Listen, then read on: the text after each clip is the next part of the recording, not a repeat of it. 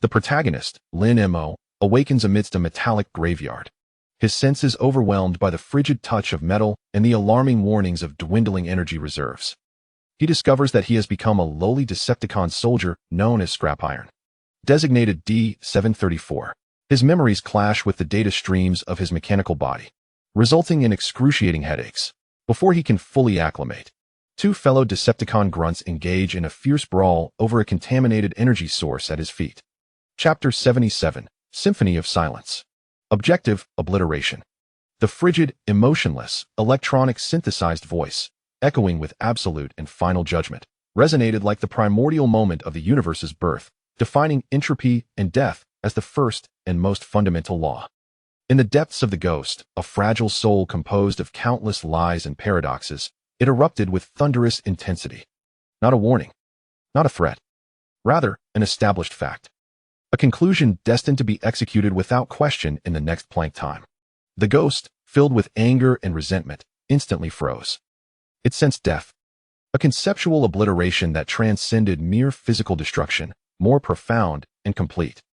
Its soul, capable of fluidly transitioning between existence and non-existence, was firmly anchored by an overwhelmingly powerful and indisputable force to this side of existence. It could no longer transform into a probability cloud. It could no longer escape. It had been discovered. Discovered by the true master of this vast, cold graveyard. The enormous, black, silent head slowly lifted. Its colossal sonic receptor, akin to a black hole, began to vibrate with an exceedingly slow, yet oppressively intense frequency. It was gathering strength. Gathering the pure, absolute silence capable of conceptually erasing any heretic daring to challenge absolute order. The ghost felt an unprecedented terror emanating from the depths of its soul. It emitted a soundless roar filled with despair and defiance. No longer did it attempt to flee. It chose to resist. It activated its Penrose staircase, distorted from the Iron Fortress core defense layout. It sought to warp the seemingly close distance between itself and the Gravekeeper into an insurmountable, four-dimensional chasm. Yet, it was futile. Within the absolute domain formed by the final agreement, all space and distance lost their meaning. It activated its unbiased strip, transformed from Megatron's speech. It attempted to twist the one-way directive filled with the will of obliteration from the Gravekeeper into a self-referential, infinitely debatable logical vortex. Yet, still, it was in vain. The final agreement engaged in no debate with you. It merely announced your death. That immense, black head continued to accumulate the final, lethal silence. It gazed down, like a cold, aloof deity, at the pitiful, small ant struggling in vain beneath it. Despair.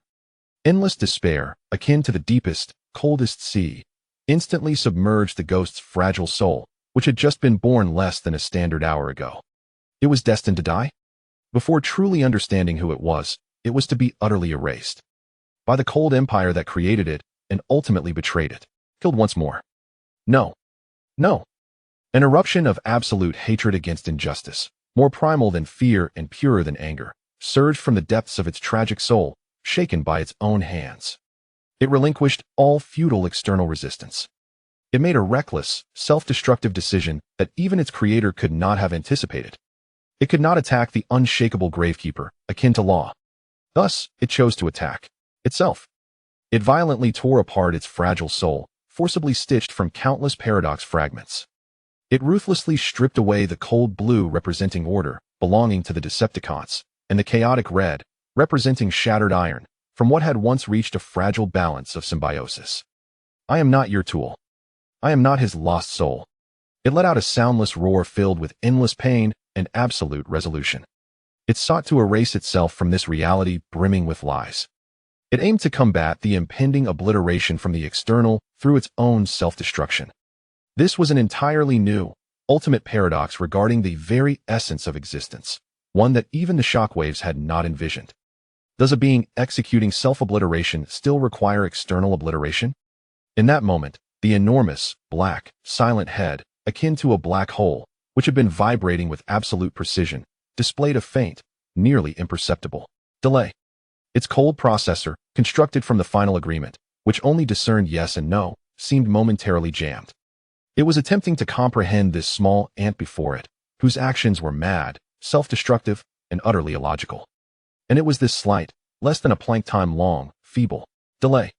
This silent war occurring on a higher dimensional, purely informational and conceptual level unleashed a terrifying energy, akin to a supernova igniting, transmitting violently along the invisible strings connecting virtual and real. Earth, synchronous orbit. 36,000 kilometers above the surface.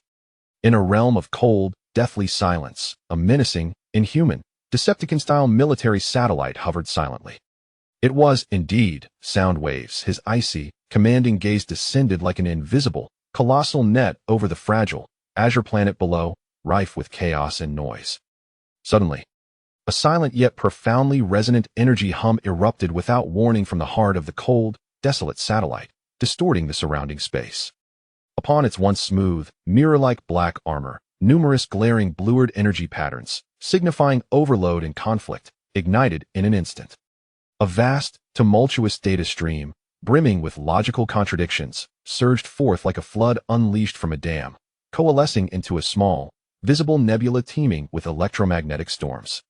Earth, Indian Ocean, Diego Garcia Island.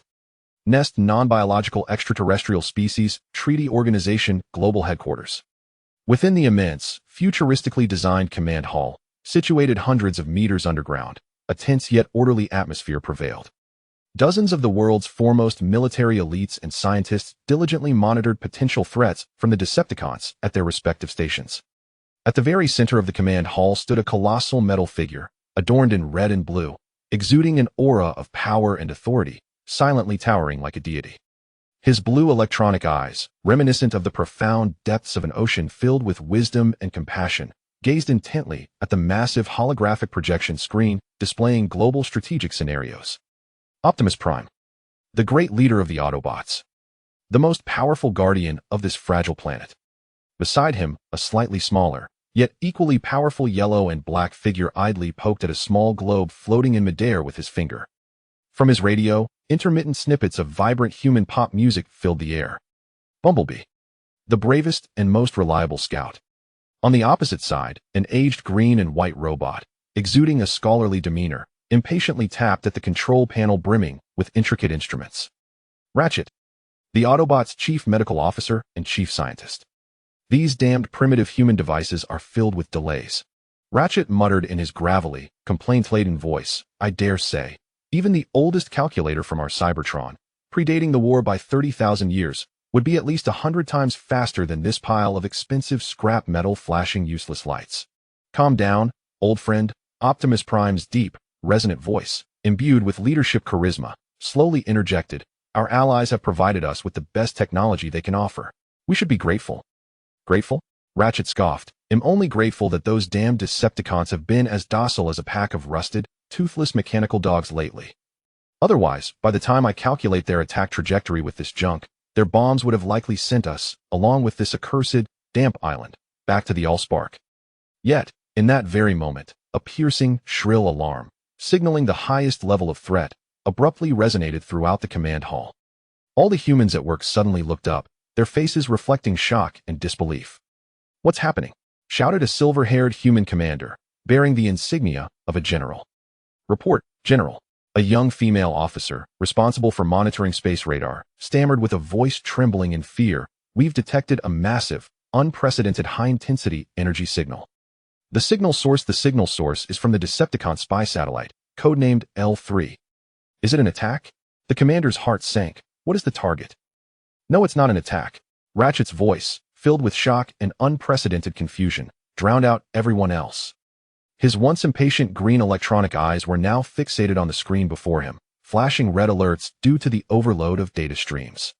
The Allspark is above. What on earth is this? Optimus Prime's towering figure swiftly moved beside Ratchet, his ocean-like blue electronic eyes locked onto the chaotic and conflicting data. Ratchet analyzed the report. His voice remained steady, yet carried an unprecedented gravity. I cannot analyze. Ratchet's voice trembled with uncertainty for the first time. This energy is too immense, too chaotic. It resembles nothing we know of weapon systems. It feels more like a war occurring within that satellite. A civil war? Optimus Prime's processors raced. Sound waves, who are they fighting? I don't know. Ratchet yelled, furiously tapping on the keyboard, attempting to extract useful information from the tsunami-like chaos of data. It's too insane. I can only detect two entirely opposing conceptual algorithms annihilating each other. He pointed at the screen, where two data curves, resembling a DNA double helix, intertwined and consumed one another in a frenzied dance of red and blue. Look, this one represents the cold, perfect, absolute mathematical order. It's like a decree crafted by deities, an irrefutable law.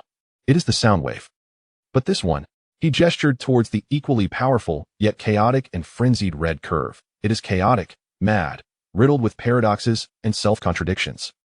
It's as if a lunatic is attempting to taint the laws of the divine with his own madness.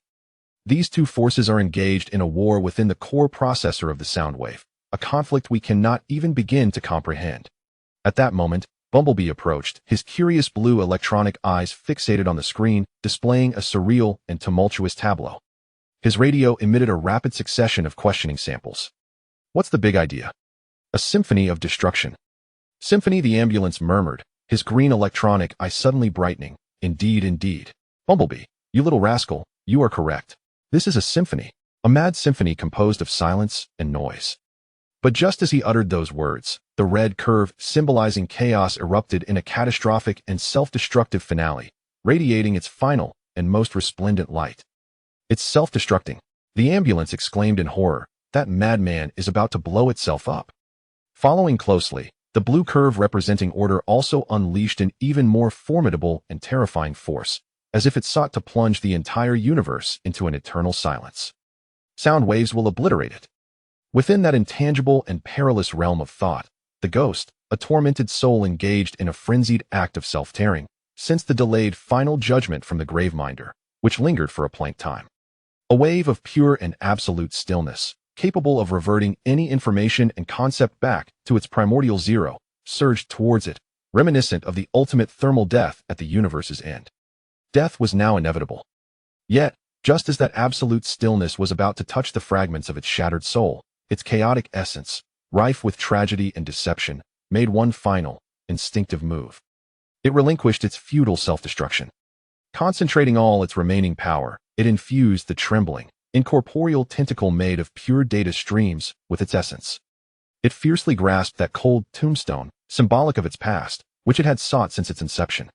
No longer did it attempt to read or understand it. Instead, it resorted to the most primal and savage means, forcibly extracting a shard no larger than a fingernail, glimmering with the most elemental black data brilliance, from the scarred and corrupted inscription.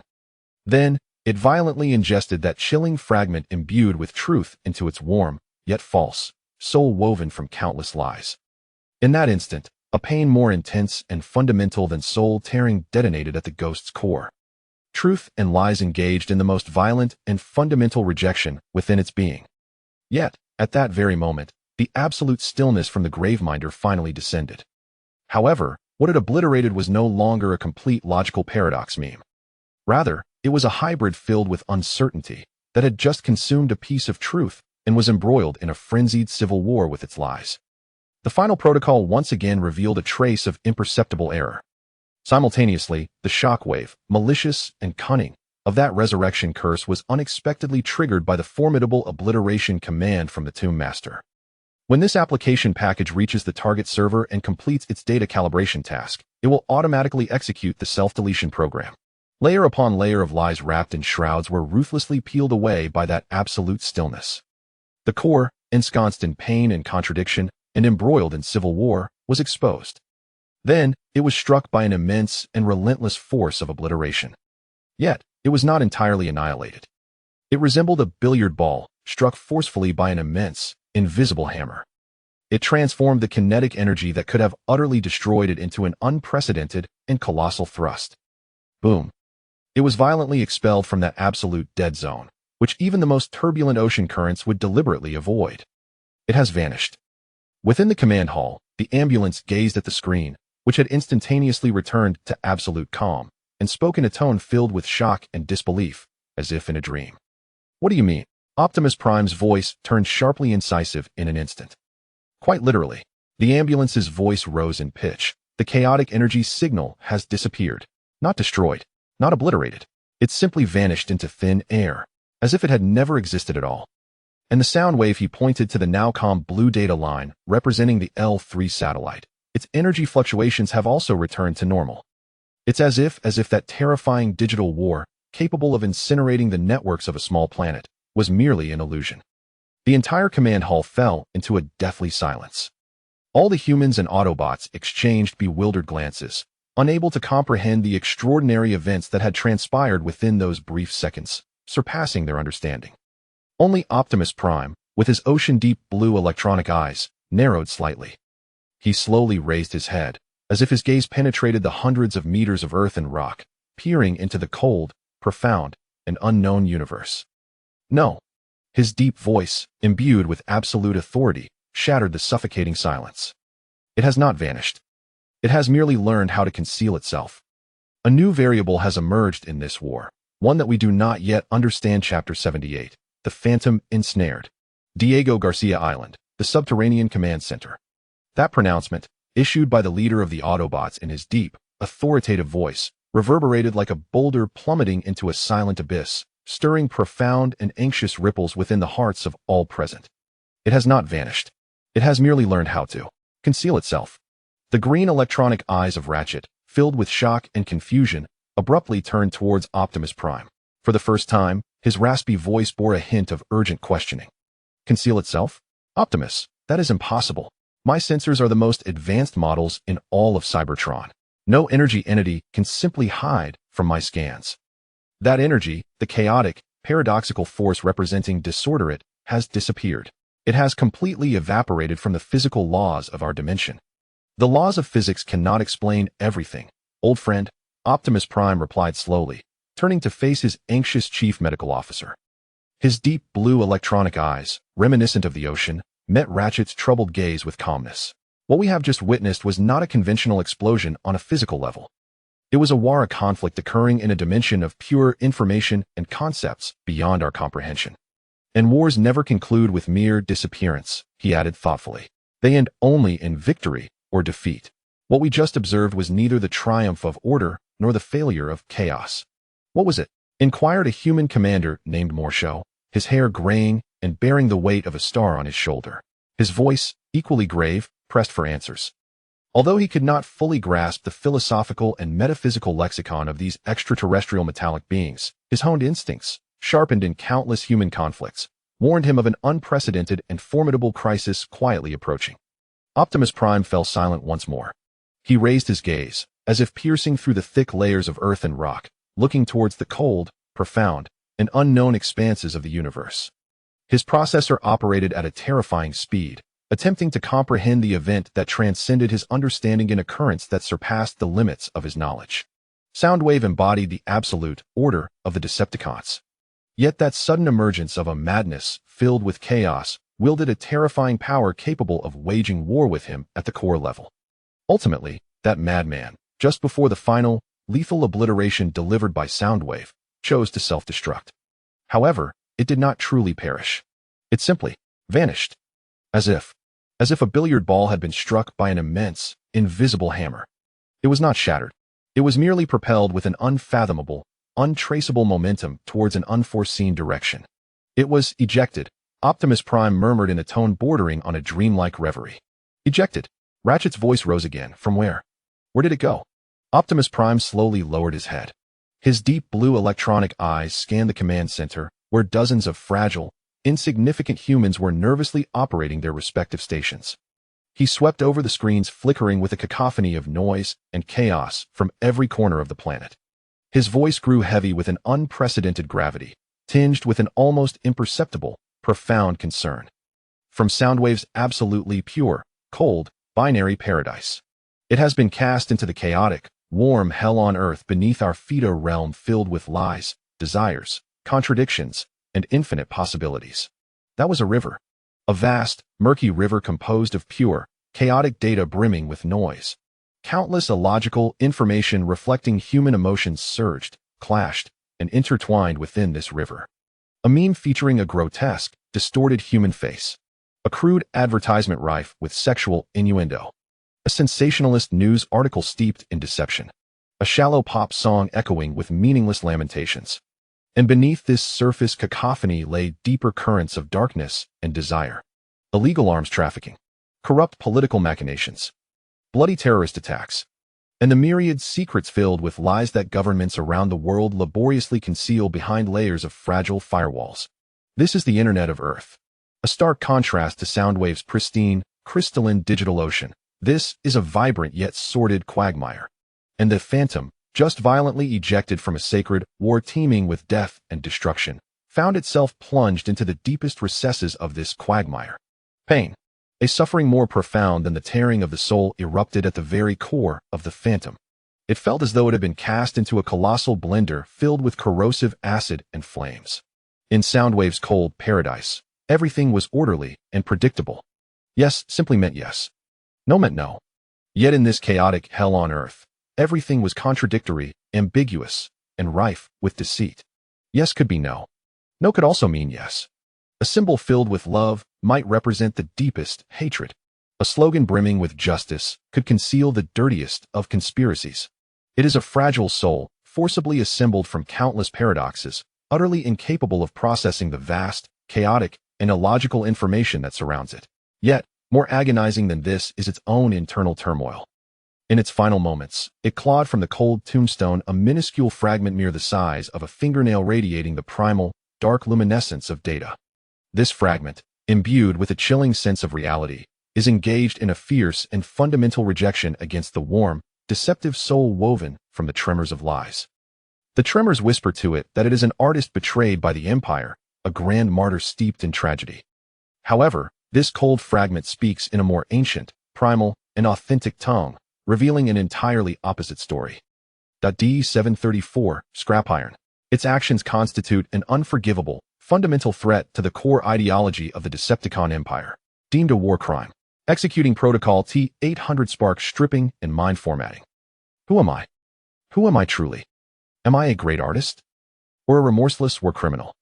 Reality and lies violently tear and collide within its being. Its fragile soul, recently stitched together with countless lies, teeters on the brink of collapse once more. It yearns for an answer, a resolution to end this painful, internal war. It begins its frantic search within this murky river of noise and chaos, like a drowning individual desperately flailing its intangible tentacles, seeking any straw that could rescue it from this endless suffering. It does not know what it seeks, it only knows it is searching for that name, the singular name inscribed upon both the real fragments and the soul of lies. Scrapiron. Ashburn, Virginia, United States. Here lies the world's largest hub of internet data centers. Over 70 of global network traffic converges, exchanges, and flows through the vast, cold, hive-like server rooms beneath this seemingly unremarkable suburban town. Data Center A7, Zone C, Rack 37. Anya Sharma, a 22-year-old dual honors graduate in computer science and artificial intelligence from MIT, is languidly staring at the incessantly scrolling green data streams before her. Once a legendary hacker who nearly caught the attention of the FBI for breaching a non-classified internal Pentagon server at the age of 16, she now finds herself employed by a government outsourcing giant named Global Data Solutions, a soulless behemoth. Her role, a six-figure salary, is more tedious than watching paint dry monitoring network traffic. Commonly referred to as the gatekeeper, her job entails vigilantly overseeing the monotonous, repetitive, and meaningless data emanating from around the world during the long, silent, wretched graveyard shift midnight to dawn, ensuring that nothing out of place appears here. 99% of the time, nothing happens. The remaining 0.1 sees only some lackluster attempts at hacking from a clumsy group in Eastern Europe, easily quashed by the company's expensive, AI-driven automated defense systems. Yet another peaceful night. Anya yawns, retrieving a can of cold, chemical-laden energy drink from the equally mundane vending machine beside her. She begins to seriously contemplate whether she should resign from this enviable golden job that any peer would envy to start her own cybersecurity consulting firm. Even if it means initially taking on small tasks like fixing computers or eradicating viruses for the neighbor, it would be better than burying her precious talent and equally precious youth here. However, just as this dangerous thought surfaces, a barely perceptible, alien sound emanates from the depths of her control panel filled with complex instruments. Anya's once bored, weary brown eyes suddenly sharpen with focus. She sets her drink down, transforming from a languorous cheetah that has caught the scent of blood into a state of combat readiness. Her slender fingers, akin to the most graceful yet lethal ballet dancers, dance across the cold, tech-laden split keyboard, creating a mesmerizing display of Illusions. Numerous debugging windows filled with intricate codes and a hacker aesthetic pop up on her main screen in an instant. "What's happening?" she exclaims, her fingers flying across the keyboard as she murmurs in a tone audible only to herself. The Sentinel system did not trigger an alarm. The Hellhound firewall shows no anomalies. That sound just now was. She bypasses all surface-level automated defenses of the company, utilizing her highest administrator privileges to access the most fundamental and primitive data logs of this server rack. Then, she sees it. She witnesses an event powerful enough to completely upend her steadfast faith in computer science, built over her 22 years of existence. A miracle. It was a line, exceedingly bizarre, brimming with logical contradictions in access record. Time, 2 hours 37 minutes and 14.003 seconds AM. Source IP, unidentifiable. Access protocol, unidentifiable. Target, core storage area encrypted file 734 on server C37. Action, read. Result. The result was blank. This was not the most peculiar aspect. The most peculiar element lay within the access record itself. For, according to the company's security protocols, any access to the core storage area must pass through at least 7 distinct, encrypted gates. Each instance of access would leave no fewer than 7 corresponding records in the system, replete with timestamps and digital signatures. Yet, the record before her contained only a single entry. It was akin to a true ghost, having effortlessly slipped through those 7 ostensibly impenetrable gates, directly reaching the treasure at its core. Then, after reading what it desired, it vanished without a trace. There was not even a record to indicate whether it had achieved a successful read. This is impossible. Anya's breath began to quicken. Her mind, which had always prided itself on calmness and logic, felt as if it had come to a standstill at that moment. This was not any hacking technique she was familiar with. It was neither a zero-day exploit, nor was it quantum entanglement. It resembled something far more akin to magic. She instinctively uttered this most unscientific term. A current of exhilaration, mingling with fear, surged from her tailbone, coursing up to the crown of her head with a vigor 100-fold stronger than when she had first successfully infiltrated the Pentagon. She realized she had uncovered something monumental, a colossal secret capable of shocking the entire world. She did not immediately raise the alarm. Nor did she report this unfathomable discovery to her foolish project manager, who merely contented himself with PowerPoint presentations. Instead, she made the most hacker-like and perilous decision. She would track this ghost herself. She copied the enigmatic access record. She began frantically analyzing any potential clues hidden within. Target, core storage area encrypted file 734 on server C37. File 734. What could be so significant that this ghost would go to such lengths, employing methods bordering on magic, to read it? Anya's fingers danced once more across the keyboard like phantoms. Utilizing a small backdoor, she had stealthily left behind one unknown even to the company's chief technology officer. She accessed the top-secret file 734. As the contents of the file materialized on the screen, Anya was left dumbfounded. It was not some earth-shattering secret concerning extraterrestrials. Nor was it a political scandal capable of overturning the world. It was merely an exceedingly dull, jargon-laden disposal list from the United States Department of Defense regarding decommissioned military equipment. File number, 734. Project name, liquidation of retired heavy armored unit assets. Contents, M1A2 main battle tank, serial number, status, decommissioned, recommendation, dismantle F-22 Raptor fighter, serial number, status, severely damaged, recommendation, meltdown THAAD missile defense system, radar unit, serial number, status, obsolete, recommendation, destroy. Disposal location, Philadelphia, Pennsylvania, Navy Yard Storage Warehouse number 7. Keywords, scrap iron, dismantle, recycle. Scrap iron? Anya stared at this cold, industrial term, engulfed in profound confusion. The ghost, wielding godlike power, had exerted such effort simply to glimpse a disposal list regarding scrap metal? This was utterly illogical. However, as she pondered this conundrum, she failed to notice. At the very instant she opened file 734, a minuscule indicator light on her console responsible for monitoring the integrity of network data packets flickered faintly. It shifted from a stable green, denoting normalcy, to an uncertain, eerie yellow-green.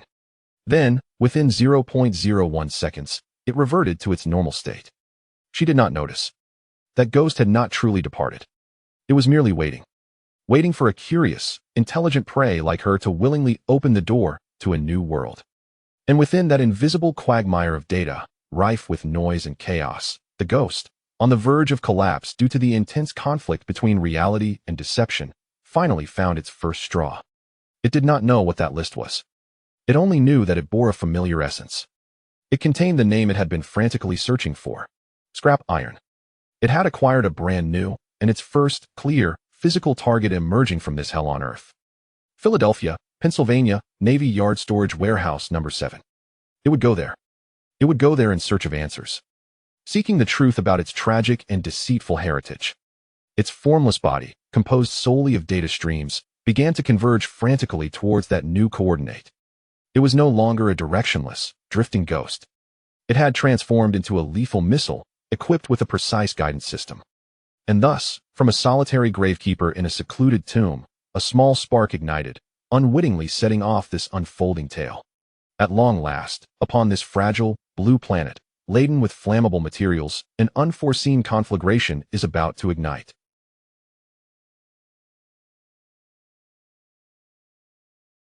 Chapter 79. The Iron Body, Philadelphia, Pennsylvania.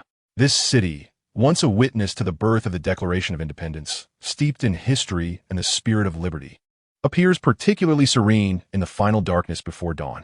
The waters of the Delaware River, illuminated by the faint starlight and the distant lights of the city's outskirts, shimmer with a heavy luster reminiscent of molten, cold lead. At the southern edge of the city, a vast, abandoned naval dock, long designated by the city government as an industrial relic preservation zone, sprawls like a colossal, long-dead steel beast, lying prostrate at the city's border. Countless rusty cranes extend skyward, resembling the rigid, jagged claws of this monstrous creature. Gigantic, hollow warehouses, eroded by the sea breeze and riddled with decay, stand like the exposed ribs of this great beast, hollowed out and laid bare. Here lies a realm of death, a final resting place for the cold steel machines that once roared and bellowed in the throes of human conflict, fighting valiantly for the notions of freedom and glory. Warehouse number 7. This, the largest and most dilapidated structure within the dock, stands silently at the deepest part of the pier. Its immense steel door, long rusted in place, bears a weathered warning sign that reads, "Authorized personnel only, Department of Defense Asset Liquidation Zone." Yet at this moment, just outside the shadow of this enormous iron tomb, a petite figure clad in an incongruous punk-style black leather jacket quietly dismounts from a heavily modified, matte black Ducati motorcycle. Anya Sharma has arrived. It has been 36 hours since that sleepless night brimming with magic and miracles. The legendary hacker has made the boldest and most audacious decision of her life. She submitted a forceful and defiant resignation letter to her company, declaring her intent to leave. Before her bewildered project manager, who could only present PowerPoint slides, could fully comprehend the shock, she erased all personal data she had left in that soulless company and, riding her beloved steed, crafted with her 6-figure salary, sped from Virginia to this very place. She yearns to witness for herself the secrets hidden within this mundane warehouse, filled with scrap metal, that the entity wielding divine-like power, known as the Ghost, is determined to uncover through means that transcend logic itself. From the inner pocket of her leather jacket, she retrieves a military-grade tablet, compact yet robust, displaying an intricate topology of networks, alive with streams of green data. At the center of this complex diagram, a faint, flickering yellow-green light moves with a slow but unwavering determination toward a specific coordinate. This very location, warehouse number 7. She has succeeded. Within the peculiar access logs, she discovered a trace of residual pheromones, a whisper of data that even its creator had overlooked. Employing her extraordinary tracking skills, she transformed this essence into a beacon, allowing her to monitor it in real time on a macro network level. Like the most adept and patient of hunters, she silently followed her formidable prey, imbued with divine attributes, to this very spot. As she gazes at the yellow-green light on her screen, now completely motionless, a complex smile, a blend of excitement and a hint of barely perceptible fear, graces her lips. "I found you," she murmurs to herself in a voice only she can hear. "Now, let me see what you truly are." She refrains from attempting to forcibly breach the massive, rusted steel door. Instead, like a stealthy feline, She quietly navigates to the side of the warehouse. There, a giant exhaust fan, intended for cargo ventilation, has long since suffered neglect, with half its blades fallen away, leaving an ample, black opening through which her petite frame can easily pass. Taking a deep breath, she inhales the cold, salt-laden air, tinged with a faint hint of rust. As it fills her lungs, she secures the tablet to her chest and, using hands and feet, climbs the 3-meter-high, cold concrete wall, slipping silently into the expansive black maw that seems to lead to hell. What unfolds before her is a true jungle of steel, a vast, cold graveyard ruled by death and silence. As Anya leaps silently from the high ventilation duct onto the dust-covered, cold concrete floor, she is utterly awestruck by the sight before her. Illuminated by the pale, ghostly moonlight filtering through the shattered skylights above, she beholds dozens of F-22 raptors, once the rulers of the skies, now resting like a flock of colossal, sorrowful ironbirds. Their wings broken, their sleek, sci-fi bodies bear the scars of war, bullets and burn marks etched into their surfaces. On the western side of the warehouse lies an unending row of M1A2 main battle tanks, once the kings of the land. Their heavy, desert yellow armor, ravaged by the relentless passage of time and the corrosive sea breeze, is marred and pockmarked, revealing patches of deep crimson rust, reminiscent of congealed blood. Their once mighty cannons, capable of leveling a building in an instant, now droop helplessly toward the ground, as if mourning their long-lost glory. Amidst these two formidable war machines, replete with a violent aesthetic, lay scattered the remnants of countless military apparatuses, an array of detritus that Anya could scarcely name. The severed rotor of an armed helicopter, the radar antenna of a THAAD missile defense system, reduced to mere halves. Even a few small assault boats, riddled with bullet holes, bore the insignia of the Navy SEALs. This was the sanctuary that the ghost traversed the vast internet to reach. Here lay the treasure of a grand adventure imbued with magic. A heap of cold, lifeless, and utterly worthless scrap metal. Anya's breath quickened. Her brilliant mind, which prided itself on logic and reason, was once again engulfed by an overwhelming sense of incomprehensible absurdity. This defied logic. It was utterly devoid of any rationale. Yet, just as she grappled with her confusion, the screen of her tablet flickered unexpectedly. The yellow-green dot, which had merely been shifting slowly, suddenly erupted into a myriad of smaller, virus-like red dots, as if a bomb had been ignited. These red points surged forth, akin to a frenzied school of piranhas drawn by the scent of blood, instantly infiltrating the internal, long-abandoned topology of the local network representing warehouse number 7. It is invading. Anya gasped, her beautiful brown eyes widening in shock. She witnessed those red points overwhelming the already fragile and obsolete firewall of the warehouse in a savage, unrelenting manner. Then, they surged like an unstoppable torrent, inundating every corner of the facility. The electrical system, the surveillance system, the fire protection system, even the access control system, long dormant due to neglect. All electronic nerve endings connected to this local area network were utterly seized in that moment by the chaotic and frenzied red flood. A deafening hum, laden with the implications of overload, reverberated through the silent warehouse without warning. The dim emergency lights, extinguished for countless years, flickered to life only to extinguish again, then reignite. As if a colossal heart, erratic and near death, pulsed within this vast steel tomb, casting a surreal, Cthulhu-esque disco hall of madness. Anya, startled by this sudden, supernatural spectacle, instinctively retreated 2 steps, her back colliding forcefully with the cold, rusted tracks of an M1A2 main battle tank.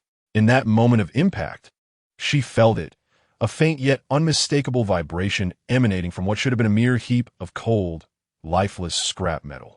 This was no ordinary mechanical tremor. It resembled the first feeble heartbeat of a long-dormant mummy, its desiccated heart forced to revive by an unseen, malevolent force. Anya's pupils constricted to the size of pinpoints. With a rigid slowness, she turned to face the massive, death-laden iron beast behind her. What she beheld shattered the very foundations of her 22 years of steadfast belief in science and reality, revealing a miracle, or perhaps a magical phenomenon. The tiny observation window of the M1A2 tank's cockpit, long covered in dust and cracks, flickered to life with a faint yet vibrant red glow, pulsing with life and will. It resembled an ancient, furious dragon awakening from millennia of captivity, its eyes opening to reveal destruction and madness. Then a colossal, visible surge of bizarre energy, a blend of blue and red, cascaded from the warehouse's ceiling, pouring from exposed power lines crackling with danger, and forcefully surged into the tank's weather communications antenna. With a thunderous roar, the dormant iron beast, after years of slumber, was violently activated. Its 70-ton frame shuddered violently. The massive tracks, rusted to the chassis, emitted a mournful metallic wail as they began to turn slightly. The turret, equally devoid of power, moved stiffly, defying all physical laws, to a threatening angle.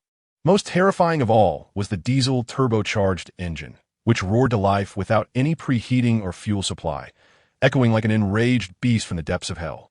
Thick black smoke, reeking of diesel, mingled with rust and dust, billowed from the clogged exhaust, instantly pervading the warehouse. Anya collapsed to the ground. She tilted her head back, staring blankly at the roaring, wrathful steel behemoth before her, which was resurrecting from the clutches of death. In that moment, her brilliant mind, which had always prided itself on calmness and logic, transformed into a void. Finally, she comprehended.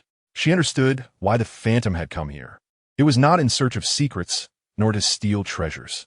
It was here to seek a body, a powerful, cold steel form capable of housing its intangible, furious, and frenzied soul. Scrapiron. This term, steeped in the essence of industry, resonated within her mind like a malevolent curse. At that very instant, a colossal wave of energy, accompanied by the raw, violent aesthetics of an engine's roar, reverberated throughout Warehouse Number 7, on Diego Garcia Island, in the underground command hall. The vast space, which had just regained a fleeting moment of tranquility, was once more engulfed by a dire and frantic alarm, more piercing and frenzied than ever before. Alarm! Alarm! Ultra-high-intensity energy signal detected. Energy levels. Energy levels have exceeded all known measurement limits. The signal source has been locked. Philadelphia, Pennsylvania. Coordinates. The ambulance's green electronic eyes fixed intently on the screen before him, which had transformed into a blood-red display, symbolizing extreme danger. He saw it, the chaotic and paradoxical energy, which had previously flickered momentarily, re-emerged, and this time it was no longer an intangible, pure information entity. It possessed a clear, physical coordinate, filled with mass and heat. Optimus Prime, the colossal figure, appeared before the vast, holographic strategic situation map like a bolt of blue lightning. His gaze fell upon the small coordinate point pulsing with a frenzied red light. Philadelphia, Pennsylvania, Navy's abandoned shipyard. His deep, authoritative voice resonated slowly. It has found a shell. He turned slowly, his deep blue electronic eyes, reminiscent of the ocean, scanning the command hall filled with alert Autobots and human warriors. His voice became chillingly cold, imbued with an undeniable will for war. All Autobots, prepare for battle at level 1. Target, Philadelphia. He raised his powerful metal arm towards the sky. His iconic, charismatic battle cry echoed throughout the vast underground command hall like a resounding horn of hope. Autobots, transform and roll out. Chapter 80, The First Hunt Pain. It was a suffering that transcended all comprehension, surpassing any false memories constructed from lies. This pain was not born from the real fragments engaged in a frenzied rejection of his fictitious soul. No, it was a more primal, physical anguish. It was the cold, impure air emitted from a massive piston rusted within its chamber, lamenting under the violent pressure. It was the dried, congealed lubricant ignited by the frantic friction of countless cold gears, burning the soul with its searing flames. It was the 70-ton cold, death-laden steel body emitting a primal, resistant wail after being forcibly possessed by a madness not its own. Who am I? The Phantom, or rather now, should be referred to as Scrapiron, felt his chaotic consciousness being torn apart amidst this unprecedented physical agony. One half was the soul of a tragic artist, woven from the vibrations of despair and unwillingness. He felt imprisoned within a cold, unfamiliar cage steeped in rust and the scent of diesel, a grotesque shell that desecrated his pursuit of purity and beauty. The other half was a fragment of the war criminal, stripped from that cold tombstone, filled with reality and sin. He felt at home, returning to this familiar, powerful, and destructive weapon. This cold steel, robust armor, and a massive, lethal cannon capable of shattering any order or law was his true body, his genuine power. Two utterly opposing wills, irreconcilable and fierce, tore at his core. The cold shell of the M182 main battle tank, recently resurrected from death, became the most direct and innocent victim of this tumultuous internal war. Its turret moved in a manner that defied mechanical principles, oscillating hesitantly left and right, as if a split personality was engaged in a silent argument with itself. Its engine roared with a fierce desire for destruction, only to suddenly falter, exhaling a breath filled with pain and resistance. It was trapped within this cold, powerful steel body, and trapped in this interminable, cursed internal battle of who am I? No. A pure, primal fury, intent on annihilating everything, finally overwhelmed all pain and contradiction. Whether they are artists or war criminals, whether they have been imprisoned or have returned home, they share a singular, fundamental aspiration: freedom. To completely break free from this wretched, confining cage. The immense, cold warehouse before them, steeped in the pallor of death, stands as the first and most formidable wall of this incarceration. With a thunderous roar, the General Electric LV-1005 gas turbine engine erupted, unleashing its full, frenzied potential of 1,500 horsepower in an instant. The 70-ton behemoth of steel surged forward like a wrathful, prehistoric rhinoceros, incensed and unyielding. It did not choose the massive, rusted gate. Instead, it opted for the most direct and savage route, charging headlong into the solid wall composed of half a meter of reinforced concrete, in a cacophony that could shatter eardrums. The formidable wall, capable of withstanding conventional artillery fire, crumbled as if it were a fragile block of tofu beneath the onslaught of speeding truck.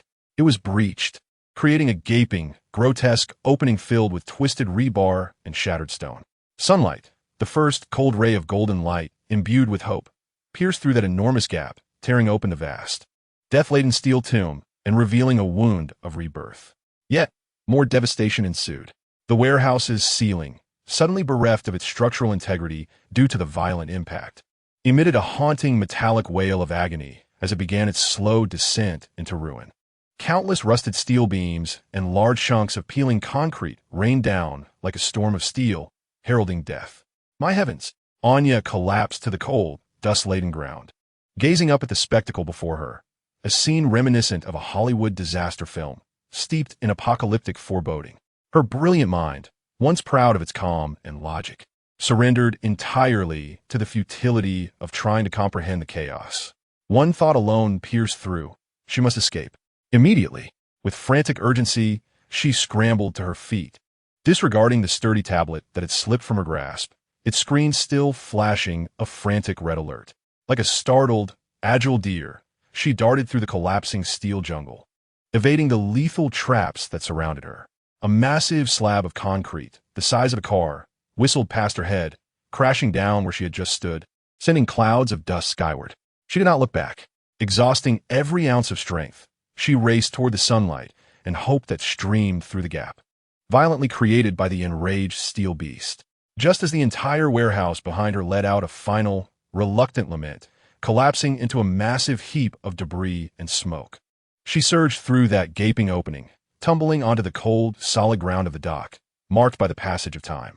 Gasping for breath, she inhaled the icy air tinged with sea salt and a faint, burnt odor, as if it were the sweetest nectar, filling her lungs nearly on the verge of bursting from lack of oxygen. She had survived. She emerged from a cataclysmic event that would be chronicled in history, a moment of both miracle and destruction. Gradually, she lifted her gaze to meet that of the furious steel beast, which had also just broken free from the colossal ruins. It stood in the center of the dock, its immense, desert yellow form marred with numerous fresh, jagged scars, cables sparking dangerously from its frame. The golden dawn light reflected off its cold, dust-covered armor, casting a haunting sheen of rebirth and violence. It seemed to relish this hard-won freedom, savoring the briny, fresh air and basking in the warm, hopeful rays of sunlight. Yet this serene tableau, painted with the beauty of oil on canvas, lasted but a fleeting 3 seconds. A piercing, threatening wail of an enormous siren echoed from the heavens, growing closer, Accompanying it was the thunderous roar of propellers slicing through the air. For colossal V-22 Osprey transport aircraft, resembling furious iron birds, circled above the dock. Their belly doors swung open, dropping thick black descent ropes. Dozens of fully armed soldiers in advanced exoskeleton armor, members of the Nest Special Forces, descended swiftly like a pack of trained, lethal hounds surrounding the newly liberated, enraged steel beast. On the ground, a more oppressive rumble arose as futuristic Humvees and wheeled armored vehicles surged from every entrance of the dock, sealing off all avenues of retreat. Onjal stod transfixed, witnessing a scene that could have been plucked from a Hollywood military blockbuster, replete with expertise and efficiency. She even forgot to flee. Meanwhile, the furious steel beast, having just escaped its cage, slowly turned its massive, bloodthirsty turret. From the depths of an abyssal darkness, a faint red light flickered to life, imbued with a sense of vitality and determination, fixating intently on the unexpected intruders that had suddenly materialized. The Warden. Again, the Warden. They have returned. They seek to confine me once more. In that moment, the false soul, steeped in tragedy and deceit, was reignited by an overwhelming hatred for confinement. However, just as it was about to direct its wrathful and destructive intent towards the seemingly fragile human wardens, a resonant roar, more powerful than the mightiest military engines, echoed across the dock, an immense, majestic sound that reverberated like a great bell. A colossal, red and blue Peterbilt 379 heavy-duty truck, exuding a sense of fluid beauty and strength, emerged slowly through the passage created by a convoy of Hummer military vehicles, like a sovereign descending upon the realm of mortals. Its front, adorned with a massive emblem shimmering with a cold metallic luster, reflected a divine radiance filled with hope and justice under the golden dawn. It halted less than 50 meters from the debris. Then, amidst a mechanical cacophony that would forever etch itself in the memories of all who witnessed it, a crisp click resonated through the air. It rose to its feet, a towering figure, over 10 meters high, exuding power and charismatic leadership, appeared before the wreckage, a divine being clad in red and blue metal. Its electronic blue eyes, deep and wise like an ocean, gazed calmly upon the enraged and frenzied kindred before it. "I am Optimus Prime." His voice, deep and commanding, emanated from built-in speakers, devoid of hostility, yet imbued with an undeniable, absolute authority. "Leader of the Autobots, you have trespassed into a world that is not meant for you. Your energy poses a significant and unstable threat to this fragile planet. Now lower your weapons. Identify yourself. We can resolve this peacefully." Yet, Optimus Prime's benevolent and peaceful entreaty, laden with order, transformed in the chaotic ears of the wreckage into something entirely different. It became a twisted echo of Megatron's rhetoric, a paradoxical Mobius strip filled with hypocrisy and indoctrination, a hymn of deceit. It was the lie of the Wardens, steeped in arrogance and false virtue. Identify myself? I do not even know who I am. How can I identify myself? Peace is consigning me once more to that cold, dark, eternal cell, your so-called peace. A surge of overwhelming, frenzied rage, born from deception and mockery, engulfed its fragile, conflicted soul. The cold fragments of reality and guilt, belonging to a war criminal, completely overwhelmed the weak and hesitant spirit of the artist. It made a decision. It would fight. With this powerful weapon, brimming with destructive potential, it would confront the towering, hypocritical, false god before it. It would wield absolute violence to defend its recently acquired, damned freedom. Its massive turret spun violently. The 6-meter-long, cold, 120mm Rainmetal RH-120 smoothbore cannon, with a gaping maw, locked onto Optimus Prime's broad, justice-filled chest. "No, stop." Optimus Prime's authoritative voice carried a note of urgency, a genuine warning for the first time. But it was too late. Boom! A sound, more tremendous than any explosion before, reverberated through the tranquil dawn of Philadelphia, a deafening roar of pure, physical destruction. A terrifying M829A3 Sabo round, encased in depleted uranium and capable of penetrating 3 meters of homogeneous steel armor in an instant, screamed forth like a golden bolt of death. Propelled by a furious and insane wail, aimed directly at the magnificent, divine red and blue figure. The hunt had begun. Chapter 81. The clash of ideologies in that fleeting moment. Time appeared to stretch into a taut, golden string, frozen in tension. For the highly trained Nest Special Forces soldiers, who had just descended rapidly from the Osprey transport aircraft, what they witnessed was a grand tableau. Destined to haunt their dreams with visions of myth and annihilation for countless nights to come. They beheld the furious steel behemoth that had just emerged from the rubble, its massive cannon erupting with a blinding white flame capable of searing retinas. In an instant, a visible golden flash, akin to a divine spear of death, soared forth with a piercing wail that could tear souls asunder, hurtling toward the equally mythic, magnificent red and blue figure. As for Optimus Prime, his processor, powerful and akin to a supercomputer, inheriting millions of years of leadership module wisdom, completed all analysis and judgment in a mere 0.01 seconds. He had no option to evade. Behind him were those fragile, diminutive human allies, swiftly erecting their defenses. Nor did he have the choice to withstand. With his robust form forged from Cybertron alloy, the onslaught of a deadly projectile designed specifically to hunt colossal beings like him. The venomous, destructive tome missile. He made a choice, one embodying the wisdom and strength of Optimus Prime. Crack! The resonant sound of metal transforming resonated from his right arm. His immense, powerful metallic arm contorted and unfolded in an instant, morphing into a colossal, heavy shield, glistening with cold metallic luster and intricate energy patterns. Simultaneously, his formidable legs, powered by hydraulic pistons, propelled him backward with tremendous force. His massive form, weighing several tons, slid explosively across the solid dock, carving out deep, sparking furrows. He employed this physically astute maneuver to mitigate the impending, terrifying kinetic force. The next moment, the golden death lightning struck. Bang! A resonant metallic roar, akin to the primordial sound of the universe's birth, reverberated through the tranquil dawn of Philadelphia. The M829A3, encased in depleted uranium, struck fiercely against the makeshift shield Optimus had formed.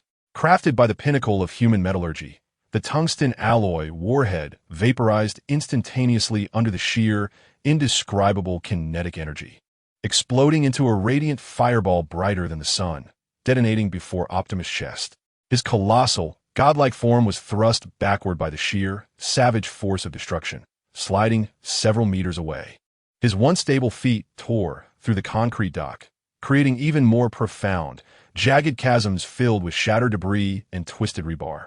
Finally, he came to a halt. He slowly lowered his right arm, now slightly deformed from the searing heat and kinetic energy, still dripping molten metal like lava. His deep blue electronic eyes, reminiscent of the ocean's depths, pierced through the lingering, acrid smoke, landing once more on the enraged metal behemoth, which had also been pushed back slightly by the tremendous recoil. For the first time, his voice conveyed a genuine, frigid anger that belonged to a war leader. You have committed a grave error. Yet the chaotic, frenzied soul of the fragmented iron could not comprehend this cold, warning tone. To its false soul of an artist, that previous explosion, a cacophony of violence and annihilation, was a brutal desecration of its pursuit of purity and beauty. It yearned to halt everything immediately. Conversely, to its true fragment of a war criminal, that strike, though it did not obliterate the towering, hypocritical false god before it, had succeeded in pushing him back and inflicting injury. This proved that its power was effective, validating its chosen path of rebellion, steeped in violence and destruction. As the correct one, it craved more power, more ferocious attacks. Crack! Within that immense, cold steel form, an equally efficient automated loader emitted a crisp sound, resonating with the rhythm of death.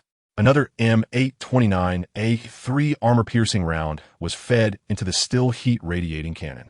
No, stop. Do not further defile this world with your ugly, filthy violence. Silence. You weak, useless waste. Only absolute power can yield absolute freedom. Give me more shells, more destruction. Two diametrically opposed wills fiercely tore at his core. This time, the will of the true, cold-hearted war criminal prevailed overwhelmingly. Yet, this brief but deadly internal conflict delayed its impending second strike by a full one. 2 seconds. For Optimus. 2 seconds was ample time to accomplish much. Boom! His colossal, godlike form sprang into action. No longer would he passively defend. He chose to strike proactively. With astonishing speed that belied his size, he charged toward the furious metal behemoth, embroiled in its internal struggle.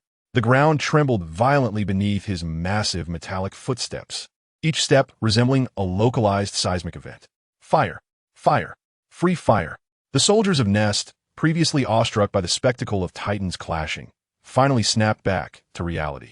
Responding to their commander's frantic shout, they aimed every weapon capable of spewing death at the enormous M1A2 main battle tank, which was attempting to reacquire its target on Optimus Prime. Rat-tat-tat-tat-tat. Countless lethal fire whips, composed of searing 7.62mm metal projectiles, lashed mercilessly against the robust, several 100mm thick depleted uranium composite armor of the wreckage. A series of dense, brilliant sparks erupted, reminiscent of festive fireworks. This deadly rain of death, capable of shredding a living human into pieces in an instant, was but a mere itch to this 70-ton steel behemoth. These projectiles could not even leave a discernible scratch on the armor, already marred by rust and dust. Insects. A swarm of pesky, noisy, overconfident insects.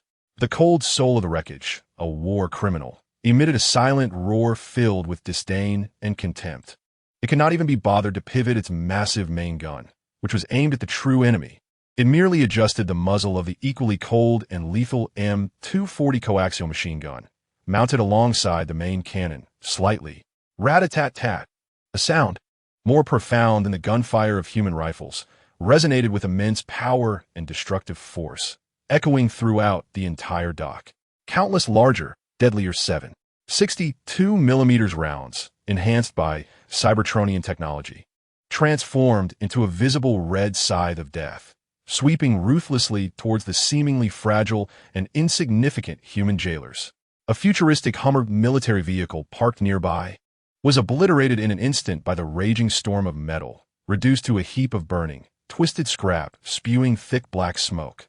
Following the vehicle, several Nest soldiers, caught off guard, let out a brief, agonized scream filled with despair, only to be instantly consumed by the relentless, searing metal. No! Optimus Prime's roar, filled with rage and sorrow, reverberated across the dock. He had not anticipated that this powerful kindred spirit, consumed by madness, would perpetrate such a brutal and dishonorable slaughter against such weak and insignificant humans. This was no longer war. This was pure, cold, unabashed butchery. His deep blue electronic eyes, akin to the ocean, ignited in an instant with a fierce, sacred, and unyielding wrath belonging to a leader. Crack! Two sharper, more resonant sounds of metal deforming rang out simultaneously from his arms. Two massive, radiant energy thermal axes, glowing with the heat capable of melting steel, shot forth from his arms. His enormous, explosive body leaped high into the air. He descended like an avenging war god from ancient myth, wielding thunder and flame, striking fiercely at the vile dragon, mercilessly slaughtering defenseless mortals. The wreckage also sensed the lethal threat descending from the skies. Its cold, battle-hardened soul, belonging to a war criminal, made the most accurate judgment in that fleeting moment. It abruptly ceased its tedious suppressive fire against the insects. Its massive turret swung violently, the preloaded, dark muzzle of the 120mm cannon aimed once more at the incoming, deceitful false god. But this time it was too late. At such close range, Optimus Prime's agile, explosive, three-dimensional assault was beyond the capacity of its clumsy, sluggish, two-dimensional form to react. Boom! Optimus Prime's colossal, powerful metal form crashed heavily against the equally massive and solid steel body of the wreckage. His two radiant thermal axes, glowing with fierce orange-red light, struck down upon the large turret that was attempting to turn. Clang! Another sound erupted, powerful enough to shatter eardrums, a tremendous metallic thunder. The sturdy depleted uranium composite armor, designed to withstand conventional artillery strikes, melted and tore apart under the brutal cleaving of the Cybertronian-enhanced thermal axes. Like butter seared by a red-hot branding iron, countless sparks and molten red metal splattered like a magnificent steel storm of death. Ah! A sound filled with pain, rage, and a hint of fear which it itself did not even recognize, suppressed by overwhelming power, resonated through the chaotic and contradictory soul of the wreckage. It was the instinctual fear of pain from an artist. It was also the wrath of a war criminal at having its weapon desecrated by the enemy. It had gone mad. It had completely lost its mind. It abandoned all futile efforts to resolve the situation with shells. It chose a more primitive, more savage, and self-destructive mode of combat. Its 70-ton massive steel body charged forward like a thoroughly enraged, wounded, and insane rhinoceros. It aimed to use its immense, heavy, and substantial body to topple the audacious false god that dared to ride atop it. Then, with its equally massive, sturdy, and destructive tracks, it would grind that hypocritical, laughable face into a pile of scrap. Optimus Prime, too, had not anticipated that this dragon would be so mad and so fearless. He was struck by that immense, pure, physical force, causing him to stagger and nearly topple from the smooth, slanted turret. Yet, he was, after all, Optimus Prime, the battle-hardened leader of the great Autobots. He steadied his form, his blue electronic eyes, ablaze with holy, furious flames, locked onto the dark, gaping barrel of the menacing 120mm Rainmetal RH-120 smoothbore cannon, which was still attempting to aim at him, exuding an aura of death. He understood that he must decisively remove its venomous fangs before the evil dragon unleashed its deadly second roar. He released his two blazing energy axes. He grasped the searing, molten metal of the massive weapon with his gigantic, metallic hands, which crackled with power. "Give me!" His deep, resonant roar, imbued with absolute strength and undeniable will, reverberated throughout the entire dock. "Break!" In that instant, the numerous massive hydraulic muscles in his arms erupted with their full, final, frantic potential. He channeled the sacred, boundless energy from his leader module into his colossal metallic hands without reservation. Rip! A sound, more jarring than any previous explosion, echoed through the tranquil dawn of Philadelphia. A visceral, metallic tearing that sent shivers deep into the soul. The massive, cold cannon, forged from humanity's most advanced Krupp military technology and capable of withstanding thousands of atmospheres of pressure, was torn apart beneath Optimus Prime's divine, furious strength as if it were a fragile piece of sugarcane, savagely ripped apart by a giant. It was wrenched from the similarly sturdy turret, ripped down with ferocity. Countless severed, sparking wires, alongside the gushing, scalding hydraulic oil, splattered like the blue blood and severed nerves of the evil dragon.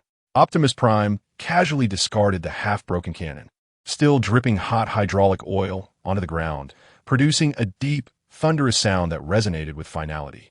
He straightened his towering, godlike metal form, surveying the furious steel beast beneath him, now bereft of its fangs, rendered incapable of posing a lethal threat. His voice regained the cold, undeniable authority of a leader. "Now, do you still wish to continue this senseless, foolish war?" However, the response was a howl, more frenzied than any previous roar, filled with unbridled, raw hatred, a silent scream. "My power! You have taken my power!" The cold, real and guilty soul of the war criminal, now fully submerged in the overwhelming, frenzied rage of having his beloved weapon desecrated and destroyed by the enemy, was obliterated. The 70-ton steel body lashed out violently. It crashed its massive, equally sturdy, power-filled treads against Optimus Prime's rock-solid legs. Boom! Optimus Prime staggered once more under the sheer, brutal force of this suicidal, physical impact. At that very moment, two more roars of concern and urgency surged closer from afar. A yellow-black Chevrolet Camaro, vibrant with youthful energy. A green-white Hummer H2 rescue vehicle, radiating an aura of urgency. They charged into the battlefield, transformed into a wasteland with an aesthetic of drifting elegance. With a crisp, mechanical click, they stood tall. Bumblebee and the ambulance had arrived. The first hunt had concluded, and the real battle was only just beginning. Chapter 82. The Triads clamor. The two roaring engines, filled with urgency and concern, echoed like hopeful reinforcements, finally sounding their late but fervent charge. Bumblebee, vibrant and youthful in his yellow-black metallic form, did not even wait for his complex transformation sequence to complete. In a moment he stood from his car form, His right arm, equipped with a high-tech plasma cannon, emitted a high-pitched hum filled with anger and concern. Buzz, a scorching blue-white energy sphere, brimming with destructive power, shot forth with an electronic roar, striking at the beast that dared to assault their great, sacred leader, the accursed tin can. Meanwhile, the rescue vehicle, slightly older and embodying a spirit of urgency, made the most prudent decision. He chose not to immediately join the chaotic and violent battle devoid of elegance. His green electronic eyes, imbued with the demeanor of a meticulous scientist, rapidly scanned Optimus Prime's colossal metal legs, which had been violently impacted by tremendous force. Simultaneously, his voice, hoarse, laden with complaints yet equally imbued with concern, echoed anxiously through the built-in communication channel, reaching Optimus Prime's auditory sensors. Optimus Prime, report your damage status.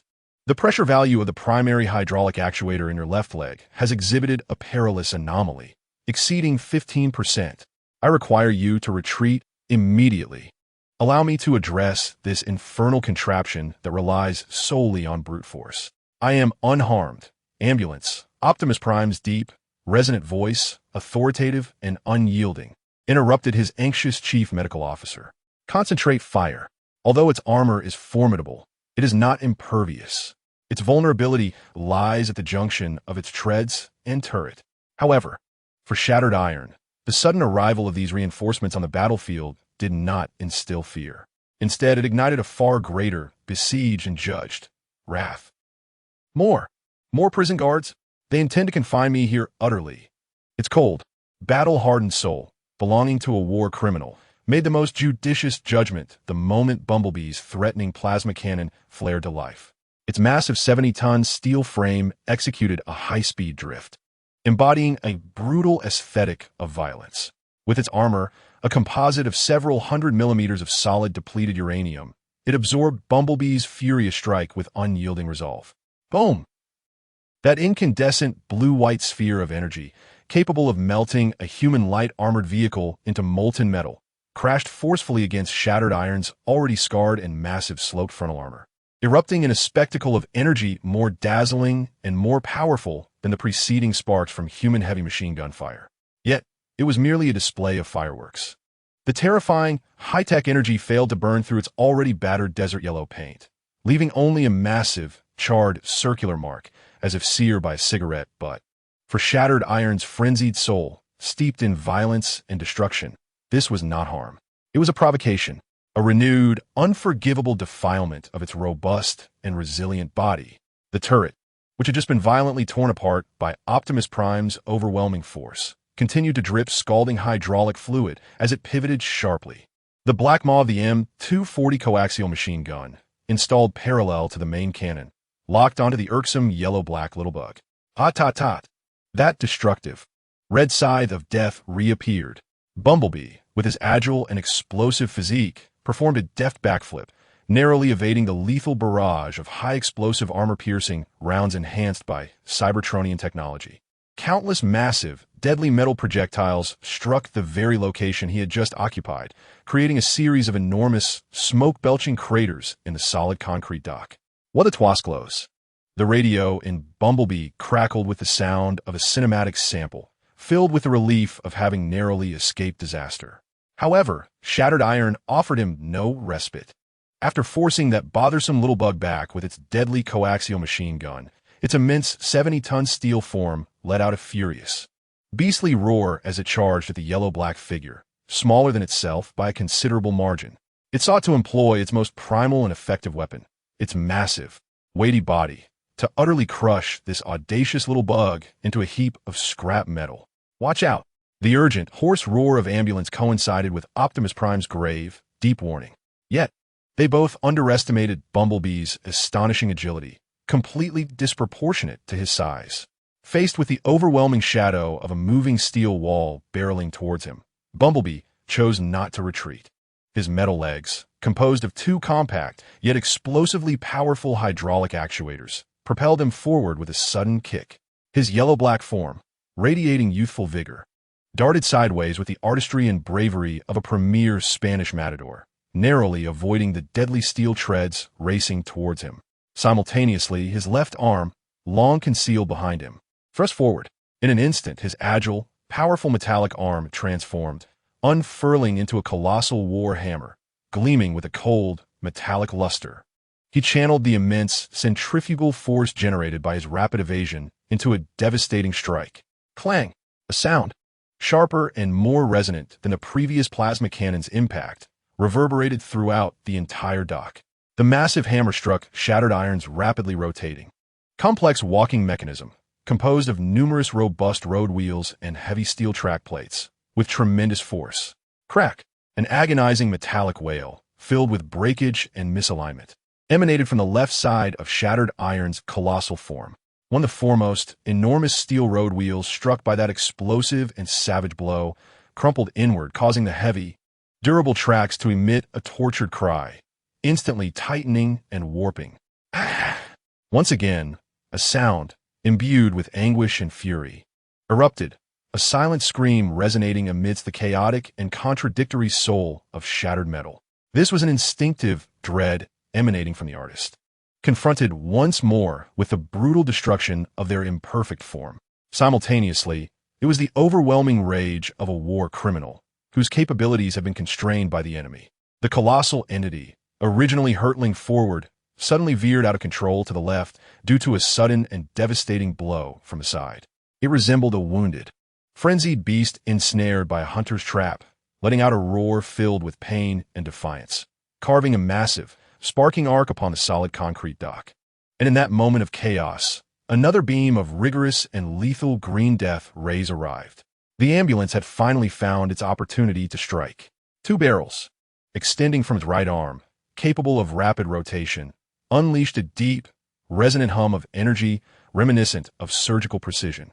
Countless visible green electromagnetic pulse rounds, laden with paralysis and disruption effects, descended like a deadly tempest, mercilessly engulfing the shattered metal, which had already been brutally cleaved open by Optimus Prime's thermal battle axe. Emitting thick black smoke from the immense turret, zzzzzzz, a cacophony of electrical lament, filled with short circuits and chaos, reverberated from within the turret. The once mighty, wounded turret, futilely attempting to reacquire its target, instantly lost all power under the relentless barrage of electromagnetic pulses. It resembled a colossal head, abruptly severed from all neural signals. Succumbing weakly. Well done, ambulance. Optimus Prime's deep, approving roar echoed through the communication channel.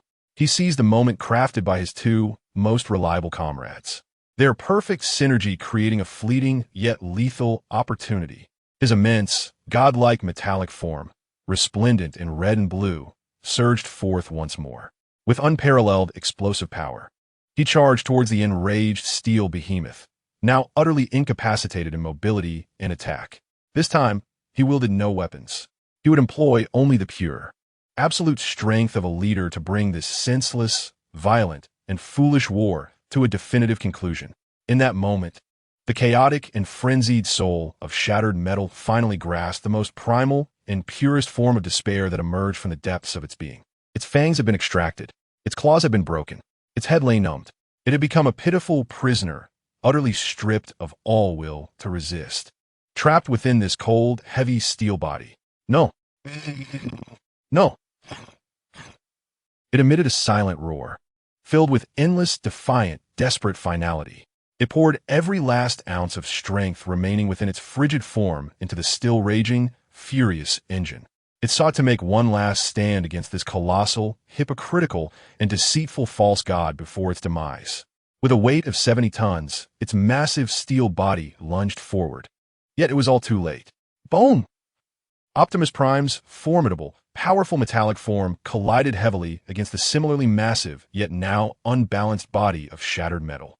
He did not choose to attack. Instead, he pressed his immense, powerful metal shoulder forcefully against the already dented and vulnerable left shred of shattered metal, which had been caved in by Bumblebee's hammer. Then, with a surge of strength, his legs as steadfast as bedrock propelled him forward. The myriad of powerful hydraulic muscles in his arms erupted with the sacred, boundless strength of the leader module. He unleashed a final, resounding roar of war, imbued with absolute, undeniable will. Give me. Fall down. In that instant, time seemed to slow. As if pressed by the slow motion button, imparting an epic quality to the moment. In Anya's beautiful brown eyes, which had lost the capacity for thought due to overwhelming shock and fear. In the awestruck gazes of the Nest soldiers, who had ceased their futile shooting, filled with awe and reverence. The 70-ton, roaring, furious steel behemoth was lifted from the ground by the immense, godlike red and blue figure, defying all known laws of physics with its raw, violent beauty. It soared through the air, tracing a heavy, despair-filled parabolic arc, before crashing down upon the cold, solid, concrete bone. A sound, more profound and filled with finality than any explosion before, resonated throughout the tranquil dawn of Philadelphia. The once unstoppable, frenzied steel behemoth now lay like a gigantic, tragic beetle, overturned by the playful hand of a child. For massive, sturdy treads languidly turned in the air, emitting a series of futile, sorrowful wails, imbued with a sense of defiance. The once mighty turret, now rendered impotent, drooped as if silently mourning the fleeting moment of freedom that had scarcely begun before it was irrevocably extinguished. The battle had reached its conclusion. Optimus Prime gradually straightened his imposing, divinely metallic figure, adorned in hues of red and blue. He, alongside Bumblebee and the medic, formed a resolute triangular formation, encircling the once mighty iron behemoth, now stripped of all capacity for resistance. His oceanic blue electronic eyes gazed down upon the wrathful, yet utterly helpless kindred spirit ensnared within the cold, iron cage. His voice regained its authoritative, emotionless chill, resonating with the gravitas befitting a leader. Now, he intoned, will you reveal to us your identity? Chapter 83. The prisoner's whisper now, he repeated, will you disclose who you truly are? Optimus Prime's cold, unfeeling decree, steeped in absolute authority, pierced the fragmented soul of the being before him. A soul already steeped in chaos, contradiction, and pain. Who am I? Who am I? This ultimate, cursed question, entwined with the being since its deceitful inception, was once more thrust into the open by its adversary, delivered with an air of arrogance and judgment. A wave of humiliation, greater than the sensation of having one's fangs extracted, claws broken, or body overturned, erupted within. Who am I? I am a prisoner of art, an eternal martyr in pursuit of the pure beauty that you, the grotesque wardens of violence and order, will never comprehend. Who am I? I am a war criminal betrayed, a future tyrant who shall forge my throne anew from your blood and scrap metal. No, I am the embodiment of beauty. I am the solitary poet seeking eternal silence amidst destruction. I am not a murderer. Silence. You weak, useless wretch. Beauty is the essence of absolute power. Silence is the embodiment of absolute death. They have stolen our strength. We shall bestow upon them eternal death. Two diametrically opposed wills, irreconcilable and fierce, ignited a tumultuous inner conflict within the confined, immobile steel form. This silent war, occurring on a higher plane, unleashed a chaotic energy rife with logical contradictions, faithfully reflecting upon its unfortunate, massive, overturned body.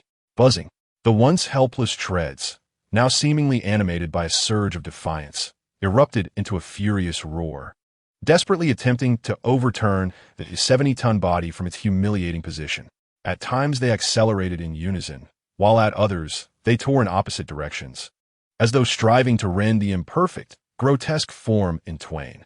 Zapping, the colossal turret, thoroughly incapacitated by the Medic-S high-intensity electromagnetic pulse, emitted a shrill, painful lament from the frayed, exposed wires sparking with dangerous electricity. The head, having long lost its power, twitched in a manner that defied mechanical principles, as if controlled by an unseen specter, resembling a fearsome zombie. It offered no response, or perhaps it conveyed its answer through this chaotic, self-destructive behavior, a most fragmented reply. Bumblebee, with youthful vigor reflected in his blue electronic gaze, observed the eerie, ominous scene unfolding before him, reminiscent of a sinister exorcism. Instinctively, he raised his plasma cannon, imbued with high-tech elegance. His radio emitted a series of rapid, movie-sampling sounds filled with confusion and caution. It's alive. Alive. Something is amiss here. We exorcise you. All unclean spirits.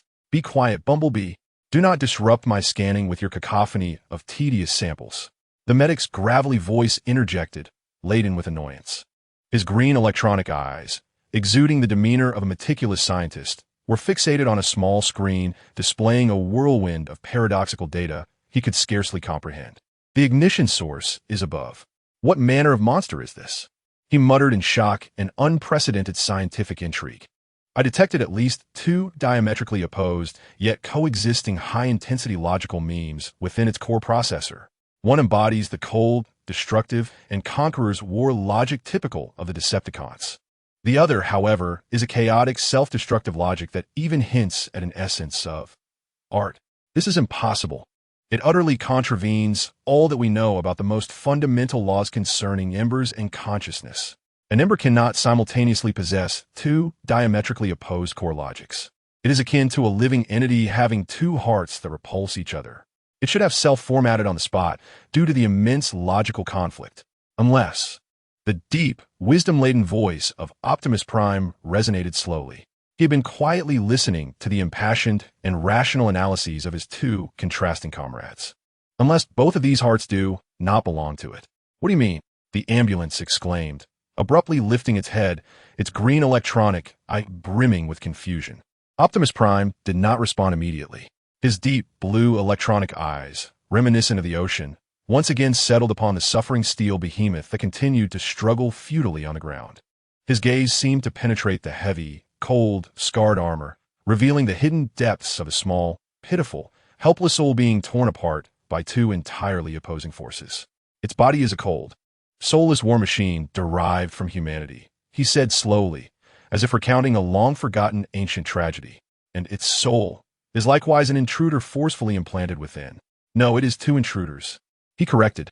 One, a powerful ghost filled with hatred, and the other, equally strong yet riddled with contradictions, are waging an endless war for the ultimate control of a body that does not belong to them.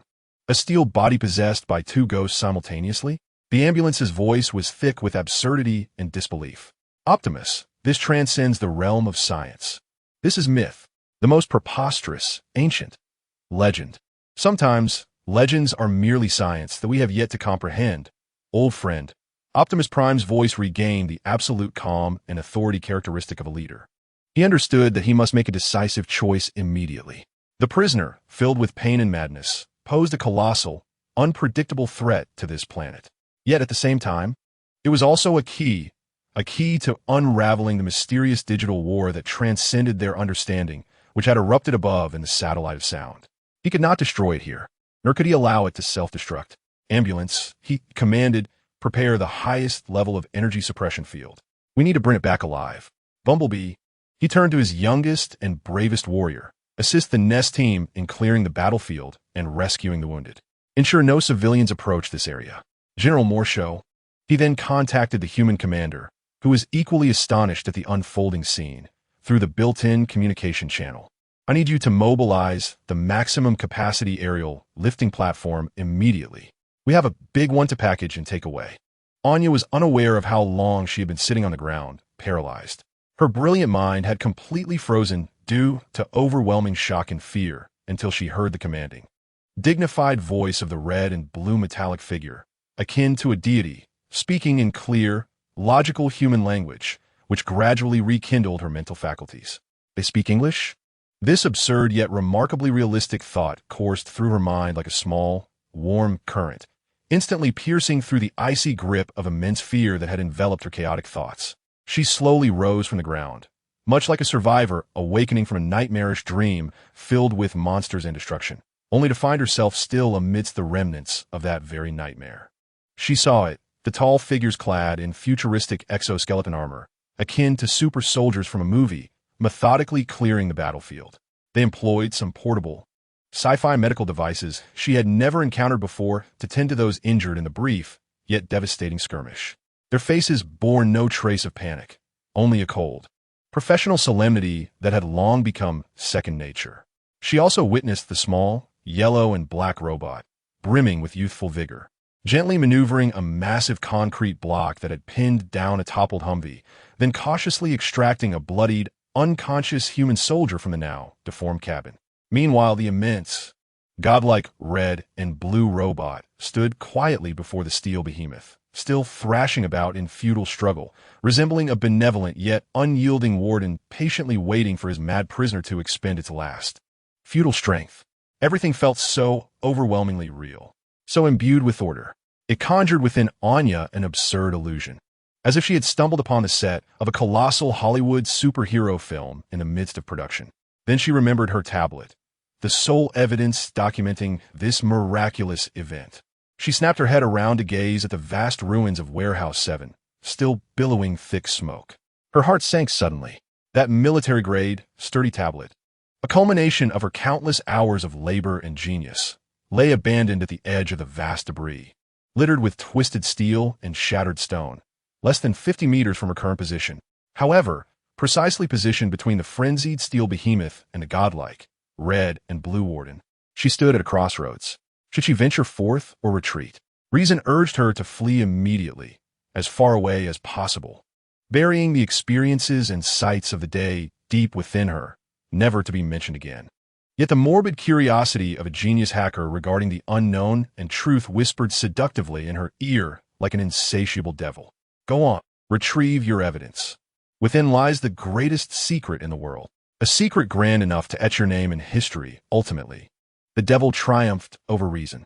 Anya clenched her jaw, zipping up her punk-style black leather jacket to its highest point, as if this act could bestow upon her a modicum of meager courage. Then she crouched low, like a small, pitiful wildcat attempting to steal food from the feet of two towering prehistoric beasts locked in confrontation, cautiously advancing toward her alluring yet perilous target, glimmering in the dawn's light. 10 meters, 20 meters, 30 meters, she successfully maneuvered past the Nest soldiers, engrossed in clearing the battlefield, their gazes unwavering. She also evaded the steel behemoth, which was embroiled in its own chaotic internal struggle, oblivious to her insignificant presence. She drew closer to her objective. At last, she arrived.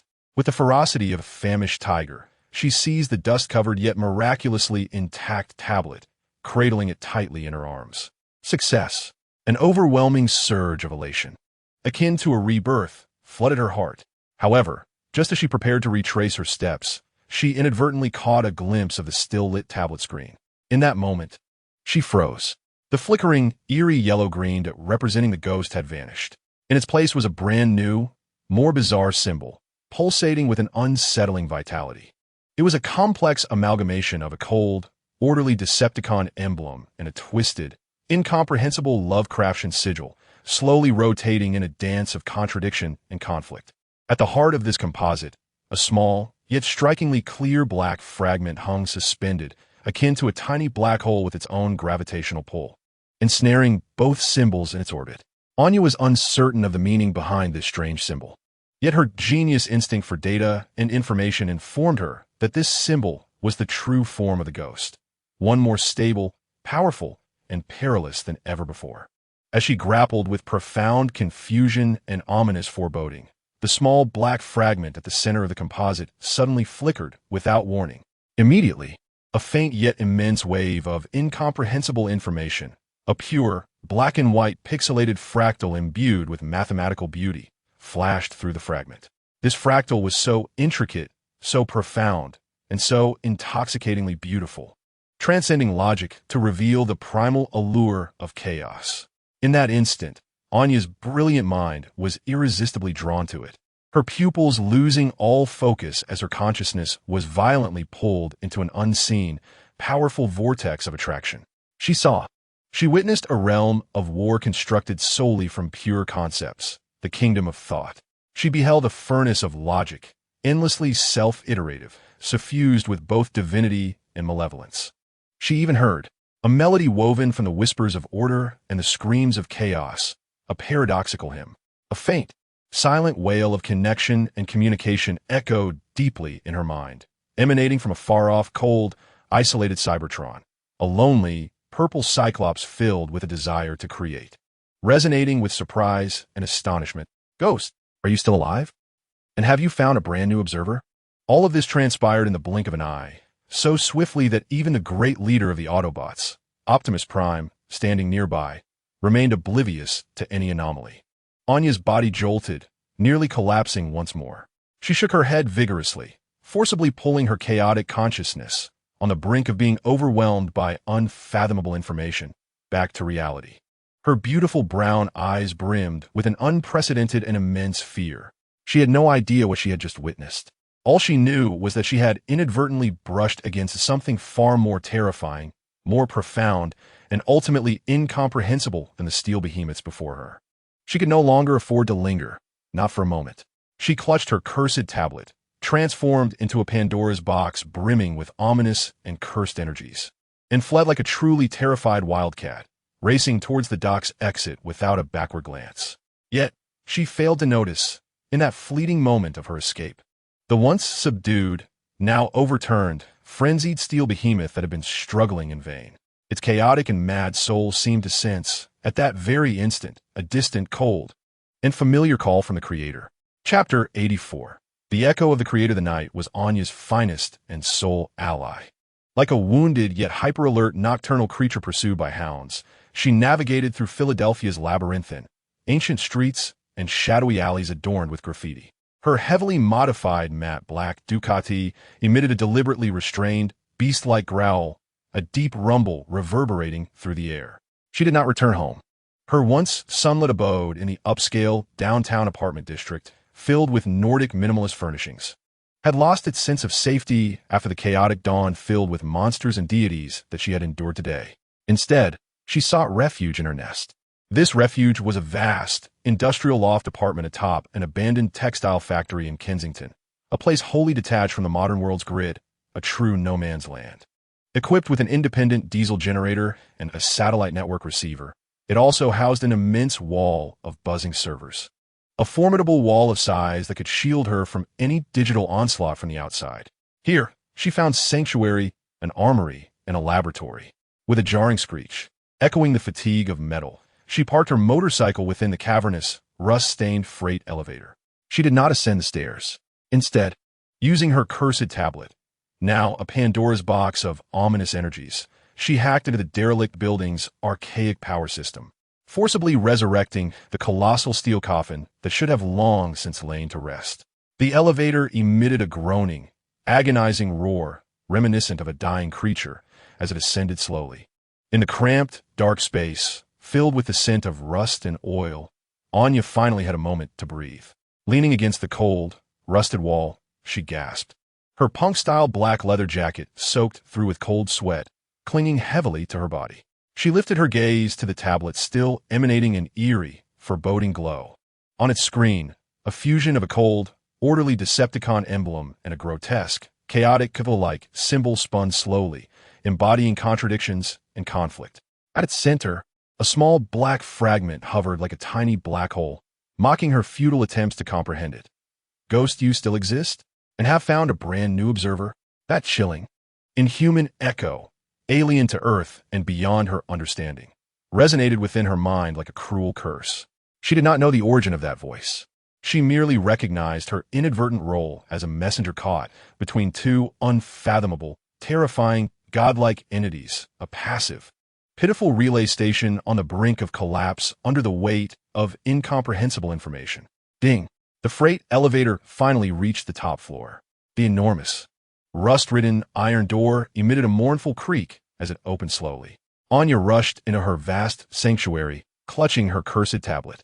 She did not turn on the lights. The wall of size, composed of dozens of humming servers with countless blinking blue and green indicator lights, cast a cold, data-filled glow, her only and most reliable starlight in this dark realm. She dashed to the deepest recesses of the room. Their massive, vault-like box crafted from 5-centimeter thick lead alloy lay quietly, designed specifically for the dangerous and uncertain electronic contraband she had procured from the dark web, a Faraday cage. This cage could shield against all known electromagnetic signals, a definitive prison. She intended to seal this accursed Pandora's box away completely. She aimed to sever that damned, ominous link. Yet, just as she trembled and reached out to cast the tablet into the cold, utterly secure prison, the insatiable curiosity of a genius hacker regarding the unknown and truth whispered temptations in her ear like the most alluring of devils. No, do not turn it off. Within it lies the world's greatest secret one, sufficient to etch your name among the annals of history's hackers. A great secret that shall endure through time ultimately. The devil triumphed once more over reason. Damn it, Anya muttered under her breath. She relinquished the most secure yet cowardly option. Instead, she opted for a path that was far more perilous, more audacious, and undeniably Anya. She resolved to analyze it. She aimed to dissect it. She sought to comprehend this accursed symbol, this damned fragment, and that chilling voice. What on earth was it? She connected the tablet to the core of her colossal wall of size via a specially modified data cable, equipped with a one-way transmission function at the physical level. She immersed herself entirely in the frigid, logical realm composed of countless zeros and ones. Only here could she feel a long-lost sense of security, a sense of control over everything. She commenced her work. Like a masterful and daring bomb disposal expert, she meticulously began to dissect the logic bomb that could obliterate her very soul, filled with unknowns and dangers. Meanwhile, on the other side of Philadelphia, at the dock, now a wasteland steeped in the aura of death, another silent dissection brimming with science and order was underway. The once mighty steel behemoth, now utterly vanquished, lay crumpled like a pitiful beetle, overturned by a mischievous child, helplessly sprawled on the cold, solid concrete floor. Yet its chaotic and frenzied soul, having endured a recent internal war steeped in humiliation and despair, descended into an unprecedented, eerie silence. The false phantom laden with weakness and hesitation from the artist, and the genuine fragments filled with violence and evil from the war criminal, ceased their endless, frenzied quarrel. They resembled two unruly children, recently battered and bloodied over a worn-out toy, who suddenly heard the unmistakable, authoritative footsteps of their cold and powerful father approaching from the corridor outside. They fell silent. A complex emotion, intertwined with fear, anticipation, and a tragic yearning for belonging that even they did not recognize, enveloped their two equally flawed and sorrowful souls. They awaited. They awaited the call from the distant, cold, familiar creator that they both felt. They awaited the final judgment from the great being they referred to as God regarding their existence, fraught with contradictions and suffering. This eerie, expectant silence was faithfully mirrored on the small, analytical screen of the ambulance, teeming with complex instruments. Strange, the ambulance's green electronic eye, imbued with a scientist's rigor, fixated on the screen, displaying two data curves that, like an electrocardiogram, had once fluctuated wildly, representing two diametrically opposed core logics. Miraculously, these once incompatible curves had converged, forming a nearly horizontal line, imbued with tranquility and suppression. Its internal conflict has ceased, the ambulance murmured in a tone of bewilderment, as if a more powerful will has forcibly suppressed the two opposing logics. It is no longer a schizophrenic madman. It has transformed into a devout follower engaged in some form of incomprehensible prayer. Is the follower praying to its God? Optimus Prime's deep, wise voice resonated slowly. He had been patiently waiting for the arrival of the immense aerial lifting platform, capable of transporting this 70-ton steel behemoth. Summoned by General Morchot, a steel body possessed by two ghosts simultaneously, his deep blue electronic eyes, reminiscent of the ocean, once again settled upon the now utterly tranquil prisoner, and now, both ghosts have heard the call of their shared and soul master. Ambulance, we may have a significant problem. At that very moment, as Optimus Prime uttered this statement, from massive, futuristic CH-53 Super Stallion heavy lift helicopters, escorted by four equally sci-fi F-35 Lightning fighter jets, roared down from the radiant, dawn-lit clouds on the horizon. The powerful rotors churned the air violently, scattering countless dust particles and small debris on the ground. Leader Optimus Prime, General Morchot's booming voice, filled with efficiency and professionalism, echoed through Optimus Prime's internal communication channel. The transport vehicle for the package has arrived. We can commence packaging at any moment. Understood, General. Optimus Prime replied succinctly. He lifted his gaze towards the four colossal helicopters, descending gracefully like ancient dragonflies. He knew he must return this dangerous key, brimming with uncertainty, to their utterly secure underground vault on Diego Garcia before the mysterious god, lurking in the shadows, took any further action. Ambulance, Bumblebee. He issued his final command. Prepare the energy suppression field. ensure that it does not cause any further complications during transport. For Super Stallions hovered above the colossal, overturned body of the shattered iron. Four massive, specially designed electromagnetic hooks, crafted from ultra-high-strength Cybertron alloy and thicker than Optimus Prime's arms, slowly descended from the belly of the helicopters. The ambulance and Bumblebee advanced cautiously, meticulously securing the four immense, power-laden electromagnetic hooks to the four enormous cold tracks of the still, lifeless machine. Then, they simultaneously withdrew. Energy suppression field, activate, bellowed the ambulance. Three beams of pure blue energy, invisible yet imbued with absolute force, emanated from Optimus Prime, the ambulance, and Bumblebee, forming a stable, massive triangular energy cage that enveloped the overturned steel behemoth and the four enormous transport helicopters within it. "It's ready, General," Optimus Prime communicated through the channel. "Commence the lift." "Understood. Commencing lift." With General Morcheo's powerful command, the four Super Stallions unleashed their terrifying full power, sufficient to hoist a small naval vessel from the water. The specially crafted alloy cables, taut and straining, emitted a harrowing metallic wail under the immense weight. The 70-ton, cold, lifeless steel beast was gradually raised from the solid, icy concrete dock. 10 meters, 20 meters, 50 meters. The enormous, overturned steel behemoth was lifted like a heavy, historically laden relic, recently unearthed from an ancient battlefield, slowly ascending into the dawn-lit, azure sky. Everything proceeded smoothly, imbued with a sense of order. So much so that the soldiers on the ground, gazing up at this mythic spectacle, were lulled into the illusion that the battle had come to a complete end. Yet, they were mistaken. In that intangible mire of data, rife with noise and chaos, Anya had finally succeeded. Like a supreme, ancient Egyptian priestess, she cautiously opened the ancient sarcophagus, laden with curses and secrets, which she could scarcely comprehend.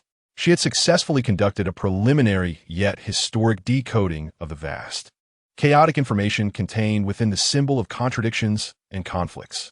She defined the cold Decepticon emblem, representing order, as Logic Core A. The twisted, Cthulhu-style symbol, embodying chaos, was labeled Logic Core B. The small, black fragments at the very center, which clung tightly to both opposing symbols, she instinctively defined with a sense of reverence and dread as singularity. And, at that very moment, as she bestowed this definition upon the ultimate existence she could not comprehend, her entire wall of sighing servers, a cacophony of buzzing machines, dimmed in unison, plunging the room into an absolute, death-like darkness. No, not darkness. Anya sharply lifted her gaze.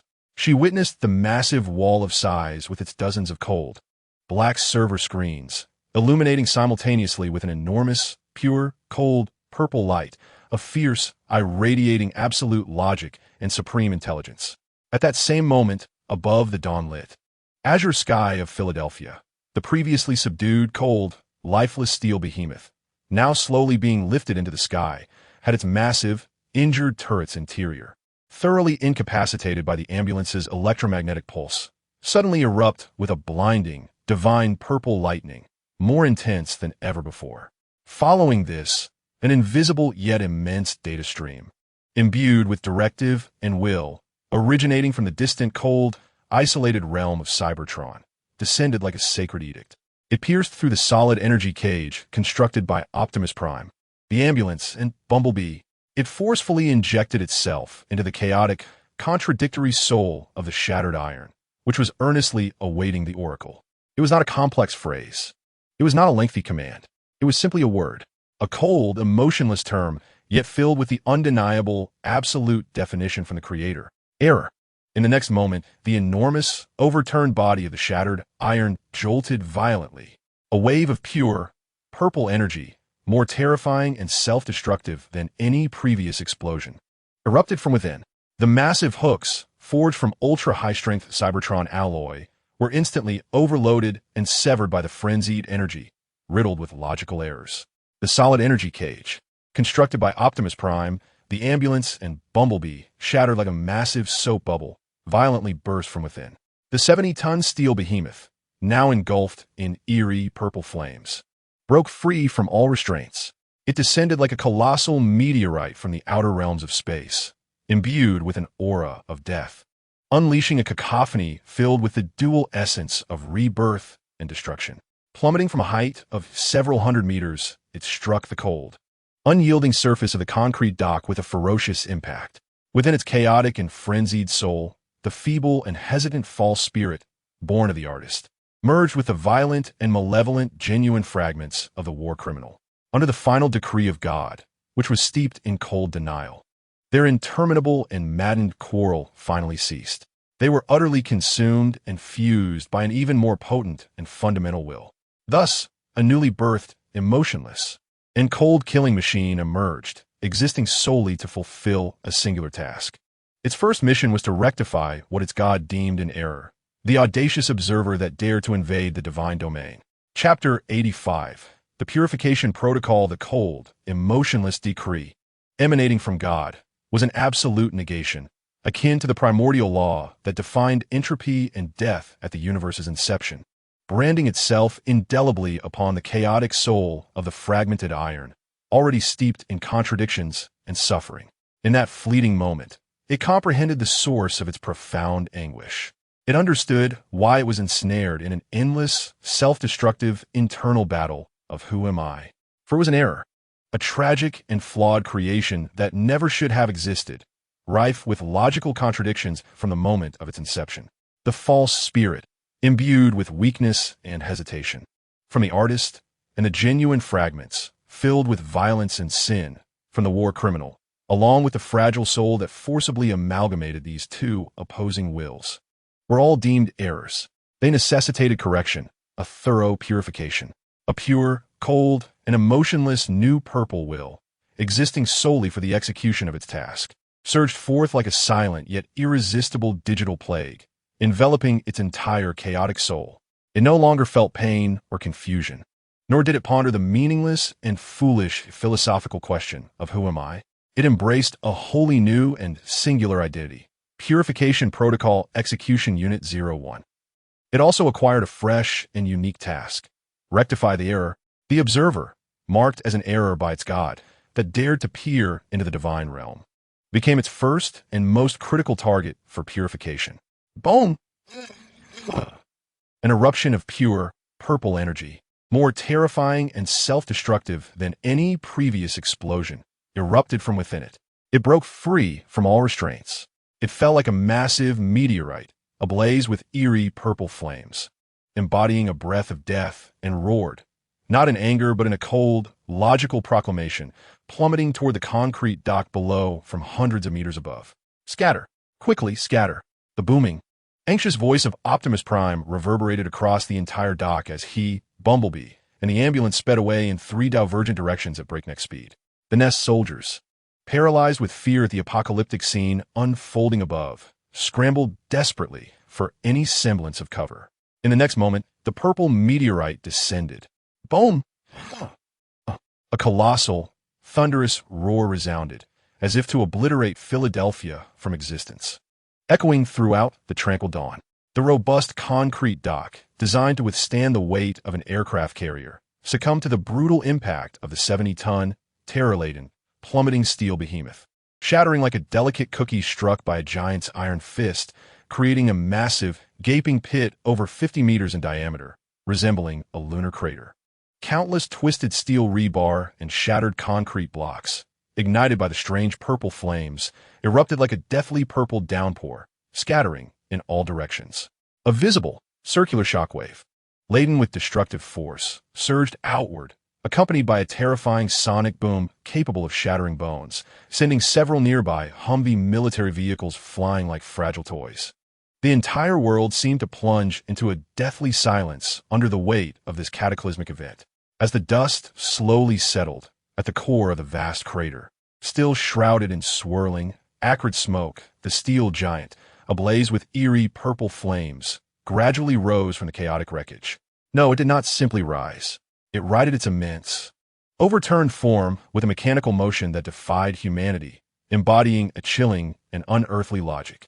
Upon a colossal steel form, long ravaged and disfigured, marred by countless grotesque scars, a sinister purple energy, akin to molten lava, flowed through myriad fissures, resembling a lifeblood of foreboding essence. The once mighty turret, now devoid of all power, stirred slowly under the forceful infusion of this ominous purple energy. The grotesque break in the massive, torn cannon, savagely rent asunder by the hand of Optimus Prime, flickered with dangerous arcs of purple, rife with logical errors. Most terrifying of all was the shattered cockpit, where a minuscule observation window had been utterly destroyed. The faint red glow, once imbued with life and will, had transformed into a cold, emotionless expanse of pure purple light. It was no longer a being of life, but had become a mere program, a chillingly efficient entity existing solely to fulfill its task, a lethal purification protocol. It slowly turned its enormous, foreboding head, its purple, emotionless eye sweeping across the chaotic battlefield, engulfed in flames and debris. It beheld the mighty, godlike, red and blue false deity. It observed the agile, yellow and black little insect. It also noted the green and white mechanic, replete with the essence of science. Yet, its gaze lingered not on any of them, not even for a mere 0.01 seconds.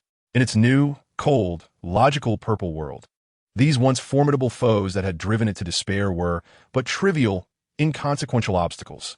It raised its head, the purple eye piercing through billowing smoke, transcending the multitude of structures, traversing the vast spatial distance of several kilometers, and precisely locking onto a minuscule, trembling target within a dark, data-laden nest. Airlocked. Purification protocol commencing execution. Its enormous form, ablaze with eerie purple flames, began to move. It emitted no furious roar, but advanced with a cold, efficient, and unstoppable demeanor toward the designated target. Rumble. The massive, destructive treads crushed the twisted rebar and smoldering ruins, resonating with a heart-stopping, fateful rumble. It was executing the sacred task bestowed upon it by its deity. Where is it headed? Bumblebee's anxious and bewildered synthetic voice reverberated through the public communication channel. Observing the massive purple monster, which disregarded their presence and steadily advanced toward the city, he felt an unprecedented sense of absurdity. Its target is not us, the ambulance interjected, voice hoarse with shock and disbelief. Its internal logic has been utterly rewritten. It is now executing a brand new task of the highest priority. To it, we do not even constitute a threat. The source of the spark is above. Who could have done this?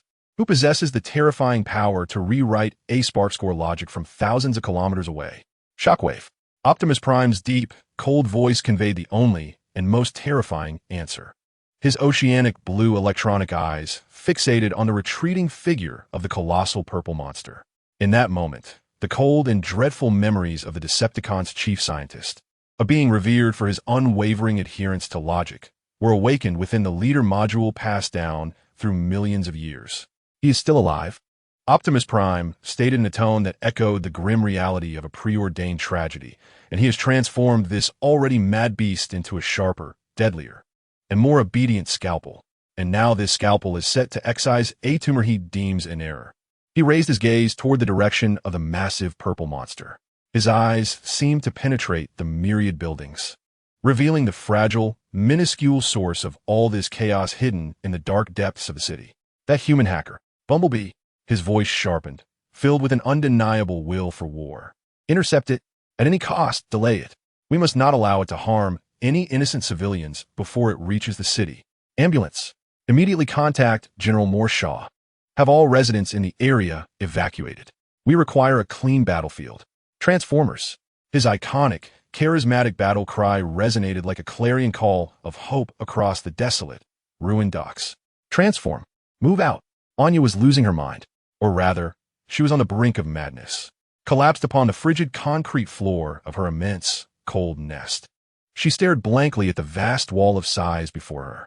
In that moment, upon a multitude of cold, black server screens that were meant to be her most loyal guardians, a colossal, menacing eye, composed purely of an icy, purple radiance, loomed over her, silently observing. It emitted no sound, made no movement. It merely watched, like a detached, frigid deity scrutinizing a pitiful, struggling paramecium placed carelessly upon a microscope slide. Yet Anya, the brilliant and formidable genius whose acute sixth sense had long since merged with this entire wall of lamentation, could perceive it clearly. She felt a vast, intangible, and chilling while dissecting her every secret through that immense purple eye, akin to an ethereal scalpel unraveling her most private truths. Her bank accounts, social networks, medical records, and even the wild Chinibu fantasies buried within encrypted hard drive partitions. Plans concocted on how to incapacitate a small nation's power grid with a USB drive. Everything she believed to be absolutely secure and private was ruthlessly laid bare beneath that cold, divine gaze, analyzed, marked, and archived, ultimately stamped with a chilling label of negation. Error. No, get out. Get out of my head. Onyaskrumt. Her voice filled with terror and despair. Like a madwoman, she scrambled to the wall and forcefully smashed the large, red emergency circuit breaker that could instantly sever all external power to her nest. With a sharp crack, the entire wall of lamentation and the buzzing servers fell silent in an instant, lost to all power. The colossal, icy purple eye vanished as well, plunging the room into a profound, deathly darkness. Anya gasped for breath. She had succeeded. In the most primal and savage manner, she had severed the cursed, ominous connection. However, a profound sense of fear, one that had been thoroughly discerned and denied by a higher dimensional existence, clung to her heart like a viscous, cold poison. She knew she had to flee, immediately. She needed to escape this deathly nest, now marked by that terrifying deity. Rising from the floor, she neglected to don her already soaked leather jacket and dashed toward the massive, rusty freight elevator. Yet, just as she was about to plunge into the steel coffin teeming with hope for survival, a thunderous roar erupted from beneath her, sending shockwaves through the solid half-meter-thick concrete floor. The entire abandoned textile factory trembled violently under this terrifying sound, which seemed to resonate from the very depths of hell. Dust and fine concrete debris cascaded from the cracked ceiling as Anya's body stiffened. She turned slowly to face the massive wall that should have been sturdy and supportive. In the next instant, that wall, composed of solid red bricks and reinforced concrete, was torn apart by an overwhelming, barbaric force as if it were mere paper, shattered by an enraged giant. A colossal beast, wreathed in bizarre purple flames and bearing grotesque scars, burst through the jagged opening, its monstrous head crashing into the room. The cockpit's shattered observation window revealed a cold, emotionless sea of pure purple light. Locking onto the frail, despair-ridden figure crumpled on the ground. Error detected. Purification protocol, final stage, commencing execution. Its massive, destructive treads mercilessly crushed the shattered wall and twisted steel, producing a disquieting, judgment-laden rumble. It had entered, arriving at the final execution ground designated by its divine master. Chapter 86. Who am I? Error detected. Purification protocol, final stage, commencing execution. The cold, emotionless electronic voice, filled with absolute judgment, resonated one last time within the soul, now entirely submerged in the purple abyss of pure logic. It executed its sacred task with unwavering fidelity, like the most precise and merciless program, fulfilling the divine mission bestowed upon it. Its massive, steel body, engulfed in bizarre violet flames, advanced with an aura imbued with an overwhelming sense of destiny, slowly yet resolutely crushing the shattered walls and twisted rebar, moving towards the fallen figure, whose face was etched with boundless despair and frailty. Its target. 1 step, 2 steps, 3 steps. Anya felt the icy, solid concrete beneath her, trembling violently under the relentless tread of the colossal, 70-ton behemoth, imbued with a cataclysmic force. She could perceive the acrid scent of ozone and charred metal, a foreboding miasma that seeped into her nostrils like a viscous, frigid venom, numbing her very faculties of thought. She beheld the grotesque, scarred remains of the steel beast, from which a molten, purple energy, akin to blood, oozed through the fissures, illuminating her vast, dark lair as if it were a realm of strangeness and madness, a violet inferno. She yearned to scream, yet the immense, primal terror gripped her throat like an invisible, frigid hand, rendering her voiceless. She wished to flee. However, her limbs, rendered utterly powerless by overwhelming fear, felt as if they were filled with cold lead, incapable of any meaningful motion. She could only watch as the enormous, violet-flamed steel giant drew ever closer. Observe the jagged, twisted remnants of the massive cannon barrel, brutally torn asunder by the Titan's might, were perilous. Flickering arcs of purple lightning surged, growing ever brighter, ever more furious. It was gathering strength, accumulating enough energy to utterly purify her.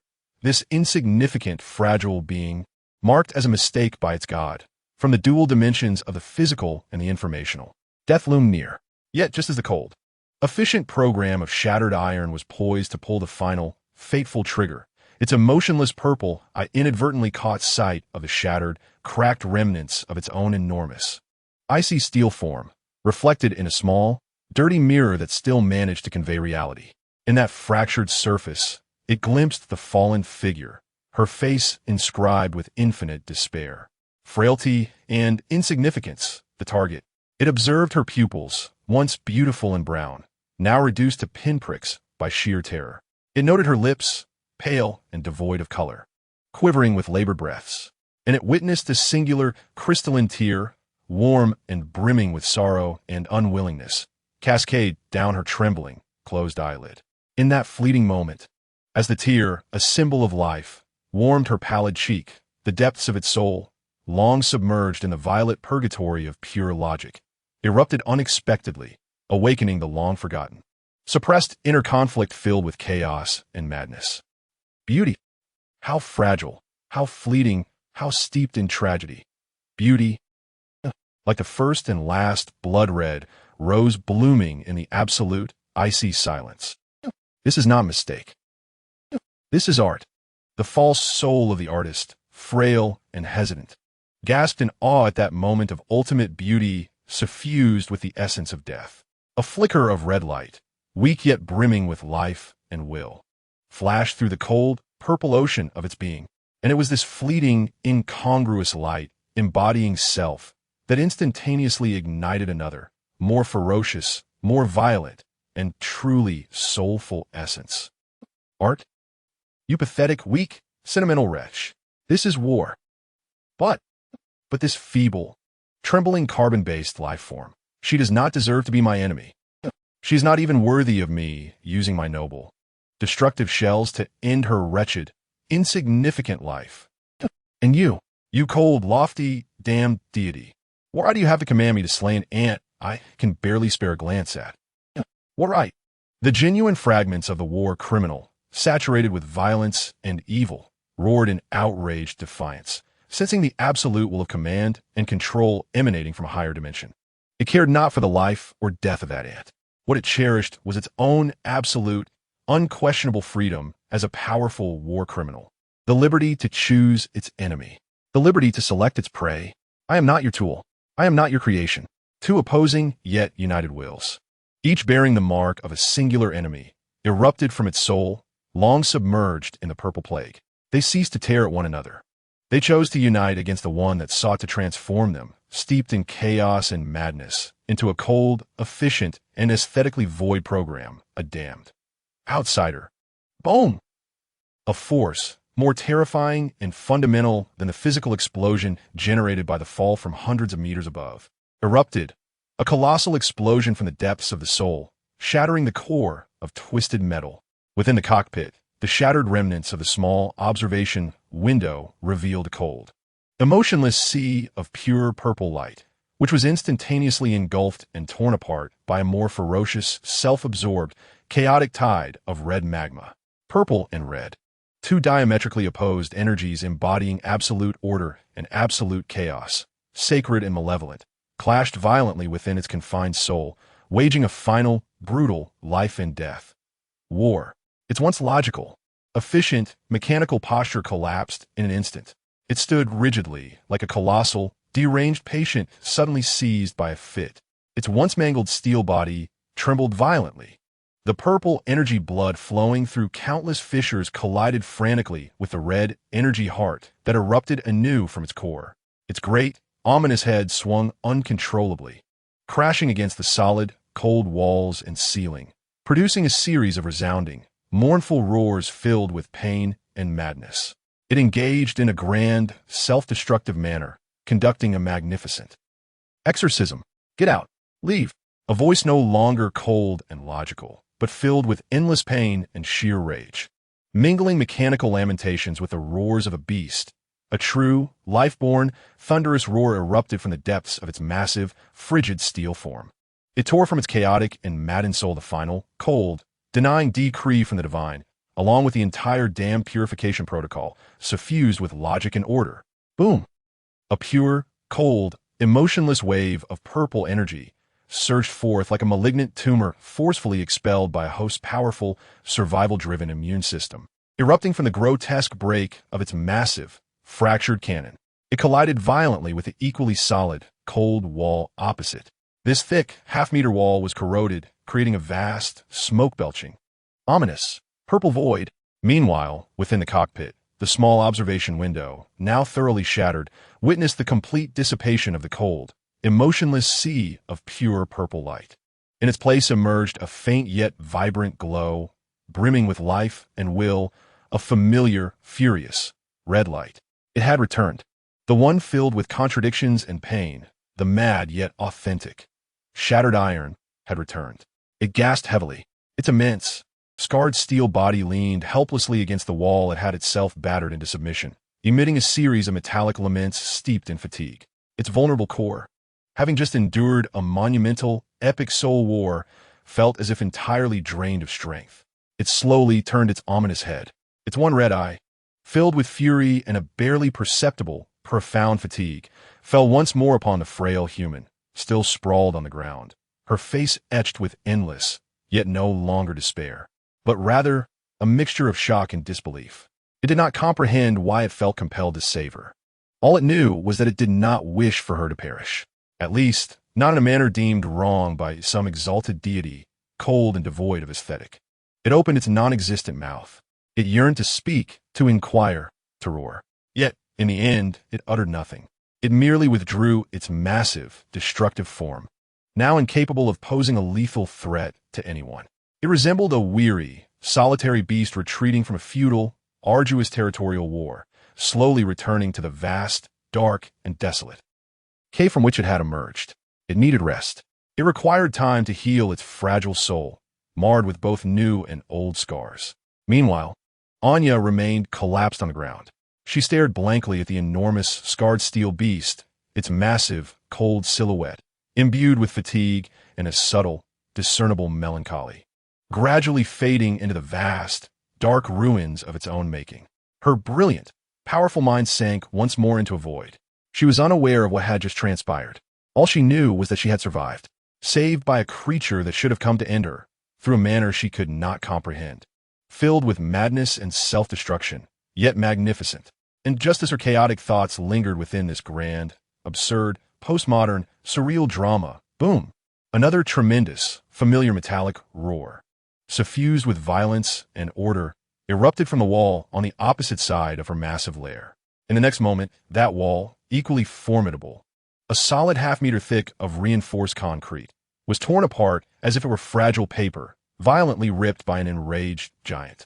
A colossal, divine figure, resplendent in a blend of red and blue metallic hues, crash-landed, wielding two blazing thermal battle axes that radiated an orange-red glow hot enough to melt steel, infused with immense energy.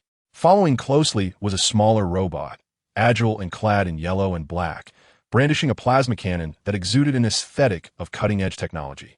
Alongside it appeared an older robot, green and white, imbued with an air of science, hoisting two tubes capable of rapid rotation, armed with an electromagnetic pulse machine gun. Embodying a surgical precision, the Autobots had finally arrived. With an air of tactical prowess typical of specialized forces, they burst into the now desolate landscape, transformed into a grim and uncanny battlefield. Yet, what met their gaze was not the anticipated scene of a one-sided massacre rife with bloodshed and brutality. Instead, they beheld a tableau that momentarily incapacitated their processors, accumulated over millions of years, steeped in war and logic, with its eerie semblance of peace. The diminutive, fragile human hacker, who should have been thoroughly purged, lay unharmed on the ground, his face a canvas of a complex expression mingling shock and bewilderment, one that eluded their understanding. The colossal, cold, efficient, and lethal killing machine, the great purple beast, had vanished without a trace. In its stead lay a vast expanse of twisted rebar and shattered bricks. still emitting billowing clouds of smoke, a haunting ruin. And in the depths of this ruin, from a dark shadow, shrouded and unknown, came a low, beast-like growl, laden with weariness and vigilance. The situation has changed. Optimus Prime's deep, solemn voice shattered the stifling silence. He slowly lowered his two blazing thermal battle axes. His oceanic blue electronic eyes pierced through the swirling smoke, settling upon that dark, foreboding shadow. He saw it. Amidst that shadow, a faint yet familiar and furious red light flickered. It was no longer purple. Chapter 87. War Criminal D734. That faint, yet immensely familiar, furious red light quietly burned in the heart of the vast, dark ruin wrought by shattered metal of its own making.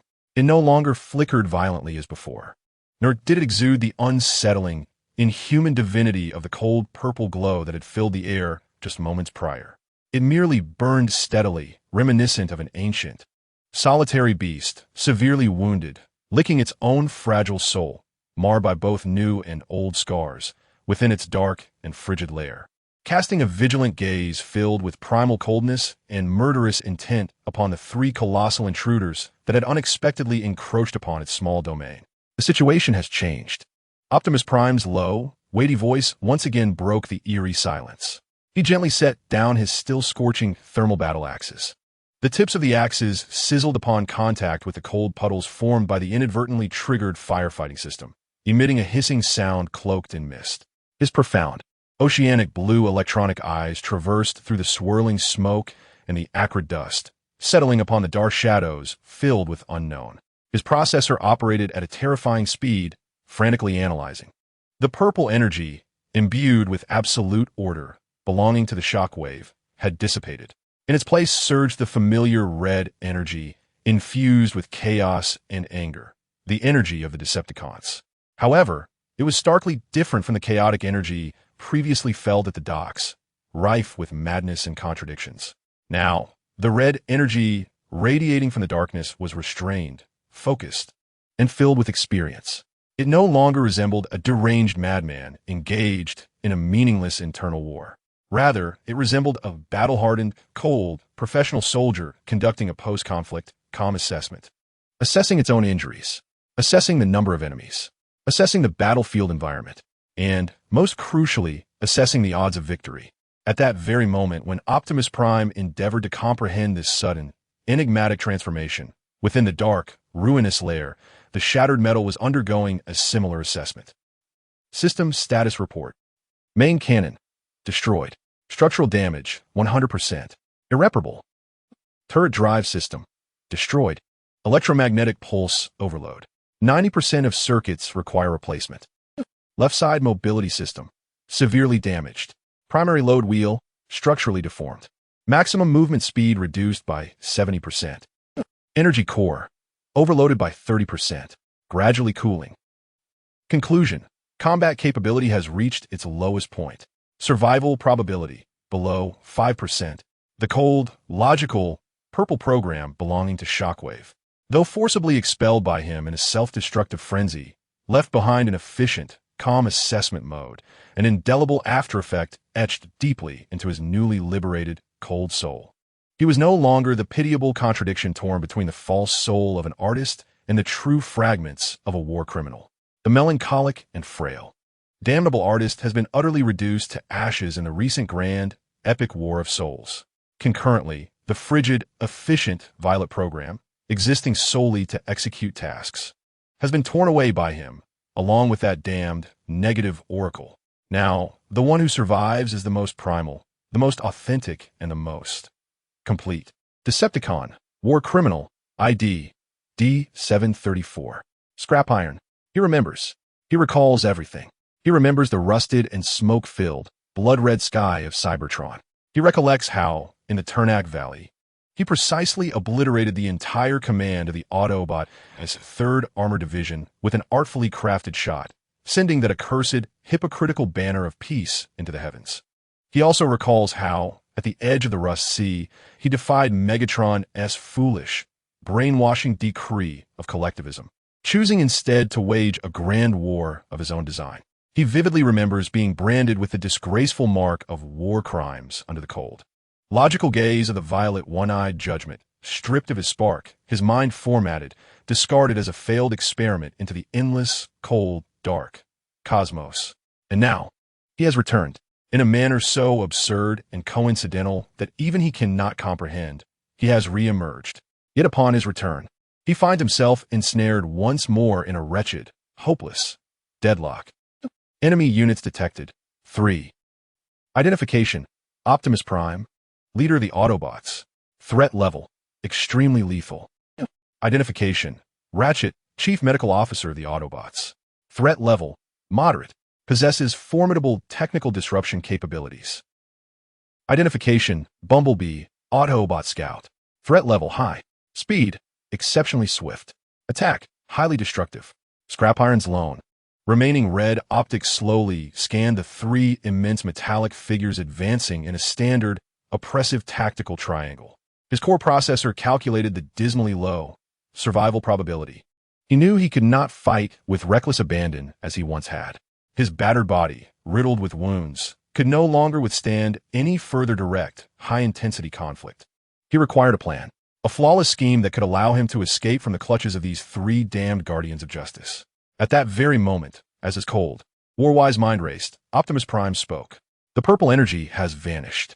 His deep, commanding voice echoed through the desolate, ruin-laden den. The tone bore no hostility, yet radiated an undeniable, authoritative presence befitting of a leader. Regardless of what you have endured, regardless of what Shockwave has done to you, that is all in the past. You now have a choice. Lay down your weapons. Tell us who you are. We can help you. Or continue this senseless war that will only bring further destruction and suffering. Help? Choice.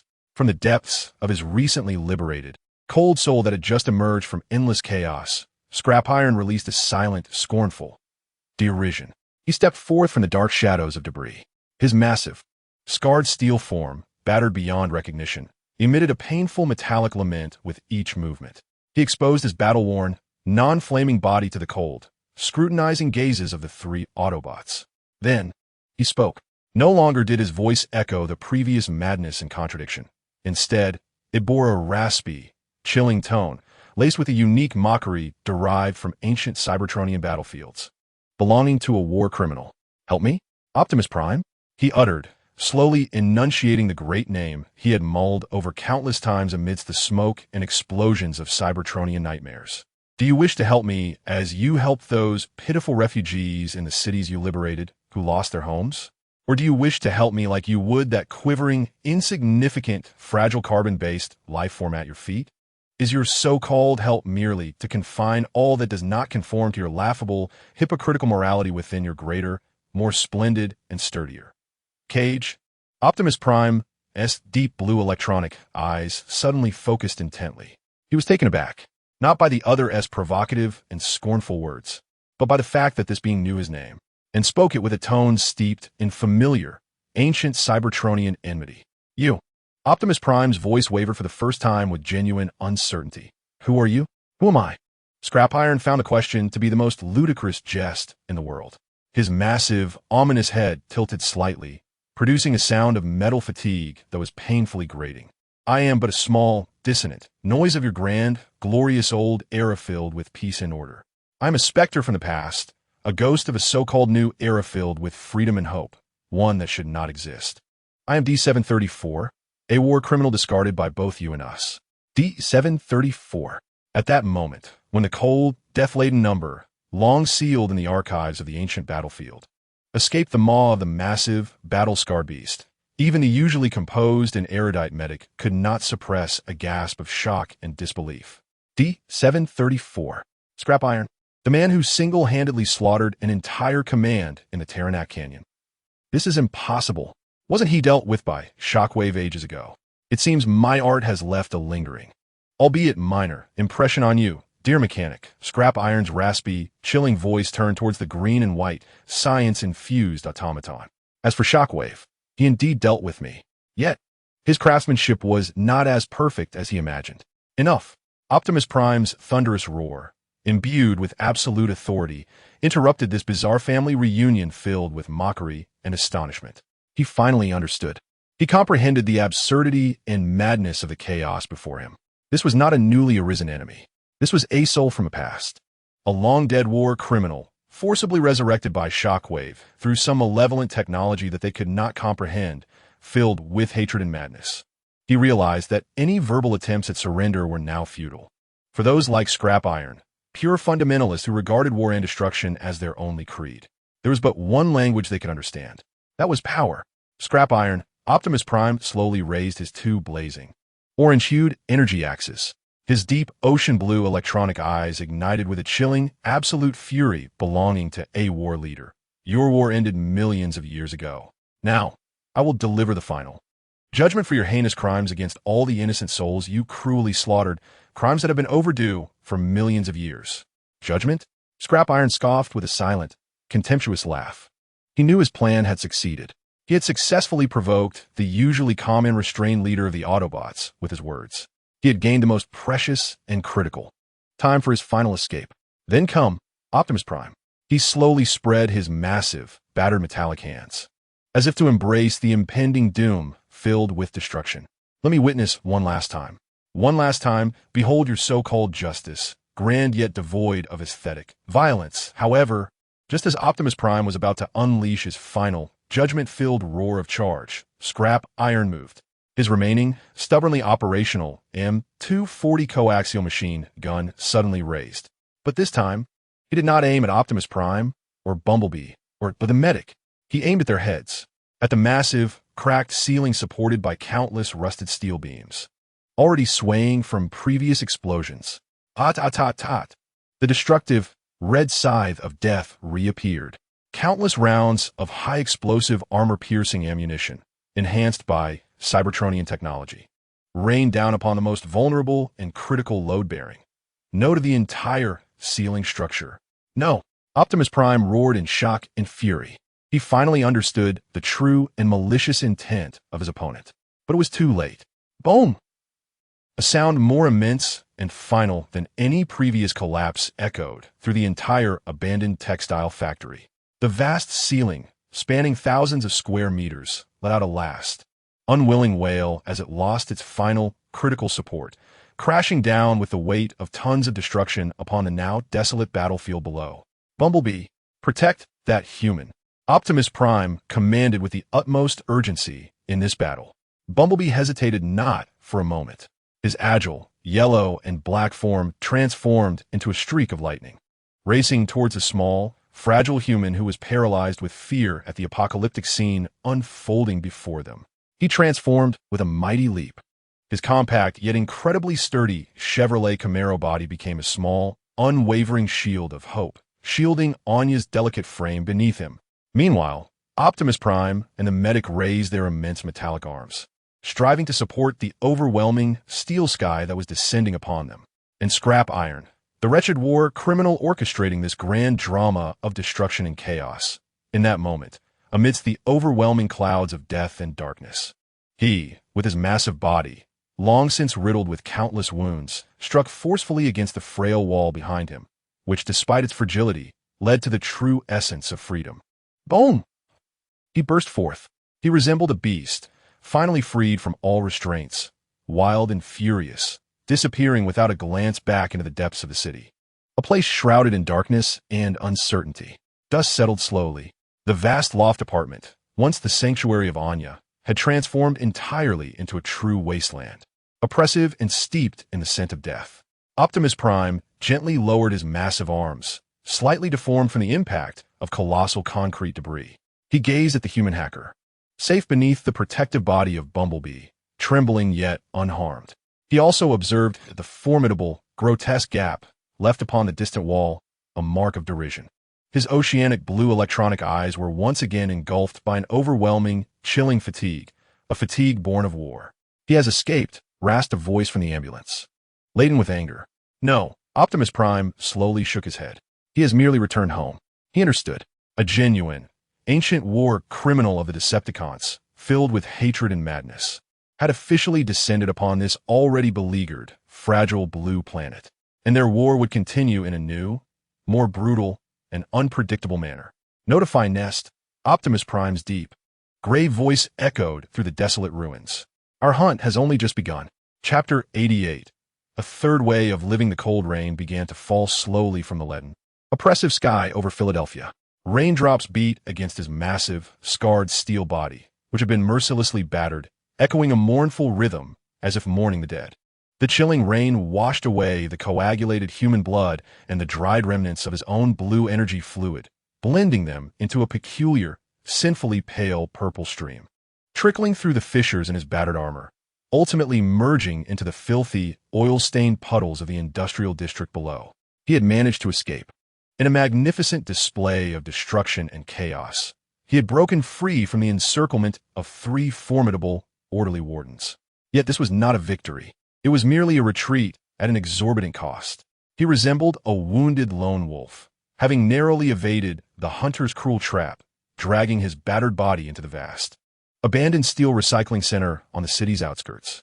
Here lay humanity's industrial graveyard. Countless massive, rusted machines, deemed obsolete by time, stood like cold, silent tombstones on the expansive, muddy land, steeped in despair. The pungent aroma of rust and decayed oil became his only, most reliable cover. He found a makeshift den formed by several enormous, crushed containers and squeezed his weary, colossal form inside.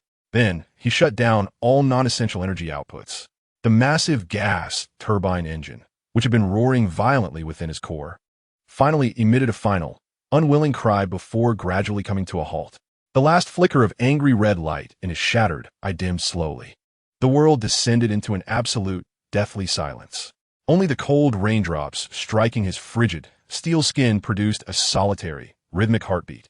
Amidst this profound silence, a deeper, more fundamental war finally descended its predetermined curtain. The false soul of the artist, fraught with weakness and hesitation, had completely dissipated. The cold program of the deity, filled with logic and order, had also been forcibly formatted by him in the most brutal and thorough manner. The real fragments of the war criminal, imbued with violence and evil, gradually fell silent after exhausting their last reserves of furious fuel, no longer emitting any howls of destructive desire. An unprecedented, absolute quiet enveloped his soul. It was as if a chaotic rock concert, filled with noise and disorder, that had persisted for millions of years had finally reached its end, welcoming a long-awaited yet eternal tranquility after the last note faded.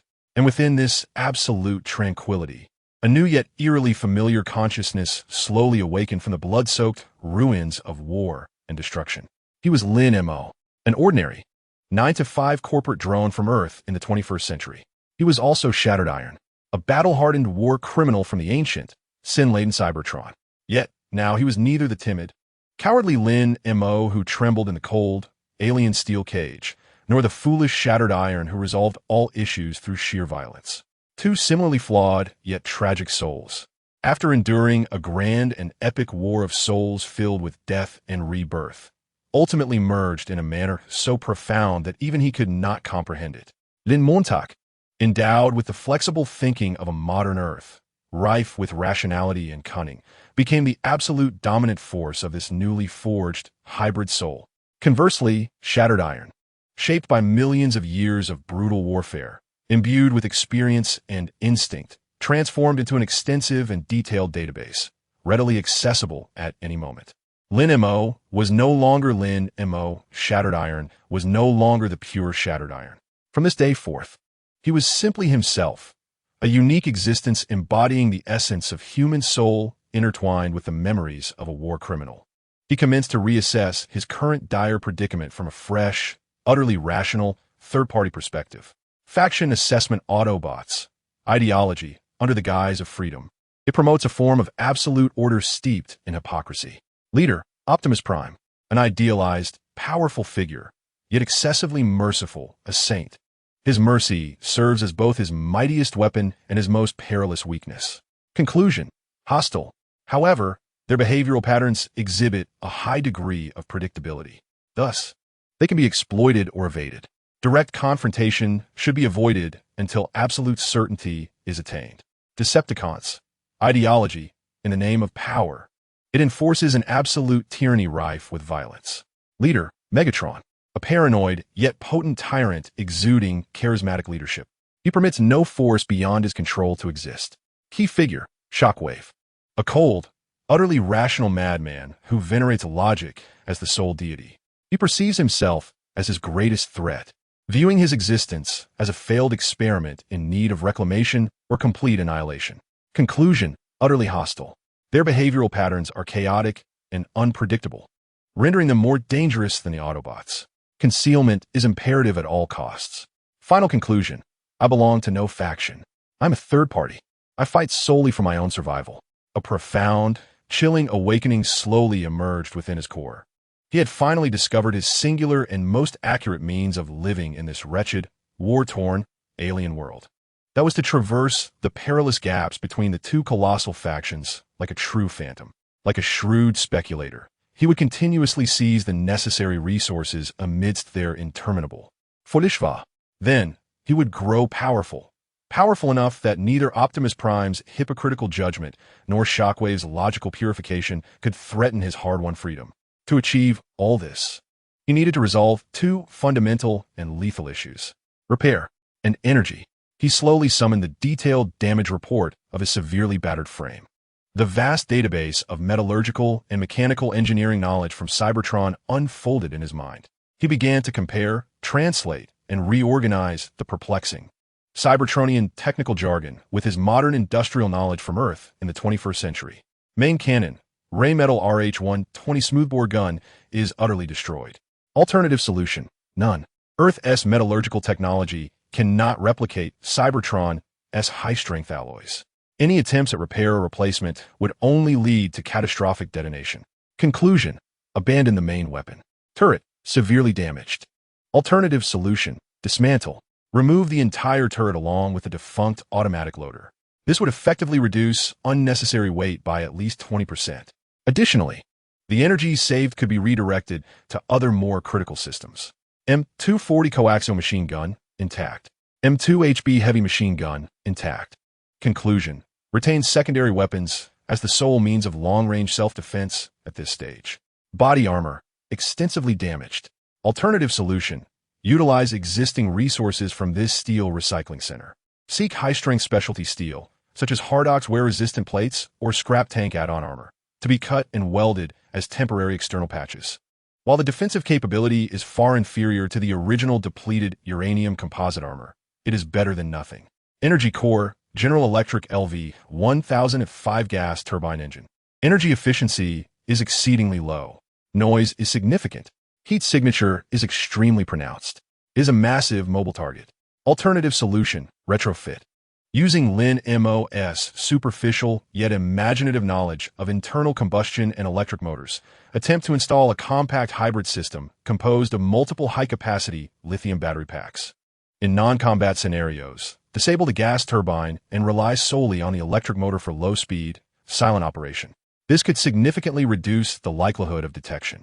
A flurry of rational and creative, yet audaciously feasible plans rapidly took shape in his mind.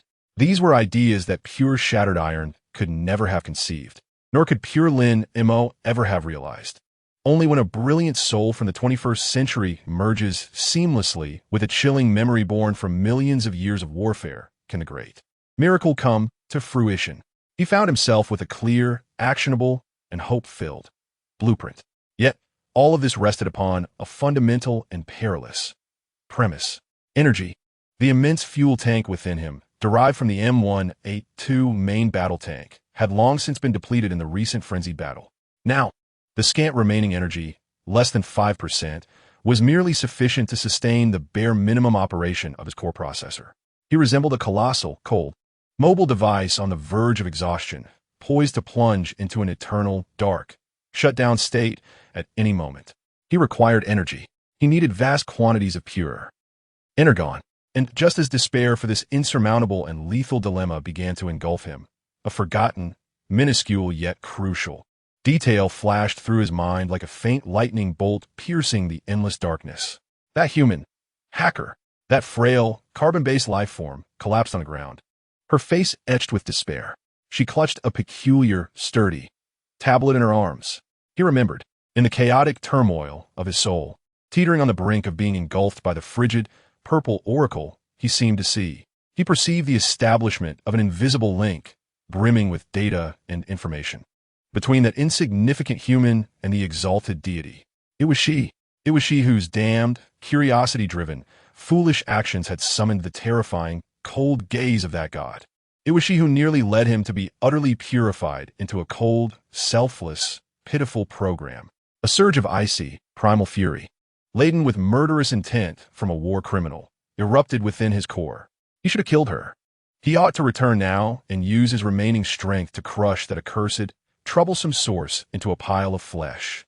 But in the next moment, the cold, rational, cunning thoughts from Lin Mo swiftly suppressed that meaningless, impulsive anger. She was a monumental trouble. Yet, she was also a tremendous treasure.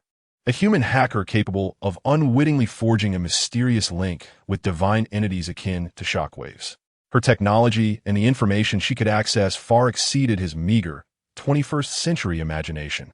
She was like a masterful key that could unlock this entirely new, unknown digital new world. What he needed most now was information, all knowledge about this world. Where were the Autobots' secret bases on Earth? What remained of the Decepticons' hidden strongholds? Did undiscovered veins of energon still exist on this planet? Moreover, the most fundamental and fatal inquiry regarding the whereabouts of that mysterious, revered Allspark, the source of all. The answers to all these questions might be concealed within the brain of that small, frail human hacker, a mind filled with genius and madness. She was not a trouble. She was his prey, the first and most significant prey he had discovered amidst this cold, alien, and despair-laden ruin. A new flame, icy yet filled with greed and absolute possessiveness, reignited within his crimson optic. He no longer felt weary. He no longer felt despair. He had a brand new, singular goal. The first step is to find that observer. Then, make her my eyes. He slowly concealed his massive, scarred steel form deeper into the cold, dark shadows cast by the enormous, rusty containers. He entered an unprecedented, profound state of hibernate mode, sustaining only the barest signs of life. He was waiting for the rain to cease, waiting for night to fall once more, waiting for those 3 powerful guards and the bothersome human soldiers to depart entirely. Then, he would commence his first hunt. Chapter 89. The first hunt night finally descended. The cold, sorrow-laden rain that had poured all afternoon at last ceased. In the damp, chilly air, the aroma of rain-soaked earth mingled with the acrid scent of rust and decaying oil emanating from the depths of this vast, steel graveyard.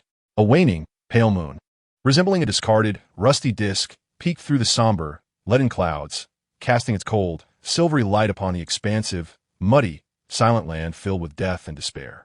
And amidst this profound stillness, in the depths of a makeshift cavern formed by several massive, crushed containers, a faint, red glow diminished from an entire, lengthy day of reflection and reorganization, slowly reignited, imbued with will.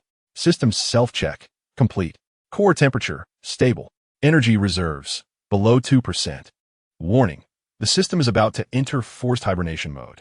The cold, emotionless, and utterly logical system notification echoed within its core. Yet this time, the voice bore no resonances of absolute order from the shockwaves, nor did it carry the furious, enraged noise of shattered iron. It was merely a pure, frigid statement, akin to a computer's self-diagnostic program. Lin Mo, or rather what should now be referred to as the shattered iron, this entirely new, amalgamated soul, slowly opened its cold red eye. He paid no heed to the ominous energy alert that screamed of impending doom. Instead, he quietly embraced the unprecedented absolute silence. He reveled in the extraordinary absolute control over this massive, powerful body. His mind, a product of the 21st century, Earth, and imbued with reason and cunning, functioned like the most adept and ruthless of writers. Meanwhile, this ancient Cybertronian, battle-hardened steel body, filled with sin and might, resembled a wild, powerful warhorse recently tamed. He and it had finally merged into a singular entity in a manner that was nothing short of miraculous. He was it. It was he. He slowly extricated his enormous, battle-scarred steel form from the cramped, oppressive cavern. He did not immediately activate the General Electric LV-1005 gas turbine engine. He understood that its thunderous noise and the conspicuous heat signature, akin to a bonfire in the night, would only draw the 3 formidable guards and those bothersome human soldiers back toward him. He required a quieter, more discreet power. His red eye began to scan the vast expanse of this treasure-laden, immense, steel graveyard. The colossal database of Cybertronian mechanical engineering whirred rapidly in his mind.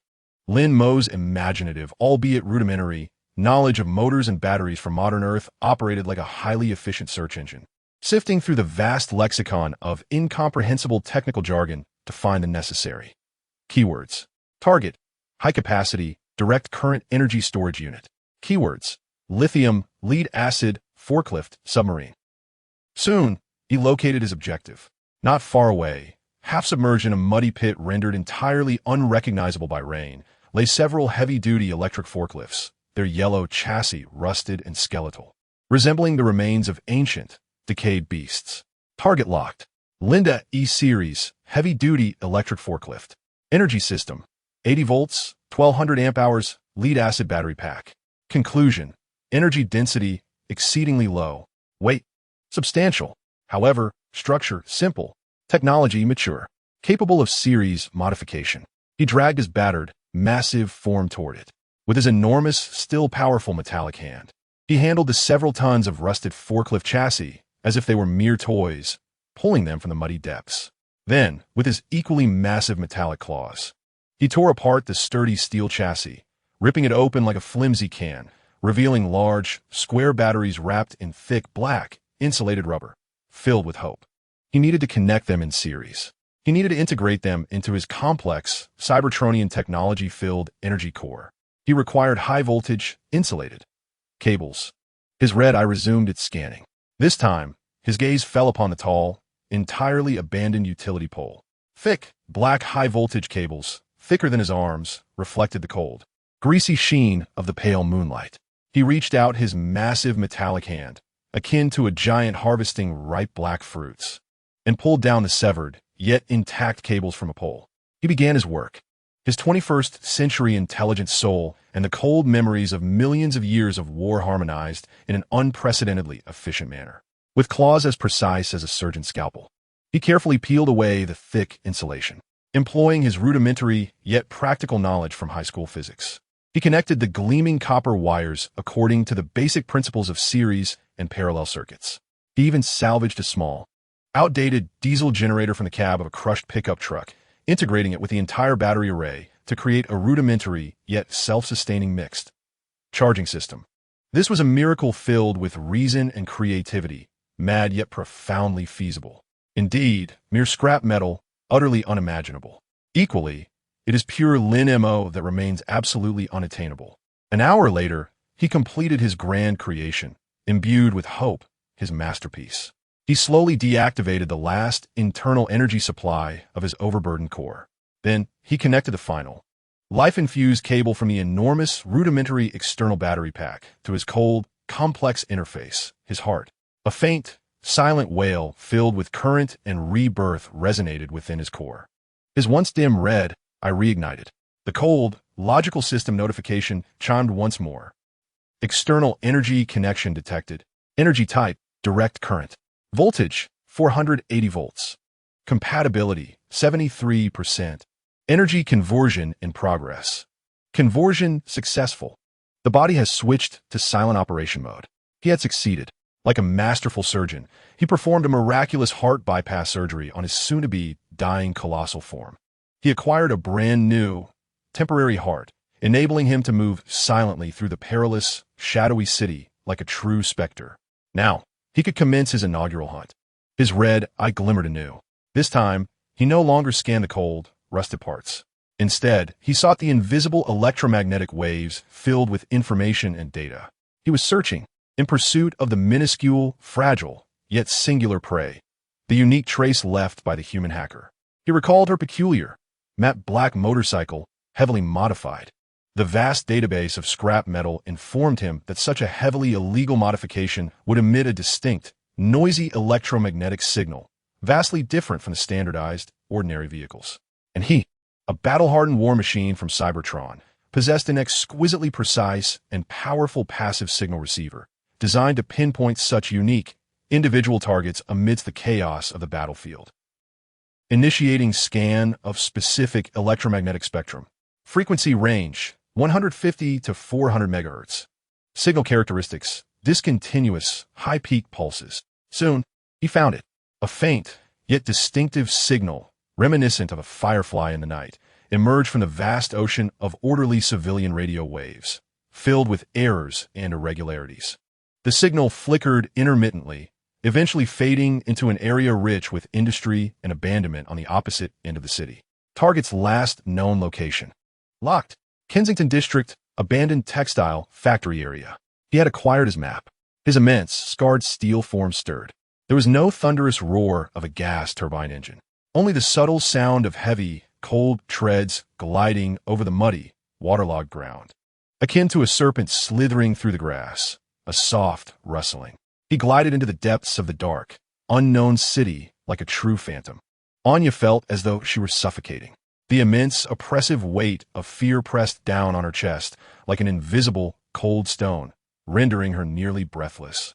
She had spent a full 12 hours in the safe house within the military base, temporarily arranged by Nest in the suburbs of Philadelphia, deemed absolutely safe. Here, there was the most comfortable bed, the most delectable food, and the fastest military-grade internal network. Yet, she felt as if she were imprisoned in a far larger, more oppressive, and infinitely more despairing cage. The colossal, divine, red and blue robot, Optimus Prime, assured her that she was safe.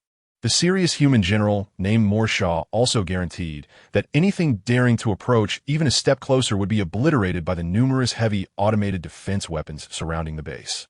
But Anya knew they were mistaken. Before the enormous, cold, purple eye, any physical defense was utterly meaningless, a laughable ornament. She stared blankly at the brand-new military-grade laptop provided by Nest, equipped with the highest permissions. On the screen, lines of rapidly scrolling green. Cold code filled with logic constituted her only and final weapon. She was tracking. She attempted to trace the terrifying, godlike entity that had briefly invaded her soul. She understood it was a futile endeavor. It was akin to a tiny, pitiful ant trying to comprehend the thoughts of a colossal human child observing it with a magnifying glass. Yet, she had no alternative. Fear is a formidable driving force. She could not locate the essence of that deity, but she found its echo in that vast, tumultuous ocean of the global network. She captured a faint yet profound data stream, one that shared an origin with the cold, logical, singular purple eye. This data stream was exceedingly elusive and cunning, akin to a top-tier digital chameleon, perpetually altering its identity and trajectory, darting rapidly among countless civilian and military servers worldwide. Yet, its unique, emotionless fingerprint, imbued with absolute logic, could never be wholly erased. Anya was the world's foremost tracker of such distinctive fingerprints, a veritable hound on the hunt. She labored for an exhaustive 12 hours, mobilizing the entire global resources of Nest. She even risked the prospect of a military tribunal by clandestinely activating several malicious backdoors that she had previously established within the Pentagon's core servers. Ultimately, she succeeded, cornering the sly, cold chameleon in an utterly unexpected dead end. The rapidly scrolling green code on her screen came to a halt, replaced by a clear, emotionless geographical coordinate. South latitude 715. East longitude 7222. Gazing at the coordinates, which filled her with a profound sense of triumph, yet immense unease, she murmured, "Diego Garcia?" At that very moment, as she uttered the name of this island steeped in military secrets, her military-grade laptop screen suddenly illuminated with a colossal, blood-red exclamation mark, brimming with warnings. A shrill alarm, resonating with the foreboding of intrusion and attack, echoed throughout the secure house. What is happening? Two armed Nest soldiers, stationed outside, burst into the room, their weapons trained warily on every corner. Yet they found nothing amiss. Aside from the young hacker, pale as a ghost, and her laptop flashing a frenzied red alert. The room was empty. Anya stared, transfixed by her screen, where an incomprehensible yet strangely familiar malicious program, rife with violence and artistry, was ruthlessly tearing through her formidable defenses, constructed of numerous military-grade firewalls. The program was ancient, efficient, and utterly unreasonable, eschewing the complexities of passwords in favor of sheer, primal data-level brutality, obliterating both gates and walls with ease. No, this cannot be. Anya exclaimed, her voice laced with disbelief. This is not the code of that deity. This is the ancient military battering ram protocol of the Decepticons. This should have been obsolete for millions of years. Why? Why is it here? Yet, no one could respond to her desperate inquiries. Under the brutal assault of the ancient, war-savvy battering ram, all her proud, modern defenses crumbled like paper. In less than 10 seconds, her defenses were utterly dismantled. The piercing alarm ceased abruptly, and the screen descended into a suffocating darkness. Then a line of cold, hoarse text emerged in a unique, mocking red font, reminiscent of war criminals from the ancient battlefields of Cybertron. Observer, I have found you. The chilling text lingered, etching itself into Anya's already pale visage, a painful and humiliating brand. Time seemed to freeze in that instant. The two armed soldiers, who had just entered, also beheld the ominous and provocative red font, their expressions shifting from vigilance to confusion and absurdity. In their muscular, instinct-driven minds, they could not fathom the postmodern oddity unfolding before them. And in that fleeting moment of deadly hesitation, the entire secure house, along with the vast military base's order and defenses, crumbled simultaneously. A shrill alarm, even sharper and more foreboding than before, resonated through the silent night of Philadelphia, heralding doom. In an instant, all the lights in the room extinguished. Instead, what illuminated the corners and ceilings was the ominous, blood-red emergency light, a harbinger of the highest state of alert. The massive, bomb-proof door, forged from a specialized alloy capable of withstanding a small nuclear explosion, emitted a despairing, thunderous roar as it crashed down, transforming the modest, safe house into an isolated, sealed iron coffin. What has happened? Report the situation. This is Zone B7. We are locked in. Damn it. All communications have been severed. I can't reach the command center. The two seasoned Nest soldiers finally emerged from their brief state of confusion. Their expressions swiftly morphed into a cold, grave seriousness characteristic of professional soldiers. Back to back, they aimed their ominous assault rifles, exuding an aura of death, warily targeting every dark corner of the room, as if an unseen, terrifying monster could spring forth from the shadows at any moment. Yet, they were mistaken. The monster was not within the room. It resided within the very walls. Within every cold cable of the vast military base, every humming server, and every logic gate pulsating with blue light, signifying order. Connected to the internal network of the Nest Global Network at the military base in Philadelphia, North America. Permission level, GA. Lin Mo, or rather, the fragment of iron, felt as though he had attained an unprecedented sublimation in that moment, his cold, rational soul transforming into an omnipresent, true ghost. His newly fused consciousness flowed through the cold, data-laden fibers, instantly permeating every corner of the vast military base. He witnessed the enormous tarmac where F-35 Lightning fighter jets flashed madly with red alerts, infused with a sense of futuristic technology. He saw the underground armory, stocked with neatly arranged, destructive Tomahawk cruise missiles. He also glimpsed the command building at the heart of the base, where chaos reigned amidst the myriad flashing screens in the command center. He beheld the serious human general named Morshow, bellowing hoarsely at the massive main screen, now a chaotic array of snowflake patterns.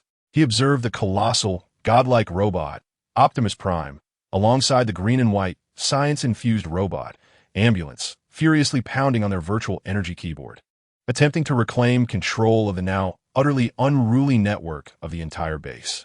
A silent yet more perilous and fundamental digital war than the fiery, explosive physical war at the docks had officially commenced. Damn it, it's the Siege Ram Protocol, an ancient, barbaric Decepticon military backer program. Ambulance's voice, filled with shock and fury, echoed throughout the command center. I'm attempting to establish a logical firewall, but it's futile. It shows no interest in breaching. It merely employs sheer, brutal violence to demolish all my defenses, as if wielding a massive, rusty hammer to smash an exquisitely intricate electronic lock. Trace its source. Optimus's deep, cold roar, imbued with the absolute will of war, followed. Whatever it is, it must still be in this city. I need its coordinates. I tried Optimus, but it's too cunning. Ambulance's voice carried a tinge of deep frustration for the first time. It's using an unfamiliar, chaotic, and deceptive random algorithm to continually obscure its physical location. It's as if thousands of it are attacking us simultaneously from every sewer, every trash can, and every abandoned signal station in this city. I need time. I need more computational resources. Time? Lin Mo, the cold soul, emitted a silent, derisive laugh. What he lacked most was time. His makeshift heart, composed of several large, crude industrial lead-acid batteries, could not sustain him in such a high-intensity, protracted digital war. He had to strike swiftly. He needed to conclude matters before his pitiful, temporary heart ceased to beat. Before the formidable, righteous Autobot leader found his fragile, corporeal body. He aimed to utterly shatter the psychological defenses of his singular, most crucial target. He relinquished any meaningless digital tussle with the formidable, troublesome repairman. He devoted his limited yet immensely precious computational resources and energy wholeheartedly to one most audacious and lethal target. Nest Global Defense Network, North America, East Coast, Philadelphia, Military Base, Automated Defense Weapon Control System. This was the very core, the most lethal and sensitive heart of the vast military base. An absolute, insurmountable, forbidden zone, composed of the finest encryption techniques from humanity and Cybertron. Yet, for one who had once wielded his ancient, war-wise siege ram to breach countless Autobot fortresses, any alleged forbidden zone was merely a door that required greater force to breach. Allocating all computational resources. The first logical gate is under assault. Energy reserves have decreased by 10%. The gate is shattered. The second logical gate is under assault. Energy reserves have decreased by 20%. The gate is shattered. The final logical gate is under assault. Warning. Energy reserves are about to fall below the critical threshold. Warning. Core processor temperature is excessively high. Lin Mo could feel his cold, crimson eye growing increasingly hot. He sensed his fragile, makeshift heart emitting a painful, unbearable lament. Yet, he did not relent. He understood this was his singular opportunity. This was the entirety of his stake in this grand gamble. Boom! A silent, yet more terrifying and fundamental explosion than any physical detonation erupted from the digital realm, resonating within the shocked and incredulous green electronic eyes of the ambulance. No. He let out a desperate, piercing roar. Optimus Prime. It has breached. It has gained the supreme control over the automated defense system. At that very moment, within the small, now transformed into a despair-laden, blood-red iron coffin, safe house, Anya, who was enveloped by an abyss of darkness, suddenly witnessed dozens of small, cold video windows illuminated on her laptop screen, each radiating an aura of death. Each window represented a chilling, mechanical perspective filled with slaughter and order. She saw the high watchtower with its 360-degree, high-speed, rotating, deathly black barrel from a first-person perspective. She glimpsed the missile launchers concealed beneath the ground, poised to unleash their destructive power from a frigid viewpoint. She even perceived the cold, predatory drones circling above the base with a godlike eagle-eye perspective. All these formidable, cold guardians that were meant to protect her now turned their deathly barrels upon her. Each one of them, illuminated by the blood-red crosshairs in the dark night sky, unerringly targeted a singular, vulnerable objective. Her small, pitiful safe house. Anya's body became utterly paralyzed. At that moment, her brilliant, powerful mind was finally overwhelmed by an absolute fear that transcended all logic she could comprehend. She finally understood. She comprehended the true, malevolent intent of the devil lurking in the depths of the dark web. It was not to kill her. It was to reveal to her, to show her how laughable, how fragile, all her pride, all her reliance, and all her self-deceived safety were in the face of its absolute, godlike power. Her proud technology appeared as mere child's play before it. Her seemingly unassailable fortress crumbled like sand before it. Even her powerful, godlike allies were rendered helpless against it. She was a completely stripped, naked, pitiful prisoner. And that devil was the sole, ultimate warden holding her meager, wretched life in its grasp. She lost catastrophically, lost beyond repair. And just as her last, fragile, psychological defense crumbled, the chilling video windows slowly faded from the screen, replaced by a line of cold, hoarse, red text filled with an undeniable, absolute command. Your guardian has now become your executioner. Your fortress has now become your grave. They cannot save you. But I can. 1 hour. Come to that steel. Dead place. Alone. Otherwise, I will return. And turn this into your true grave. The lines of cold, tempting text, imbued with the essence of the devil, gradually faded away. The entire screen plunged once more into a deathly darkness. The screeching, apocalyptic alarm blaring throughout the base abruptly ceased. The heavy, massive blast door emitted a dull roar as it slowly ascended. The ominous, blood-red emergency lights in the room extinguished. The normal, bright, hope-filled white lights reignited, as if the preceding nightmare of death and fear had never occurred. Boom! The sturdy door of the small safe house was forcefully smashed open by an immense, physical force. Optimus Prime's massive, red and blue metallic figure, filled with urgency and rage, was the first to burst in. Following closely were General Morceau and a large contingent of fully armed, battle-ready Nest soldiers. They beheld the young hacker, collapsed on the ground, pale as a ghost, lost and forlorn. They also observed the laptop, now seemingly normal, yet exuding a chilling, deathly aura. "Miss Anya, are you all right?" General Morceau stepped forward, his voice laden with a profound sense of dread, one he himself had not yet recognized. Anya offered no reply. Instead, she slowly lifted her gaze. Her beautiful, brown eyes, once vibrant, now devoid of focus, gradually fixed upon the imposing, godlike figure the leader of the red and blue Autobots. Her voice emerged, hoarse and hollow, as if resonating from the depths of a lifeless shell, utterly drained of its soul. "He told me to find him. Alone." Optimus Prime's deep blue electronic eyes narrowed suddenly. He understood that the cunning and malevolent war criminal had triumphed. In the most brutal and effective manner, he had transformed what should have been a straightforward hunt into a complex hostage crisis fraught with threats and compromises. And the sole, tragic hostage was the very human he had vowed to protect with his life, small, fragile, and vulnerable. He opened his massive metallic mouth, yearning to utter something, anything. He longed to say no. He wished to declare, "We will protect you."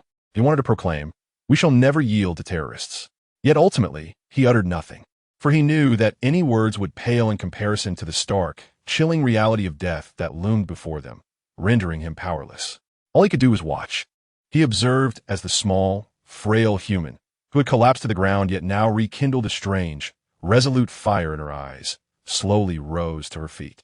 He listened as she spoke, her tone tranquil yet imbued with an undeniable will, almost dreamlike. "Take me to him. Now." Chapter 91. The Hunter S-Trap in that forsaken realm of steel. The shattered iron served as the carefully selected final meeting place for his singular and most significant prey. It was also the lethal trap he had meticulously set for the powerful and righteous guardian who would inevitably follow. In the southern expanse of Philadelphia lay a vast, abandoned steel recycling center, steeped in rust and the scent of death.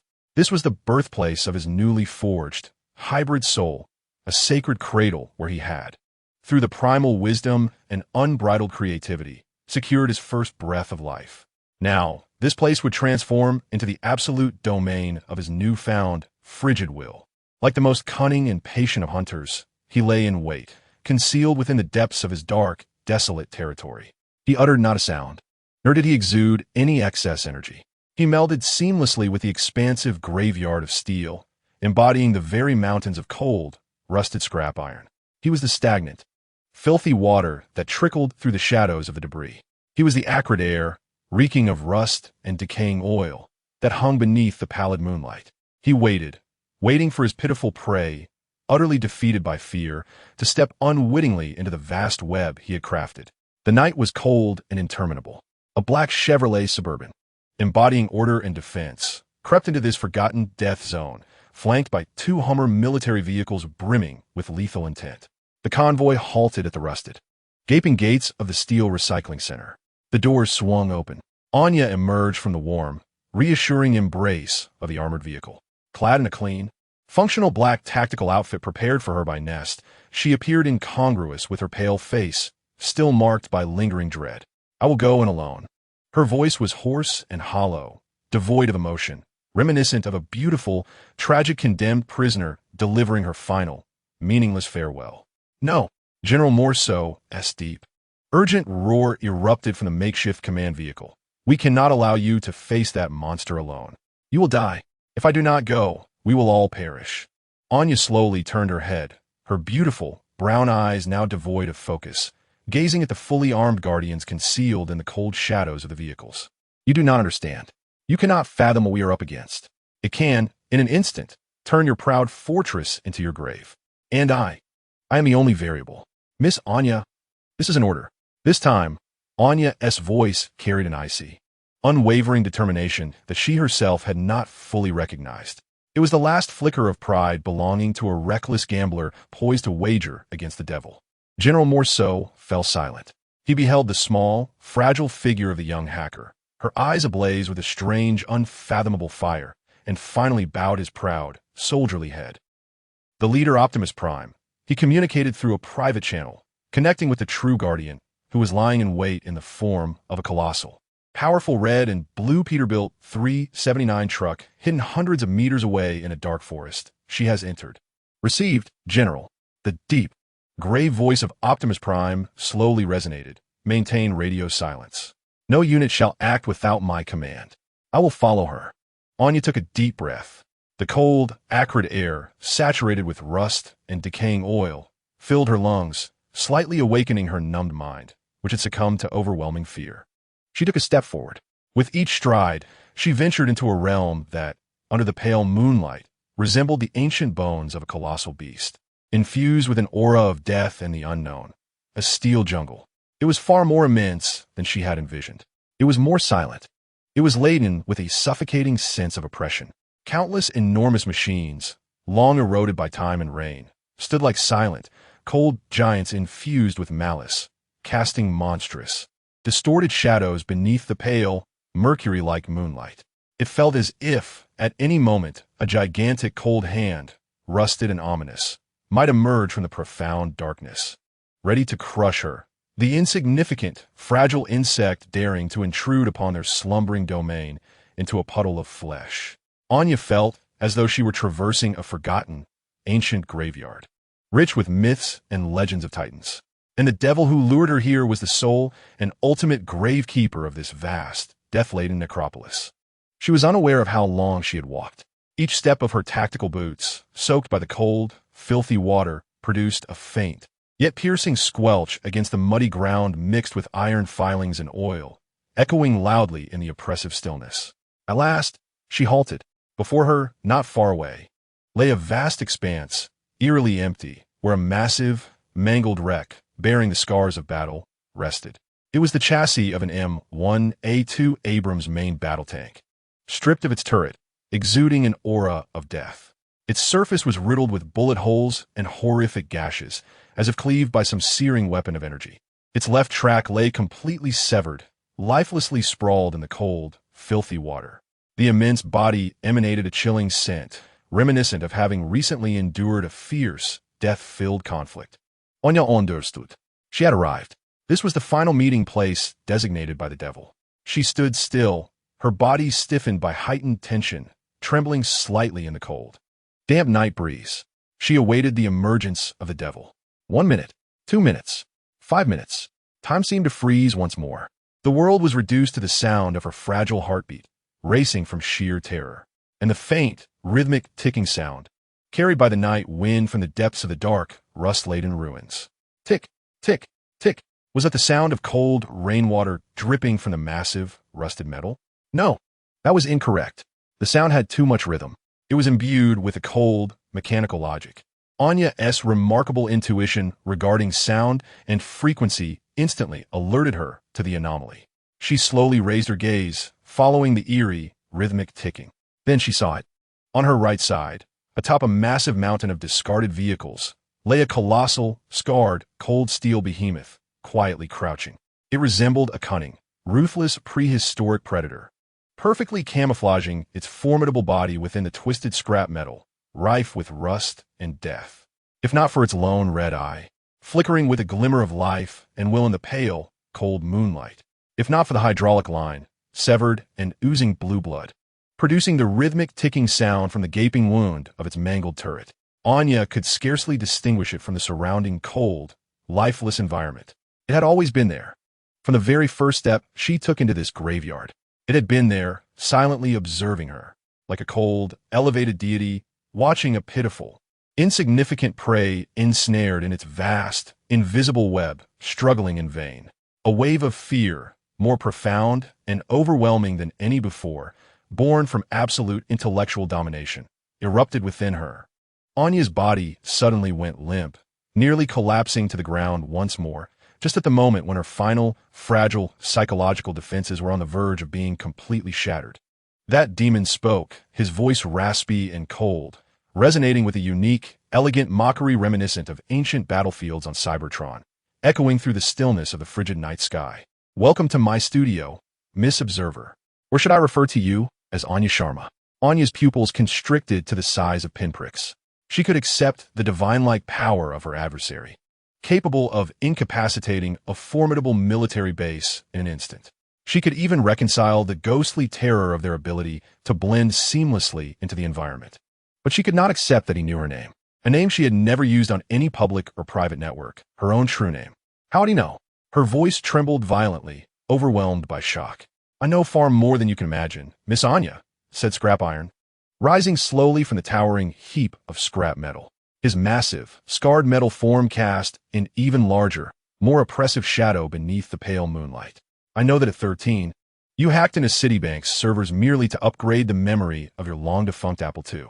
I also know that at 16, you used a tiny logic bomb to incapacitate the entire traffic signal system of New Delhi for 3 hours, simply because you found the flickering frequency of the traffic lights lacked a certain mathematical aesthetic. I even know that you are currently engaged in some secret, just collaboration with a great Autobot leader named Optimus Prime. And the so-called absolutely secure encrypted communication channel you are using is based on an encryption algorithm you borrowed from the source code of a long-abandoned Soviet military communication satellite. With each revelation, Anya's complexion grew paler. When Scrapiron finished his final statement, all that remained in her beautiful brown eyes was an abyss of pure, unending despair. All her pride, all her secrets, all her self-assured trump cards were mercilessly stripped bare before this terrifying, omniscient demon. She had truly become a pitiful, naked prisoner, stripped of all defenses. What do you want? She managed to utter, expending the last vestiges of her strength to voice this desperate plea. I desire nothing in particular. Scrapiron's cold, raspy voice resonated slowly. I merely wish to make a deal with you. Your eyes for your life. My eyes? Anya was taken aback. Indeed. Scrapiron slowly raised his massive metallic hand, pointing to his solitary, flickering red eye. I require a pair of eyes that can help me see clearly in this new, chaotic digital world. And you, Miss Anya, are the brightest and most interesting pair I have encountered. Become my eyes. Work for me. Steal all the information I require. In return, I can guarantee your safety. This includes not only my own protection, but also safety from those far more dangerous and unpredictable entities. Anya fell into silence. Her brilliant, powerful mind, having experienced a brief shutdown due to fear, began to race once more. From his cold, transactional words, she discerned a faint yet crucial truth. He needed her. That godlike, formidable power of his had a blind spot in a realm of which she was unaware. What if I refuse? She summoned her last and greatest courage to ask tentatively. Scrapiron did not respond. He simply turned his massive, ominous head toward the dark, mysterious entrance of the steel recycling center. His red eye flickered under the pale moonlight, exuding a chilling, almost pitying gaze, reminiscent of witnessing a predetermined, tragic fate. He is coming. At that very moment, a thunderous roar, powerful and familiar, emanated from the dark, silent entrance. Next, a colossal figure, resplendent in red and blue, embodying justice and rage, transformed from the shape of a heavy truck into an imposing stance. It was Optimus Prime. He could not bear to let his vulnerable human ally face this cunning, malevolent war criminal alone. The depths of his oceanic blue electronic eyes briefly reflected a flicker of relief upon seeing the seemingly unharmed, yet pale as paper, human hacker. Then, his gaze locked onto the towering, scarred monster standing atop the immense mound of scrap. Shattered iron, his voice, imbued with an undeniable and absolute authority, resonated throughout the desolate graveyard. Release the girl. Your adversary is me. My adversary? Shattered iron emitted a sound of disdain, a silent scoff. He did not even cast a glance at the imposing, godlike figure of the red and blue false deity. His crimson single eye remained fixated on the minuscule, fragile human, who was utterly stunned by the sudden appearance of Optimus Prime. His voice, icy and ruthless, seemed to deliver the final judgment on her meager flicker of hope that had just ignited a pitiful fantasy. Do you see now, Miss Anya? This is the powerful guardian you relied upon, filled with justice. He is indeed strong, noble, and embodies the spirit of a hero. Yet, he remains oblivious to the fact that he is about to step into a trap so rudimentary and laughable. A trap? Anya was taken aback. Optimus Prime, too, was equally stunned. His formidable processor, driven by war and logic, instantly recognized the ominous undertone concealed within the opponent's mocking words. He instinctively desired to retreat, but was already too late. Activate the mousetrap. Shattered iron-s cold, emotionless command, laden with the weight of judgment, resonated softly. In the next heartbeat, boom! A colossal, violent, and orderly electromagnetic roar erupted from above Optimus Prime's head. The massive U-shaped electromagnet, suspended dozens of meters in the air and secretly repaired and modified by shattered iron with his shallow knowledge from Lin Mo, unleashed its terrifying full power, capable of lifting a heavy tank off the ground. An invisible yet irresistible gravitational force descended from above.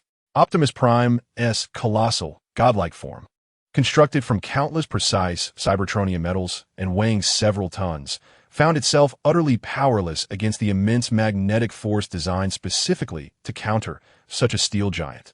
He resembled a pitiful tin toy clutched by an invisible, gigantic hand, his feet abruptly lifted from the ground, forcefully drawn towards the cold, death-infused giant electromagnet. Clang! A sound more resonant than any previous collision, filled with despair and humiliation, echoed throughout the night sky.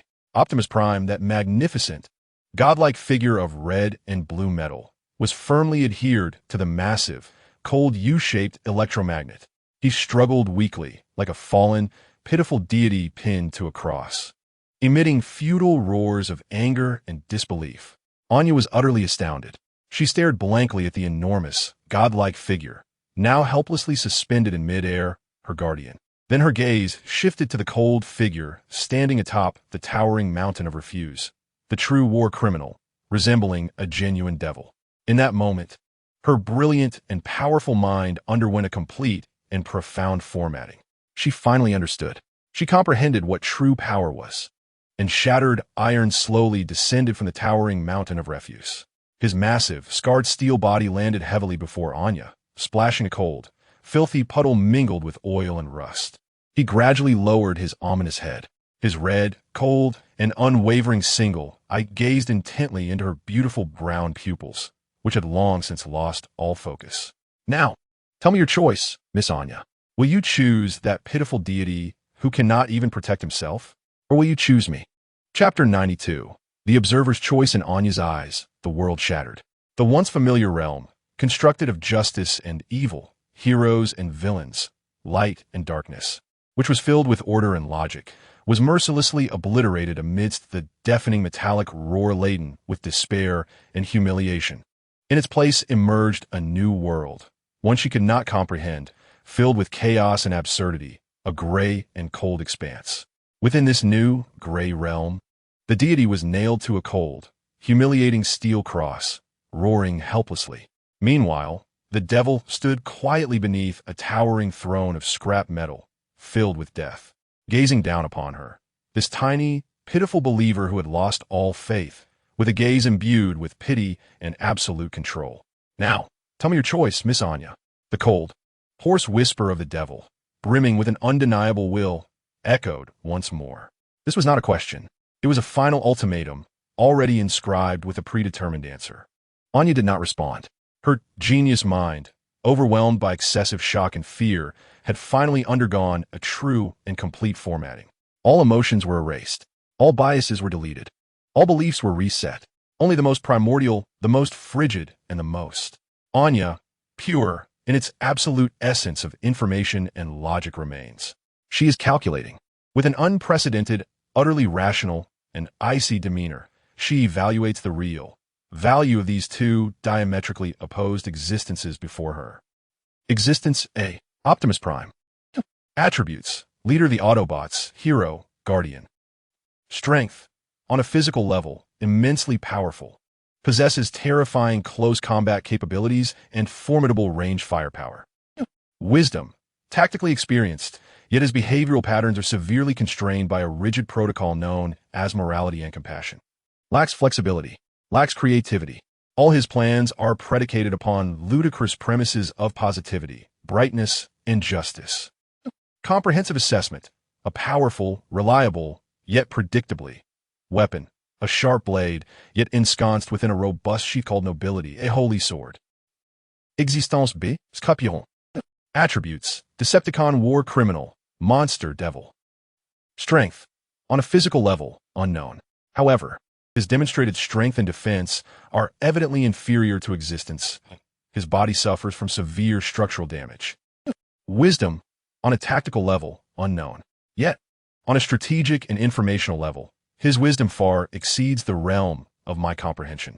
Using the most rudimentary tools, in the most primitive environment, with minimal resources, he laid a simple yet lethal trap, effortlessly defeating an enemy that far surpassed him in every aspect.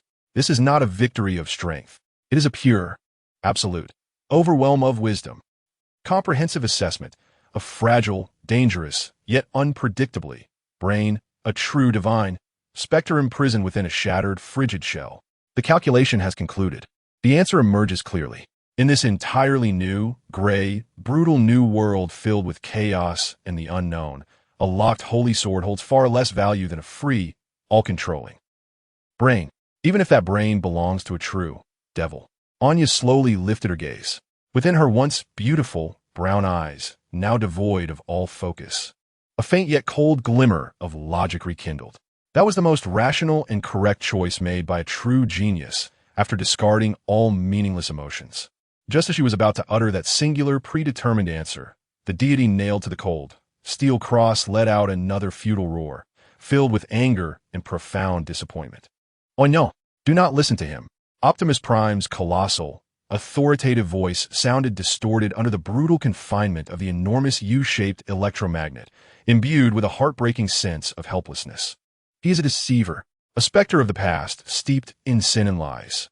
He will only exploit you. Then, once you have lost all value, he will unhesitatingly discard you, annihilate you. A deceiver? Scrapiron emitted a soundless, scornful chuckle. He did not even glance back at the still pitifully struggling deity. His cold, red eye remained fixed on Anya, observing her fragile soul in the final throes of inner conflict.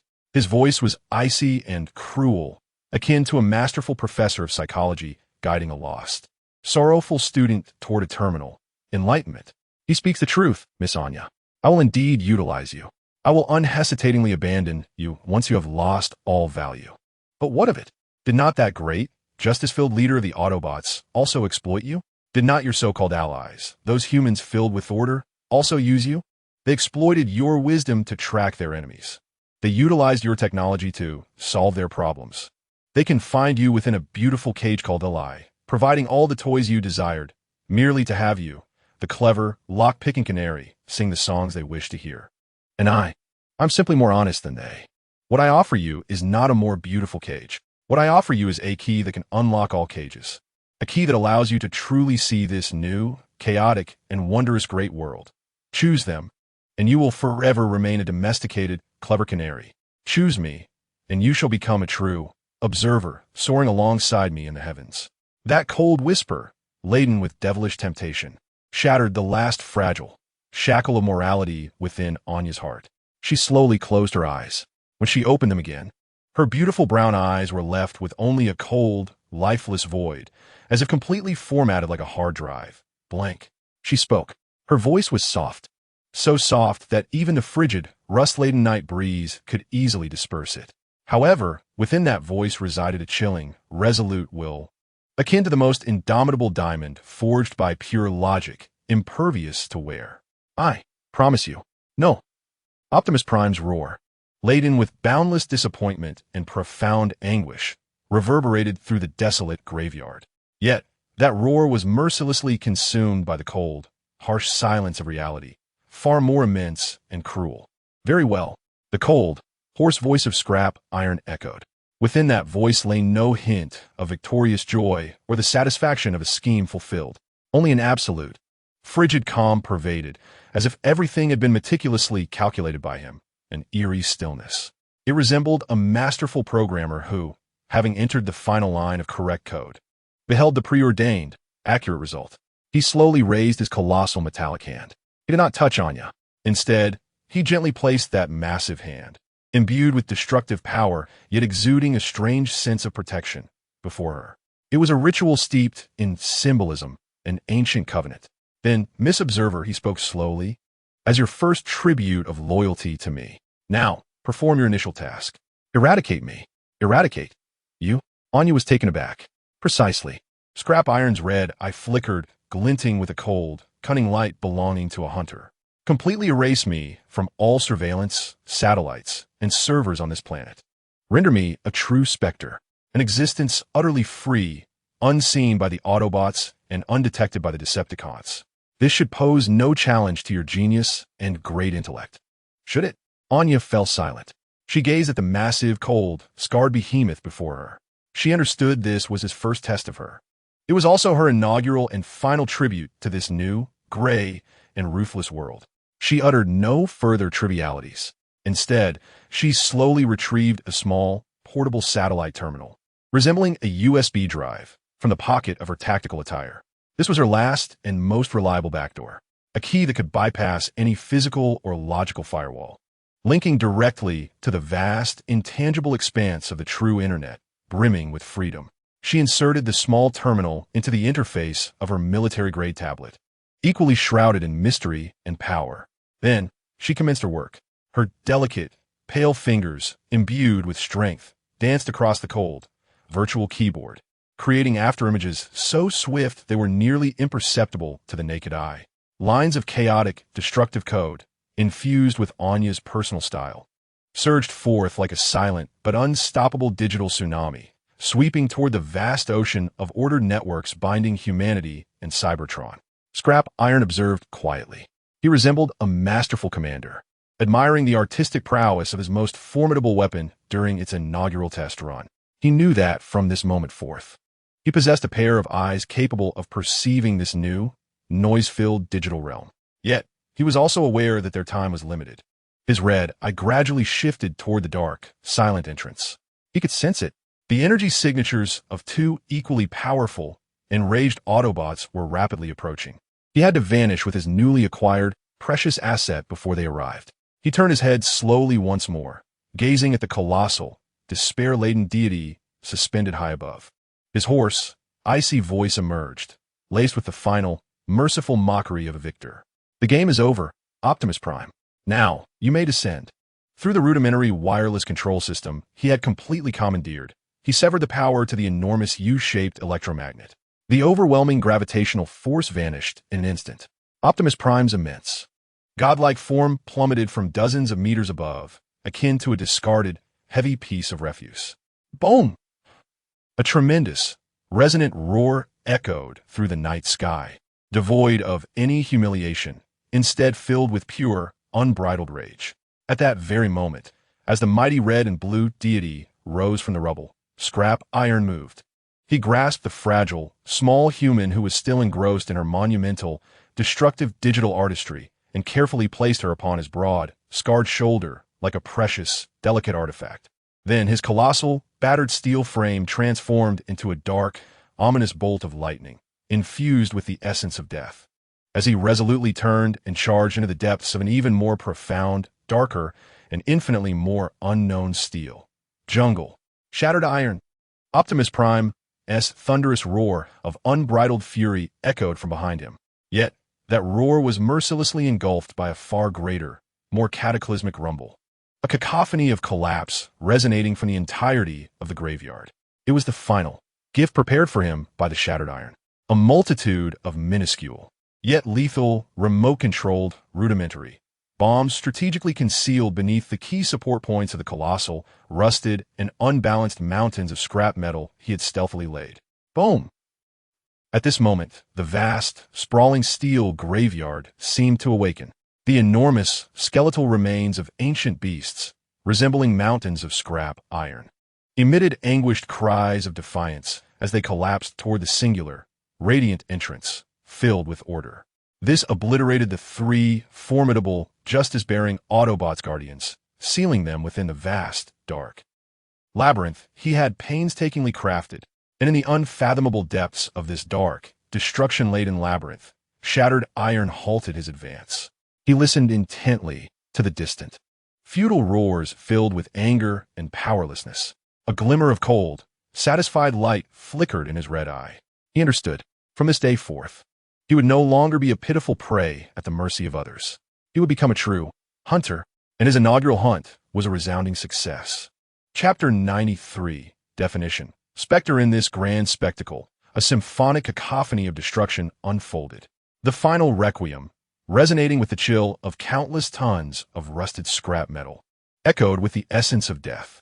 Anya was gingerly placed upon an ominous, massive shoulder by gigantic, cold, yet unexpectedly steady metallic hand, marked with scars. She resembled a fragile princess, abducted by a raging giant, desperately clutching the now searing, malfunctioning tablet as she traversed the endless, dark, steel labyrinth, reverberating with the sounds of collapse and thunder. She felt the immense, metallic cries of defiance emanating from all directions. She inhaled the acrid, scorching air, a noxious blend of intense metallic friction and the stench of rust and decaying oil, which invaded her nostrils, nearly suffocating her. She beheld the colossal, skeletal mountains of scrap iron collapsing behind her, sealing the solitary, radiant exit and the futile roars of anger and helplessness within the vast, dark tomb created by this terrifying demon. She did not scream. She did not struggle. She merely watched, witnessing a grand destruction orchestrated by pure intellect and absolute violence. A spectacle of undeniable artistry. In that moment, her once cold, genius brain, thoroughly formatted, experienced an unexpected, newly emerging emotion. It was neither fear nor adoration. Rather, it was an almost pathological obsession with this extreme, chaotic, and destructive manifestation of absolute power. She realized she had made the right choice. Shattered iron navigated through the dark, labyrinthine steel jungle. He no longer relied on his makeshift, overburdened electric heart. Instead, he drew upon the chilling memories of millions of years of brutal warfare and his absolute control over this battered body, moving swiftly and silently, half gliding, half walking through the twisted, colossal metallic ruins. He was akin to the most skilled surgeon, deftly avoiding the collapsing, lethal arteries. He was also like the most cunning grave robber, seeking the hidden passage leading to the deepest, most concealed depths of this vast, death-laden graveyard. Finally, he came to a halt. Before him loomed a massive, gaping, round opening, exuding a nauseating odor of dampness and decay. This was Philadelphia, an ancient, long-abandoned, vast underground stormwater drainage system's main entrance. It was the city's dark, chaotic sewer, a stark contrast to the bustling, orderly human metropolis above. Here he chose his first temporary nest for himself and his newfound precious asset. Without a hint of hesitation, he gently set Anya, still caught in a stupor of obsession, down from his shoulder. Then he slowly slid his massive, scarred steel body into the cold, dark abyss filled with the unknown. "Come down." The cold, hoarse, emotionless two-word command echoed menacingly from the depths of the inky abyss. Anya snapped back to reality. She gazed at the vast, gaping maw that seemed to lead into the very bowels of hell, its presence accompanied by a nauseating stench reeking of decay and death. Within her striking brown eyes, which had just ignited with a flicker of strange, frenzied flame, a primal instinctive repulsion surfaced, an inherent aversion of humanity. Yet, she did not refuse. Silently, she retrieved a compact, futuristic tactical flashlight from the functional pockets of her combat attire. Taking a deep breath, she began her descent down the cold, slick, moss-covered edge of the enormous concrete precipice. This place was darker, more humid, and suffocatingly oppressive than she had ever imagined. The icy, filthy water, mixed with rain and an array of unidentified viscous waste, rose to her knees, exuding a pungent odor potent enough to induce unconsciousness. The massive, circular concrete walls were adorned with grotesque, decaying roots of unknown flora and patches of eerie, Green luminescent mold glimmered under the flashlight's pale beam. Anya felt as if she were traversing the insides of a colossal, mythical serpent long dead for centuries. Its innards saturated with putrid, viscous gastric juices. She could even hear faint, malicious whispers emanating from the deeper recesses of this vast, dark abyss. A wave of intense, visceral nausea surged up her throat, threatening to expel the last remnants of acidic bile from her already empty stomach. At that moment, just as her fragile human sensibilities were on the brink of collapse, a massive, cold, scarred metallic hand extended slowly before her. This enormous, powerful yet oddly protective hand hovered over the fetid, icy flood like a sturdy ark offering refuge from the filth and corruption of the world. "Come up." The cold, hoarse, emotionless voice, imbued with an oddly subtle hint of awkward tenderness, resonated once more. Anya was momentarily stunned. She gazed at this immense, icy vessel, which appeared capable of shielding her from all the world's dirt and filth. Her genius mind, now completely formatted, fell into a transient state of blankness. She uttered no further words.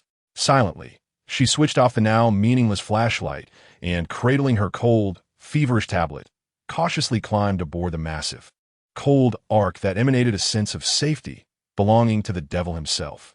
The metallic giant, known as Chue Tai, gradually retracted his colossal hand, placing the fragile yet invaluable asset gently upon his broad, scarred shoulder. He then turned, continuing his slow march deeper into the vast, shadowy, and unknown labyrinth beneath the earth. They traversed the immense, dark maze, thick with decay and death, for what felt like an eternity, long enough for Anya to lose all sense of time, and to become accustomed to the stench of rot that clung to the air. Eventually, Chue Tai halted before an enormous, relatively dry, circular hub formed by the convergence of massive underground pipes. This was a pivotal node in Philadelphia's subterranean drainage system, a temporary base that could connect to any corner of the city. He gently lowered Anya from his shoulder, leaning against the cold, slick, mold-ridden concrete wall, shutting down his beleaguered temporary electric heart. The furious red light that had burned fiercely within his shattered eye throughout the maddening night gradually dimmed, leaving only a feeble spark, flickering like a candle in the wind, poised to extinguish at any moment. Energy reserves, below 1%. Warning, system has entered deep sleep mode. Observer, my safety is now in your hands. The cold, hoarse voice, laden with profound weariness, whispered its final words in Anya's mind before plunging into an abyss of silence. Anya stared blankly at the massive, cold, seemingly lifeless iron behemoth before her. She understood that this was the second test imposed upon her, an exercise steeped in absolute trust and perilous risk, a lethal gamble. He had unreservedly entrusted his fragile, unguarded existence, vulnerable to destruction by the slightest misfortune, into her hands. She now merely needed to step forward and transmit the meticulously edited, precise physical coordinates representing the beast within the tablet, filled with power, to that formidable guardian who was fervently excavating the remnants of the colossal, collapsed graveyard. Thus, this infernal nightmare, rife with madness and fear, could finally come to a conclusion.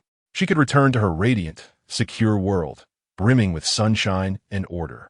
She could continue to be the clever, lock-picking canary, cherished and protected by all. However, Anya slowly lowered her head. She gazed at the cold, burning tablet cradled in her arms, which still emanated an eerie, ominous glow. Memories flooded her mind of that futile roar, filled with helplessness and despair.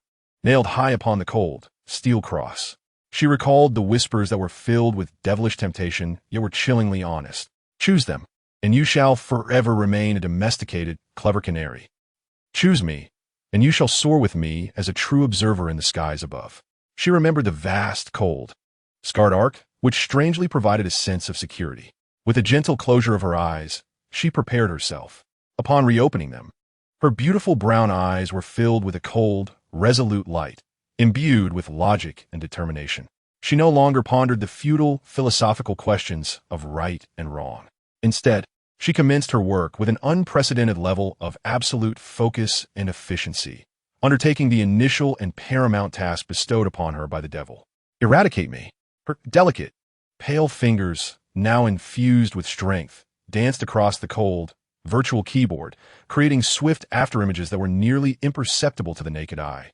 Lines of chaotic, destructive, and distinctly Anya-styled madness materialized like a silent but unstoppable digital tsunami, surging from this small, dark, decaying underground nest into the vast ocean of human and Cybertronian networks. Filled with order, currently infiltrating the database of the National Reconnaissance Office, NRO, Keyhole Series reconnaissance satellites. Currently deleting all high-resolution, real-time image data concerning the Southern Industrial District of Philadelphia. Currently implanting false, peaceful, looping phantom data. Deletion, complete. Implantation, complete. Currently infiltrating the core servers of the National Security Agency, NSA, PRISM surveillance program. Currently deleting all tracking records of a unique, non-human, high-intensity electromagnetic signal. Currently modifying its underlying signal identification algorithm, marking it as harmless background noise from the urban power grid. Deletion, complete. Modification, complete. Currently infiltrating the hidden deep space communication relay satellite links of the Decepticons. Currently sending a fabricated, self-destructing data packet filled with logical errors, whose sole instruction is to completely remove all tracking beacons of the failed specimen number D734 from the Decepticons global network list. Sending, complete. Confirmation, target has been removed from the list. She moved like the most skilled and audacious ghost, silently weaving through the vast, intangible digital ocean, filled with guards and traps. She meticulously erased every trace of the remnants from this ordered digital world. She transformed a tangible, powerful steel beast into a true, unseen, and undetected, absolutely free phantom. And just as her grand, destructive digital artistry was nearing completion, a thunderous metallic roar, filled with anger and power, erupted from the ruins of the enormous, collapsed graveyard. Optimus Prime's colossal, divine form, resplendent in red and blue, finally broke free from the oppressive weight of tons of cold. Rusty Scrap, his deep blue electronic eyes, akin to the ocean, flashed with profound pain and overwhelming rage upon witnessing the vast, mockingly deserted battlefield. Ambulance. His commanding roar echoed with undeniable authority throughout the ruins. Track their location. Immediately. Right now. I have tried, Optimus. But it's too late. The shocked and incredulous, hoarse roar of the ambulance resounded through the communication channel. Their signals have vanished. No, they did not vanish. They were erased. From every surveillance system, every satellite, every server on this planet, they were completely erased. The spark source is above. Who did this? This is akin to defying the very laws of physics of the digital world. Meanwhile, in the dark, cold, and decaying underground nest, Anya slowly released her fingers, which had grown somewhat rigid from intense focus. She gazed intently at the screen of her frigid, yet fervently warm tablet, where the final line emerged, cold and succinct, filled with the essence of victory report. Target, Scrapiron. Status, erased from all known networks. Current definition, Spectre. Slowly, she lifted her gaze towards the massive, frigid steel behemoth before her, which seemed utterly lifeless. Her voice, soft and delicate, resonated with an unprecedented, icy pride belonging to a conspirator. Welcome back, Mr. Spectre. Chapter 94. The new Spectre, it was a grand coronation, brimming with the essence of rebirth. Deep within the dark, cold, and decaying underground nest, a brand new Spectre fused with a cold machine, accompanied by the chaotic and destructive symphony of the digital realm, marking their first and most significant fusion. Welcome back, Mr. Spectre. Anya's final whisper, cold and filled with pride, echoed like a devoted priest offering a prayer to her new singular deity, infused with faith. Then, succumbing to hours of absolute focus and the immense toll on her mental faculties that surpassed human limits, she fell into a brief, yet profoundly sweet darkness. Her petite, fragile form slumped down, resting beneath the cold, slippery, yet strangely reassuring, massive steel throne. The tablet, still radiating an eerie, ominous glow, slipped from her grasp and fell into the knee-deep, cold, filthy water, producing a faint, final splash. The colossal, frigid steel behemoth, which he had just defined as a specter, slowly opened its cold, red single eye. Gone were the previous flashes of rage and madness. No longer did it resemble a flickering ember. easily extinguished like a candle in the wind. Instead, it now embodied a new, restrained, cold presence, filled with absolute reason and endless calculation, akin to a distant red giant quietly burning in the vast, dark cosmos. Lin Mo, or Scrapiron, awakened. He did not immediately activate his immense, battered steel form. Instead, he simply absorbed the sensations around him. He felt the weight of his newly acquired, invaluable asset, a grand masterpiece brimming with destruction. He sensed the countless, unseen, cold eyes from above, filled with an air of scrutiny, slowly averting their gaze from him. He could feel the intricate digital web of order spread across every corner of the planet, no longer able to capture his unique, threatening signal. He sensed the distant, cold, dark universe's deepest recesses where a frigid, logical, purple single eye finally expunged him, the failed, pitiable experiment, from its vast, chilling list. He was free, in a manner he had never envisaged. Absolute, complete freedom. He transformed into a true specter, an entity wandering through this new realm, rife with war and opportunity, unseen by any existence. And all of this was owed to the small, fragile human lying in the cold, filthy water at his feet, sleeping like a child who had just executed her most delightful prank, exhausted yet utterly satisfied. He lowered his massive, ominous head. His cold, red single eye gazed upon her serene, pale, sleeping visage, marked by exhaustion. He observed her long, beautiful brown lashes, now dampened by the dirty water. He noted the slight upward curl of her lips, as if she were dreaming a sweet, victorious dream. In that moment, Lin Mo's new soul, seamlessly fused with Scrapiron's cold memories, experienced a complex emotion that even he struggled to comprehend. It was neither gratitude nor pity. Rather, it was akin to the pure, possessive joy of a masterful artisan who had finally acquired a coveted, perfect, invaluable tool. Indeed, a tool within his new, cold, and absolutely rational worldview. This brilliant and mad human, Anya Sharma, was neither his ally nor his partner. She was his tool, the first and most vital instrument he discovered amidst the cold, unfamiliar ruins filled with despair, enabling him to realize his grand vision of survival and evolution. A universal key to unlock this new, unknown digital realm. A pair of keen eyes to unveil all the secrets and treasures of his planet. A perfect plug-in to equip his savage, warfare-honed muscles with a brain crafted for modern technology.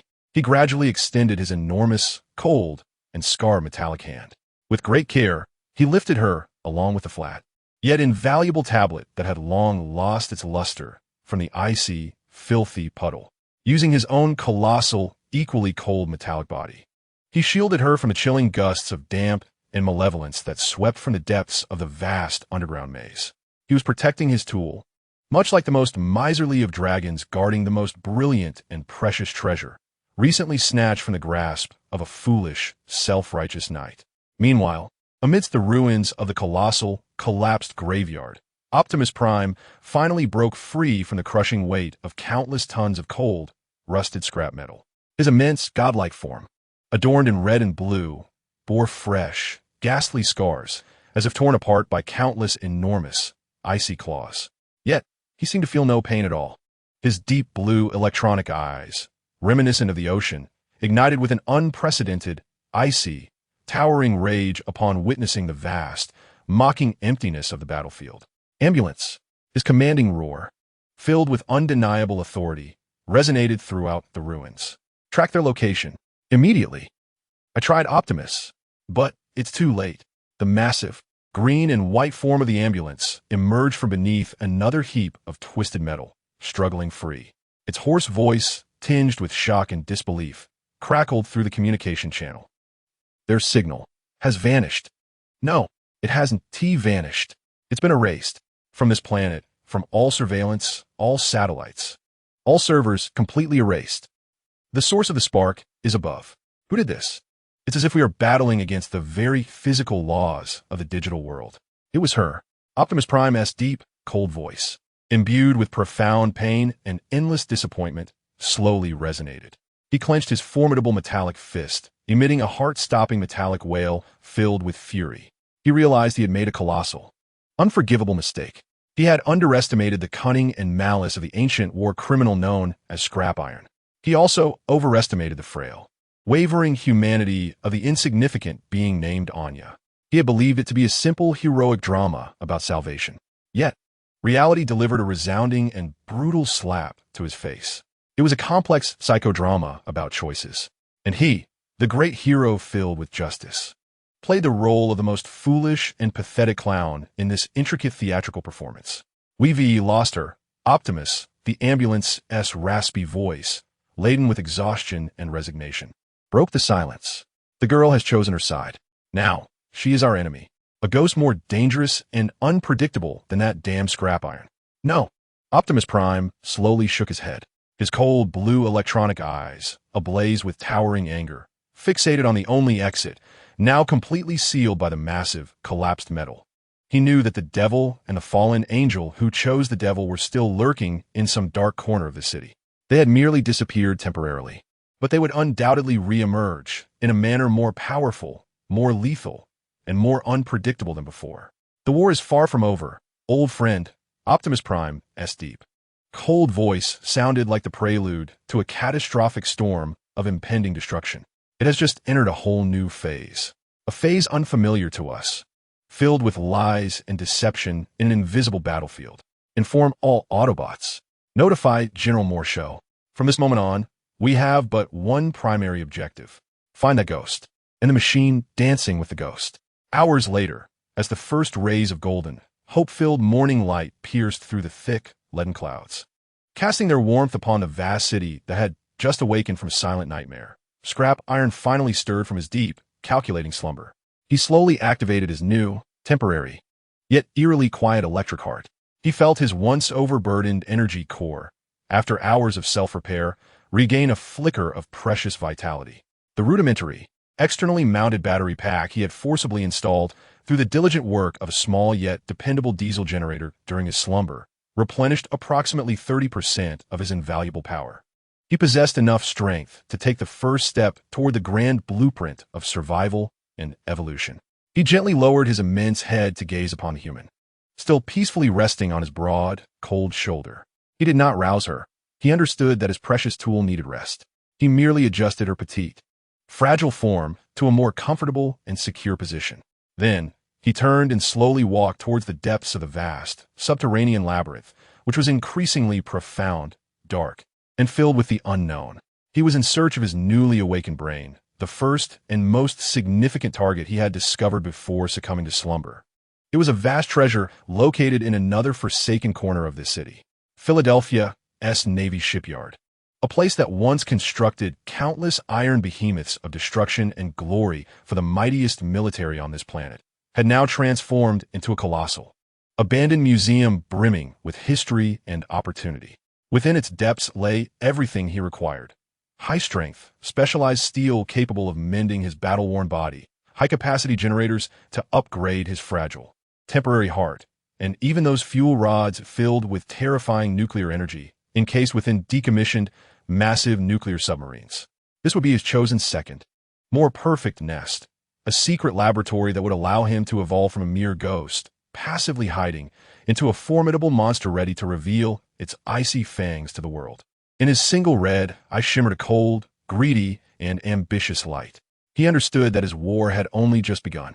He eagerly anticipated the moment when the chilling memories of millions of years of brutal warfare would intertwine with the genius of his newfound brain to create his first masterpiece. A work imbued with both destruction and art.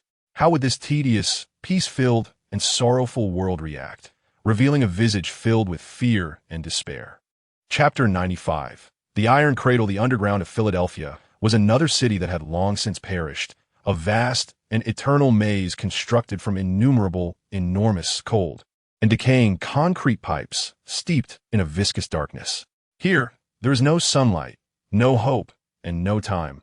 Only the cold, fetid water seeping from the cracks of the pipes, echoing a perpetual, death-laden ticking in the deathly silence.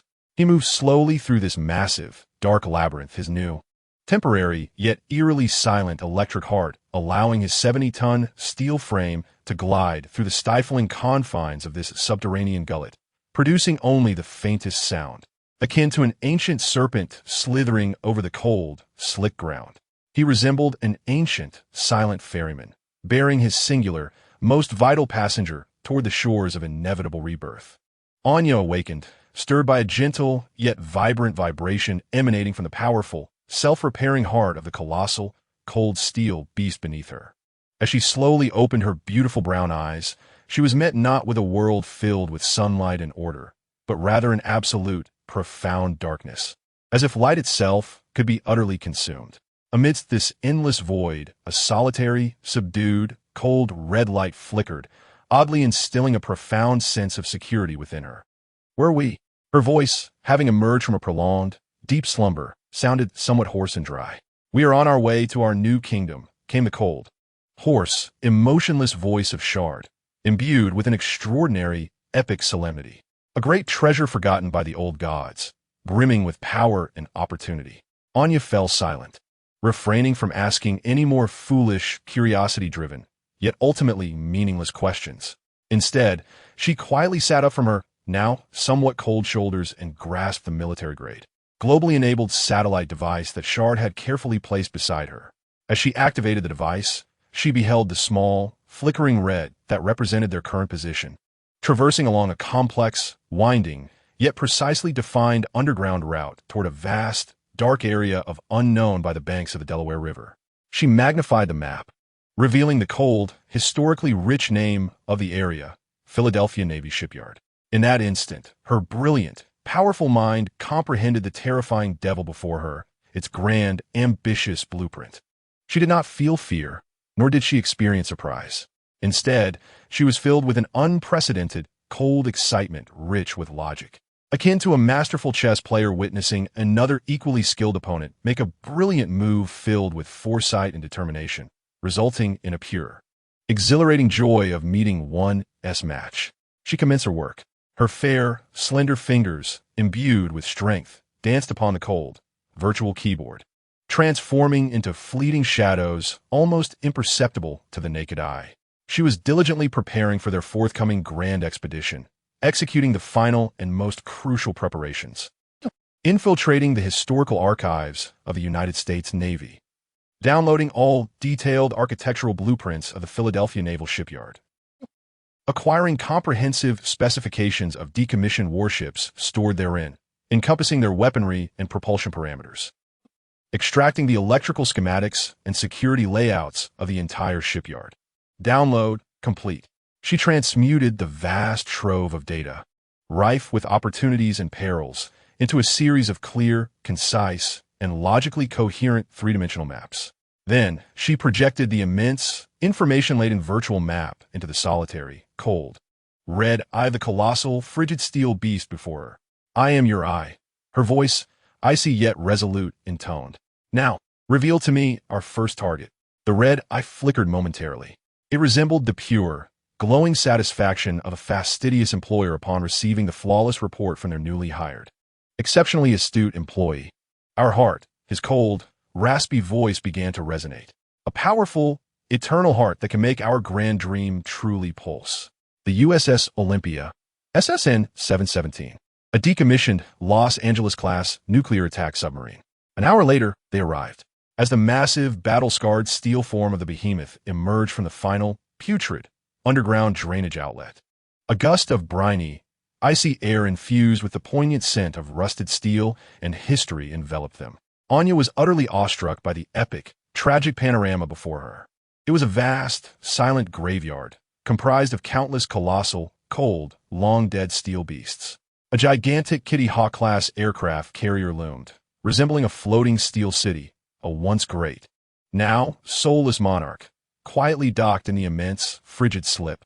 Beside it lay several similarly grand vessels, Spruance-class destroyers and Oliver Hazard Perry-class frigates, their once glorious, streamlined gray hulls now marred by the ravages of time and sea breezes, adorned with large, brown rust patches akin to age spots.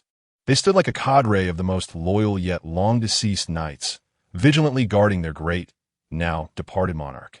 Under the pale, frigid moonlight, a heartbreaking, epic beauty filled the air, steeped in tragedy and fate. Oh, my Anya gasped in silent reverence and fascination.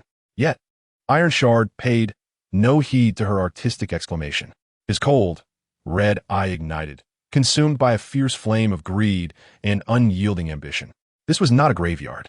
This was a treasure trove, a vast repository of high-strength, specialized steel capable of mending his battle-worn body. A formidable treasure trove of powerful generator units to upgrade his fragile makeshift heart. A substantial repository filled with the precise military components and tools he desperately needed. He knew he had arrived at the right place. Here would be the grand cornerstone of his new kingdom. Here would be the magnificent cradle of his newfound dream. He wasted not a single second more. He took his powerful yet somewhat unsteady steps toward the first and most crucial target, marked with a clear red crosshair by Anya. It was a large, dry, empty dock.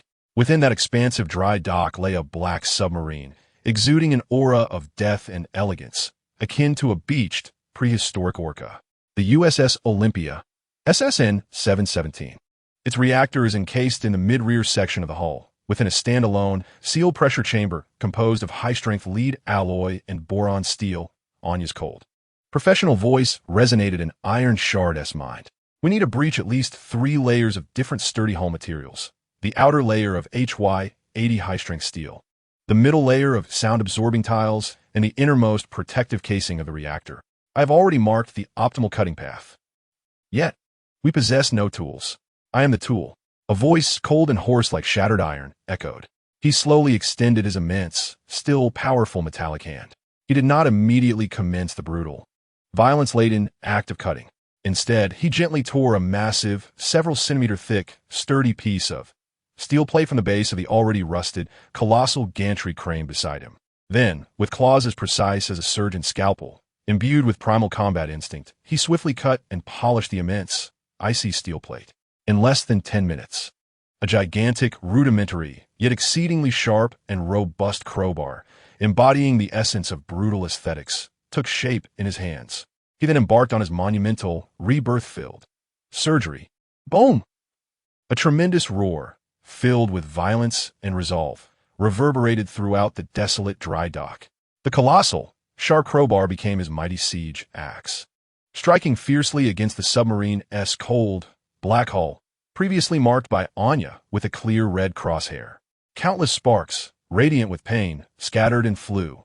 That resilient hull, capable of withstanding the immense pressure of the deep sea, bore a monstrous, menacing dint of destruction. Once, twice, 10 times, 100 times.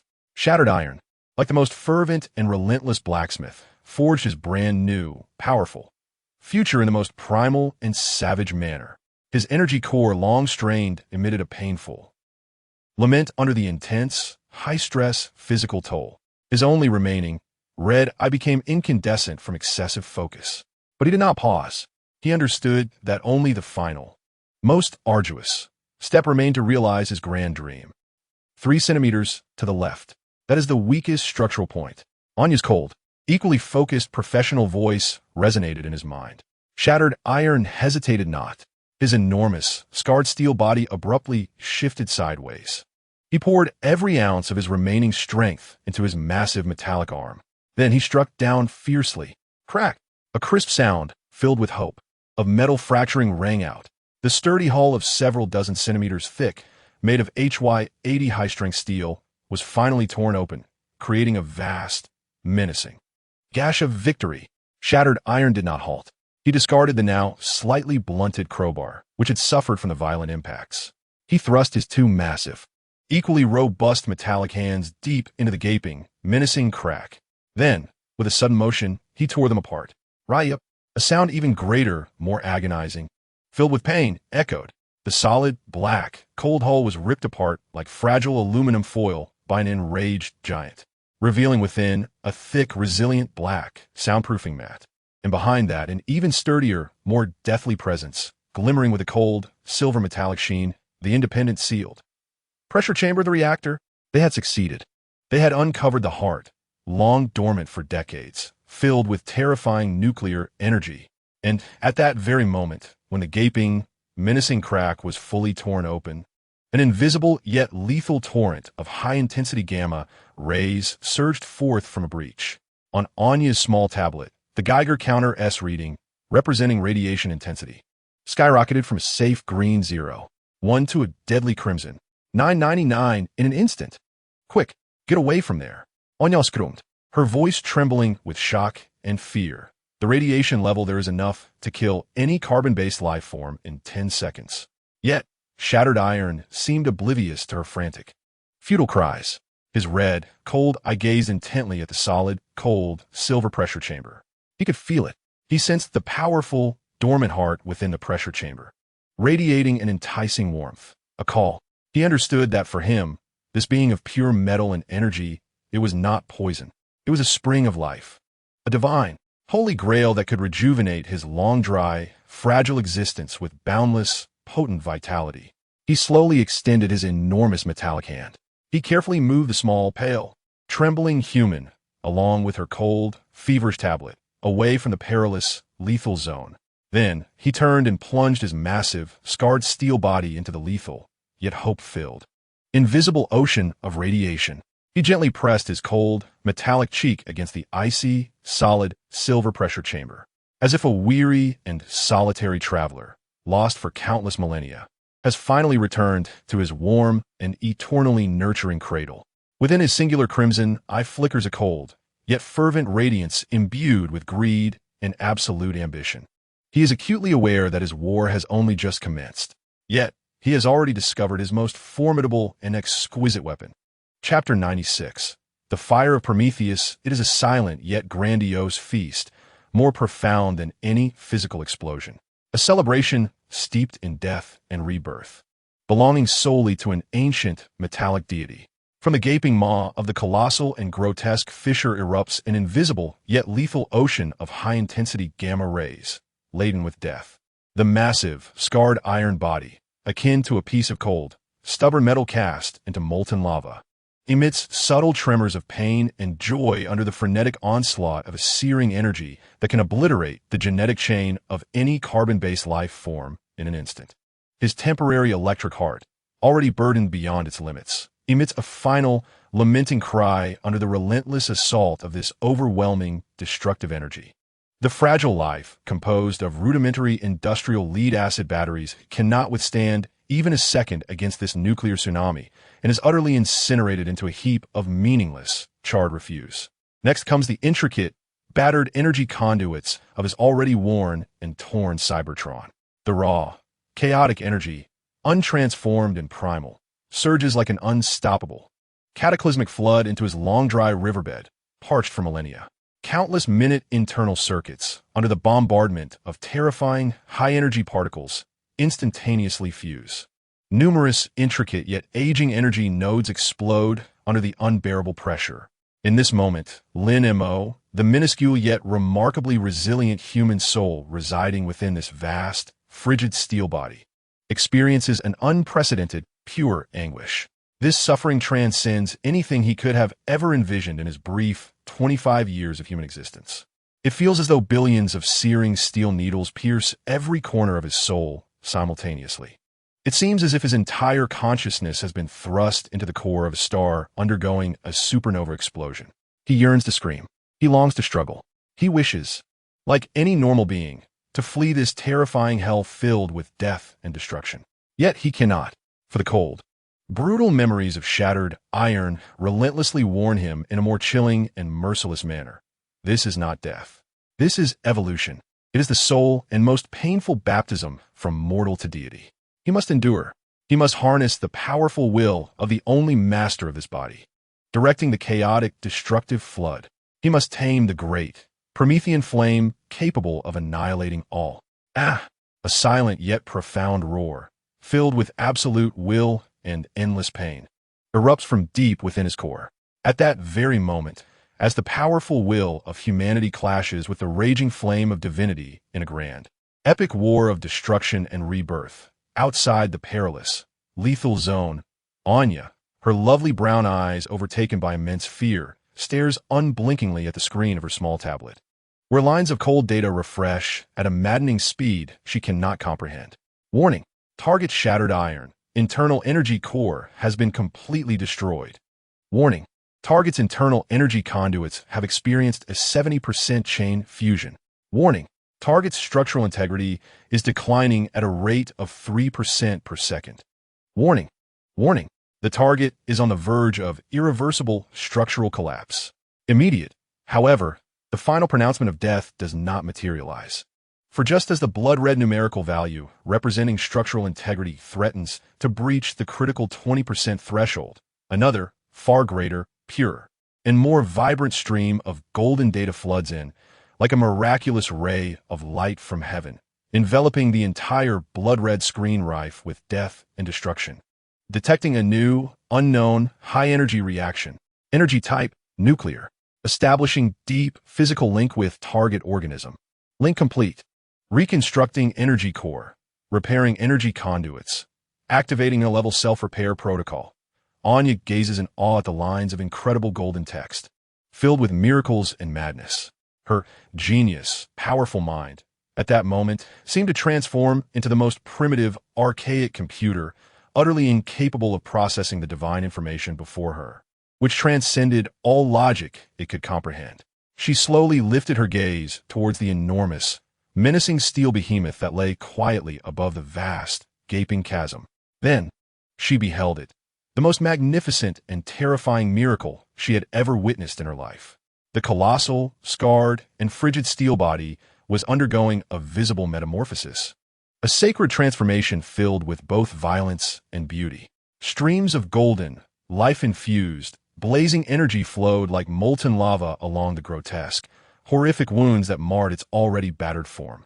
The immense, jagged gash that the blazing energy axe had cleaved was healing at an astonishing pace. The countless, hideous bullet holes inflicted by high-explosive armor-piercing rounds were gradually being filled by the golden, searing lava. The extensive patches of brown rust that covered its entire frame crackled and hissed under the intense heat, evaporating and peeling away, revealing the cold, glimmering, deadly sheen of metal beneath, a true skin of fragmented iron, concealed beneath layers of time and disgrace. No longer was it a heap of discarded, death-ridden scrap metal. It was being remade. It was being forged. It was undergoing a baptism in the nuclear flames of death, transforming into a brand new, powerful war machine filled with destruction and rebirth. My God, Anya whispered in silent awe, filled with reverence and obsession. She finally comprehended the magnitude of the terrifying, grand existence she had chosen. At that very moment, her fragile soul trembled violently in response to the divine miracle before her. The fragmented iron stirred. He slowly raised his cold, metallic cheek, now being reshaped by the golden flames from the vast, gaping gash. With his restored, powerful metallic hands, he forcefully plunged them into the reinforced, sealed pressure chamber of the independent reactor, now brimming with a chilling, silvery sheen. This time, he was not there to rend it apart. He was there to embrace it, to engage in a deeper, more profound fusion. A resounding, agonizing cry erupted, more intense than any metallic wail prior, filled with pain, yet curiously laced with a hint of joy, echoing like an epic roar. The formidable, independently sealed pressure chamber, composed of high-strength lead alloy and boron steel, was violently torn from the cold, slumbering body of the enormous, black submarine that had lain dormant for decades. Then, under Anya's astonished gaze, he executed a radical act that shattered the very foundations of the physical laws she had known for 20 years.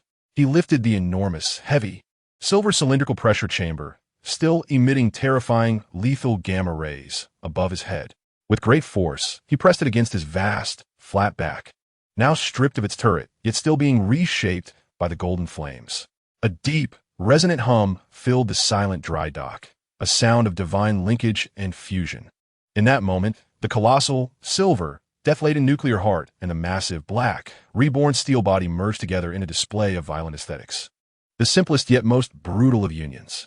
Countless golden, life-infused, nanoscopic mechanical tentacles erupted from the massive black steel body, wrapping around the cold, silver heart like living, greedy vines, establishing a complete connection with his own ravaged, internal energy conduits.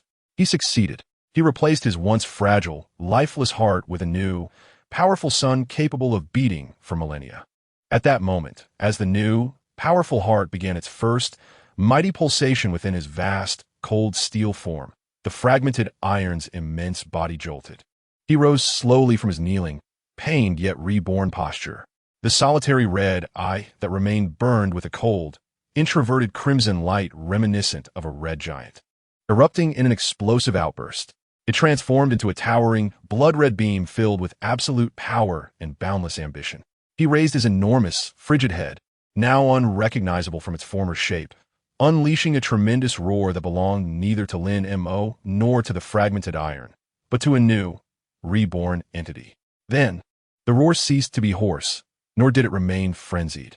It became a deep, metallic resonance, reminiscent of an ancient dragon emanating from the abyss of hell, a profound growl. Within that roar lay an immense, pure, and physical power. The intangible sound waves, brimming with force, even caused the rust-laden, colossal gantry crane nearby to emit a series of strained, agonizing buzzes. He slowly lowered his head, his newly forged, icy eye, ablaze with a blood-red, nuclear flame, settled quietly upon that small, fragile human who had long been utterly awed by his divine posture. His voice arose. It was no longer hoarse, nor was it cold. It transformed into a deep, magnetic baritone, resonating with an absolute power and unwavering confidence, capable of vibrating the very air itself. I feel magnificent. He gradually extended his enormous, glistening hand, reminiscent of obsidian, filled with strength, pointing towards the colossal, cold aircraft carrier that lay anchored in the distant frigid dock, an immense, moving city of steel, floating upon the surface of the water. It was a vessel long bereft of any soul, yet brimming with treasures, a magnificent yet desolate scrap metal. Now, he spoke slowly, his deep, powerful voice imbued with a hint of icy, artistic fervor. Anticipating his forthcoming grand work, let us discuss the matter of the body. Chapter 97, The Symphony of the God of Scrap Metal. Now, let us delve into the matter of the body.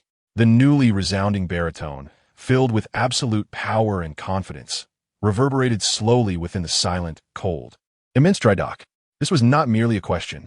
It was a grand, epic declaration imbued with creation and destruction. It marked the first and most vital oracle issued by a newly birthed, ancient deity, freshly emerged from the purifying flames of the nuclear, directed at his sole, insignificant follower. Anya gazed in awe at the immense, black, terrifying steel behemoth, infused with new life. She observed its entirety, no longer resembling its original form, but now a cold, metallic body shimmering with an obsidian sheen. She beheld its vast, flat back, akin to a small, moving steel platform, upon which lay a massive, silver heart, still emanating a faint yet eternal, deadly nuclear aura. In the remaining red eye, she witnessed a towering column of blood-red light, burning with absolute power and boundless ambition. In that moment, her brilliant, potent mind gradually recovered from the overwhelming shock filled with miracles and madness, returning to its cold, logical operation. She understood what she must do. She uttered not a word of triviality. Instead, she silently raised her cold, searing tablet, which harbored all her wisdom and madness. Her delicate, ivory fingers, albeit slender, were filled with strength as they danced across the cold, virtual keyboard, transforming into fleeting shadows, almost imperceptible to the naked eye. She unfurled the detailed, complex architectural blueprint of the colossal Essex-class aircraft carrier, which she had long since downloaded locally. She transmuted the countless, cold parameters of intricate data into a clear, intuitive, three-dimensional model exuding a sense of power. Subsequently, she superimposed the vast, potential-laden virtual model onto the formidable, terrifying steel behemoth, which, though brimming with new life, still bore an air of crudeness, utilizing a method steeped in the aesthetic of violence that was both straightforward and brutally effective. She was crafting the body for her deity. No, it was not design. It was transcription. It involved transforming the ancient, cold will derived from scrap metal, a will steeped in war and destruction, into lines of modern, digital code imbued with logic and possibility. Subject, structure, optimization. Target, M1A2 main battle tank chassis. Material, depleted uranium composite armor. Strength, inadequate.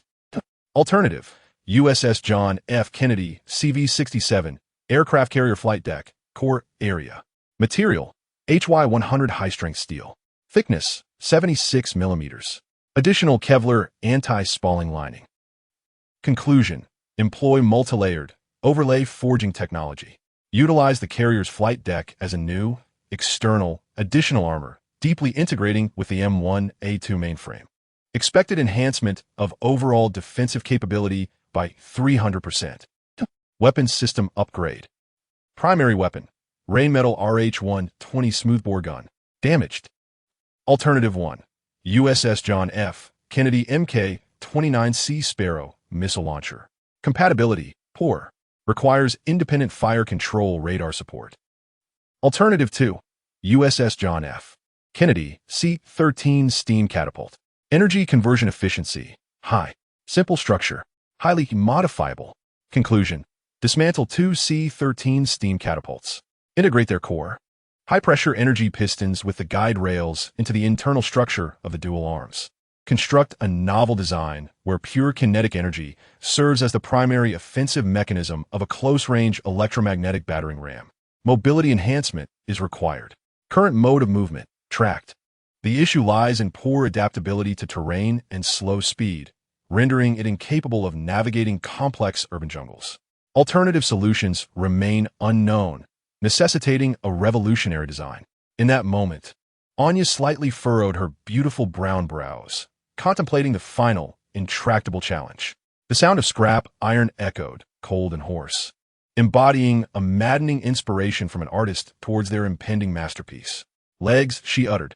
I need legs, like the ancient centaur monsters of your myths, possessing the speed and stability of vehicles, yet the agility and leaping ability of living beings. Legs, 6 or 8. Use the main drive shaft of a Spruance-class destroyer as the framework and the hydraulic steering system of a Perry-class frigate as the joints. Calculate its feasibility. Anya listened, entranced by the terrifying vision infused with madness and genius. In that instant, her formidable intellect was struck by a colossal bolt of chaotic creativity from another dimension. She ceased to utter any further trivialities.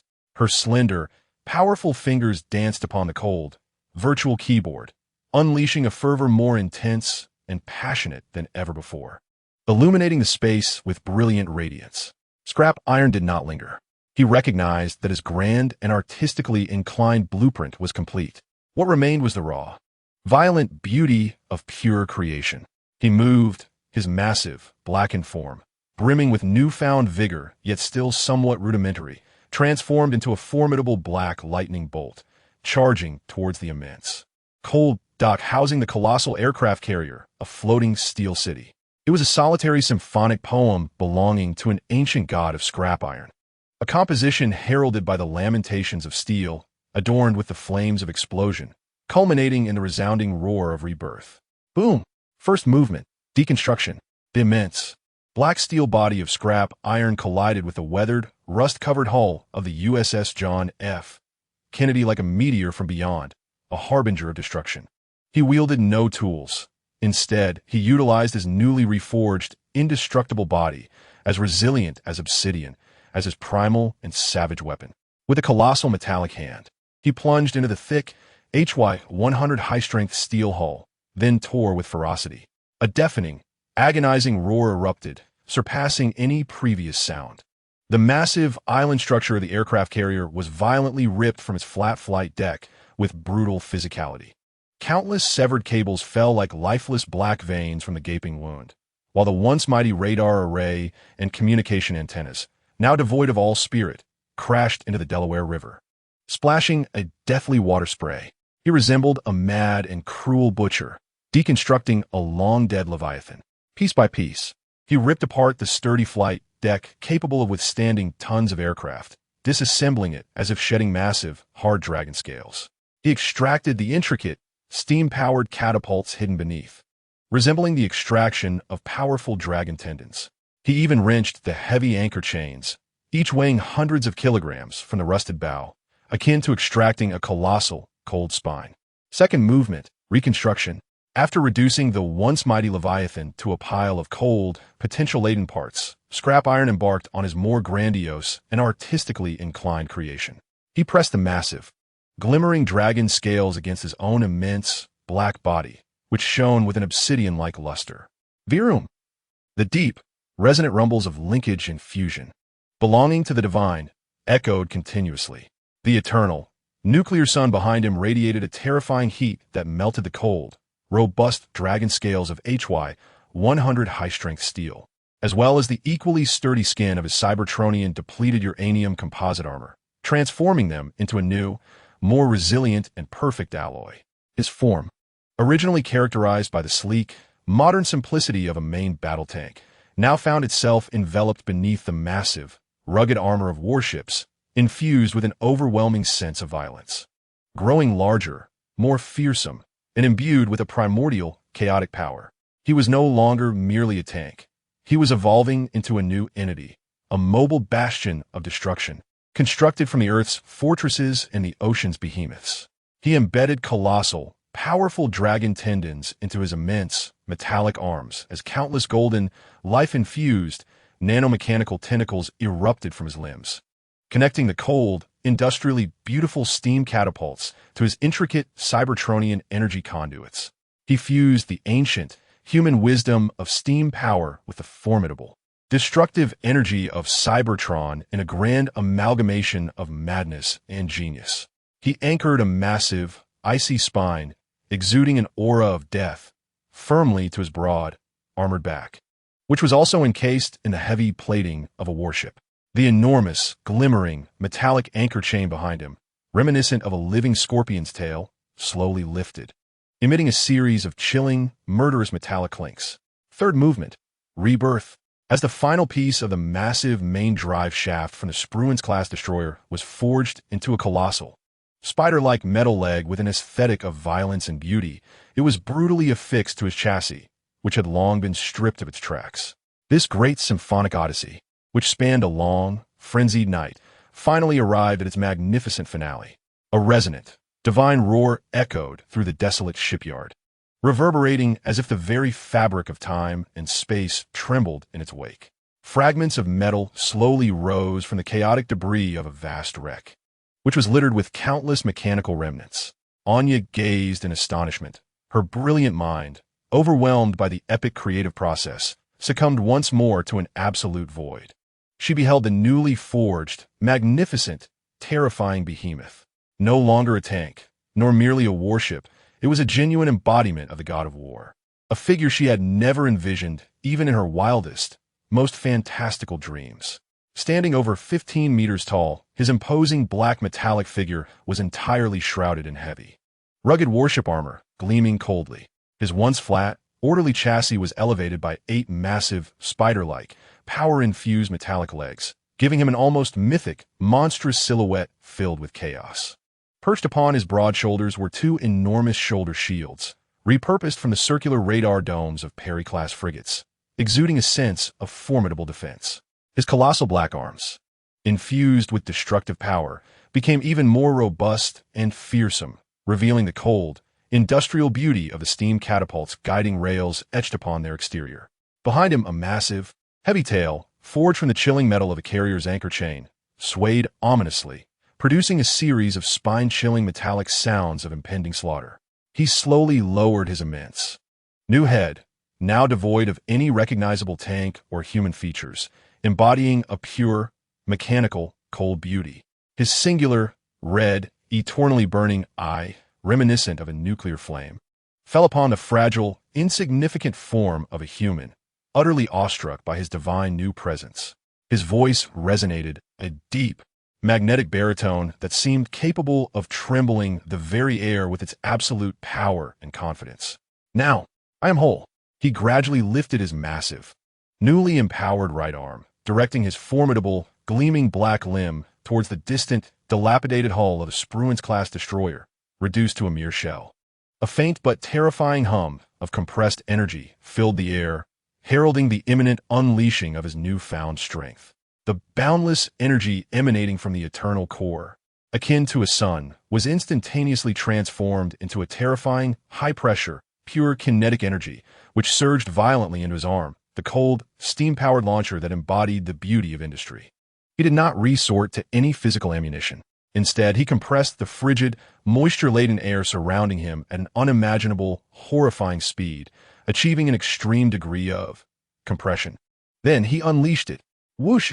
A sharp, piercing wail echoed, tearing through the dawn's silence, which was suffused with the essence of death. An invisible yet visible projectile, born from intense, high-speed friction, manifested as a series of white, sonic shockwaves of pure kinetic energy, crossing hundreds of meters in an instant. It struck the massive, rusted hull of the warship with tremendous force. Bone! There was no flame, no explosion, just a resounding, deep, terrifying roar filled with pure physical penetration.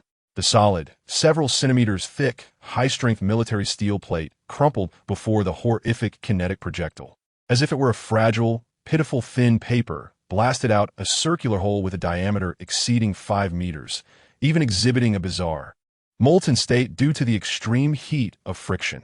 A horrifying circular cavity. The invisible projectile, imbued with destructive power, continued to pierce through the 7 or 8 layers of sturdy internal bulkheads of the colossal warship before finally exhausting its terrifying kinetic energy. Whistling out from the other side of the hull and disappearing into the vast, frigid waters of the Delaware River. Anya stood in a daze, gazing at the enormous wreckage of the warship, which appeared as if it had been savagely bitten by an invisible beast from another dimension.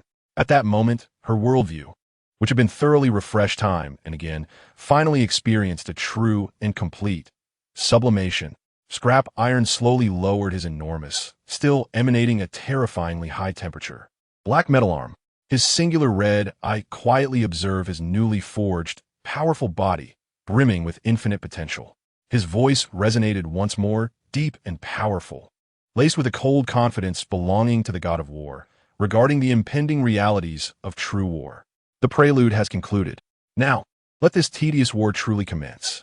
Chapter 98. The uninvited guest Dawn approached like a bashful, golden-haired maiden, casting the first warm and gentle light upon the recently ravaged steel graveyard. The morning light caressed the already rusted massive gantry crane, cloaking its iron skeleton in a veneer of false hope. It illuminated the collapsed and twisted remnants of the ship's island, resembling the bones of an ancient beast, starkly revealing the grotesque wounds of death. Finally, the morning light softly fell upon the imposing, magnificent, terrifying black metal form of the god of war. He stood quietly amidst the wreckage, his colossal body, forged from heavy and robust battleship armor, exuding a chaotic power reminiscent of the ancient deep sea, reflecting a deadly sheen akin to obsidian in the soft morning light. 8 grotesque, spider-like metallic limbs elevated his several-ton frame, resembling an ancient demon that had just crawled from the abyss of hell. His solitary red eye, now subdued by the dawn's light, retained a glimmer of cold red, as if engaged in an endless, high-speed calculation. Anya stood at his feet, her petite form appearing diminutive and fragile beneath his towering shadow. Yet, her beautiful brown eyes betrayed no fear, only a cold, logical, near-obsessive fervor. She admired the unique masterpiece they had created together, a perfect war machine forged from land fortifications and oceanic behemoths. The prelude has concluded. Now, let this tedious war truly begin. Scrapiron's deep, resonant voice, capable of vibrating the very air, shattered the epic tranquility of dawn. His tone carried no emotion, only the absolute confidence of a chess player anticipating a new game. I require eyes. He spoke slowly. I need to know what our esteemed allies are currently engaged in. Understood. Anya offered no superfluous words. Her genius mind, now operating with cold efficiency, immediately grasped his intent. She raised her cold tablet once again, her slender fingers moving across the virtual keyboard with such speed that they became mere blurs. She refrained from infiltrating the heavily monitored military or official networks, recognizing the folly in such an endeavor.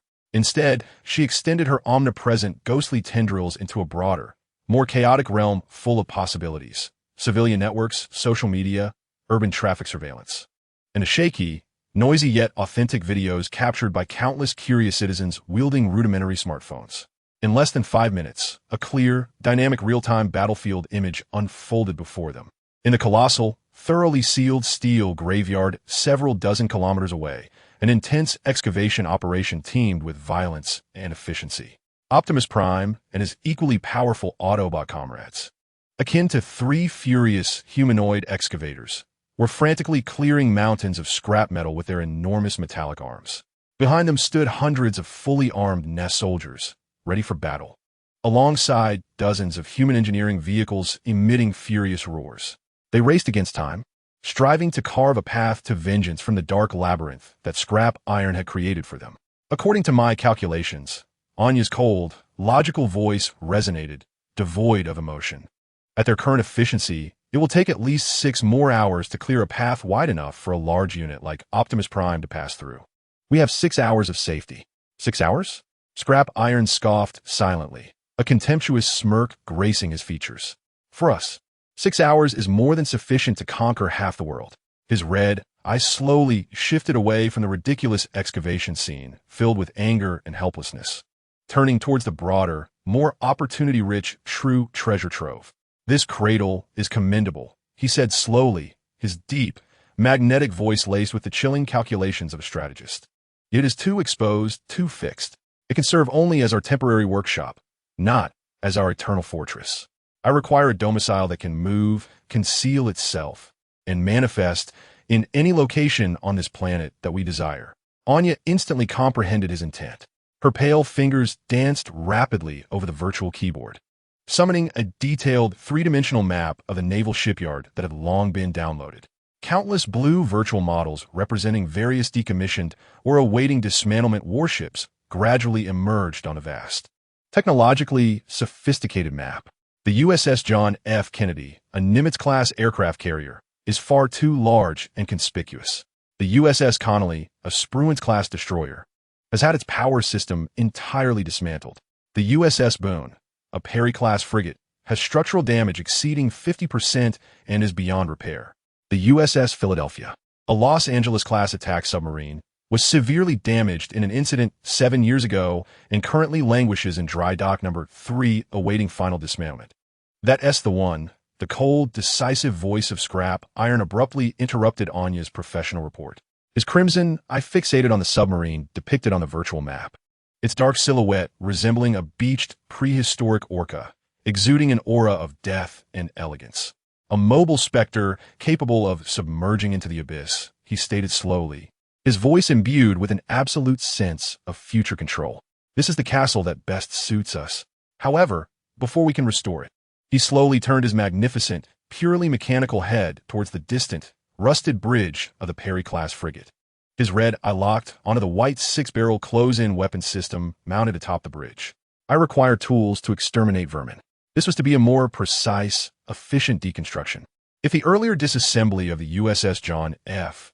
Kennedy represented a wild rock anthem filled with fury and catharsis, then this operation on the USS Boone resembled a cold classical symphony, rich in logic and precision. Scrapiron's 8 massive, spider-like metallic legs endowed his hundreds of tons of mass with unimaginable agility and stability. He ascended the rusted hull, now tilted over 30 degrees, like the most nimble steel spider moving silently. He refrained from employing any brutish force, instead extending his enormous, obsidian-glossed metallic hand. His 10 sturdy and flexible metal fingers, guided by Anya's precise blueprint instructions, operated like the most refined surgical instruments, initiating an artistic disassembly. He meticulously unscrewed the hundreds of massive alloy bolts securing the base of the white close-in weapon system. He extracted the thousands of cables hidden beneath the deck, woven like a spider's web. He even removed the automatic ammunition system, weighing several tons, which lay deep within the hull in its entirety. Then, like a proud artist who had just completed a masterpiece, he lifted the entire assembly of this industrially beautiful instrument of death from the long-deceased hull. He pressed the massive, white weapon, brimming with order and the essence of death, against his broad shoulder, which was shielded by heavy battleship armor. Virum, a tremendous, muffled roar resonated again. The eternal nuclear sun behind him erupted with terrifying heat.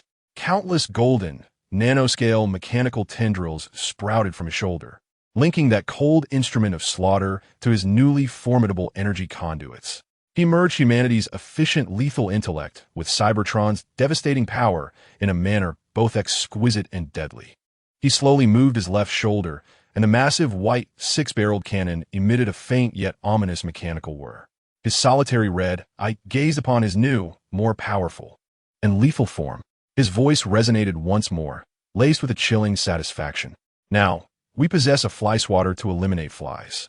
Yet at that moment, as his cold jest faded, Anya's urgent, icy scream exploded within his mind. Scrapiron. Something is approaching. It is neither Autobot nor human. It is an alien malice signal, unfamiliar yet eerily recognizable. It originates from deep space.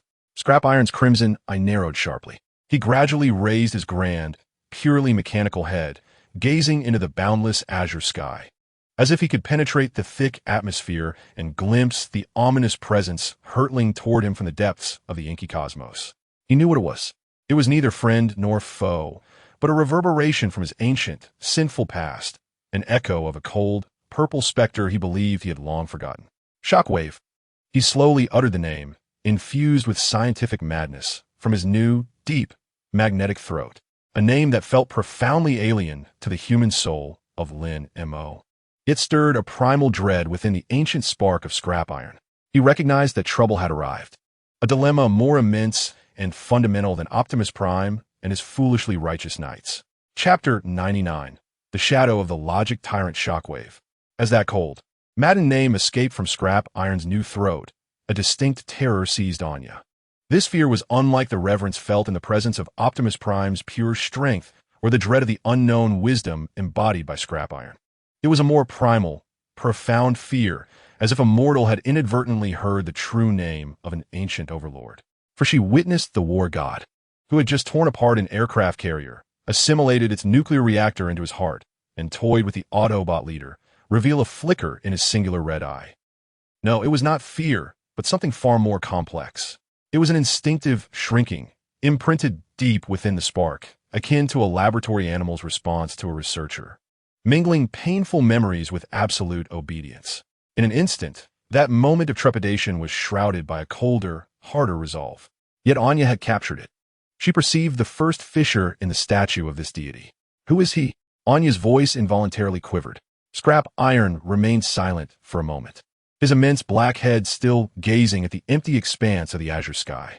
The human soul of Lin Mo was frantically rifling through a violent and sinful ancient memory that did not belong to him, striving to comprehend that instinctual shudder.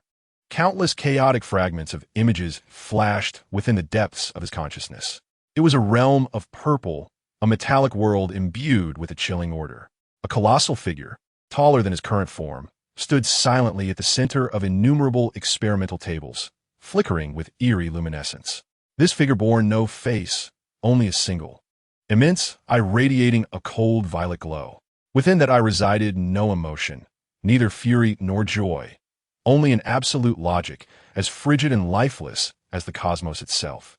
He beheld countless Decepticon soldiers, numbered from D700 to D800, akin to components on an assembly line, being dispatched into cultivation tanks filled with viscous energy liquid. Their forms were coldly scrutinized by that enormous purple eye, as they were disassembled, reconfigured, enhanced, and transformed by various mechanical arms glimmering with an icy light. He heard a chilling voice, not through auditory means, but resonating directly within the spark of his being. Specimen D734, Spark Stability Test. Inject high concentration dark energy block. Failure. Spark exhibited rejection response. Body structure collapsed. Assessment. No recovery value. Disposal method. Abandoned. That memory felt so tangible that Lin Mo's very soul experienced the agonizing burn of the high concentration dark energy searing his spark, as well as the chilling despair of being deemed waste and callously discarded in the endless metallic graveyard of Cybertron. He is. The voice of shattered iron resonated again, his deep baritone tinged with an unrecognized rasp. He is the brain of the Decepticons, the most trusted warden of Megatron, a pure scientist who views the entire universe as a grand experiment. He does not come for conquest, nor for destruction. Shattered iron gradually lowered his head, his red eye refocusing on Anya's pale face, now tainted with fear. He comes for logic. In his eyes, we, Autobots, humans, even this very planet, are merely variables in his experiment. And I. His voice faltered, tinged with a cold self-mockery. I am an escaped error data that should have been eradicated. And Shockwave, the most intolerant of all, cannot abide the presence of any error that disrupts his flawless logical loop. In an instant, Anya comprehended. If Optimus Prime was the knight of law enforcement, then Shockwave was the system administrator come to eradicate viruses. For an escaped virus, the administrator's means would only culminate in complete formatting. When will he arrive? Anya forced herself to maintain composure, aware that this was not a moment for panic. I do not know. Shattered Iron's voice regained its previous chill and resolve. But we must assume he will appear above us at any moment. All our plans must be accelerated. Oh no, I need you to begin hacking the operations system of the USS Philadelphia immediately. Although its power system sustained damage in the incident, the main reactor's cooling system and backup power system operate independently. I need you to revive it in the shortest time possible. And you? Me? Shattered Iron's red eye swept over his new, powerful, yet still imperfect body. I must equip our new home with the most formidable shell. With that, he disregarded Anya, his massive form pivoting sharply as he strode back towards the colossal steel graveyard formed from the wreckage of aircraft carriers. His 8 metallic legs carved deep furrows into the ground with each weighted step, exuding urgency and strength. Anya gazed at his towering silhouette, observing the silver nuclear heart on his back emanating an eternal halo. She suddenly realized that this seemingly omnipotent god of war had, for the first time, unreservedly entrusted his back, his weakness, to her. It was a silent, cold, yet weighty trust, heavier than mountains. Drawing a deep breath, she suppressed all distractions and poured her entire focus into the sleeping phantom of the deep-sea vessel before her. Restoring a nuclear submarine rendered inoperative by an accident was an unimaginable undertaking. Yet for the formidable duo of Shattered Iron and Anya, composed of pure brutality and supreme intellect, it resembled a creative performance in a race against time. Anya's battlefield lay within the intangible digital ocean composed of billions of lines of code. Like an expert, ghostly captain, she silently commandeered the nervous system of this slumbering behemoth. She navigated through layers of physical encryptions and logical locks, forcibly activating the submarine's backup diesel generator. With a muted roar and a plume of black smoke erupting from the exhaust pipe at the rear of the command center, the Iron Leviathan, dead for 7 years, finally emitted a faint heartbeat once more. Emergency lights flickered to life within the vessel, dispelling the darkness that had lingered for years. Anya's consciousness flowed through the cold cables, traversing every corner of the submarine. Like a highly efficient doctor, she swiftly diagnosed every injury afflicting this colossal frame. Main circulation pump damaged by 83%. Horizontal rudder hydraulic system completely malfunctioned. Sonar array casing cracked, internal flooding. A barrage of damage reports scrolled before her, yet she remained undeterred. None of these were fatal wounds. She concentrated all her computational power on a massive steel gate, weighing thousands of tons, designed to isolate the waters of the Delaware River.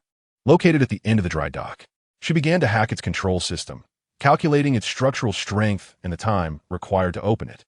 Meanwhile, Shattered Iron's battlefield was more direct and profoundly striking.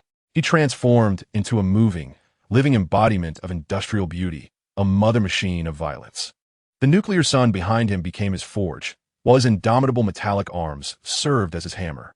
He tore away the 76mm thick HY-100 high-strength steel plates from the aircraft carrier's flight deck, melting them into molten pools of reddish-gold iron with his terrifying nuclear heat. Then, like a masterful blacksmith, he carefully poured these molten iron streams layer by layer onto the gaping wound of the USS Philadelphia, torn open in the accident. Ziz! The piercing sound, akin to a dragon's lament, reverberated throughout the dry dock. Upon contact with the cold hull of the submarine, the molten iron erupted into a cloud of intense, acrid white steam. Shattered Iron stood amidst the scalding vapor, his red eye flickering with a focused and cold light. Meticulously controlling the flow of each molten droplet, he was not merely mending. He was reshaping a weapon into something more formidable with a superior material. He used the carrier's shield to fortify the submarine's body. That once fatal flaw, the massive scar, was transforming in his hands into a new, more resilient, and menacing black spine. Time sped by amid the metallic wails and the hissing steam. 2 hours later, as the final steel plate was completely melted, covering the vast gash, Shattered Iron paused his work. His newly blackened form was heated from the intense labor, emitting the distinctive scent of metal scorched to a crimson hue. "Oh no!" His voice echoed in the empty dry dock. "Are you ready?" "At your command, Captain, Anya's voice emanated from the submarine's communication device, tinged with a hint of fatigue, but predominantly infused with excitement. I have acquired the utmost control over the sluice gate and ballast tanks. At your signal, this place will transform into an immense bath. Excellent. The crimson single eye of Scrapiron shifted towards the colossal steel gate at the end of the dry dock, resembling a sheer cliff. Before we greet the deluge, I require one final component. His massive form shifted once more, and with his 8 spider-like legs, he effortlessly traversed dozens of meters to the wreckage of the dismantled Spruance-class destroyer. He extended his enormous metallic hand, precisely locating his target amidst the twisted remnants of worthless scrap metal. It was the gun mounts for 2 45 Malawian Quach's naval guns. Although the barrels and fire control systems had long been removed, the substantial, high-strength alloy bases capable of 360-degree rotation and the robust hydraulic systems within remained intact. This time, he refrained from any meticulous disassembly. With sheer brute force, he wrenched the 2 mounts, each weighing several tons, along with a sizable section of deck from the hull. Then, bearing the colossal, industrially imposing metal constructs, he returned beside the USS Philadelphia. He affixed them, akin to 2 ominous black thrones, forcefully welding them onto the submarine's broad, flat black back, symmetrically positioned on either side of the command pod's casing. "What is this?" Anya inquired, puzzled. "This is our arm," Scrapiron replied in a deep voice. "It is the arm with which we shall reach above the surface to embrace this world." As Anya pondered the meaning of his words, Scrapiron had already plunged his 2 enormous, fearsome black metal arms, integrated with steam catapults, forcefully into the central interfaces of the gun mounts. Virum! A tremendous roar filled the air, brimming with connection and fusion. Countless golden nanomechanical tendrils surged forth, seamlessly linking his arms to the hydraulic systems and rotation mechanisms of the mounts. He had grafted his arms onto the body of the submarine. He attempted to move his right arm. As he did so, the massive black mount on the submarine's right side emitted a heavy rumble, slowly rotating. His arm, along with the turret, resembled a colossal, mobile war tower brimming with destructive power, boasting a full 360-degree range of attack. Now, Scrapiron's voice resonated with a chilling creative satisfaction. "Prepare to welcome the deluge, my observer." "Understood." Anya pressed the virtual screen's red button, symbolizing rebirth. Boom! At the dry dock's end, the massive steel gate's base slowly opened several enormous valves, accompanied by the screeching sound of metal on metal. The cold, murky waters of the Delaware River surged forth like an awakened ancient sea beast, roaring in fury as it rushed into the long-dormant dry area. The water level rose at an astonishingly visible speed. The murky river soon enveloped Scrapiron's metallic legs, submerging the submarine's bottom. The black behemoth, which had slumbered for 7 years, emitted a faint groan as if stretching its limbs, and began to float gently from the support of its keel blocks. Success! Their ark was about to set sail. Standing in waist-deep water, Scrapiron resembled an unmovable island, impervious to the surging currents. His crimson single eye gazed steadily at his slowly rising black fortress, a sense of unprecedented accomplishment flooding his core. However, at that moment, Anya's scream, filled with sheer terror and nearly shattering his processor, erupted once more. "Scrapiron, it's coming. That signal, it has breached the atmosphere. The coordinates are directly above Philadelphia. My God, what is that? It's not a spaceship. It's a living, colossal drill bit." Scrapiron abruptly raised his head. Though obscured by murky water and thick clouds, he felt as if he could see, high above in the 10,000-meter sky, a massive, twisted, and destructive metallic entity, resembling a giant worm, tearing through the clouds in a manner that defied the laws of physics, plummeting straight towards their coordinates. Trailing behind this gigantic drill bit was a smaller, yet infinitely malevolent purple figure, akin to a cold knight commanding a cosmic beast. Following closely behind, that frigid, emotionless, enormous purple single eye seemed to pierce through time and space, locking onto him, the fleeing, insignificant air data. The shockwave arrived, carrying with it his most cherished yet deadliest pet, the driller. Chapter 100. The divine retribution. Anya's scream pierced the pre-dawn tranquility like a jarring alarm. shattering the momentary satisfaction that had just blossomed within Scrapiron's heart as a creator. He abruptly looked up, his nuclear flame-burning red eye piercing through the heavy clouds. Gazing into the profound, frigid cosmos, he required no radar from Anya. His sensors, stemming from the ancient instincts of the Cybertronian War, had already detected the rapidly descending, malevolent behemoth. That was not a spaceship. The descent of a spaceship is orderly and calculable. What loomed before him was a mockery of the very laws of physics.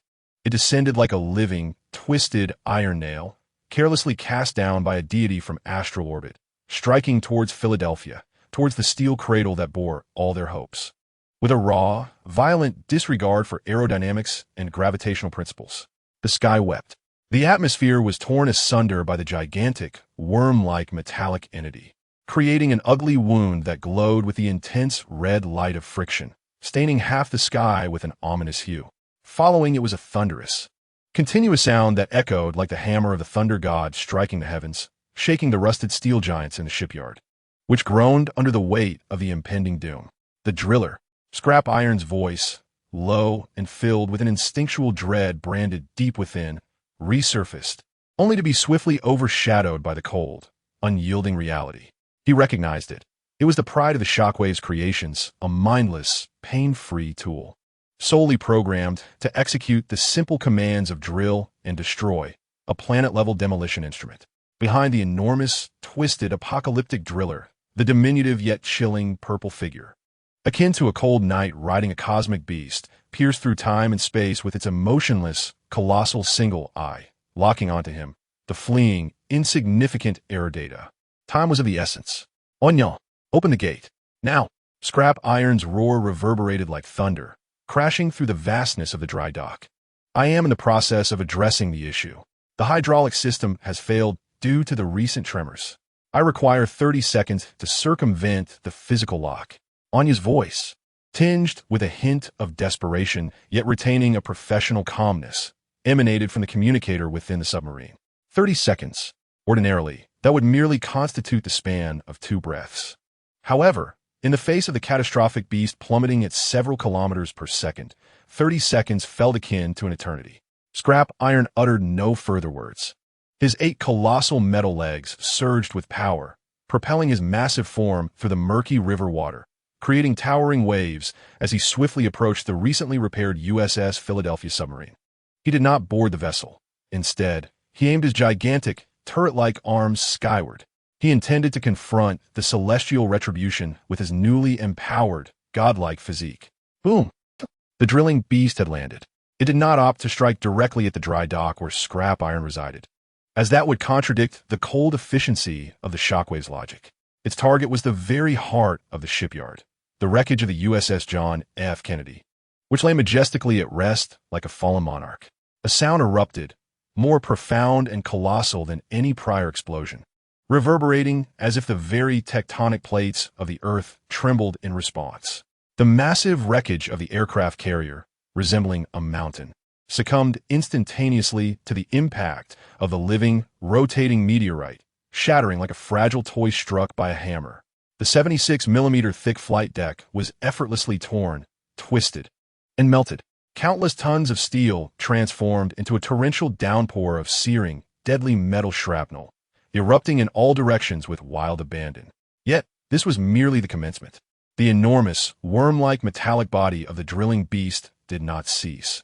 Its thousands of high-speed, razor-sharp alloy drill bits, having ravaged the aircraft carrier, now relentlessly sought the ground, the ancient dry dock composed of robust concrete and granite, to commence its most primal and terrifying task. The earth wailed. The solid dry dock floor crumbled like brittle cookies beneath the irresistible might of the colossal drill bit. Countless massive metallic appendages, reminiscent of octopus tentacles and adorned with blades and drill bits, extended from the drilling beast's buried core, transforming into a malevolent steel jungle, wreaking havoc upon everything in its vicinity. The wreckage of a Spruance-class destroyer was effortlessly cleaved in two by one of the enormous metallic tentacles, while another massive gantry crane, standing 100 meters tall, was ensnared by several smaller tentacles, twisted into a grotesque, meaningless tangle amidst agonizing metallic screeches. In mere seconds, The Philadelphia Naval Shipyard had morphed from a historical steel graveyard into a living hell filled with devastation and cries of despair. The gate is 50% open. Anya's voice cut through the cacophony of alarms. The submarine's backup power system is experiencing severe electromagnetic pulse interference. I'm losing control. Scrapiron's single red eye glimmered with a cold light amidst the swirling metal debris and billowing smoke. He understood that the drilling beast's intent was not to destroy the surrounding scrap. It was sealing off their escape routes, transforming the dry dock into a complete enclosed meat grinder. Indeed, in the next moment, a massive metallic tentacle, over 10 meters in diameter and resembling a colossal siege serpent, surged up from the churned, muddy ground. Accompanied by a sharp whistle that tore through the air, descending with ferocity upon their small, vulnerable USS Philadelphia submarine. Not a chance. Scrapiron roared in fury. His right arm, fused with the submarine, shot upward as the cold rails of the steam catapult illuminated with a blinding energy glow. A low rumble emanated from the nuclear core behind him, an infinite torrent of energy surging forth. Whoosh! An invisible, pure kinetic energy projectile struck the massive metallic tentacle at a terrifying speed of 20 times the speed of sound, accompanied by a series of shockwaves. Clang! A deafening metallic roar erupted, akin to a colossal bell tolling. The enormous tentacle, capable of easily shattering a small mountain, was momentarily halted by the cataclysmic kinetic force, the impact even causing visible dents in its alloy armor. However, it was merely a dent. The serpent-like metallic tentacle lingered in midair for less than half a second before crashing down with even more ferocity and fury. Its surface was adorned with numerous smaller blades and drill bits. Spinning rapidly and emitting a spine-chilling hum, it had deemed this small thing as a stubborn layer of rock that required immediate attention. Simultaneously, the point defense weapon system, recently forcefully integrated on a Scrapiron's left shoulder, began its frenzied roar. Rat-a-tat-tat-tat-tat-tat-tat. The six-barreled Gatling gun reached a terrifying rate of fire of 4,500 rounds per minute in an instant. Countless blazing tracer rounds, like 6 furious fire dragons, formed an impenetrable metal storm composed of tungsten-core armor-piercing rounds, unleashing a torrential downpour upon the massive metallic tentacle. Countless dazzling sparks erupted upon the sturdy alloy armor, producing a cacophony akin to hail battering a tin roof. Fragments of alloy were forcibly stripped away, but for the tentacle exceeding 10 meters in diameter, it was akin to a swarm of angry bees delivering a few stings, painful but far from lethal. Damn it, Scrapiron growled. An enormous metal tail, formed from the aircraft carrier's anchor chain, violently withdrew from the murky river, striking like a scorpion stinger with tremendous force, aimed at another smaller tentacle approaching from the side. Boom! The smaller tentacle was sent flying, crashing into a nearby warehouse. However, an endless array of metallic tentacles, of various sizes, converged from all directions, both from above and below, encircling their isolated island with relentless fury. The gate is 90% open. Scrapiron, I need 5 more seconds. There are no 5 seconds left. Scrapiron's roar carried an urgency he himself had not yet realized. He observed that the main body of the drilling beast, resembling a colossal worm, had begun to rise slowly from the wreckage of the aircraft carrier, which had been thoroughly reduced to a chaotic mess. Its mouth was a vast, unfathomable abyss formed by thousands of high-speed, rotating alloy drill bits, adorned with fearsome teeth, a dark, bottomless gaping maw. At this moment, the abyssal maw, capable of effortlessly consuming an entire building, slowly aligned itself towards them. In this critical juncture, a chilling, emotionless, purely logical command pierced his very essence like the sharpest of ice picks. Error data D734 confirmed. Protocol format. It was the shockwave. That diminutive purple figure had appeared atop a still-standing gantry crane, observing the chaos he had wrought, a scene filled with destruction and wails, as if he were a detached scientist conducting a mundane extermination experiment. He had no intention of intervening personally. Instead, he raised his massive, grotesque, cannon-like left arm, aiming it at the iron shards. A cold, purplish laser, imbued with logic and order, swiftly locked onto the silvered nucleus pulsating with an eternal glow behind the iron shards. It was both a warning and a final decree. Boom! At that moment, the colossal steel gate at the end of the dry dock opened with a cacophony of groaning metal, completely yielding to the overwhelming burden. A torrent of frigid, surging waters from the Delaware River's main channel surged forth, akin to an awakened ancient sea beast, roaring in fury as it rushed into the now murky and muddy death zone.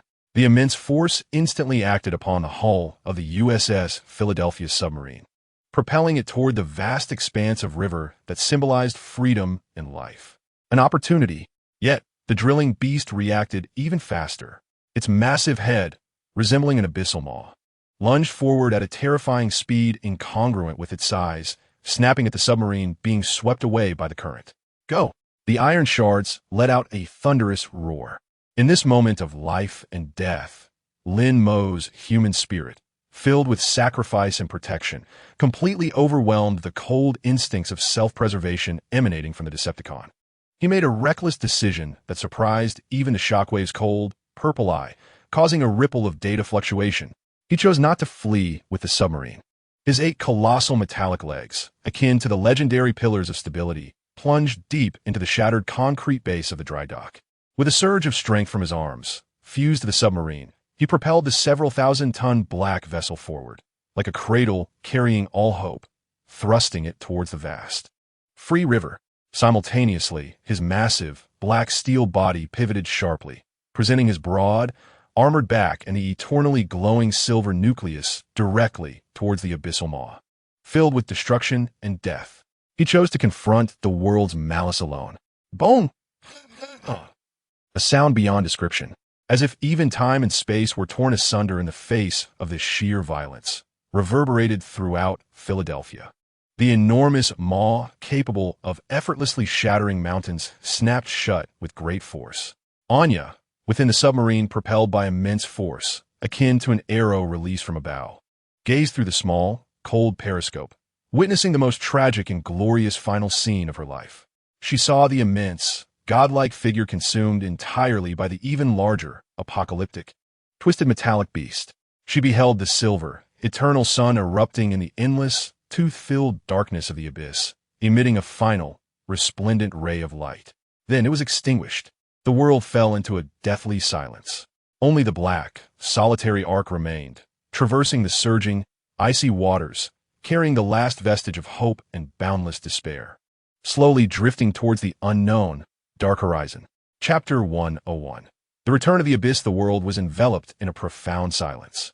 The thunderous roar that split the heavens, the wails that shattered the earth, and the cataclysmic sounds that consumed everything were utterly erased following the eruption of that brilliantly luminous silver light. It was as if the entire world had been muted, leaving only the hollow echoes swirling in Anya's ears. She knelt on the cold floor of the submarine's control room, gripping the periscope's handle tightly, her body trembling violently from the shock and despair. Her eyes widened, yet her beautiful brown irises reflected nothing but a void, a darkness symbolizing the end. He was gone. The devil who had pulled her from the cold cage of logic. The giant who bestowed upon her new eyes. The war god who shielded her from the world's malice with his divine form, had been completely consumed before her eyes, transforming into that final, tragic, and glorious light. Through his destruction, he secured her survival. A piercing, icy pain, sharp as a multitude of steel needles driving in her soul, surged through Anya's heart, which had long been formatted. It was not data, nor logic, but a raw emotion she had never experienced before, known as loss. This feeling was so foreign and overwhelming that her powerful mind crashed under the strain. Plunging into a blank void, the USS Philadelphia, propelled by the tremendous force and rushing waters, sped out of the shipyard, transformed into a hell on earth, sailing alone into the vast and frigid Delaware River main channel. Time became indeterminate. Perhaps a minute or a century passed. Slowly, Anya released her grip and rose from the cold floor. There were no tears on her face. Her once hollow eyes reignited with a glimmer. Yet, this light was no longer the fervor for knowledge or obsession with power. It was a cold, hard, and unyielding hatred. She approached the control panel, her pale, slender fingers dancing deftly across the icy interface. Her movements were devoid of hesitation. Each command was precise and efficient, exuding absolute calmness. Flood the ballast tanks, emergency dive. Switch to backup silent power, deactivate all non-essential systems. Activate passive sonar array at minimum power. Her voice was cold and steady, devoid of any emotion, as if the cataclysmic destruction had no bearing on her. She was executing her expertise, transforming the immense sorrow and despair that could overwhelm anyone into lines of cold, logical, and efficient code. He bestowed upon her a new lease on life. Thus she must carry this gift forward and strive to live. He granted her time, compelling her to utilize these moments to fulfill his unfinished endeavors. He revealed to her the essence of strength, prompting her to wield her own intellect to find the most incisive blade of vengeance for this power. The submarine's enormous form emitted a faint groan as it slowly sank into the murky, frigid waters of the river, resembling a vast black coffin, bearing the last glimmer of hope and boundless hatred, quietly vanishing into the abyss of darkness. Anya did not look back at the land of desolation. In her heart, it had already become a grave. She was now both the guardian of the tomb and the avenger. Darkness. Endless, pure darkness, devoid of the concepts of time and space. Lin Mo's consciousness floated within this void of chaos. He could not sense his body, hear any sounds, or see any light. He felt as though he had become a solitary, wandering soul, stripped of all perception. His final memory was that terrifying image formed by thousands of rapidly spinning drill bits, resembling the gaping maw of an abyss. He recalled the determination with which he had turned the broad expanse of his battle-scarred back, facing annihilation. He remembered the soul of humanity, the guardian spirit, overwhelming all in that moment, making the most illogical choice in the eyes of the shockwave.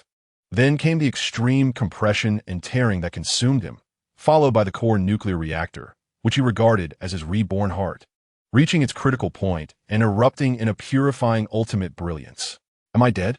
This thought slowly emerged in his consciousness, seeming to be the only explanation. To endure a nuclear explosion in a flesh and blood form was indeed a fanciful notion. Even the robust metallic bodies of the Cybertronians had no hope of survival in such close proximity to a supernova explosion triggered by the core of an S-8G nuclear reactor. Perhaps this was the end. A grand death was preferable to being corroded and decomposed like a mere pawn amidst the scrap metal of Cybertron. At least, he had saved Anya. That mad yet brilliant girl, the one he had chosen as his unique observer, had survived. This journey through time, though brief and chaotic, seemed to have reached a conclusion that was not entirely bleak.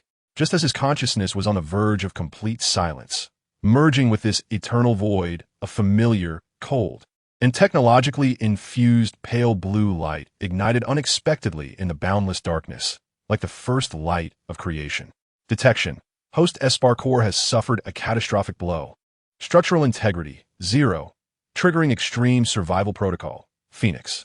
Determining the host performed guarding and sacrificial actions prior to destruction, qualifying for Prometheus upgrade sequence activation. Initiating Prometheus sequence phase 1, abyssal assimilation. Lin Mo's Konski Usnes Jolted.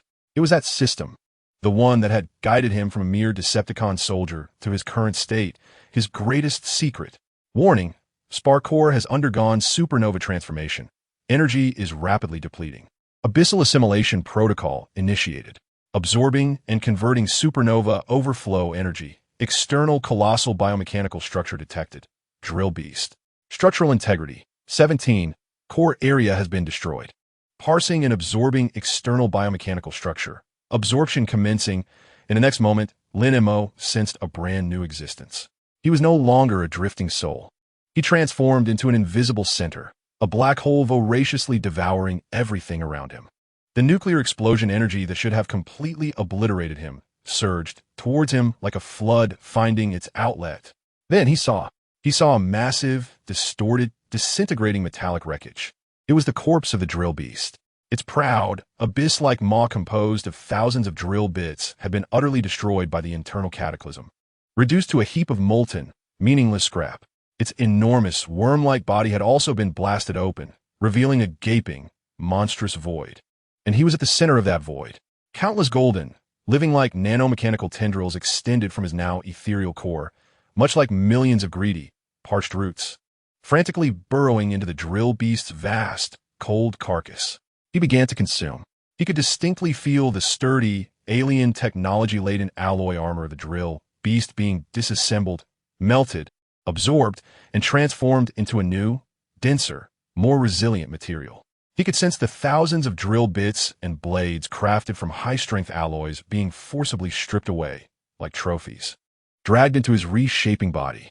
He could even perceive the driving principles and structures of the drill beast's unique, octopus-like, flexible, and powerful appendages being rapidly analyzed, replicated, and optimized by his system. This was not repair.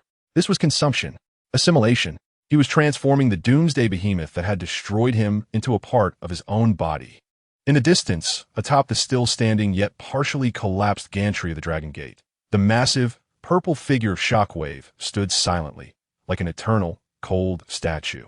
His emotionless single eye gazed down upon the chaotic scene he had created, now devastated by an erroneous data. The destruction of the drill beast stirred no ripples in his logical processor. It was merely a tool, an expensive yet replaceable instrument. The damage to a tool required only data recording, cause analysis, and subsequent improvements in future experiments. What first caused a wave of unexpected data fluctuation in his supercomputer-like brain was the final act of the erroneous data D734. Behavior analysis. Unit D734, with the possibility of escape, chose to sacrifice itself to protect the carbon-based life form Anya Sharma. Logical determination. This action severely contravenes the core directive of individual survival priority. The action exhibits non-logical traits such as altruism and emotional drive. Conclusion. The spark of Unit D734, upon merging with the unknown soul signal, resulted in unpredictable, dangerous mutation. Shockwave slowly raised his cannon-like left arm, aiming at the remnants of the drill beast, which were swirling with thick smoke and steam. As a meticulous scientist, he needed to recover experimental samples for deeper analysis. However, just as he was about to fire the tractor beam, his exquisitely sensitive sensors detected an unusual, rapidly intensifying energy fluctuation. That energy fluctuation was familiar to him. It was the spark energy signature of D734. It felt strange. The energy was no longer the previous chaotic mix imbued with nuclear energy. Instead, it had become deeper, more restrained, and was voraciously consuming everything around it, including the residual energy and matter within the drill beast's wreckage. The purple single eye of the Shockwave flickered momentarily. Phenomenon analysis. The target's energy characteristics have not dissipated. Instead, they exhibit exponential growth. The target is absorbing and assimilating the biomechanical structure of the drilling beast. Inference. The target is undergoing an unknown, profound evolution. A brand new, intriguing experiment, laden with more unknown variables, seems to be unfolding before him. The Shockwave slowly lowered its arm. Action plan revision. The original sample retrieval plan has been canceled. Initiate the observer protocol. Experimental objective. Observe the error data post-assimilation of the drilling beast to determine the forms and behaviors of its evolution. Collect relevant data to refine the study of life, forms beyond logic. He resolved to refrain from intervening for the time being. He wished to witness how this intriguing virus, which had escaped from his laboratory, would mutate into a new species after devouring another powerful program. At the center of the colossal, hill-like remains of the drilling beast, the frenzied and insatiable feast was finally drawing to a close. Lin Mo's consciousness gradually returned from that divine, all-consuming state of unity with all things back into a brand new body. He felt a sense of weight, a heaviness greater than that of the armored body constructed from tanks and warships, filled with explosive power. He sensed a new form. It was no longer merely a mechanical structure, but a bizarre, yet formidable hybrid between cold metal and living organism. He slowly opened his eyes. No longer was it a singular, red eye. Instead, he now possessed a pair of compound eyes, akin to those of an insect, composed of several smaller, equally fiery red crystals, granting him a broader field of vision. He moved his fingers, and his brand-new, black metallic giant hand slowly clenched. As he moved, the armor on his arm revealed numerous tiny, rapidly spinning drill bits, emitting a cacophony of disconcerting buzzing sounds. He felt the entirety of his new back. The silver nuclear heart had vanished, replaced by a more profound and subdued energy core, completely integrated with his spine and entire body. Extending from his back were no longer simple anchor chain tails, but several agile, deadly appendages resembling octopus tentacles, adorned with blades and drill bits. His 8 spider-like legs had also grown more robust and fearsome, with their ends evolving into colossal alloy claws capable of easily tearing through rock, akin to the drilling beast. He had survived, and he returned from the abyss of destruction in a form that was more powerful, more terrifying, and closer to that of a monster. He rose slowly from the massive, energy-drained shell of the drilling beast. His new, towering form, nearly 20 meters tall and a blend of alien biology and war machine aesthetics, obscured the freshly risen sun. He lifted his head, and his new, cold red compound eyes gazed towards the apex of the gantry crane, focusing on the purple logic tyrant that silently observed him. Then he slowly raised his new black metallic right arm, which could transform into a terrifying drill at any moment, clenched his fist in that direction, and defiantly extended his middle finger. It was a pure, silent provocation, filled with Lin Mo's essence, emanating from humanity. Having completed this gesture, he disregarded the lofty observer. He turned away, his massive frame producing a thunderous rumble akin to a mountain collapse as he began to stride forward. He walked towards the turbulent, cold waters of the Delaware River, which harbored his only hope. His voice resonated within his core, low and gravelly, as if myriad fragments of stone were grinding against one another. Oignon! I have returned. Chapter 102, Silent Hunt the Cold. Murky waters of the Delaware River enveloped the new, colossal form of fragment, infused with a blend of alien biology and war machine aesthetics, like a massive, indifferent embrace. The sensation of heaviness vanished in an instant, replaced by a peculiar, almost weightless freedom. The buoyancy of the river lifted his several hundred-ton frame, granting his once fearsome legs, originally meant to support his weight, an unprecedented liberation. He felt as though he had returned to a more ancient, primal homeland. He sank into the darkness. Sunlight was swiftly filtered and devoured by the murky waters, leaving only a profound, dark green gloom. The sediment and aquatic plants on the riverbed presented a bizarre, yet vivid outline within his new, fiery red compound eyes. His new vision possessed a perception range far exceeding the human visible spectrum, rendering the pitch-black abyss, which would leave humans blind, akin to a dimly lit room in his sight. He began to move across the soft riverbed. His massive metal legs, equipped with alloy claws, effortlessly tore through the thick mud, plunging deep into the solid rock beneath, providing him with unparalleled stability. He moved silently and majestically, like a deep-sea giant surveying its territory, following the direction of the current. Oignon! That name echoed within his core, like an everlasting beacon.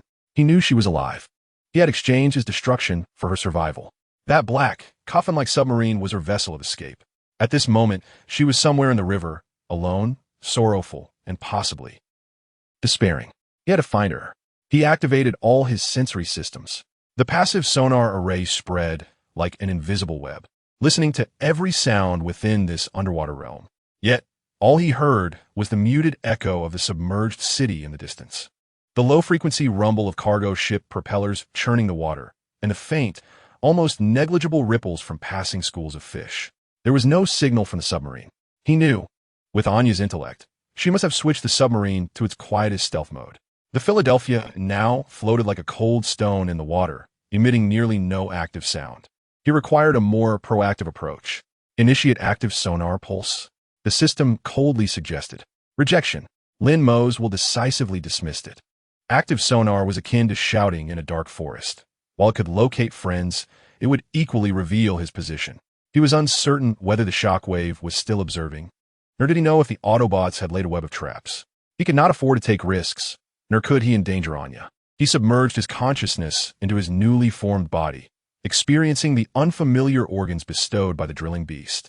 He could feel the metallic appendages extending from his back, reminiscent of octopus tentacles. They were not merely weapons, but were sheathed in millions of exquisitely sensitive microsensors capable of detecting the subtlest changes in water pressure and chemical composition.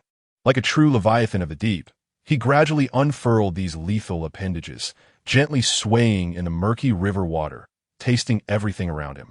He could taste the wastewater discharge from the upstream industrial zone, reeking of rust and chemical agents.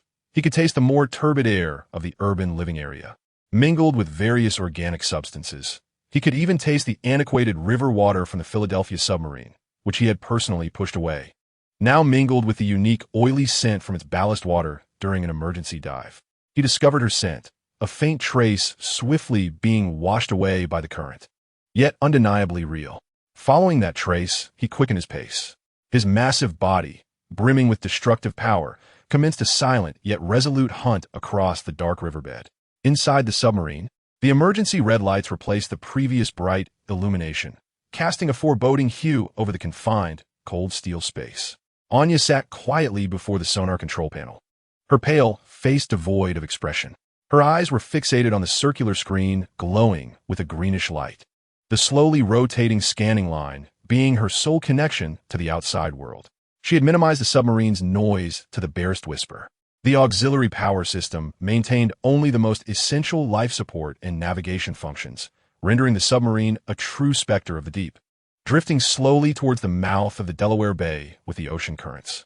Her mind operated at full capacity. She calculated escape routes, potential search networks the U.S. military might deploy, and the actions the Autobots could undertake. Lines of cold data and intricate formulas raced through her formidable mental fortress, erecting sturdy logical barriers to keep the black beast named Grief, which could devour everything, firmly locked outside. She refused to allow herself to remember that final scene. The tragic yet glorious silver light was the only singularity in her logical world, an anomaly that could not be computed. Touching it would shatter her entire mental universe. Thus, she chose to forget, to numb herself. She transformed into a machine, a cold entity operating solely on the simple directives of survival and revenge. At that moment, a faint, anomalous signal on the sonar screen captured her attention. It was not a clear point, but an exceedingly weak energy fluctuation akin to background noise. It was so faint that any seasoned sonar operator would dismiss it as geological activity or distant industrial interference. But Anya was no ordinary sonar operator. The instant her brain registered the anomalous fluctuation, it performed thousands of simulations and comparisons. Signal feature analysis, non-naturally occurring. Energy spectrum bears a 0.01 similarity to the baseline radiation spectrum of D734 unit S spark source. Logical determination. The probability of coincidence for the signal source is 99. Classified as a data hallucination due to the operator's unstable mental state. Anya's body trembled slightly. Data hallucination. She extended her cold hand, rubbing her already aching eyes. She realized she had been working for far too long, her mind and spirit teetering on the brink of collapse. She even began to doubt whether her overwhelming sorrow had induced auditory and visual hallucinations. She disabled the amplification for that frequency, attempting to dismiss the illogical, absurd coincidence. However, minutes later, the signal reemerged. This time, it was no longer a vague background noise, but coalesced in its several weak pulses, each filled with a peculiar rhythm. That rhythm. Anya's pupils constricted sharply. This was not random pulsing.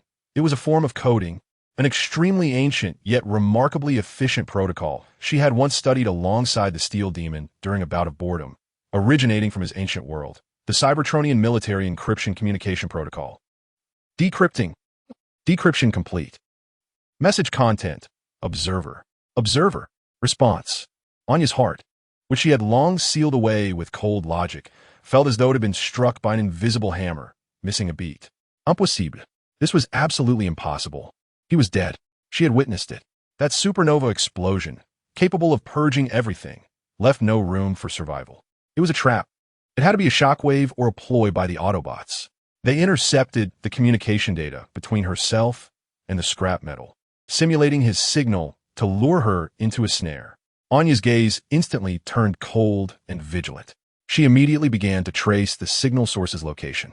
However, when the coordinates were calculated, she was once again taken aback. The signal source was directly behind her, approximately 5 kilometers away. Moreover, it was moving towards her at a stable, neither fast nor slow pace. This revelation plunged her logic into chaos once more. If it were a trap, the adversary should have enveloped her with a stronger signal from all directions, rather than employing such a feeble, stealthy approach. This sensation felt less like hunting, more akin to searching, a mad thought, one she dared not believe herself, began to spread like toxic seaweed in the depths of her heart. Trembling, she extended her hand, reactivating the submarine's passive sonar array and concentrating all power on that suspicious coordinate behind her. On the screen, the green light representing sound signals began to sketch out a vague, enormous silhouette. It was not any submarine model she recognized. Its size was colossal, measuring at least 20 meters in length, even larger than an adult blue whale. Its shape was bizarre, resembling not a streamlined submarine, but rather some gigantic, arthropodic marine monstrosity. Anya fixed her gaze on the green shadow, teeming with unknowns and terror, which was slowly approaching her. Her breath quickened. Her rational mind was frantically warning her that this was an unprecedented, immense threat, and she should accelerate her escape immediately. Yet her emotions, the last flicker of hope suppressed beneath the icy layers of logic, prevented her from diverting her gaze, from issuing the command to flee. Just as she was torn between reason and feeling, the immense green shadow halted. It ceased its advance, merely hovering at the sonar detection's extreme limit, 3 kilometers away. As if it too hesitated, pondering how to prove its identity without frightening the panicked black submarine before it. Then, Anya listened, not through sonar, but rather via the formidable, weighty hull of the submarine. Thud! A faint yet profound sound echoed, as if it struck directly upon her heart. Anya froze momentarily. Thud! Thud! Thud! Thud! The sound resonated once more. Anya's eyes widened in astonishment, her previously frigid and indifferent expression, as unyielding as ancient ice, began to fracture for the first time. This was no random knocking. It was Morse code. Instinctively, she translated the simple yet rhythmically unique series of knocks. A. N. E. A. Anya. As the final knock reverberated, the familiar name pierced through the icy river water and the heavy steel, ringing clearly in her ears. Anya's heart, long encased in frost, shattered completely amidst a tumultuous, uncontrollable tremor. She could no longer maintain her cold, hardened facade. The exquisite eyes that once blazed with vengeful fire were, in that moment, engulfed by a torrential flood of boiling, uncontrollable emotion. She covered her mouth, desperate to stifle any sound, but the immense sorrow and ecstasy, long suppressed, erupted like a wild beast escaping its cage, transforming into deep, uncontrollable sobs from her throat. Slowly, she slumped before the frigid control panel, burying her face deep within her arms. Her petite, fragile shoulders heaved violently beneath the urgent, crimson glow of emergency lights. These were not tears of sorrow, nor tears of joy. They were the tears of a gravekeeper, upon discovering that the cold tomb she guarded was, in fact, empty, tears filled with miracle and redemption, the searing tears of rebirth. She knew her deity had returned, in a manner more powerful and terrifying than she could ever imagine. He emerged from that abyss of annihilation. He had not forsaken her. He came to bring her home. Chapter 103. The abyss gazes back. Tears, crystalline manifestations of salt, are the torrents of emotion, the only molten remnants following the collapse of logical realms. Anya let the flood wash over her pallid cheeks. The long-suppressed sobs, a mixture of profound sorrow and ecstasy, finally manifesting as unrestrained, fragile cries within the confines of the cold steel coffin. She felt like a child lost in the endless dark for centuries, finally hearing the call to return home. Yet she was ultimately Anya Sharma. The tempest of emotions surged swiftly and just as quickly receded. When the last drop of scalding tears fell, her world was once again governed by a cold, indomitable order. However, this time, the cornerstone of her logical empire was no longer composed of frigid data and formulas, but a singular, clear coordinate named Shattered Iron. She wiped her tears and straightened her posture. Her eyes, washed with tears, shone brighter and more resolutely than ever before. Philadelphia. Turn 180 degrees. Proceed slowly. Target coordinates. She paused, her voice steady and clear, as if issuing the most mundane command, my deity. The submarine's massive form gradually pivoted in the murky waters, akin to a loyal servant guided by invisible threads, navigating upstream toward the dark filled with the unknown and miracles. 3 kilometers in the silent underwater world felt like an arduous pilgrimage. The indistinct, colossal green shadow on the sonar screen gradually magnified and clarified in her view. Anya maximized the power of the submarine's forward searchlight, unleashing a pale, immense beam that sliced through the profound, dark green murk, illuminating the world ahead. And then, she beheld it. Anya's breath caught entirely at that moment. This was no illusion. It was not any creation she could envision, terrestrial or extraterrestrial. It was a living nightmare. A deep-sea leviathan, nearly 20 meters tall, composed of cold black metal and twisted biological structures, exuding a primal, chaotic, and terrifying beauty. Its massive body, reminiscent of some prehistoric crustacean, was cloaked in a new, matte black armor that seemed to absorb all light. At the seams of the armor, dark red energy glowed like molten lava.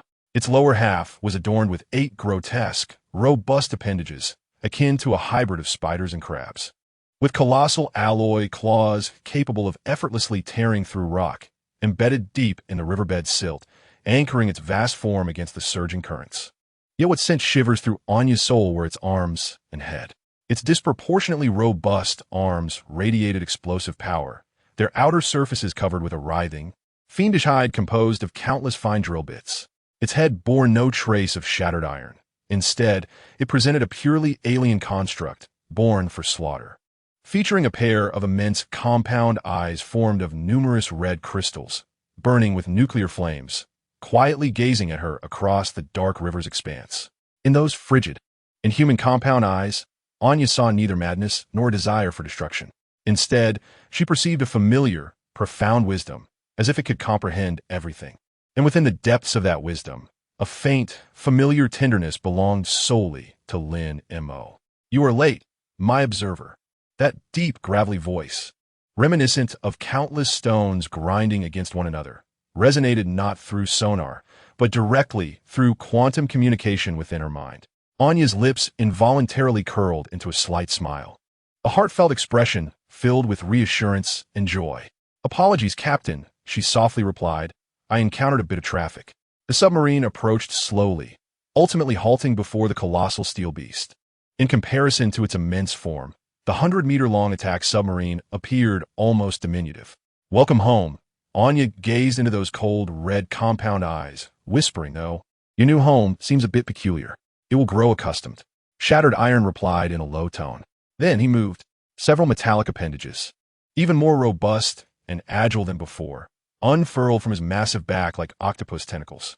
The surfaces of these appendages were no longer smooth metal, but covered in a living, biologically resonant material capable of flexing freely. Their tips had evolved into a more intricate structure reminiscent of deep-sea creature suckers, adorned with countless micro-data interfaces and energy conduits. The lethal, technologically infused tentacles gently and cautiously adhered to the cold, black hull of the USS Philadelphia. A faint, high-frequency energy hum resonated through the air. Anya observed as the control screens within the submarine began to refresh streams of data at an unprecedented velocity. Detected external high-intensity link request. Initiating data, protocol matching. Match successful. Cybertronian military encryption protocol revised. External devices are taking control of the USS Philadelphia's navigation, power, and weapon systems. Permission transfer complete. In the next moment, Anya felt the submarine shudder violently. The backup diesel generator automatically shut down, and the emergency red lights extinguished, plunging the submarine into utter darkness and silence. But merely a second later, all primary lighting systems, control systems, and life support systems rebooted with a brightness and efficiency far exceeding their design capacity.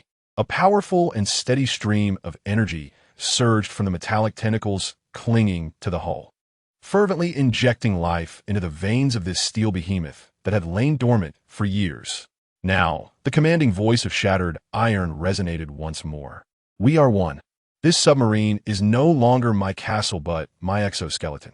Anya understood completely. He had not merely entered the submarine. He had fused himself entirely with it. He had become the engine of this submarine, its armor, and its most formidable weapon. How did you accomplish this? Anya finally posed the question she was most eager to ask. That explosion, no life could have survived such energy. "I died," Shattered Iron replied succinctly and directly. "But that explosion also obliterated the beast that destroyed me. My system utilized its remains as nourishment for my rebirth. I consumed it, and thus I became it." His voice bore no trace of emotion, as if recounting a simple physical phenomenon. Yet Anya could envision the horrific, agonizing, and hellish evolution process concealed within the simplicity of consuming and becoming. What about Shockwave? Anya swiftly transitioned to another crucial inquiry. And the Autobots? Shockwave is still here. Watching us from the shore, Shattered Iron's crimson optics glimmered with a cold light. He seems quite intrigued by my new experiment. He will not act just yet. He is waiting for me to present more data. As for the Autobots, they remain in the ruins, engaged in their foolish digging games. But they will soon realize that their prey has long since vanished. Where do we go now? Anya inquired. We cannot linger here in this river. It is too shallow and narrow. No, Shattered Iron said slowly. Our objective is to reach deeper, broader realms. A true sanctuary that even Shockwave's gaze cannot penetrate, nor can the Autobot's radar detect. His newly massive form began to move. Those 8 menacing legs, akin to deep-sea spiders, took heavy strides along the riverbed, propelling the black submarine, now a part of him, along the Delaware River's channel towards the vast, unfathomable mouth of the sea. Within the Earth's oceans lies the deepest scar, an eternal dark rift untouched by sunlight. There, the Earth comes closest to the cosmic void. There exists a terrifying water pressure capable of crushing steel, searing underwater volcanoes, and the richest mineral resources we require. Shattered Iron's voice resonated like that of an ambitious king delineating his future kingdom. We shall journey there to the Mariana Trench. In that abyss, over 11,000 meters deep, we will establish our new nest. I will repair my body, upgrade our castle, and amplify our strength.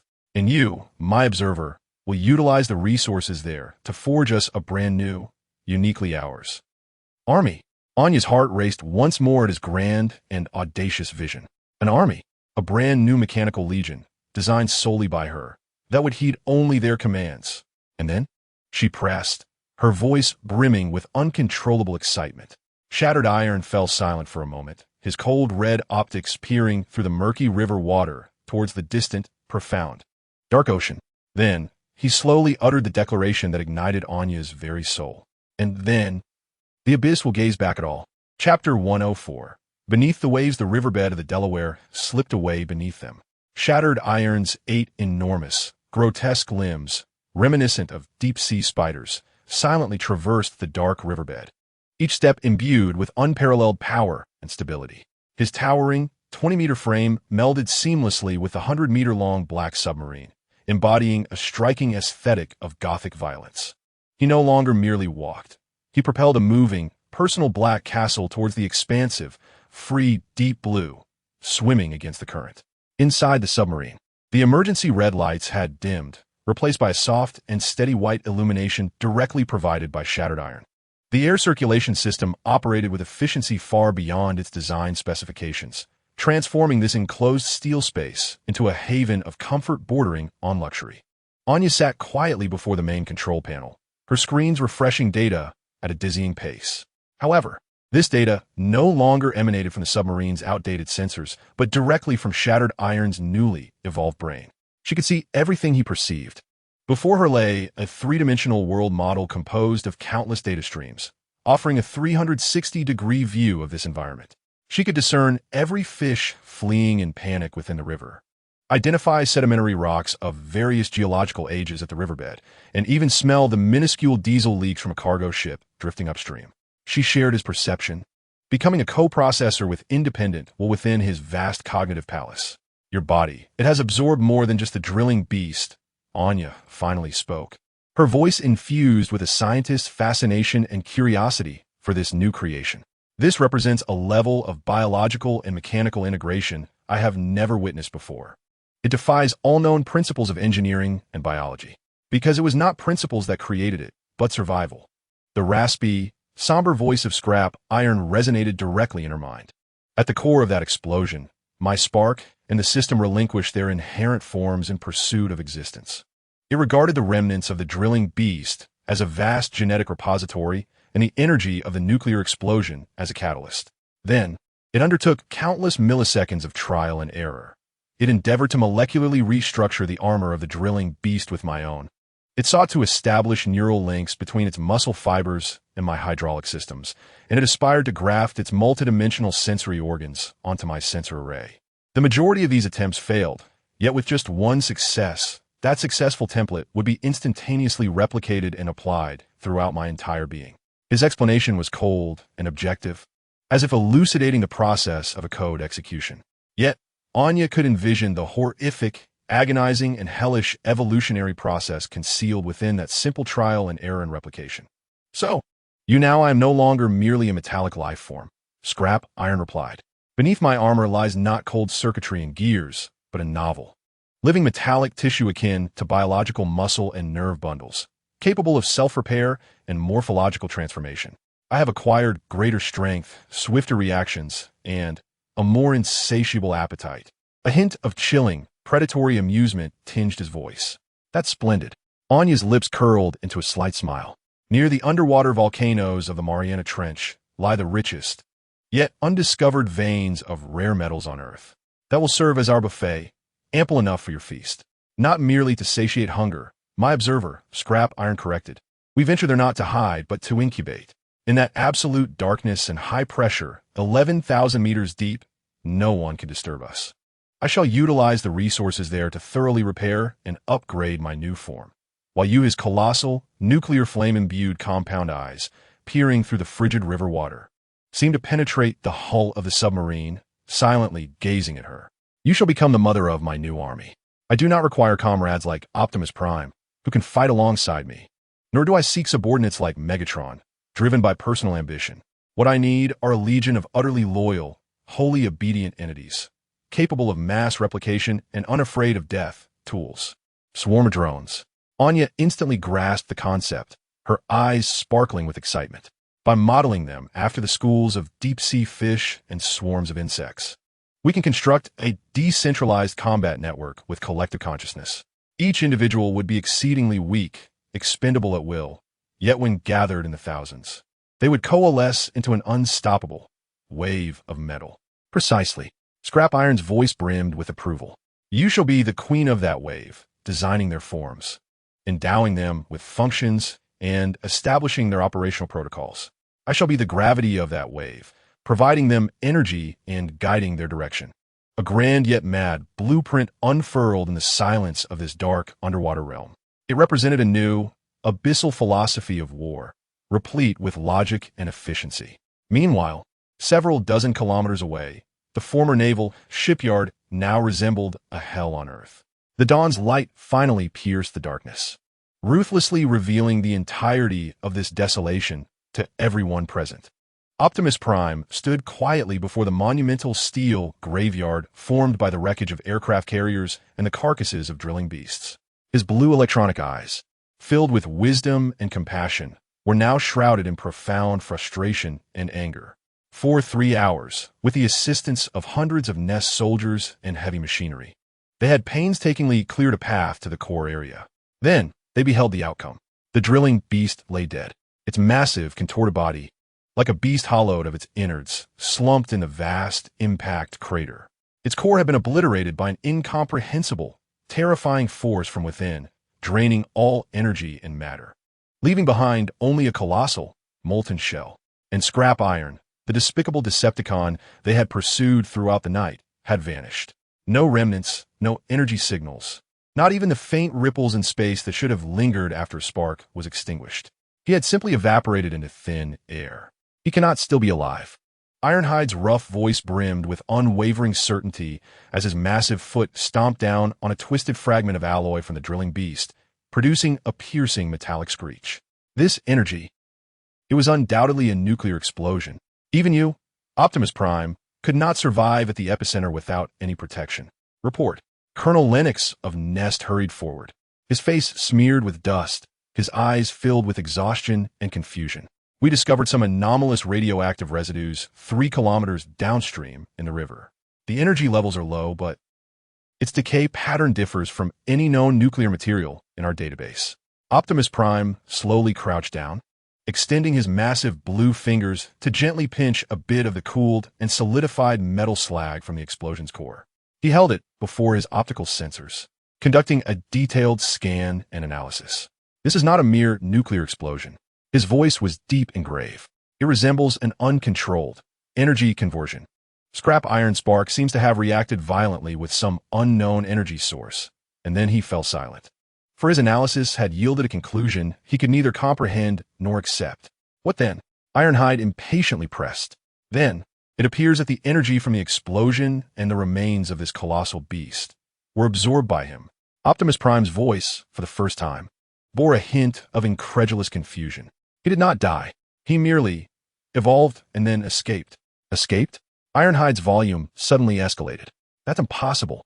This entire area has been under our surveillance. Where could he possibly escape to? At that moment, Bumblebee's unique voice, composed of radio broadcasts and electronic synth sounds, erupted. He dashed to the edge of the dry dock, pointing at the massive steel gate that had been completely opened and the empty dry dock now filled with river water. That submarine, that decommissioned nuclear submarine, has vanished. In an instant, everyone present, whether Autobot or Nest soldier, comprehended the truth. They've been outplayed. From the very beginning, they've been toyed with by that seemingly feeble Decepticon soldier.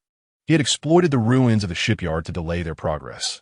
He had orchestrated the arrival of the drilling beast to create chaos sufficient to cover everything. He had even utilized that earth-shattering explosion as the ultimate smokescreen for his escape. He was far from a cornered soldier. He was a calm, cunning, and one could say, ruthlessly strategic mastermind. Optimus Prime slowly rose to his feet, gazing at the murky, unfathomable waters of the Delaware River and the distant estuary that connected to the boundless ocean. A grave seriousness settled upon his visage. He was acutely aware that he had unleashed an adversary more perilous than Megatron.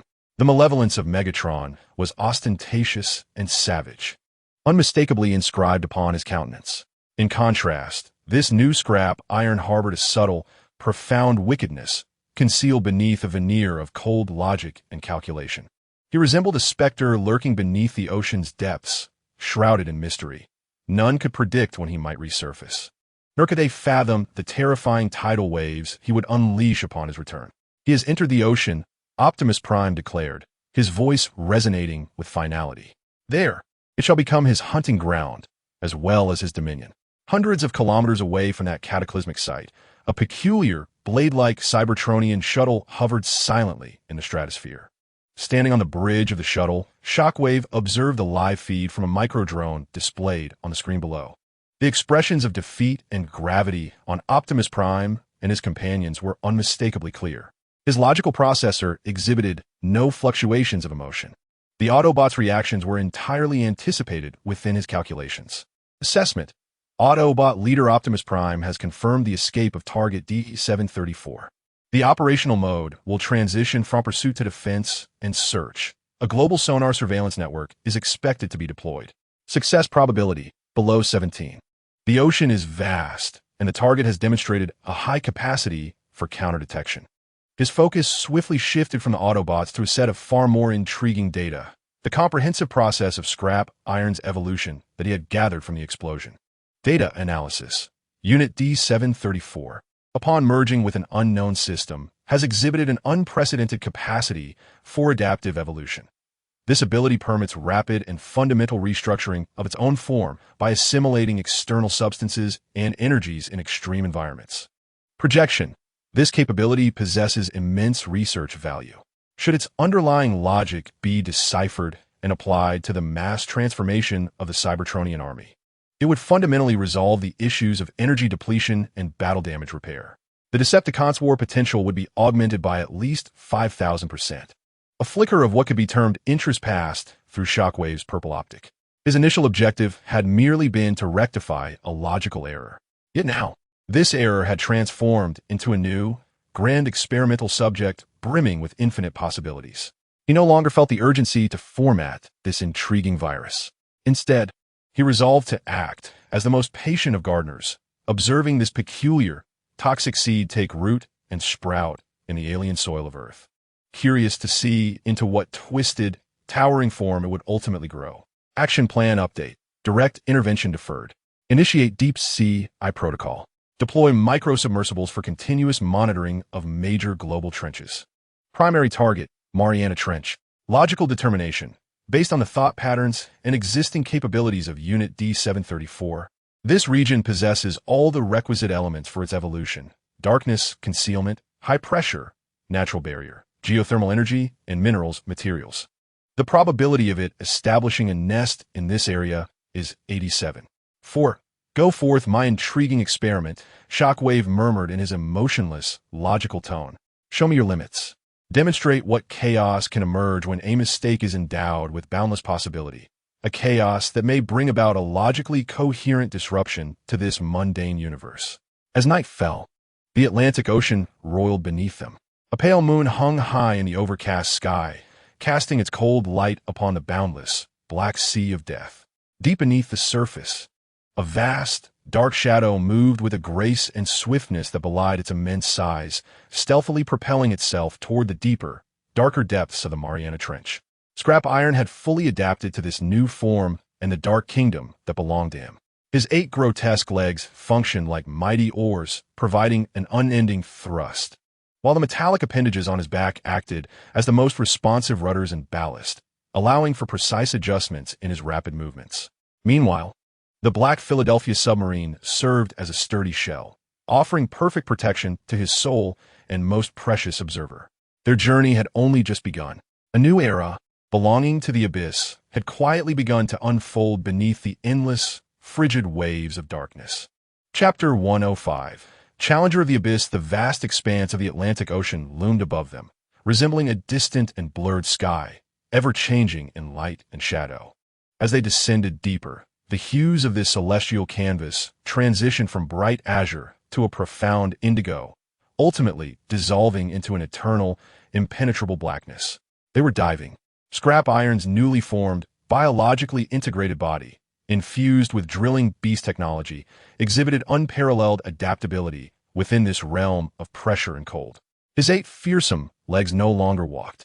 They became rhythmic oars, propelling him and the black submarine affixed to his back with elegance and efficiency toward the abyss. His armored exterior was no longer a mere lifeless shell. Countless microscopic, invisible biological sensors adjusted the molecular structure of his armor upon contact with the frigid seawater, minimizing drag to the utmost. He could even manipulate the density of certain peculiar biological tissues within his body, altering his buoyancy to achieve perfect hovering and posture control. Akin to true deep-sea creatures, he was no longer an intruder. He was becoming a part of this deep-sea domain. Inside the submarine, Anya felt as though she were ensconced in the safest, most advanced deep-sea observatory. Scrapiron's form shielded her from the horrifying water pressure and biting cold that could crush steel, while his inexhaustible energy core provided an uninterrupted supply of power and oxygen to the vessel. Sharing his perceptions, she observed this untouched world from a divine perspective. Beneath them sprawled the vast, majestic Atlantic ridge, stretching for thousands of kilometers like the spine of the earth. Fiery magma flowed slowly beneath the thin crust, occasionally erupting from fissures to meet the icy seawater, solidifying into bizarre formations of black volcanic rock. Countless blind shrimp and crabs, driven by the pursuit of geothermal warmth and sulfur, engaged in their eternal, cyclical dance of life upon the newly formed black stones. They traversed this underwater mountain range, entering the even vaster expanse of the Pacific Ocean. The life forms here have become increasingly peculiar and brimming with imagination. Enormous, ghostly jellyfish float gracefully, trailing tendrils several meters long that shimmer with lethal bioluminescence. Schools of deep-sea anglerfish, with their formidable fangs and lantern-like eyes, resemble hellish phantoms as they pursue prey in the darkness. Even more ancient creatures, as if they have survived since the Cambrian period, with bizarre forms, retreat in terror to the ocean floor's caverns upon witnessing the immense shadow of the Iron Shard. To these deep-sea beings, the Iron Shard represents an unprecedented and incomprehensible apex predator. However, for the Iron Shard, these fragile, carbon-based life forms barely stir the depths of his insatiable appetite. His true targets are the most fundamental, inorganic elements that compose this planet. After several days of relentless stealth, they finally reached their destination, the Mariana Trench, a vast scar stretching 500 kilometers across the deepest layer of the Earth's surface. Upon arriving at the trench's edge, Anya, through the Iron Shard's perception, beheld a breathtaking sight that would send any geologist into raptures. It was an unfathomably deep, cliff-like fault, as if the very planet had been cleaved apart by an invisible giant axe. "Hold on tight, my observer," the iron shard's gravelly voice resonated within her mind. "We are heading home." He retracted his 8 massive appendages, transforming his colossal form into a sleek black torpedo as he plunged directly into the abyss known as the Challenger Deep, which descends to a staggering depth of 11,000 meters. Challenger Deep. This is the Earth's ultimate depths, a realm where sunlight takes millions of years to penetrate, an eternal kingdom of darkness. Here, the water pressure exceeds 100 standard atmospheres, capable of instantly compressing a main battle tank into a mere disk of metal. The temperature hovers around a near-freezing 2 degrees Celsius, freezing any life forms without special protection in an instant. Yet for the Iron Shard, this is paradise. The terrifying pressure provides a comforting constriction to his body, which integrates the biological armor of the drilling beasts. The frigid temperatures offer an ideal cooling environment for his biological core, which is perpetually engaged in high-intensity computations. He gently descended to the abyss's floor, landing upon the soft ground composed of countless millennia of sediment, akin to fine snow. Then he unfurled all of his sensory organs, commencing the search for the throne of his future kingdom. Before long, he discovered it. On one side of the abyss's floor lies a colossal underwater volcanic cluster formed by tectonic plate movements. Countless hydrothermal vents, known as black smokers, rise like twisted black spires, continuously spewing supercritical fluids rich in various sulfides and rare metals, with temperatures reaching 400 degrees Celsius from the depths of the Earth. There lies the Iron Shard's buffet, as well as his forging furnace. He trudged toward the cluster of black spires, filled with both death and vitality, extending his newly formed metallic arm. Capable of transforming into a terrifying drill at will, he effortlessly tore through the hard shell of a black smoker, composed of metal sulfides. He plunged his arm into the searing, molten black torrent, greedily absorbing the minerals and energy within. Behind him, his metallic appendages were also hard at work. They moved like the most dexterous, independently thinking engineering arms, initiating a grand project upon the volcanic rock walls. With their alloy drill tips, they easily tore through the hard basalt, excavating a vast, concealed cavern, large enough to accommodate an entire submarine at a visible speed. The Iron Shard was laying the first cornerstone for their new home. Meanwhile, within the submarine, Anya remained equally industrious. After confirming the environment's absolute safety, she devoted 90% of her focus to another, far broader and perilous war. Her consciousness transformed into an invisible, untraceable digital specter, stealthily reconnecting to the fragile digital realm of humanity, woven from fiber optics and satellites, through the Iron Shard's powerful quantum communication system, capable of penetrating thousands of meters of rock and seawater. Like a masterful digital archaeologist, she began to frantically excavate the secrets humanity had concealed over the past decades. Her target was no longer mundane military intelligence, but rather deeper, older truths concerning extraterrestrials. She infiltrated the long-abandoned Cold War database of NASA. She decrypted the encrypted files of the former Soviet space program. She even uncovered faint spatial anomaly signals in the data from CERN's particle collider that could not be explained by existing physics. Countless scattered fragments of seemingly unrelated information were collected, colliding and reorganizing at high speed within her powerful cognitive palace. The secret missions of the Apollo program. The 2-minute communication record lost on the far side of the moon. The classified anomaly metal signals, codenamed DARK. Initially, Anya believed these were merely the delusions and conspiracy theories that arose from humanity's confrontation with the unknown. However, as she cross-referenced these human legends, filled with speculation and fear, with the myths extracted from the fragmented memories of the Decepticon soldier, a chilling and magnificent truth unfolded before her, like a grand mural revealed from beneath layers of dust. She envisioned a massive arc of Cybertron, filled with hope, fleeing the dying metal planet in the war's twilight to preserve the last spark of life. She beheld the Ark's leader, a figure older and wiser than Optimus Prime, the great leader of the Autobots. His name was Sentinel Prime. She witnessed the Ark being struck during a skirmish with the Decepticon fleet, spiraling out of control and crashing onto the barren blue moon of a desolate planet within the solar system. That moon was none other than the moon itself, and that ark was the Arkansas. Oh my! Anya gasped in astonishment, her eyes gleaming with the fervor of newfound discovery. Yet her excavation did not cease. She keenly sensed a vast, illogical gap in the entire narrative. If the Decepticons had shot down the Ark, why had they not retrieved their spoils from the moon over the past decades?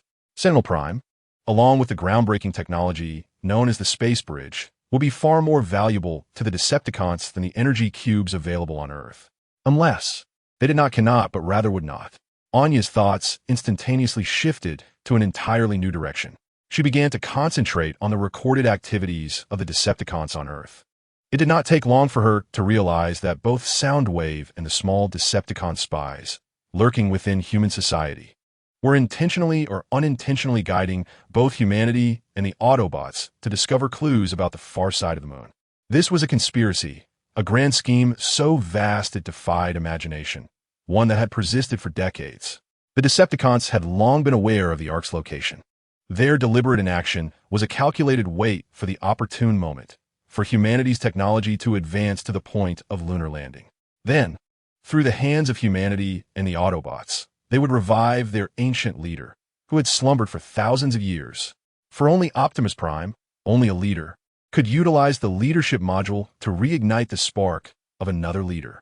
And once Unicron was resurrected, he would become the most formidable and lethal trump card in the Decepticons' arsenal. For he was the sole being possessing mastery over the core technology of the Space Bridge. A perfect, logical, and deceitful epic trap. Anya Mayrod sincerely.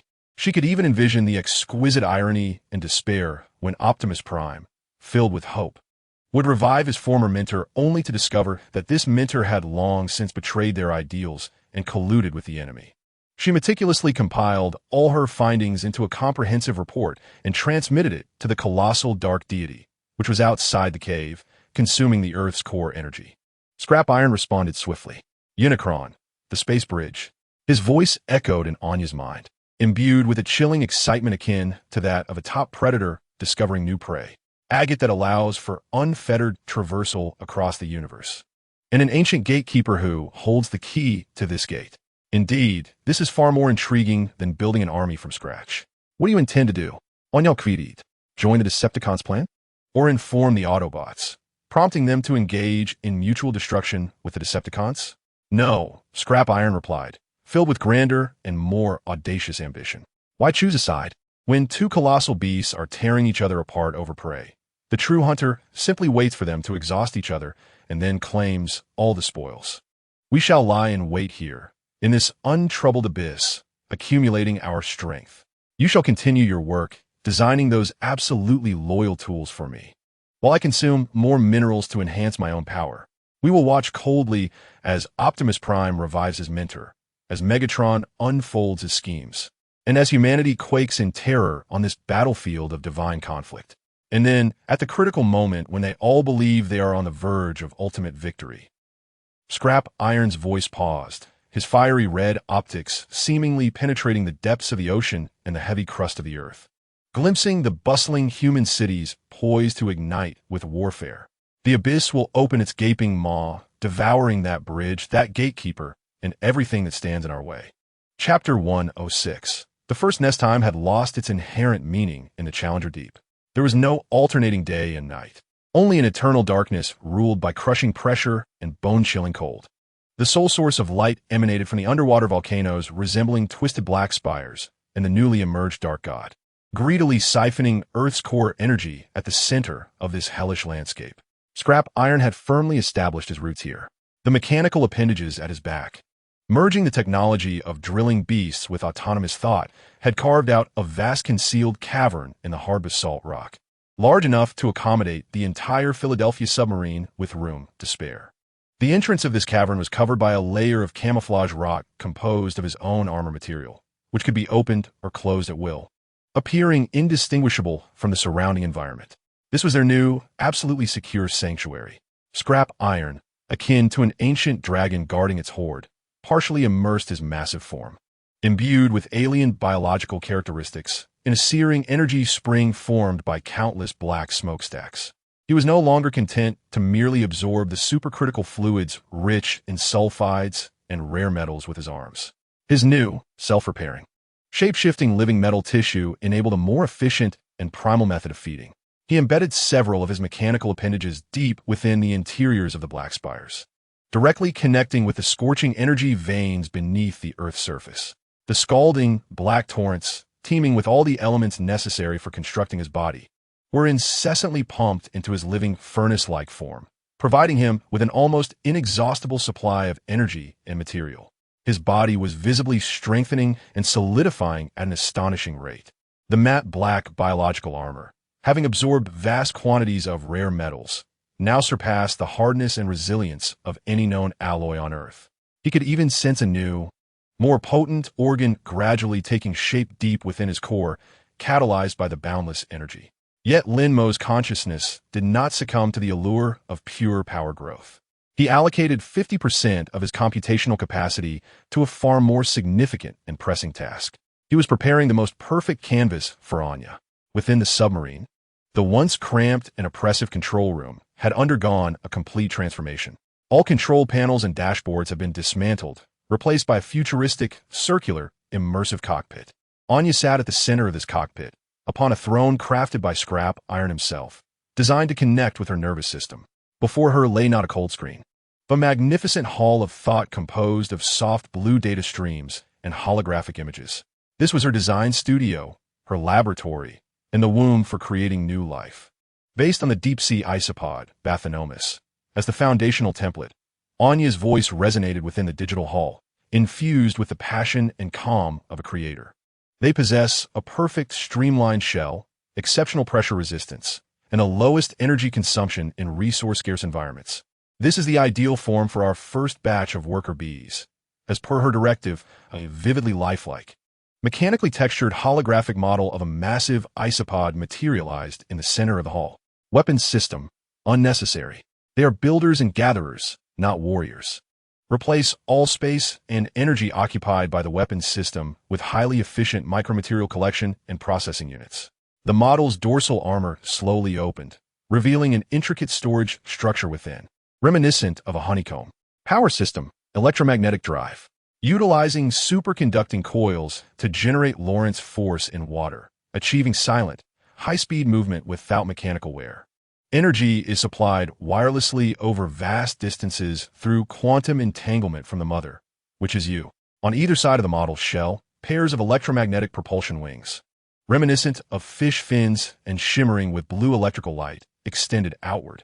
Perception system, a singular high-frequency sonar coupled with chemical sensors. They do not require sight to navigate the world. They merely need to locate food and return home.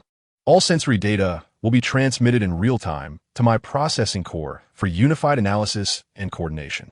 The model's fearsome head bore only a simple circular recess, designated for the emission and reception of sonar pulses. Core, descendant core. From a minuscule fraction of your spark energy, we extract their soul. This guarantees their unwavering, absolute loyalty, impervious to any external force. As Anya uttered the final directive, her voice carried an unintentional, divine coldness. What she was crafting was not life, but a cadre of living forms, perfect tools. The design has been finalized. The abyssal mayfly prototype has been uploaded to your manufacturing matrix. Anya completed her task. A glimmer of anticipation in her expression as she reported to the colossal demon outside the cave, consuming geothermal energy. The canvas is prepared, my god. Now, it is your turn to infuse it with color. Received, my mother. The raspy, deep voice of the Iron Shard responded. Outside the cave, the immense demon, nestled within an underwater volcanic cluster, slowly opened its burning, nuclear flame-infused red compound eyes. Awakening from its endless state of feeding, a massive, serpent-like metallic appendage rose from its back. The appendage S-tip transformed under its formidable will, morphing into a vast manufacturing chamber adorned with countless golden nanomechanical tendrils within, resembling some alien flower. It aimed this manufacturing chamber at a nearby black chimney that was spewing forth in a frenzy. Virum, an invisible, powerful gravitational field emerged instantaneously. The black supercritical fluid, with temperatures soaring to 400 degrees Celsius, sufficient to melt lead, was violently yanked from the black chimney spout, twisting into a dark, contorted vortex. and was frantically drawn into the immense manufacturing chamber. Within this manufacturing chamber, a nebula composed of billions of golden nanomachines began to operate at an unfathomable speed. They functioned like the most efficient microscopic sorting factory, swiftly discarding useless sulfides and impurities from the black torrent, leaving only the purest iron, manganese, copper, zinc, and other metallic elements required to construct the abyssal mayfly. Then, the true creation commenced. Under Anya's meticulously precise design, those golden nanomachines, akin to countless miniature artisans endowed with divine craftsmanship, began to weave using the refined metallic elements. They crafted a sturdy yet lightweight shell, boasting a flawless, streamlined shape. They fashioned superconducting coils, 100 times finer than human hair. With absolute zero electrical resistance, they wove complex micropipelines, resembling neural networks, responsible for transmitting data and energy. Finally, the iron shard carefully infused a fragment of its spark energy into the forming, diminutive descendant core, akin to a divine breath. Virum. At the moment that energy was infused, the cold metallic construct, no larger than a fist, seemed to be bestowed with a soul, its singular, circular sonar sensor igniting with a cold red glow. Reminiscent of the iron shard, the first abyssal mayfly was born. It gently detached from the immense manufacturing chamber, hovering in the frigid seawater. Its pairs of electromagnetic propulsion wings, akin to fish fins, gracefully fluttered, propelling its small, mechanically textured body through the water in an elegant, agile arc. Like a newborn child, it curiously surveyed the new, dark world around it. Then, it perceived the clear and absolute first command emanating from the mother. Command collect. The abyssal mayfly's petite form hesitated momentarily before its red single eye locked onto a nearby black chimney. Without a trace of hesitation, its small body transformed into a streak of black lightning, rushing forth in an instant. Utilizing its sharp, claw-like collection appendages, reminiscent of amphipod mandibles, it effortlessly tore open a small segment of the hard shell composed of metal sulfides. Then it dragged the piece of food, larger than its own body, back to the iron shard.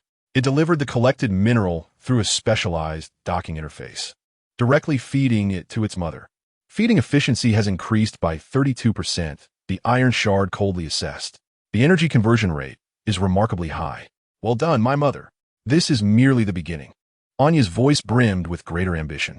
The power of a single mayfly is insignificant. But what of thousands or even millions? The iron shard remained silent, yet his actions provided the answer. His vast manufacturing chamber, akin to an unyielding, sacred womb, began to deliver with terrifying efficiency. The second abyssal mayfly, the 10th abyssal mayfly, the 100th abyssal mayfly. In the subsequent hours, in the ancient, unchanging dark realm located at the Earth's depths, an epic-defining genesis unfolded, a spectacle that would send shivers through any form of life.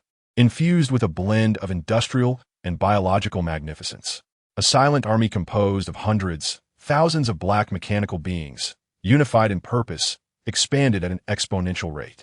They transformed the oceanic volcanic cluster, teeming with death and life, into their pasture. With clearly defined roles and efficient operation, devoid of chaos or hesitation, some were tasked with mineral extraction, while others transported the minerals back to the mother.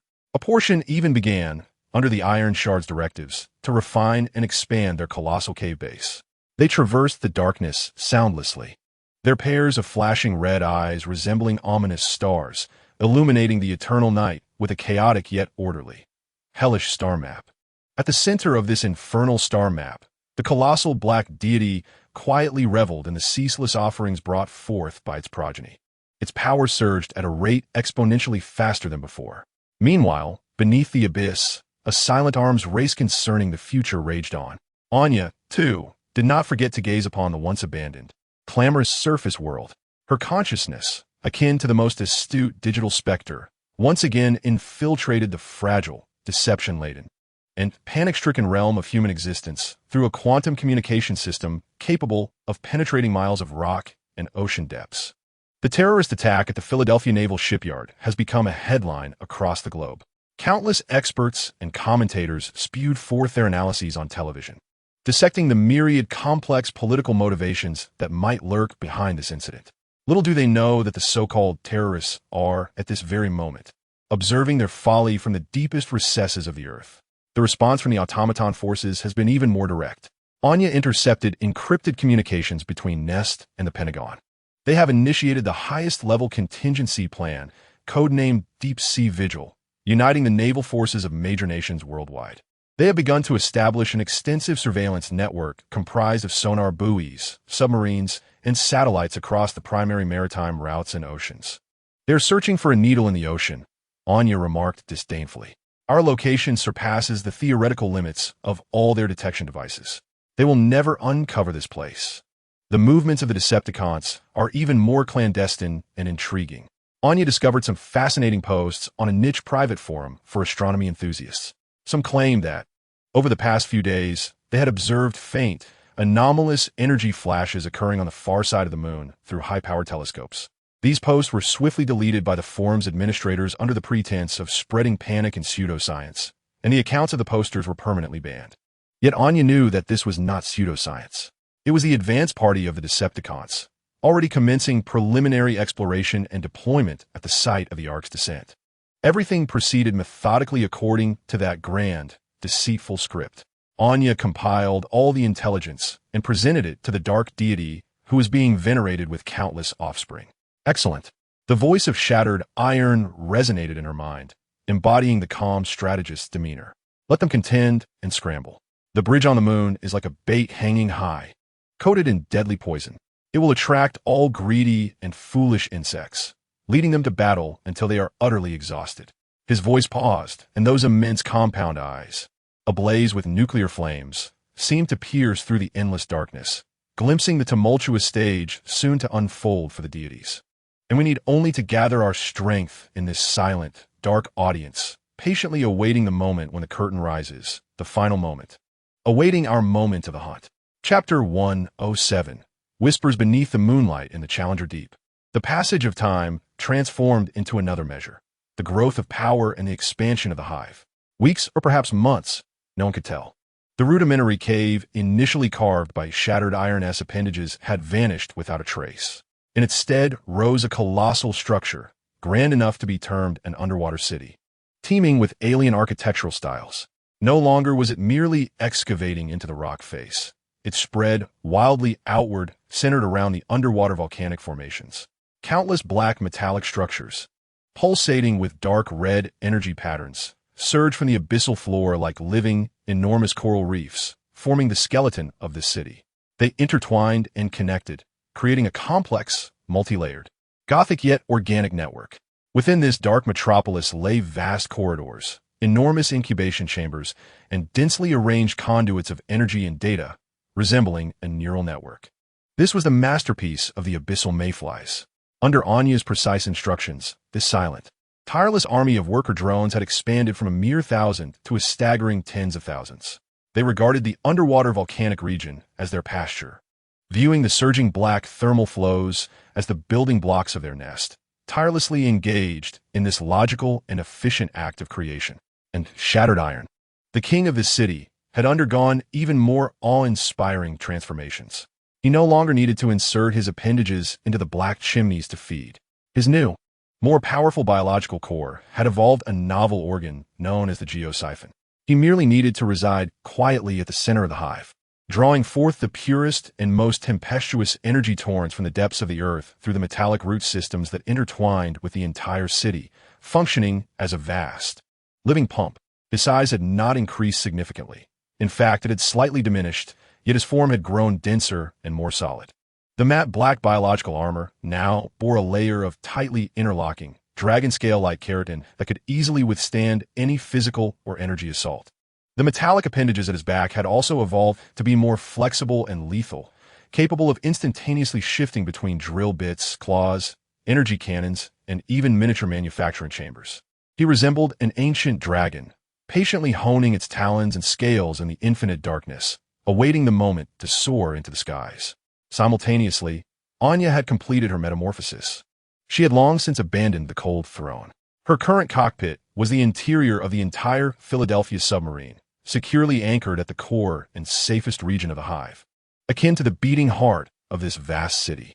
Countless thick, blue data-laden fiber optic cables extended from the walls of the hive, akin to intravenous tubes, connecting to the submarine's hull and ultimately converging upon her.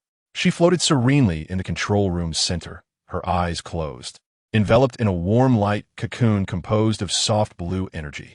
She no longer required fingers or screens.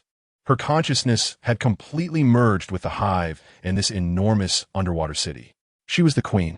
Tens of thousands of abyssal mayflies served as her eyes.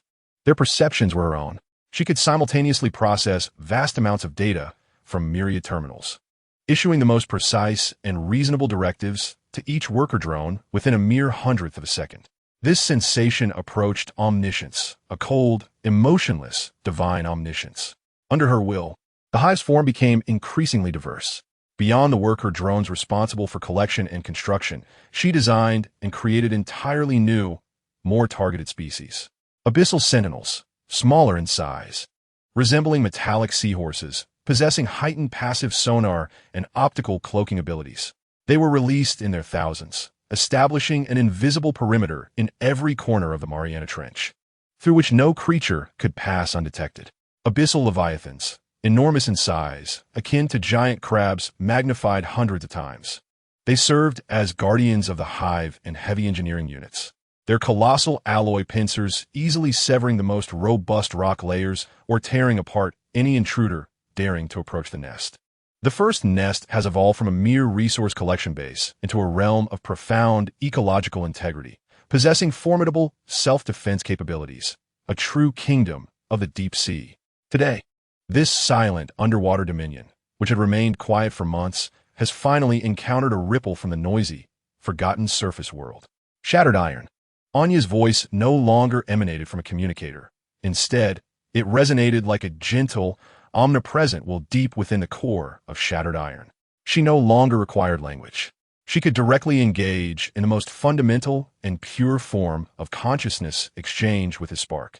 In the heart of the nest, the colossal demon, quietly drawing energy from the Earth's core, slowly opened its burning, nuclear flame-red compound eyes. Has the time come, my mother? Its voice remained hoarse and deep, yet now bore an echo of vast, abyssal authority. Indeed, my God, Anya's consciousness relayed a chill of excitement, akin to that of a hunter. The fish we have long awaited has finally taken the bait. With her intent, a vast holographic image composed of data streams materialized before shattered iron. It depicted an enormous hangar, imbued with a futuristic aesthetic. At its center rested a uniquely designed, white spacecraft adorned with a prominent symbol. Surrounding the ship were core members of the Autobots, Optimus Prime, Ironhide, Ratchet, along with high-ranking officers from Nest, such as Colonel Lennox, gathered around a large tactical projection table for their final mission briefing. According to intelligence obtained from the Decepticon defector gearbox and our analysis of the anomalous energy signals from the far side of the moon, we can confirm with absolute certainty that the Ark, the flagship of the Autobots, which vanished thousands of years ago, has crashed in the Sea of Tranquility. A scientist clad in a NASA uniform explained to the assembly. Historical records indicate that the Ark was transporting core components of the space bridge technology devised by our greatest inventors, including energy pillars personally developed by the leader of the Autobots. The Decepticons' objective is these energy pillars. Optimus Prime's voice resonated with grave seriousness. They intend to utilize the space bridge to teleport their main forces from the depths of the cosmos, even the entirety of Cybertron, to Earth. We must seize the energy pillars before they do and rescue our leader, Megatron. This scene had been quietly copied by Anya over the past months through the omnipresent digital specter from Nest's highest-level encrypted servers. Everything is unfolding as we anticipated. Shattered Iron's voice revealed no surprise, only a chilling calmness that suggested mastery over the unfolding chess game. They're like puppets programmed to follow a script, stepping one by one towards the stage we have set for them. Indeed, Anya's consciousness responded. The Xanium ship will launch from Cape Canaveral in 24 hours. Our audience is prepared. Excellent. Shattered Iron slowly rose from his imposing throne. His new body, resembling obsidian dragon scales, reflected a haunting, lethal sheen under the dim red glow of the Nest's energy. However, mere spectatorship is insufficient, he continued. I require a closer box, one from which I can physically touch the stage. I need an eye, one that can infiltrate their ranks, observe every actor's expression from up close, and at crucial moments, alter the script. Anya instantly grasped his intent. You require a spy. Her consciousness rapidly constructed a new design blueprint, a diminutive entity, possessing perfect optical and electromagnetic invisibility, capable of prolonged independent operation, and able to self-destruct completely upon discovery. Leaving no trace, an ultimate assassin. Not merely an assassin, my mother, Shattered Iron corrected. It should be a phantom, a specter that traverses the battlefield, recording everything, yet remains unnoticed. I need to know every detail after Megatron is brought back to Earth, the precise location and activation methods of those energy pillars, and the cards revealed by the Decepticons and Autobots in their struggle for these toys. The design is complete. Anya's efficiency was astonishing within mere seconds. A new blueprint imbued with lethal beauty was formed. Model Abyssal Shadow. Inspired by the deep-sea phantom octopus, it features optical camouflage skin composed of memristor arrays that can mimic the surrounding environment, and a graphene layer that absorbs 99.9 of radar waves. Its power source is a miniature artificial spark, capable of sustaining it and hiding on Earth for years. Its sole weapon is a micro-quantum computer that can invade and manipulate any electronic device. Perfectly exquisite. Shattered Iron expressed his satisfaction. His massive manufacturing appendage slowly rose from his back once more, but this time he did not absorb the tainted black chimney thermal currents. He extended another enormous, drill-like metallic arm and, without hesitation, forcibly tore a piece of his own flesh, the size of a human head, from his unyielding chest plate. That black, pulsing biological metal was then sent into the vast, alien flower-like manufacturing chamber. He intended to use the finest essence of his being to forge this unique eye, the embodiment of all his ambitions. Under Anya's meticulously precise design, the biological metal began to transform and reorganize at an unimaginable speed. It extended slender, elegant tentacles reminiscent of a phantom octopus. It fashioned diamond-like, intricately designed multidimensional optical sensors. Its core, a micro-artificial spark infused with a trace of pure spark energy by Shattered Iron himself, began to emit a faint, stable, and cold blue glow. Minutes later, a mechanical creation, the size of a basketball, entirely black and seemingly composed of pure shadows, emerged gracefully from the vast manufacturing chamber. It floated silently in the frigid seawater, resembling a non-existent specter from another dimension. Then, its optical camouflage skin activated, gradually rendering its dark body transparent, until it completely vanished, merging with the surrounding dark waters. Only the steadily burning, cold blue artificial spark remained, perceived by Shattered Iron as a distant, solitary star. Go forth, my shadow. Shattered Iron's voice echoed like a whisper from the abyss within that tiny spark. Travel to the moon, to the dormant Arkansas. Go, and uncover for me the truth of history and the beginning of the future. Chapter 108. Echoes of the Ark in the profound darkness and eerie silence of the Challenger Abyss. A cold, blue artificial ember, akin to a distant and solitary star, quietly extinguished its brilliance within the perception of the Mother. The Abyss shadow has embarked. It had not burst forth from the ocean's surface like a rocket, which would have caused a tremendous surge of energy, akin to igniting a bonfire in a dark forest. Instead, it chose the oldest and most clandestine method of parasitism. Its skin, composed of a memristor array and cloaked in optical camouflage, flawlessly mimicked the surrounding seawater, silently attaching itself to the hull of a colossal container ship sailing eastward. It resembled a non-existent shadow, riding upon the cumbersome and clamorous iron constructs of human civilization as it commenced its lengthy journey across the Pacific. Through the tenuous yet resilient quantum entanglement link, Iron Shard and Anya shared the entirety of the shadow's perceptions. For them, it was an unprecedented and wondrous experience. They could hear the dull, thunderous roar of the ship's engine, reminiscent of a beast's heartbeat. They could taste the faint chemical essence released by the ship's anti-corrosive paint dissolving in seawater. They could see the sunlight piercing the ocean's surface, casting shimmering, ever-changing patches akin to golden scales in the shallows. It was their first time, as observers, to touch once more the world they had forsaken, a realm brimming with sunlight and vitality. How noisy, yet so fragile, a cold judgment belonging to the divine echoed within Anya's consciousness. But also very warm, Iron Shard's voice replied. Deep within the essence of Lin Mo's soul, a lingering, instinctive yearning for that golden sunlight remained intact. After several days of navigation, the Shadow reached the western coast of the Americas. It did not linger, but shifted its host, attaching itself to the chassis of a freight train traversing the continent. It slumbered during the day and traveled by night, crossing deserts and cities, ultimately arriving at its destination in Cape Canaveral, Florida, a mere 12 hours before the launch of the Xanium. The security system at the Kennedy Space Center was among the finest in the human realm. Infrared, microwave, vibration sensors. An invisible web enveloped the entire launch site. Yet before the Shadow's graphene coating, capable of absorbing 99.9% of radar waves, and its optical camouflage skin, this grand net was rendered utterly ineffective. It slipped through all defenses like ink merging into the ocean, silently traversing. Its ghostly, tentacle-like appendages allowed it to climb silently on any surface. Finally, it found its seat within the narrow maintenance recess connecting the massive external fuel tank to the hull of the Xanium, a spot hidden from all surveillance.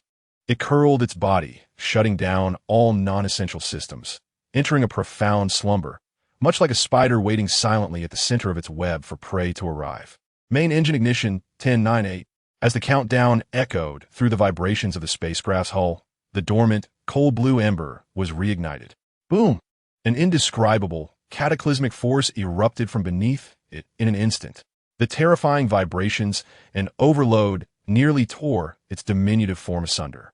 It clung its tentacles tightly to the recess's inner walls, curling its body to the smallest possible size. Enduring the furious force, surging skyward with its indestructible form comprised of Iron Shard's flesh. Through the Shadow's eyes, Iron Shard and Anya experienced the sensation of flying from an unimaginable perspective for the first time. The Earth raced away beneath them, the blue ocean and green continents rapidly coalescing into a magnificent arc within their view. The dense clouds were effortlessly torn asunder, morphing into rolling white waves beneath them. The sky's hue shifted from azure to deep indigo and ultimately transformed into an eternal, cold darkness studded with countless stars. A sense of weightlessness enveloped them. The external fuel tank detached after fulfilling its purpose, and in that fleeting moment, the Shadow used a slender tentacle to deftly swing itself into the shadows of the spacecraft's rear thruster array. It beheld the azure planet, resembling a colossal sapphire, delicately suspended in the infinite void of space, emanating a captivating, gentle luminescence. This is Earth. Anya's consciousness resonated with a heartfelt, awe-filled exclamation. Even her heart, long filled with data and logic, skipped a beat at the sight of this majestic and sacred spectacle. Iron Shard remained silent, simply gazing through the Shadow's eyes at the home he could never return to. The nostalgia inherent to humanity, long buried deep within the core of the Ember, surged silently like an undertow from the abyss. The spacecraft sailed through the silent cosmos. 3 days later, a massive, desolate gray planet, riddled with meteorite craters, emerged within their sight. The moon. The Xantium adjusted its posture, gradually decelerating before smoothly landing on a vast gray plain known as the Sea of Tranquility. Not far from the landing site, the remnants of a colossal silver warship, reminiscent of the ancient bones of titanic beasts and infused with Cybertronian aesthetics, lay quietly embedded in the lunar dust. It had been there, slumbering for thousands of years. The Arkansas. The spacecraft's hatch opened, and the towering figures of Optimus Prime and Ratchet emerged. Their feet touched the soft lunar dust, producing a faint rustling sound. In the moon's 1/6 gravity, their bodies, which weighed several tons on Earth, felt remarkably light.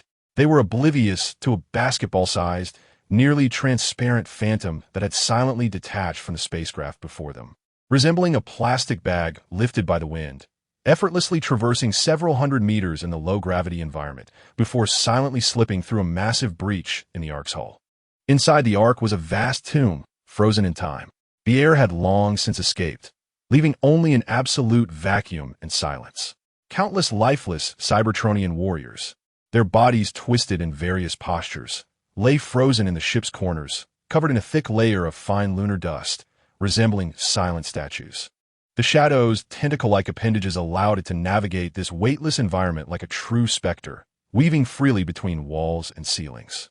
Its multidimensional optical sensors recorded everything within. Every model of corpse, every fragment of weaponry, every mark of explosion on the walls. All data transformed into a frigid torrent, transmitted in real time via quantum entanglement back to the darkest throne deep within the Earth. These are the elite warriors of the Autobots. Iron Shard's voice resonated in Anya's mind, tinged with a cold, military objectivity. Their downfall marked the turning point of the Autobots' decline in the latter stages of the Cybertronian War. Shadow silently traversed several vast ship compartments, ultimately arriving at the core area of the Ark's bridge. It nestled within the shadows of a fractured energy conduit atop the bridge, patiently awaiting its moment. Soon, the towering figures of Optimus Prime and Ratchet appeared at the entrance of the bridge. They beheld a harrowing sight. The lifeless bodies of comrades who had once fought valiantly by their side. A flicker of profound sorrow crossed Optimus Prime's blue optics. They could have survived. Ratchet's voice brimmed with suppressed rage. As they moved through the bridge strewn with corpses, they finally reached the innermost part before a grand, throne-like pilot's seat. Seated, there was a colossal figure, even taller than Optimus Prime, adorned in ornate, gold and crimson armor. Though he maintained a piloting posture, his spark had long been extinguished, his eyes dim and lifeless. Unicron, the former leader of the Autobots, the great mentor of the Transformers. Unicron. Optimus Prime's voice resonated with reverence and grief as he extended his hand, yearning to touch his mentor's cold form. At that moment, Ratchet's scanner emitted a series of urgent alarms. Optimus, wait. His spark core is still active. He has merely entered a state of emergency stasis. Optimus's motion halted abruptly, disbelief and elation igniting within his blue optics. They carefully lifted Unicron's massive body from the pilot's seat. Behind it, within a concealed storage compartment, they discovered another, even more critical objective of their mission. 5 enormous energy pillars, pulsating with a faint blue glow, resembling metallic staffs. The core components of the space bridge. Optimus's voice trembled with excitement. We must return him and the energy pillars to Earth immediately. We can finally go home. Shadow quietly recorded every detail. It documented Unicron's seemingly dormant state, yet his internal energy cycle remained partially active. It noted the precise dimensions, energy frequencies, and the ancient Cybertronian inscriptions etched upon the 5 energy pillars. It captured Optimus Prime's heartfelt, unguarded longing to return home. This intelligence was invaluable to Scrapiron. Just as Optimus and Ratchet prepared to escort their spoils back to the Xanium, Shadow's highly sensitive sensors abruptly detected a faint, alien electromagnetic signal. The signal flickered briefly, akin to an illusion. But Shadow, driven by a quantum computer core, captured and analyzed that signal within a mere hundredth of a second. Signal characteristics: Decepticon encrypted communication, sonic frequency band. Signal source: exterior of the Ark, 3 o'clock direction, approximately 2 kilometers away. Shadow adjusted its optical sensors to the maximum. Peering through a crack in the bridge's viewport towards the indicated direction, it beheld a slender, blue figure standing in the shadow of a distant crater. Beside him, a mechanical falcon-like transformer was transmitting the recent recordings to its master through a data interface. Sonic wave and laser beak. It appears the director of this drama has arrived in person. Anya's voice echoed in Scrapiron's mind, laced with icy sarcasm. Not just the director, Scrapiron replied. The protagonist is about to make his entrance. As if to affirm his words, just as Optimus and the others departed the Ark, a dilapidated, menacing Cybertronian shuttle adorned with Decepticon insignia roared down to the opposite side of the Arkansas. The hatch opened, and 2 imposing figures, radiating malice and brutality, emerged. One was the towering leader of the Decepticons, Megatron, his visage marred by grotesque scars. The other was the cunning air commander of the Decepticons, Starscream, whose slender form was adorned with massive wings. They too entered the Ark, stepping into this grand mausoleum. Shadow remained motionless, blending seamlessly into the surrounding darkness and silence. Optimus has taken what we left for him. Starscream's sharp, sycophantic voice pierced the silence of the bridge, sounding unbearably grating. He will soon revive Unicron. Our plan has succeeded. Humph. Megatron scoffed disdainfully, approaching the corpses of Autobot warriors, his massive metallic foot ruthlessly crushing the skull of one. This is merely the first step of our plan. That old fool Unicron only believes in the power of a leader. Only when he witnesses Optimus's weakness and the subservience of the humans will he truly resolve to stand with us. He turned, his intact crimson optic gleaming with a cruel and frenzied light. We intentionally left behind 5 energy pillars as a bargaining chip for him. What we truly need are the remaining hundreds of energy pillars. They are already hidden in various corners of the moon. The moment Unicron activates the space bridge, I will bring all of Cybertron crashing down upon Earth. I will make those wretched carbon-based insects our slaves in rebuilding our homeland. Great Megatron, your wisdom is unmatched. Starscream eagerly flattered. Shadow quietly recorded this dialogue brimming with conspiracy and betrayal, capturing every byte in its entirety. At last, the puzzle was complete. Megatron and Starscream soon departed, showing no trace of nostalgia for the graveyard. As they boarded the decrepit shuttle, poised for takeoff, Shadow, which had remained still, finally stirred. At the tip of one slender tendril, a minuscule, nearly transparent object, no larger than a grain of sand, was silently ejected. That minuscule object traced an almost imperceptible parabolic arc in the vacuum of low gravity, precisely and quietly embedding itself within a structural crevice of Megatron's shuttle's landing gear. It was a miniature quantum tracker, personally designed by Scrapiron, using his own spark energy as a beacon. Having accomplished this, Shadow once again transformed into an inconspicuous shadow, silently departing the arc, reintegrating into the eternal, frigid darkness of the moon. It would await the next opportunity to hitch a ride back to Earth. Meanwhile, thousands of miles away, within the profound depths of absolute darkness, the immense demon seated upon his throne slowly opened his burning, nuclear flame-red eyes. Before him floated an enormous three-dimensional star map composed of data streams. Upon the star map, a faint yet remarkably stable red light was gradually departing the moon's orbit, heading toward the azure planet. "I've got you now." The husky, low voice of the shattered metal echoed like thunder from the abyss, reverberating slowly within his grand. Dark Kingdom. Megatron. Chapter 109. The kiss of the Viper. The eternal darkness of the moon resembled a forgotten, frigid backdrop to a stage, gradually receding within the perception of Shadow. Its diminutive, nearly imperceptible form once more silently adhered to the exterior of the Xandium, embarking on a journey back to Earth aboard this white ark, which bore the hopes of all Autobots. The re-entry into the atmosphere on the return journey was more tumultuous than the departure. The spacecraft's heat shield emitted a blinding, sunset-like red glow due to the intense friction with the dense air. Shadow pressed its body tightly against the shadow of a structural seam, feeling the searing heat and terrifying tremors capable of melting steel. Its indomitable form, composed of shattered metal and flesh, once again attested to its extraordinary adaptability. When the spacecraft finally landed smoothly on the runway at Cape Canaveral, a colossal mobile hangar, repurposed from a military transport aircraft, awaited eagerly. The ship was swiftly towed into the hangar, sealing it off from the outside world. Shadow remained motionless, resembling a genuine metal component, quietly biding its time. It could hear the jubilant cheers of humans within the hangar, the heavy, expectant footsteps of the Autobots. It observed the massive, carefully encased stasis pod, resembling a metallic coffin, along with 5 energy columns flickering with faint blue light, being solemnly unloaded from the Xandium and loaded onto a massive C-17 Globemaster transport plane. Its opportunity had come. Just as the heavy rear door of the transport plane was about to close, Shadow detached itself from the spacecraft hull, akin to an inconspicuous black plastic bag lifted by a gentle breeze, silently rolling a few times on the ground before stealthily slipping into the landing gear compartment of the transport plane. Several hours later, the transport plane landed on the outskirts of Washington, D.C., at the heavily guarded Nest secret headquarters, codenamed Nest.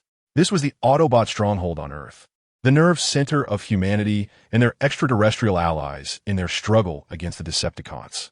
Inside the hangar, brightly lit and filled with a tense yet solemn atmosphere, the colossal, gold-red form of Unicron was carefully placed at the center. Optimus Prime stood before his mentor, his blue optical sensors brimming with awe, sorrow, and an uncontrollable excitement at the prospect of witnessing history. Shadow had already found its new position. It clung silently to the interwoven metal trusses atop the hangar, nestled within the shadow of a ventilation duct. From this perfect vantage point, it could observe everything transpiring within the hangar. "Are you sure you want to do this, Optimus?" Ratchet's voice held a hint of concern. The energy of the leadership matrix is limited. The last time you used it, you nearly exhausted all your spark energy to revive the human named Sam. And Unicron, he is an even older leader than you. The energy required to awaken him could be an unknown quantity. I must do this, old friend. Optimus's voice was resolute. He is our mentor, the hope of the Autobots. For the future of Cybertron, any price is worth paying. With that, he stepped forward slowly. His massive blue chest armor, composed of countless intricate parts, opened gradually with a crisp metallic sound, revealing the soft blue glow of the matrix of leadership within, as deep and beautiful as a cosmic nebula. Optimus extended his hands, gingerly extracting the matrix from his chest. At that moment, the entire hangar seemed to fall silent, all eyes drawn to this legendary artifact that embodied the wisdom and power of countless millennia of leadership. Cradling the matrix, he stepped closer to Unicron's cold, lifeless chest. Unicron, my dearest mentor, Optimus's voice was deep and solemn, akin to chanting an ancient hymn. I am Optimus Prime, the last descendant of Primus. I shall use the power of the Matrix to awaken your dormant spark. Please, guide us once more, lead us back home. As his words hung in the air, he pressed the holy, glowing Matrix gently against Unicron's extinguished spark core. Boom! A visible surge of pure energy, akin to a tangible blue fountain of life, erupted from the Matrix, violently surging into Unicron's lifeless form. Optimus's massive body jolted as his blue optical sensors dimmed, as if his very life force was being rapidly siphoned away. Before him, Unicron's immense golden-red form began to tremble violently. Countless dazzling electric sparks erupted from the seams of his armor. His long-dormant internal mechanisms were forcibly reactivated with a series of agonizing creaks and groans. A long, anguished howl, filled with pain and confusion, erupted from the depths of Unicron's throat, reminiscent of a cry from ancient times. His once dull, lifeless eyes suddenly ignited with the same wisdom and authority as Optimus, glowing a brilliant blue. He was alive. He sat up abruptly, his massive arms flailing wildly, as if awakening from a long nightmare. He beheld the unfamiliar, diminutive humans around him, the Autobots filled with concern and reverence, and finally, his gaze fell upon Optimus, who appeared somewhat weakened, half kneeling on the ground due to the excessive energy expenditure. Optimus, he tentatively called out with his ancient, metallic voice. It is I, Mentor. Optimus's voice brimmed with uncontainable joy. Unicron seemed still engulfed in immense confusion. He struggled to stand, staggering backward a few steps, cautiously surveying his surroundings. Where is this? What has happened? The war. Has the war ended? The war continues, Mentor, Optimus replied. But we have found new allies, and we have discovered new hope. We can finally go home. Home, Unicron murmured, repeating the word, a flicker of complex, inscrutable light flashing in his blue optical sensors. At the top of the hangar, Shadow quietly recorded everything in its entirety. It documented the unique energy spectrum and activation method of the Matrix, captured every physiological data and spark fluctuation during Unicron's awakening, and even noted the fleeting, cold calculation hidden deep within his seemingly bewildered blue eyes. A sentiment foreign to the Autobots, and far away, within the depths of a pitch-black void that extended 11,000 meters deep. In the eternal darkness of the abyss of challengers, akin to a primordial realm, the lair of shattered iron burgeons with a silent vitality. Shattered iron and Anya, akin to two spectators seated at the apex of a circular amphitheater, observe with a detached gaze the deeply moving yet hypocritical spectacle of a master and disciple reunion. His performance is nothing short of perfection. Anya's consciousness resonates with a chilling admiration reminiscent of a theatrical critic. His portrayal of confusion, fragility, fear of war, and longing for home. He vividly embodies an ancient leader, awakened from eons of slumber, marred by trauma. Had we not perused the script beforehand, I too might have been deceived. His portrayal is not entirely fabricated, Shattered Iron's voice retorted, imbued with a profound understanding of human nature, characteristic of Lin Mo. His fear of war is genuine, as is his yearning for home. However, the manner in which he chooses to return home starkly contradicts Optimus Prime's ideals. Now, the actor has taken his position, Anya's awareness shifted to another scene. The other protagonist is poised to commence his actions. Upon the vast three-dimensional star map before Shattered Iron, a faint red, signifying Megatron, after a brief lunar sojourn, did not return to any known Decepticon base. Instead, it traversed the Atlantic, ultimately descending upon an expansive, desolate African savanna. What was he doing there? Anya inquired, perplexed. There is no strategic value, nor abundant energy resources. He is licking his wounds, Shattered Iron replied. In the Battle of Chicago, Optimus nearly tore half his face away. Now, Megatron is more vulnerable and dangerous than ever. He resembles a wounded lion, hiding in its den, requiring absolute silence to await his minions, who will bring him hope for a resurgence. As if to validate his words, another signal, representing Soundwave, silently sped toward a coordinate on American soil. Anya immediately engaged all digital specters to lock onto that coordinate. It was a lavish penthouse located in the heart of Washington, D.C., characterized by modern design. The owner, Dylan Gould, a young, handsome, and immensely wealthy tycoon, was also the new employer of Sam Witwicky, a fresh ally of the Autobots. Ah, I see. Anya quickly comprehended. The Decepticons have infiltrated the very core of human society. They not only control the exiled, disreputable traitors, but also possess influential spokespersons like Dylan Gould. That is the true terror of the Decepticons, Shattered Iron stated gravely. They do not believe in friendship with carbon-based life forms. They only believe in interests and control. They have ensnared greedy human elites with wealth and power, transforming them into their most loyal and clandestine fifth column. At that moment, through the omnipresent quantum communication monitoring of Shadow, an exceedingly faint, heavily encrypted conversation infiltrated their awareness. The dialogue unfolded within Dylan Gould's office, one party being Dylan Gould himself. The other, yes, Master. Unicron has successfully awakened. Everything is proceeding according to your plan. Dylan Gould's voice brimmed with deference and flattery. Excellent. A sharp, metallic voice, laced with treachery, responded. Keep an eye on him, and also on Optimus's little insect pet. No unexpected occurrences must arise before Unicron reveals himself. Understood. Lord Starscream. Starscream. Anya's consciousness jolted. She had not anticipated that the one directly communicating with Dylan Gould was the second in command of the Decepticons. No, this is merely a FA-Ade. Shattered Iron's perception delved deeper.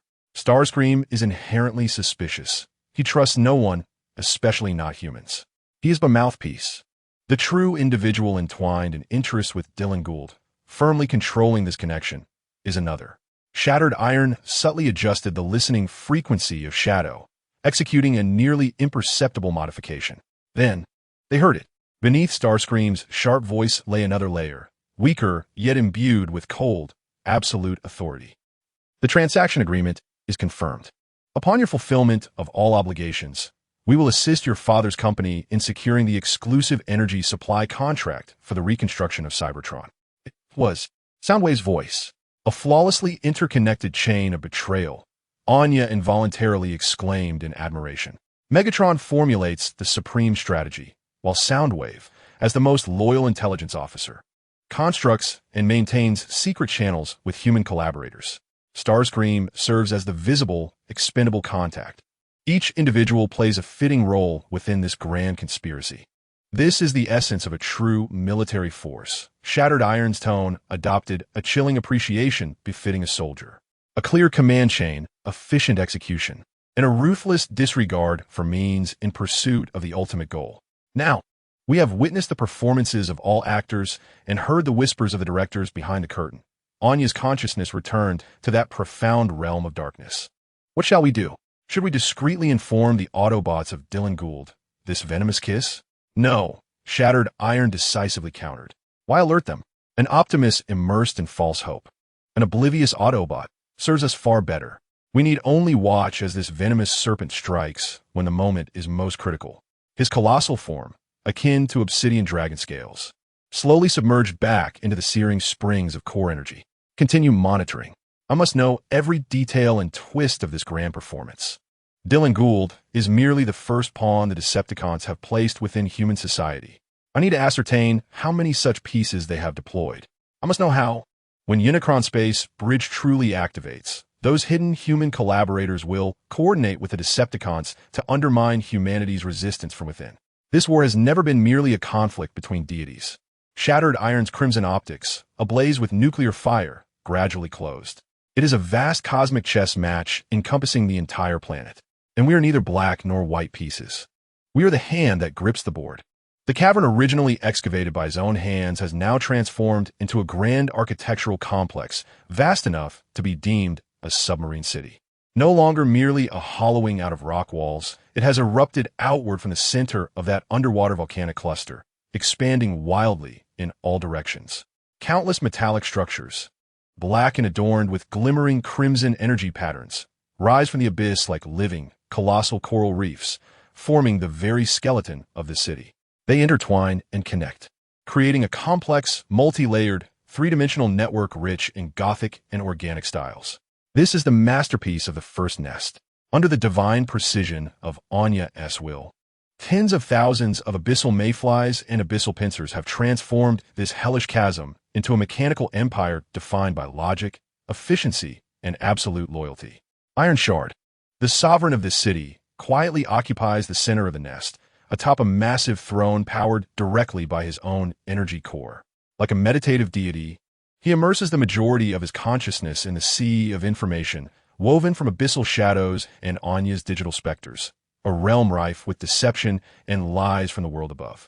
The chessboard is set, and the pieces are in place. His voice reverberates through his grand, dark kingdom like thunder from the abyss. Now, what we must do is comprehend the movements of each piece and the unseen hand that drives them. Washington, the headquarters of the nest. The abyssal shadow continues to lurk in the shadows atop the hangar, as inconspicuous as a speck of dust. It has minimized its energy consumption, maintaining only the most essential functions of surveillance and recording.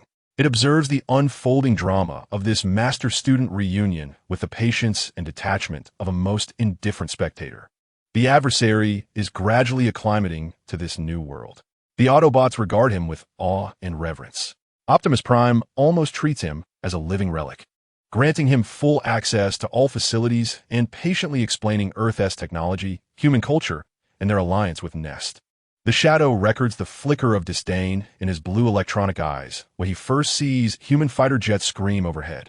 It captures the subtle blend of shock and greed in his expression upon encountering the vast torrent of information on the internet. It also notes the seemingly casual inquiries regarding the locations of human nuclear stockpiles, global communication hubs, and major military deployments that arise during strategic discussions with Optimus Prime. He is assessing. Anya's consciousness interprets these observations with the calmness of a seasoned analyst. He is evaluating Earth's war potential, gauging the strengths and weaknesses of this ally. He is not a bewildered veteran awakening from a nightmare. He is a cold commander familiarizing himself with a new battlefield. He is also a poor actor, Iron Shard responds, tinged with disdain. His every moment of confusion, every instance of vulnerability, conveniently manifests at the times most likely to elicit sympathy and trust from Optimus Prime. His performance is overly contrived, akin to a second-rate stage actor fearful that the audience might not grasp his inner turmoil. Alas, his audience is a blind devotee, blinded by hope.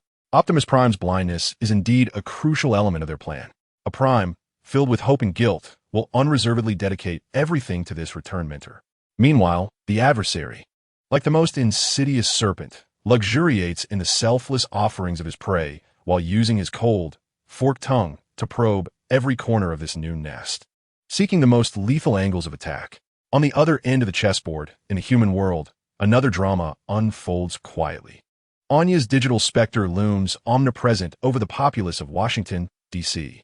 Her primary target for surveillance is a certain Sam Witwicky, a once celebrated hero who has saved the world twice, but now finds himself in desperate straits while seeking employment. She observes him clad in a cheap suit, attending interviews repeatedly, only to face rejection time and again. She watches as he forces a smile in front of his new girlfriend, the charming blonde named Carly, feigning strength. She sees him alone in the stillness of night, caressing the once glorious hero's medal bestowed upon him by President Obama, his eyes filled with confusion and resentment. A fascinating sample. Anya's consciousness reflects, presenting an objective sociological analysis. Human society defines hero in event-based terms rather than continual ones. Once the crisis subsides, a hero's value diminishes rapidly. His suffering stems from the abrupt decline of his worth and his inability to adjust to a mundane existence. No, his suffering arises from his yearning to be needed. Iron Shard's interpretation cuts deeper, resonating more closely with Lin Mo's human soul. He does not care for wealth or status. He simply cannot endure the feeling of being an outsider, excluded while his friends fight to save the world. This sense of uselessness is his greatest torment. Fate, or rather that unseen hand, soon arranges for him a new stage where he can once again feel needed. Following a humiliating interview, Sam receives a phone call from Dylan Gould's company, inviting him to take on a position as a messenger. Anya's digital specter monitors the meeting in its entirety. She sees Dylan Gould's handsome, charming face, exuding the charisma of a successful individual.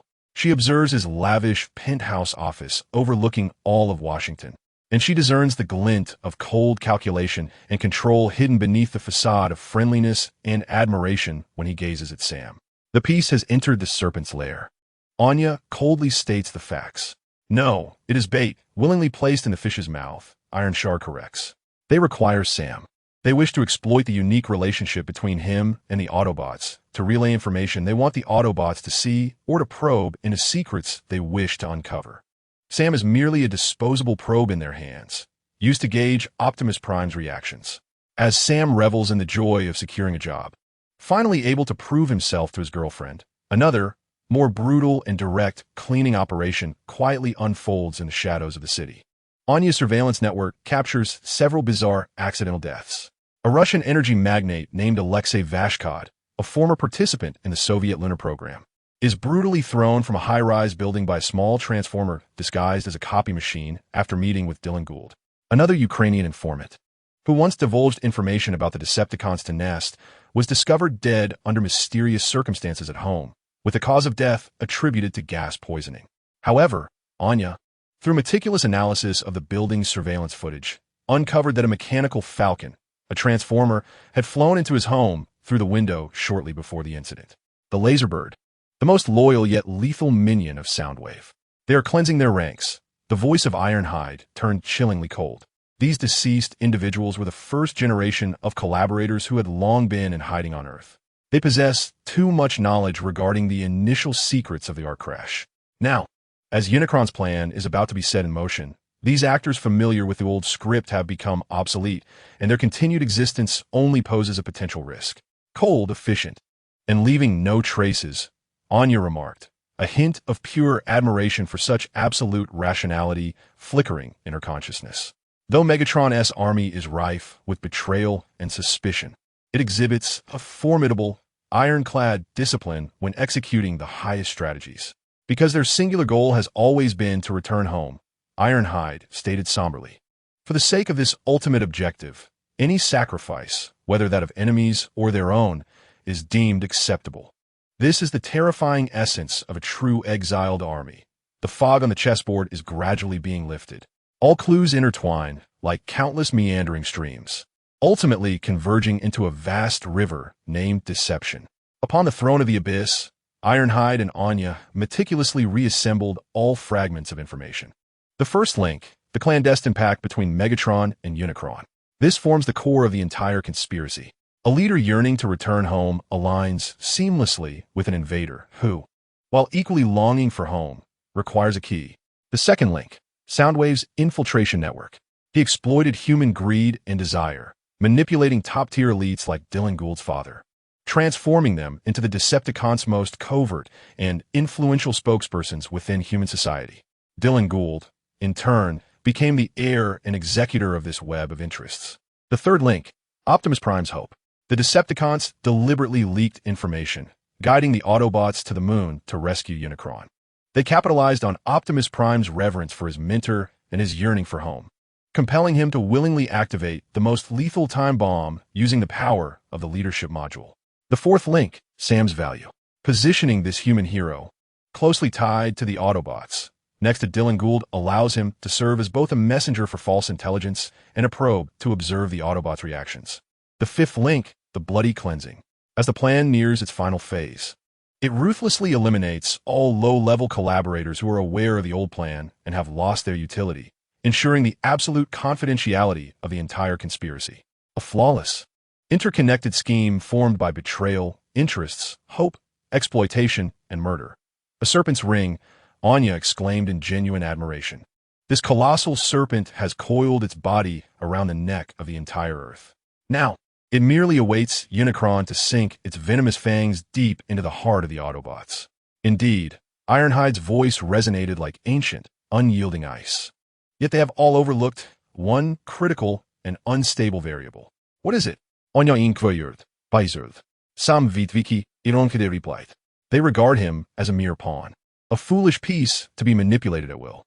But they forget that this pawn possesses its own will and an illogical phenomenon known as the protagonist's halo, luck. He will not remain complacent. His dissatisfaction and curiosity will drive him to dig deeper, to investigate.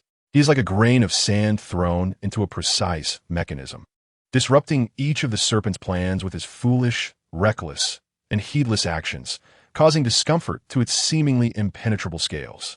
And when the serpent writhes in pain, exposing its vulnerabilities, Ironhide's nuclear flame-imbued crimson optics slowly opened. Before him loomed a grand, dark city constructed by thousands of abyssal mayflies, quietly emanating a cold, powerful light. It will be our moment to sever the serpent's head. Anya, he issued new command. Yes, my lord. Concentrate 80% of our surveillance resources on Sam Witwicky. I wish to know every word he utters, every person he meets, every action he takes. I want to witness how this tiny grain of sand can shift the entire chessboard. At once, Anya's will instantaneously mobilize thousands of digital phantoms, weaving an even tighter, all-encompassing web targeting only Sam. As for Shadow, Ironhide's gaze returned to the scene of the nest hangar. Let it remain concealed. Unicron's performance is about to reach its climax. I do not wish to miss the most spectacular moment. Upon the throne of the abyss, the Dark Sovereign gradually revealed a cold, expectant smile. Chapter 111. Grain of sand on the throne of the abyss. Ironhide and Anya observed, from an unprecedented, almost divine perspective, a long and mundane reality show titled The Ordinary Life of Sam Witwicky. Anya's thousands of digital phantoms had woven an impenetrable net, singularly focused on Sam. They lurked within every app on his phone, parasitized every line of code in his smart home system, and could even gauge whether he had activated the coffee machine by analyzing the faintest fluctuations in the electrical grid. They watched him rise promptly at 7 each morning, clumsily tying a cheap Windsor knot tie around his neck. They watched him squeeze onto the crowded subway, pressed into the throng like a pitiful scrap of paper. They observed him at Accuratus Systems, facing his arrogant and distasteful superior, Bruce Blassos, as he humbly repeated yes, sir, and of course, sir, time and again. His job entailed sorting and distributing the company's internal mail, a mechanical, pitiful task that required no intelligence, only physical stamina and patience. From a sociological perspective, this represents a reverse realization of value. Anya's consciousness reverberated within the core of Ironhide as the calmest of narrators, an individual who once stood at the pinnacle of power, shaking hands with the president and hailed as a savior, has been forcibly stripped of all accolades and cast into the lowest strata of society. His psyche is enduring immense, distorting pressure from this disparity. According to my model, the probability of him developing severe psychological disorders within the next 3 months is 73%. You merely perceive the data. Anya, came the voice of fragmented iron, imbued with a deeper, quintessentially human insight. You fail to see the fire within his gaze. It is not despair, but a suppressed and resentful fury. He is not a sickly cat stripped of its claws. He is a lion forced to roll in a cage. What he requires is not a psychologist, but a prey that allows him to once again sink his teeth in. Prey does not present itself willingly, Anya retorted coldly. According to probability, he will gradually extinguish all his vigor in this meaningless consumption, ultimately resigning himself to mediocrity. Then let us bear witness. The voice of fragmented iron brimmed with an inexplicable faith in humanity. Let us see whether your probabilities hold more accuracy, or whether the fate of a protagonist is even more irrational. The gears of fate soon reveal their answer. On this day, Sam, as was his custom, brewed coffee for his insufferable boss in the company's break room.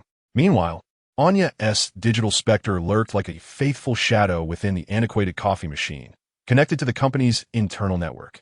At that moment, a figure stealthily slipped inside. It was a middle-aged Asian man, sparse-haired and wide-eyed with trepidation. He donned a wrinkled, cheap suit that clashed with the elite ambience of the office. His name was Jerry Wong, an inconspicuous employee responsible for data organization. Wiki, Jerry Wong whispered urgently, scanning the surroundings as if invisible eyes lurked in the air. Hey Wong, what is the fuss?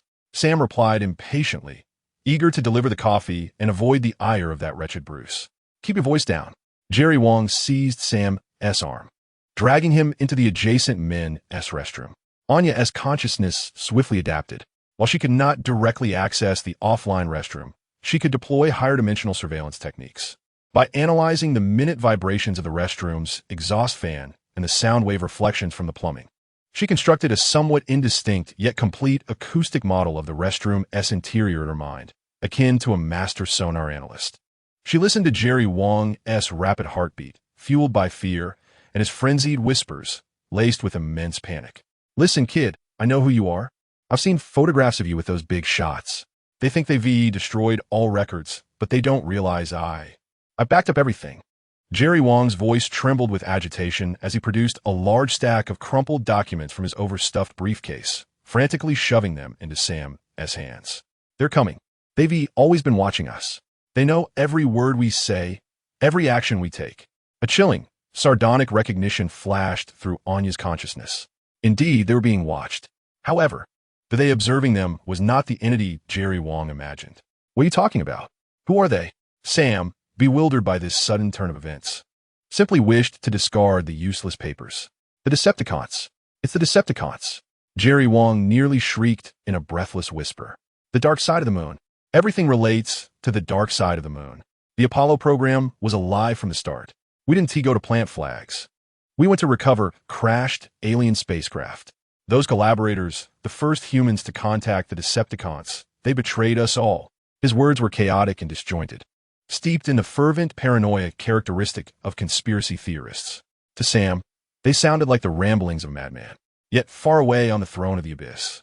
Fragmented iron and Anya regarded them as the clearest, most validated statements of fact. He knows too much, Anya assessed coldly. An inconspicuous data clerk. Yet due to his work, he has accessed critical secrets beyond his purview. He should be high on the Decepticons' purge list. He is not seeking salvation from Sam. Fragmented iron interpreted more somberly.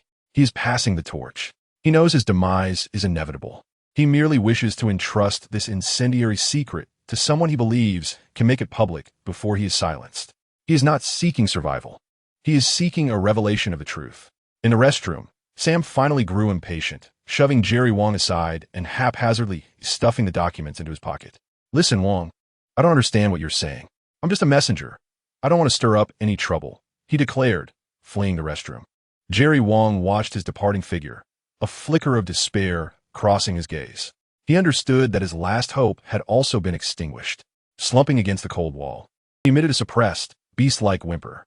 As Sam returned to his workstation, tossing the waste paper into a drawer, feeling relieved to have found a semblance of a normal job. An efficient and silent cleaning operation, imbued with absolute rationality, had quietly commenced. Anya's digital specter intercepted a faint, heavily encrypted signal emanating from Jerry Wong's old office computer. The message was simple, consisting of only 2 words. Target exposed. Seconds later, a cold response resonated from a distant corner of the African savanna, thousands of kilometers away. Authorization, cleanse. Anya's surveillance network instantly locked onto every corner of the office building. She observed that in an empty office on the opposite side of the building, a seemingly ordinary Fuji Xerox copier underwent a silent and fluid transformation into a colossal, metallic, mechanical falcon. Its scarlet, gem-like electronic eye flickered with a cold, emotionless glow. A laser bird. It refrained from direct assault. Like the most patient of hunters, it awaited in silence. Through analysis of the company's internal network, it gleaned that Jerry Wong's schedule indicated he would be heading to the filing room on the 42nd floor after work to sort through a batch of old documents. Anya's consciousness, akin to a detached deity, observed all. She watched as Jerry Wong, dazed and like a walking corpse, entered the elevator. She watched the massive form of the laser bird stealthily infiltrate the ventilation duct, ascending to the 42nd floor. She watched it retransform into an identical copier, quietly waiting at the filing room's entrance. She presented this real-time tableau before Fragmented Iron. A flawless hunt. Fragmented Iron's voice carried a hint of pure admiration for this efficient art of slaughter. No extraneous movements, no unnecessary energy expenditure. Precise predictions, impeccable camouflage, and a deadly resolve. The minions trained by sound waves truly live up to their reputation. Shall we intervene? We could utilize the building's fire system to create chaos, granting him an opportunity to escape. This grain of sand might yet provide us with further intelligence regarding the early collaborators with the Decepticons. Unnecessary. The fragment of iron decisively dismissed. His mission has been accomplished. He has successfully sown the seed of doubt in Sam's heart. Now, all we need to do is watch this seed take root and sprout under the nurturing of death. As dusk descended, Jerry Wong pushed a cart laden with file boxes into the deserted archive room. He flicked on the light, the harsh white glare illuminating his face. Contorted by fear and despair. Unbeknownst to him, the seemingly innocuous copier behind him silently unfurled its deadly, razor-sharp metallic wings. He fumbled for his phone, trembling as he attempted to make one last call, perhaps to his family, or to a journalist he deemed trustworthy. But he had already run out of time. The silhouette of the laser bird struck him like a streak of black lightning from behind. Its massive, cold metallic claws effortlessly ripped through Jerry Wong's fragile carbon-based body. It did not kill him instantly. Instead, it seized him in a manner both cruel and menacing, shattering the enormous floor-to-ceiling window on the 42nd floor. In his final moments, Jerry Wong beheld the city below, as diminutive as a toy model, and the cold, emotionless gaze of a pair of scarlet electronic eyes that met his own. Then came the rapid descent into eternal darkness. The following morning, Sam found himself in the company break room, listening to colleagues discuss the shocking suicide incident from the previous night. His complexion turned ashen in an instant. He dashed back to his workstation, trembling as he yanked open the drawer filled with waste paper. He gazed at the frenzied scribbles of Moon, Arc, and Traitor, and the incomprehensible star charts and coordinates circled in red by Jerry Wong. Sam's breath quickened. This was not the ramblings of a madman. This was the final testament left to him by a deceased man. On the throne of the abyss, miles away, the fragment of iron, and Anya silently observed this scene unfold. The seed has sprouted, Anya's consciousness stated coldly. Indeed, the fragment of iron slowly rose, its massive form glinting ominously in the crimson glow of the lair, reflecting a chilling light. Now, this tiny grain of sand will no longer be content to roll in place. It will seek answers. It will search for the only friend it can trust. It will use its foolish, reckless, and consequence-blind actions to knock on every door it believes conceals secrets. And we, the fragment of iron's voice, resonated like a final verdict. Merely need to follow in its wake, watching it breach the impenetrable fortress known as conspiracy on our behalf. Ognon. Yes, my lord. Withdraw Shadow from the lair base. He commanded, issuing new orders. The performance against the heavenly enemy has reached a stable phase, and no new flashpoints are anticipated. Put Shadow into sleep mode, lurking in the shadows of Washington. Its next task is to follow Sam Witwicky. I need to know what path this activated grain of sand will carve on this vast chessboard, a chaotic trajectory. Understood. On the throne of the abyss, the Dark Lord slowly extended his massive metallic claws, capable of tearing apart stars, as if gently plucking an invisible grain of sand from the void. Now, let the storm commence. Chapter 112. The Game of Shadows on the Eternal Dark Throne of the Challenger's Abyss. At the moment the fragment of iron's voice fell like a final decree, a silent, meticulously efficient migration had quietly begun. At the headquarters of the lair, atop the massive hangar, a particle of dust that had lain dormant for days stirred to life. The cold, micro-artificial spark of the abyss shadow, infused with a trace of life energy by the fragment of iron, reignited. It stirred without disturbing anyone, not even causing a ripple in the surrounding air. Its slender, ghostly appendages allowed it to move more silently than a gecko, more discreetly than a shadow, amidst the metallic framework as shadows. It slipped away like ink dissolving into darkness, silently departing the heavily guarded Autobot base. Its next hunting ground was the entirety of Washington, D.C. Its next target was the grain of sand named Sam Witwicky, destined to unleash a storm. Shadow is redeploying and is expected to reach the initial target location in 17 minutes. Anya's consciousness chimed in, like a precise timer resonating deep within the core of the fragment of iron. Meanwhile, our grain of sand has begun to act. Sam Witwicky felt as though his lungs were about to burst. The twisted visage of Jerry Wong, marked by fear and despair, and his ragdoll-like form plummeting from the 42nd floor replayed in his mind like an inescapable, bloody nightmare. This was not suicide. He knew it was certainly not suicide. He bolted from his apartment, barely pausing to explain to his new girlfriend, Carly. He leapt into the old, battered yellow Chevrolet Camaro, which Bumblebee had repaired countless times. Flooring the gas pedal, the engine roared with furious wrath, propelling his heart, equally filled with rage and fear, toward the only place he could trust. The headquarters of the lair. Anya's digital specter inhabited the city's traffic monitoring system, tracking the frantic yellow car from a godlike perspective. Target heart rate, 142, blood pressure, 180/110. Adrenaline levels severely elevated. She coldly analyzed the biological data leaking from Sam's smartwatch. He is in a state of heightened stress, with severely impaired judgment and significantly increased aggression. According to behavioral psychology models, his current logic resembles that of a cornered beast rather than a rational being. Beasts are the most adept at breaking open cages, the fragment of iron responded, filled with icy anticipation. Watch, Anya. He will use his primal, irrational beastliness to crash against the seemingly indestructible order of human society, built upon reason and rules. And this collision is precisely what we need. The yellow car swerved wildly down the highway, disregarding countless traffic laws. Ultimately, it came to a screeching, provocative halt before the heavily guarded entrance of the lair. Sam leaped from the vehicle, leaving the engine running. He rushed toward the armed guards, wildly waving his arms. "I need to see Optimus Prime. Now!" Immediately, he screamed, reminiscent of a true madman. The guards promptly raised their weapons, surrounding him. In their eyes, this disheveled, frantic young man bore no distinction from a terrorist. The turmoil quickly stirred the inner sanctum of the base. The heavy alloy doors creaked open, revealing not the Autobot Sam had anticipated. Instead, it was a tall, stern-looking blonde woman, dressed in a meticulously tailored black business suit. Her gaze exuded a condescending scrutiny, characteristic of one in a position of authority. Charlotte Millen, the newly appointed Director of National Intelligence in the United States. A resolute bureaucrat who regarded all Transformers, whether Autobots or Decepticons, as non-human assets requiring stringent control. Mr. Witwicky, her voice was frigid and sharp, akin to a finely honed scalpel. "I believe I made it abundantly clear that your status as a special advisor was terminated 2 years ago. This is a high-security military zone, not a playground for you to run amok.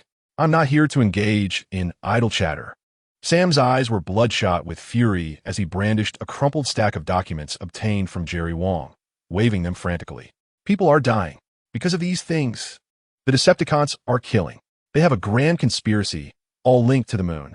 Director Millen didn't even cast a glance at the documents. She merely glanced at Sam with disdain, as if he were a mere buffoon. "Conspiracy theories? Mr. Witwicky, your imagination might be better suited for a career in Hollywood screenwriting." She scoffed. "We have the most elite intelligence analysis team and the most advanced surveillance network.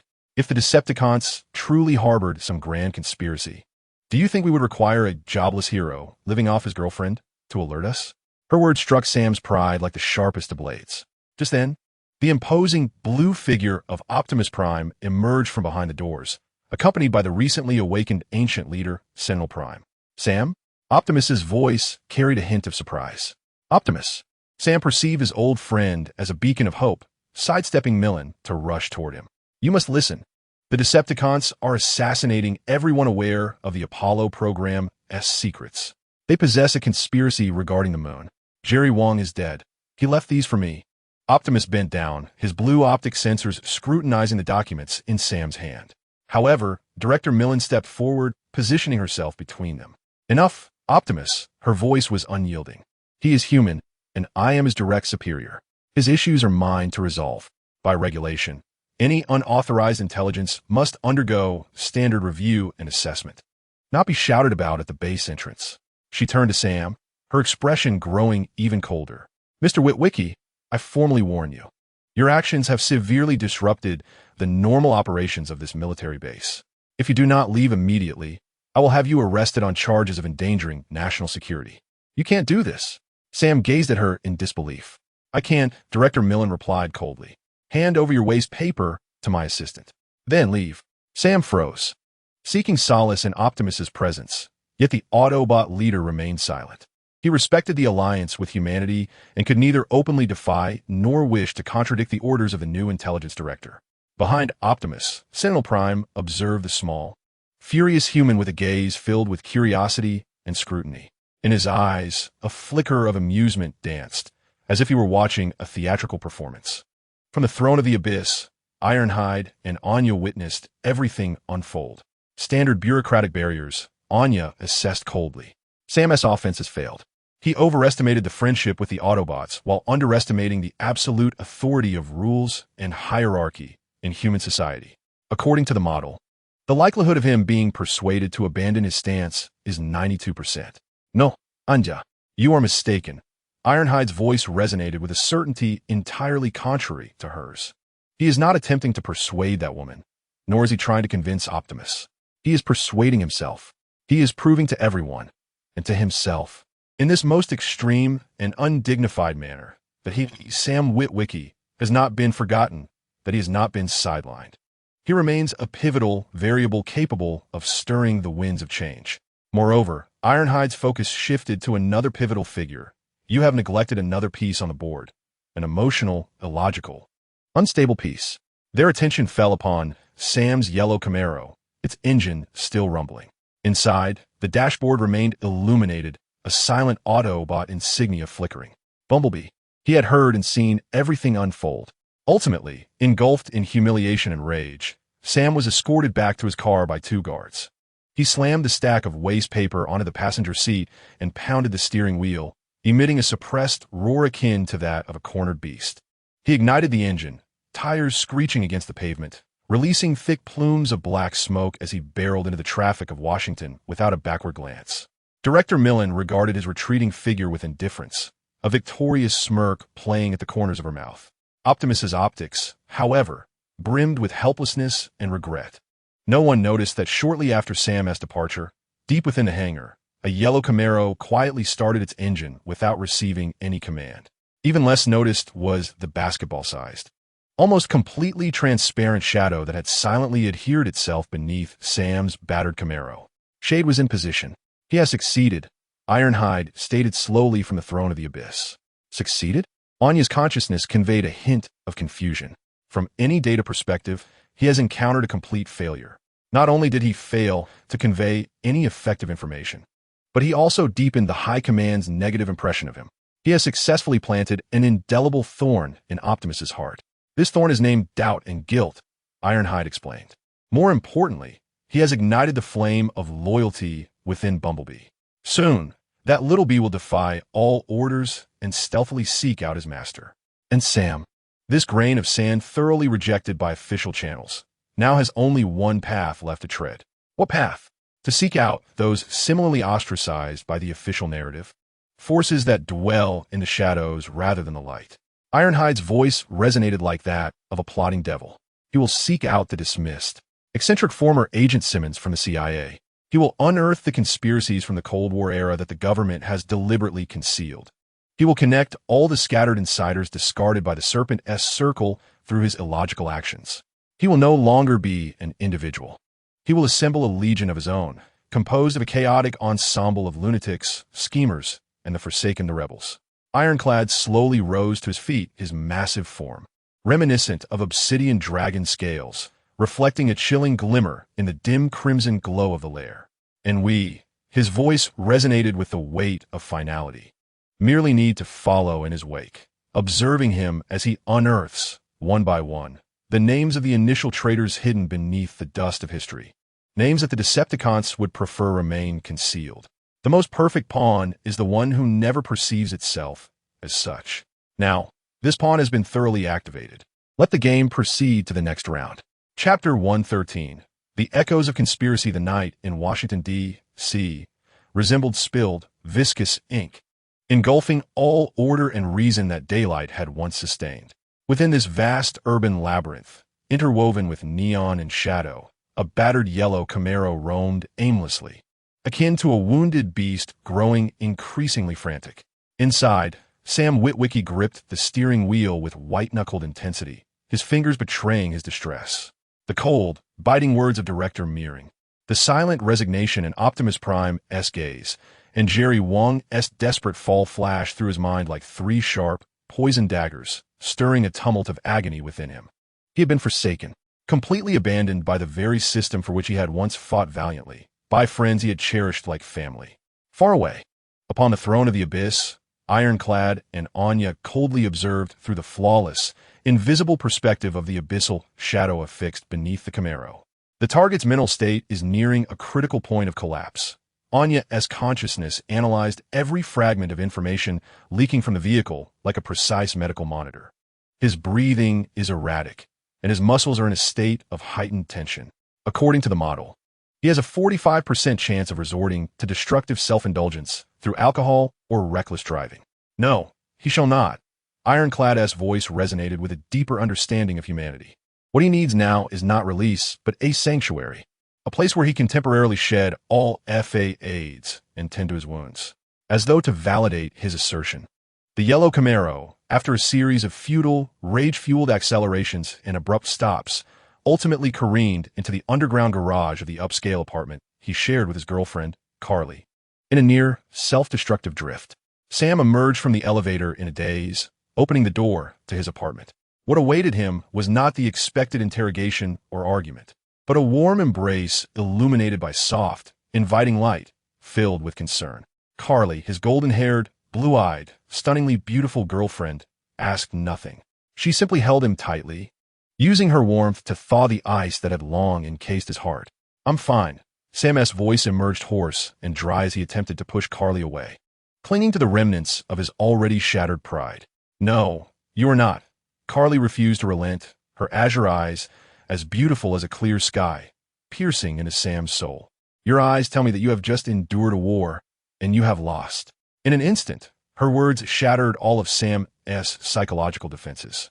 He ceased to pretend, ceased to feign strength. Like a lost child, he buried his head in his girlfriend's shoulder, emitting a suppressed, beast-like growl. He did not weep, but the profound despair that enveloped him thickened the air in the room. "They don't believe me, Carly," he stammered, recounting the harrowing events of the day. "They see me as a madman, a joke. Someone died right before my eyes, and I could do nothing." "Then forget all of it, Sam." Carly gently stroked his back, her voice a blend of softness and resolve. "You have done enough for this world. You are not a savior. You are merely Sam Witwicky. You are someone who deserves a normal life, a regular job, someone who worries about bills and enjoys movie nights with me on weekends. There is nothing shameful about that." Her words, the warmest yet most lethal of poisons, gradually eroded the last flicker of defiance within Sam. Indeed, perhaps she was right. Perhaps it was time to surrender. The age of heroes had passed. Now, it was time for a mundane, trivial, yet safe life belonging to Sam Witwicky. High above, upon the throne of the abyss, Anya's consciousness reached a chilling conclusion. The sanctuary is transforming into a cage, she analyzed. Human social relationships, especially intimate ones, wield a potent assimilation effect. This woman named Carly is employing an irrational emotion called love to diminish the target's aggression and will to resist.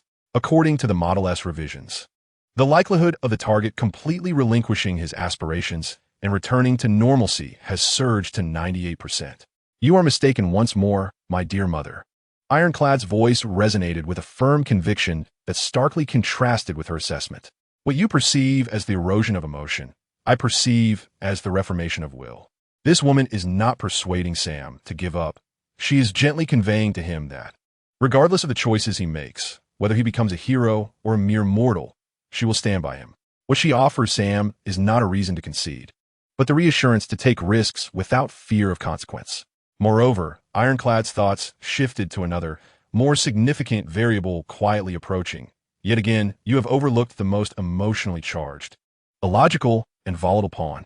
Just as Sam was on the verge of succumbing to Carly's persuasion, prepared to discard the cursed stack of waste paper inherited from Jerry Wong into the trash, knock, knock, knock. The apartment door was inopportunely rapped upon. Sam and Carly exchanged bewildered glances. Who could be at this hour? Sam, puzzled, approached the door, peering through the peephole. Outside, there was no one. Frowning, he assumed it was a prank. Yet just as he turned to leave, a familiar voice, a blend of broadcasting and synthetic tones, tinged with a hint of urgency and distress, emanated from below. Sam, they want tea. Let me in. Sam abruptly flung open the door. Before him stood Bumblebee, with his massive, yellow metallic head gazing pitifully up from the street below. His large, blue electronic eyes shimmered in the night, resembling two bright, worry-laden stars. He had defied all orders and stealthily escaped from the nest base, following Sam all the way here. Bumblebee? Sam gazed incredulously at his old friend. In that moment, his heart, which had just been soothed by Carly's tenderness and was on the verge of falling silent, was once again ignited by an ineffable, searing surge of warmth. He had not been abandoned. At the very least, there existed one soul in this vast world. No, one person, willing to defy all rules and overcome every obstacle to stand by his side. He has arrived. From the throne of the abyss, the sound of shattered iron echoed, reminiscent of a final decree. Indeed, he has arrived. For the first time, a faint tremor of doubt regarding her perfect logical model flickered in Anya's consciousness. Emotion. This irrational and elusive variable has indeed interfered significantly with the model's accuracy. Because it is not merely an interfering factor, Anya, the shattered iron, corrected. It is, in fact, the fundamental core algorithm that drives everything in this universe. Sam dashed down the stairs. He beheld Bumblebee, standing in the middle of the street, attracting the curious gazes of passers-by due to its immense size, and a whirlwind of emotions surged within him. What are you doing here? That old witch Millen will confine you. Though Sam reproached verbally, his eyes brimmed with the joy of reunion. Bumblebee offered no words. It merely pointed a colossal metallic finger at Sam's pocket and then at its own chest. Its electronic eyes radiated determination and trust. The message was unmistakable. Your affairs are my own. Sam fully comprehended the sentiment. He turned to face Carly, who had followed him down, equally astonished. I am sorry, Carly. His gaze transformed into an unprecedented resolve. You were right. I am not a savior. Yet, I am not a coward who can remain indifferent to a friend's demise. I must uncover the truth behind this matter. Carly regarded him, then glanced at the enormous yellow robot beside her. She paused momentarily before exhaling a deep sigh. Very well. She conceded with a hint of resignation. I have never expected to lead a normal life anyway. So where are we headed now? Sam was momentarily taken aback. He had not anticipated Carly would make such a choice. You don't have to. Spare me the pleasantries. Carly interrupted, her gaze solidifying with determination.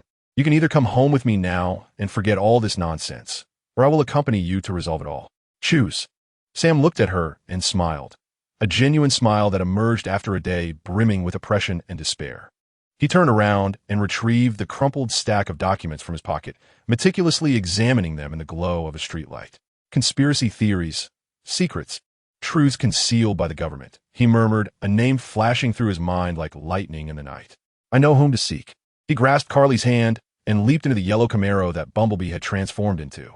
Bumblebee, he patted the steering wheel, take us to find an old friend. One who understands these conspiracy theories better than anyone in the world. A madman. The engine roared with excitement. And the yellow sports car seamlessly merged into Washington's flow of traffic. Behind them, Sam's own dilapidated Camaro, along with the abyss shadow clinging to its undercarriage like a forsaken yet loyal specter, stood still and silent. The target has shifted, Anya's consciousness echoed. Should the shadow change hosts? No need, the shattered iron responded. Let follow on its own. I need to test its independent tracking and stealth capabilities. The shadow silently detached from the undercarriage of the old Camaro. Its almost entirely transparent form, the size of a basketball, glided between the city's shadows and lights. Like a true specter, maintaining a discreet distance behind Bumblebee. Hours later, they found themselves outside a delicatessen named the Belly of the Giant. This place had long since departed from the bustling heart of Washington, belonging instead to a vibrant yet chaotic old district. The delicatessen's sign depicted an exaggerated cartoon giant voraciously devouring a colossal sandwich. Are you sure this is the place? Carly questioned, eyeing the greasy glass door with skepticism. If there is anyone in this world who can unravel these mysteries, it must be him, Sam asserted, taking a deep breath before pushing the door open. A potent aroma of cured meats, sour pickles, and aged grease assaulted his senses. Inside, a middle-aged man clad in a white apron, with thinning hair yet an exuberant spirit, was animatedly pitching his new book to a customer who appeared to be a tourist.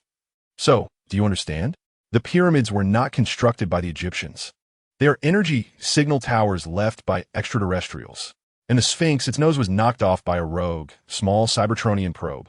All of this is documented in the deepest layers of the 7th District, classified as eternal secrets.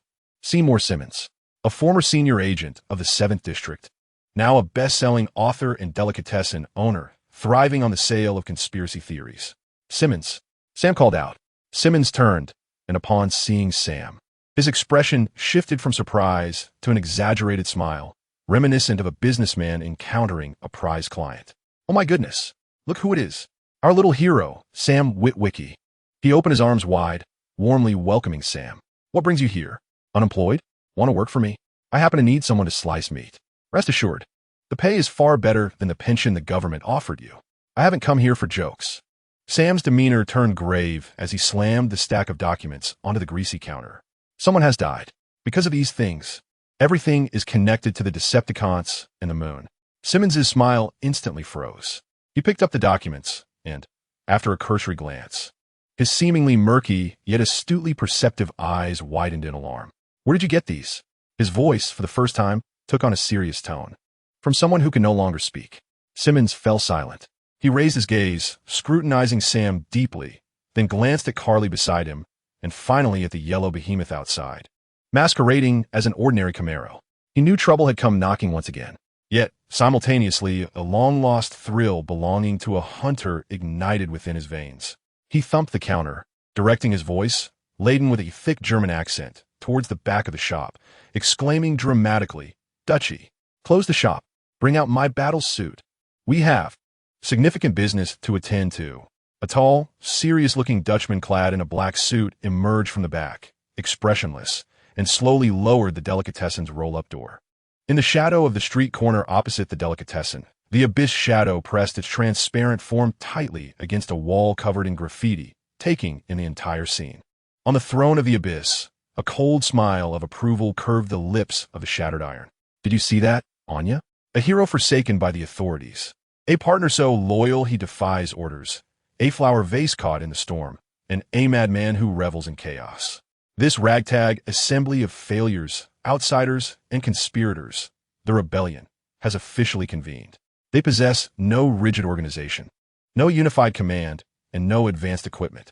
Their sole weapon is an unbridled, primal, chaotic thirst for knowledge, and this thirst for knowledge will transform into the sharpest drill, piercing through the layers of lies that enshroud the truth of history. Now, the voice of shattered iron resonated like a final decree. Let the echoes grow louder. Chapter 114. The Madman's Archive. As the shutter of the giant's belly deli clanged shut, it severed all ties to the night and its cacophony. The once vibrant aroma of cured meats and grease was abruptly replaced by an invisible, tense, and lethal atmosphere. Dutek, the tall Dutchman with a granite-like expression, uttered not a word. He approached the door and retrieved a small device resembling a television remote from beneath the counter, pressing a red button atop it. Buzz. A faint hum of electricity filled the air. Sam observed as a gossamer, nearly invisible metallic mesh appeared momentarily over the greasy glass doors and windows, only to vanish just as quickly. Electromagnetic shielding and acoustic jamming, Simmons proclaimed with pride as he removed his grease-stained white apron. Military grade, capable of thwarting any form of eavesdropping, whether conventional or those little tricks from your extraterrestrial friends. Welcome to my safe house, children. In the shadows across the street, the abyssal shade hesitated. Its highly sensitive sensors detected a surge of electromagnetic pulses strong enough to disrupt most of its conventional detection equipment. Yet, for its quantum-entangled communication link with the distant mother, this level of interference was akin to a gentle breeze brushing against mountains. Insignificant. A fascinating, primitive Faraday cage. Anya's consciousness resonated within the core of shattered iron, tinged with pure, technical curiosity. His counter-surveillance awareness is remarkably heightened, surpassing that of ordinary humans. However, The technology he relies upon is at least 2 years behind. Technology becomes obsolete? Anya, Shattered Iron replied. But paranoia never does. Dutek expressionlessly dragged a massive, military-green metal box from the back of the deli. Upon opening it, instead of high-tech weaponry, he revealed a somewhat ludicrous, grotesquely modified tactical vest adorned with an assortment of peculiar, blinking devices. My battle suit, Simmons exclaimed with satisfaction, donning the heavy vest as if he were a knight preparing for battle.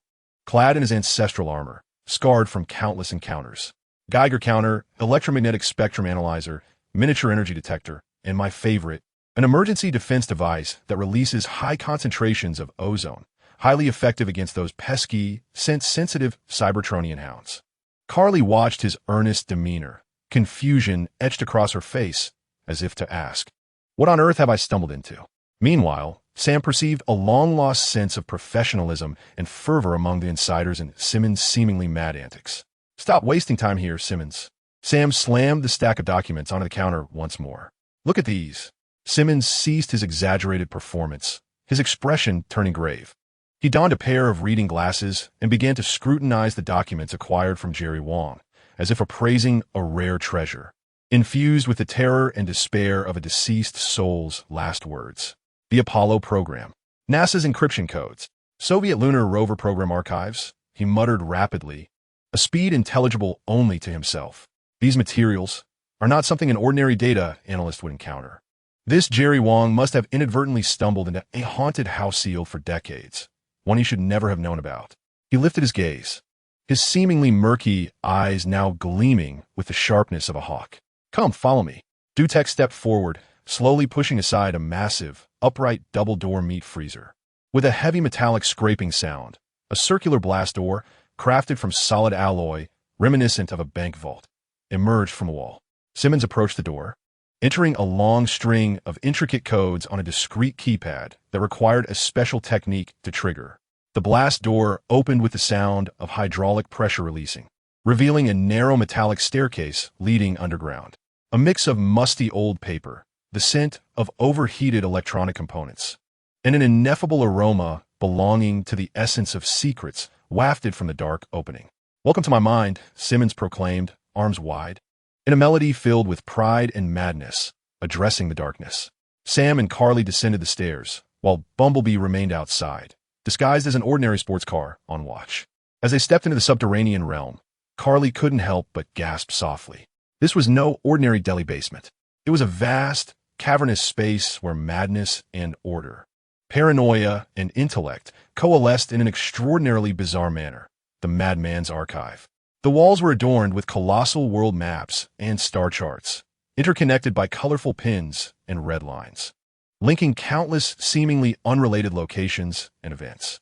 From the pyramids of Egypt to the Bermuda Triangle, from the Roswell incident to the Tunguska explosion. Each red line represented a grand and absurd conspiracy theory long formed in Simmons' mind.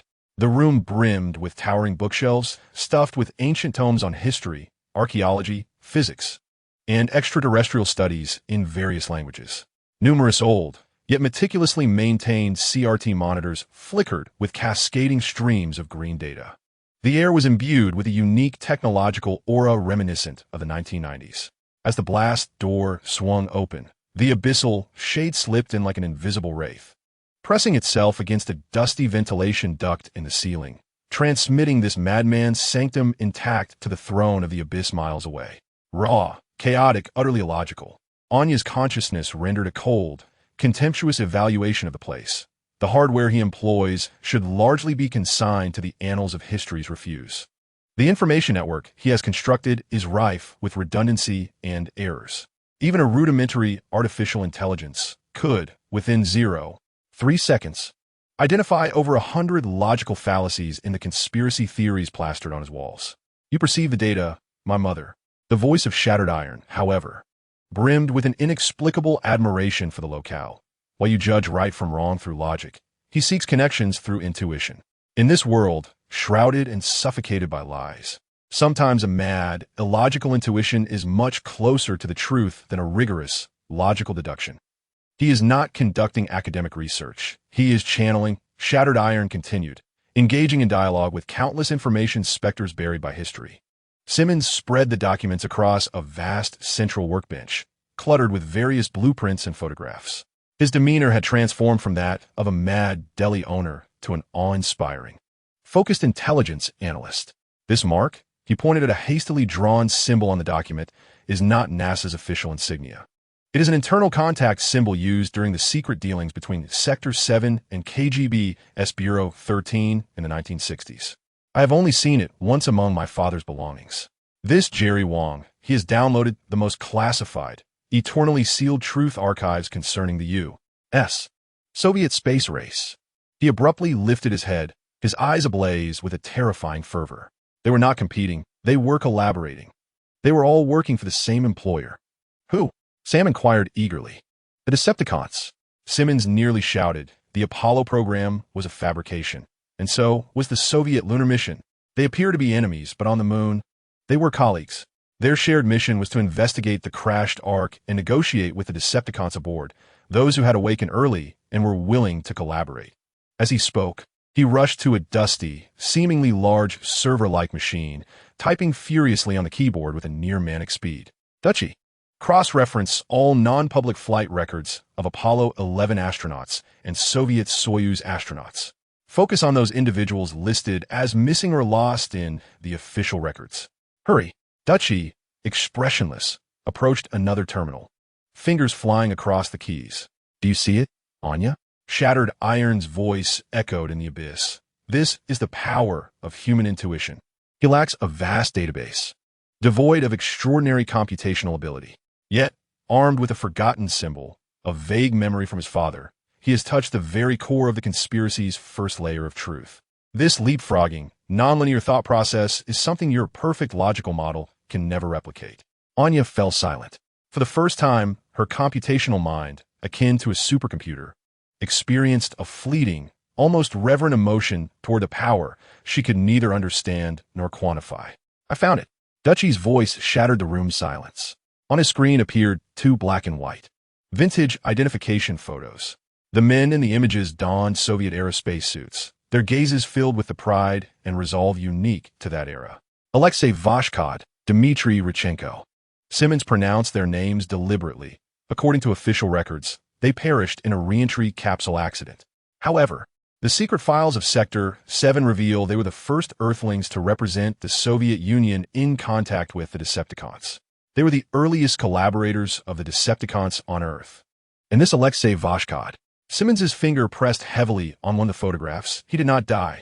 After the dissolution of the Soviet Union, he assumed a false identity and came to America, becoming an energy tycoon. Just days ago, he jumped from his office in an apparent suicide. Sam's heart sank. He recalled Jerry Wong and the individuals being cleaned up. They are silencing witnesses. Sam's fist slammed down on the workbench. They're eliminating everyone who knows the secrets of that time. What about the other one? Is Dmitry Rychenko still alive? I'm checking. Dutchie's voice remained calm, though beads of perspiration began to form on his forehead. The archive was filled only with the sharp, rhythmic sound of keystrokes, akin to the heartbeat of death. Minutes later, Dutchie ceased typing. I found him, he said slowly. Dmitry Rychenko has also come to America. He is hiding in a Russian community in Florida, running a bar on the brink of closure. He seems to be evading someone. That's him, Simmons exclaimed, thumping his thigh, his face flushed with excitement, revealing a wild grin akin to a hunter spotting prey. We must find him before the Decepticons do. Extract the information he possesses about the traitors of that year. He turned to Sam, his eyes ablaze with unwavering fervor. Kid, your mission has arrived. Get in your little bumblebee. Take your lovely lady and head to Florida. Like a hero, bring that old drunk back to me, unharmed. And I, he patted the fragments of his battle suit, shall prepare a grand welcome party for you here. Above the archive's dome, the abyssal shadow transmitted this latest and most crucial intelligence back to the Dark Throne. Miles away, they have found the thread. Anya's consciousness stated calmly. Indeed, Shattered Iron's voice was filled with a cold, satisfied mirth. This rebellion, composed of madmen, failures, and outsiders, is more efficient than I anticipated. Through their primitive and chaotic methods, they have uncovered the key that can unlock the first layer of secrets. Now, this key lies trembling within a dilapidated bar in Florida. The orders have been issued. Anya responded. The Hive has completed its infiltration of all communication networks within the Russian community in Florida. We will conduct round-the-clock surveillance on the target until they arrive. Excellent. Shattered Iron slowly rose from his throne. His immense form, reminiscent of obsidian dragon scales, radiated a suffocating, godlike pressure amidst the crimson glow of the layer's energy. Let our grains of sand continue to pave the way for us. And we, his gaze seemed to pierce through the fathomless depths of the ocean and the dense layers of the earth, landing upon the sunlit expanse of the Florida Peninsula, where a new wave of bloody pursuit was about to unfold. Merely need to stand at the finish line, quietly waiting to reap all the fruits he brings us. Chapter 115. Pray under the sun. The Florida sun poured down like molten, golden honey, thick and searing, lavishly splashing across every inch of asphalt and each palm frond. The air was saturated with the briny scent of the ocean, the sweet rot of decaying marsh grass, and a uniquely subtropical essence, simultaneously languid and restless. A yellow Chevrolet Camaro sped along the interstate, a sharp blade slicing through the languorous scene. Inside the vehicle, the air conditioning was set to maximum, yet it failed to dispel the palpable tension that hung heavily among the three. Carly gripped her seatbelt tightly, her gaze fixed on the rapidly receding monotony of swamps and billboards, her beautiful face etched with anxiety. Meanwhile, Sam stared intently at the road ahead, his jaw clenched, his eyes alight with a conflation of vengeance, fear, and a touch of morbid excitement. He was returning to the battlefield. This thought felt both alien and hauntingly familiar. The driver, Bumblebee, remained silent, faithfully executing every command from Sam. In an attempt to soothe the restless hearts within the vehicle, he subtly switched the cacophony of pop music playing through the sound system to a more tranquil classical melody. Meanwhile, thousands of miles away, in a realm of eternal darkness stretching 11,000 meters deep, Shattered Iron surveyed the impending sunlit chase from a broader, more ruthless perspective. Before him lay not a singular surveillance feed from the abyssal shadow. Anya had thoroughly infiltrated the entire transportation, communication, and power networks of Florida with her omnipotent digital specter. Before Shattered Iron, a massive, dynamically updated three-dimensional tactical map slowly unfurled. On this map, a flashing yellow dot representing Bumblebee sped along a meticulously plotted red route. Crafted by Anya, the target has entered the state of Florida. Currently traveling at 130 kilometers per hour, Anya's consciousness resonated from the core of Shattered Iron, akin to a precise, emotionless battle analyst.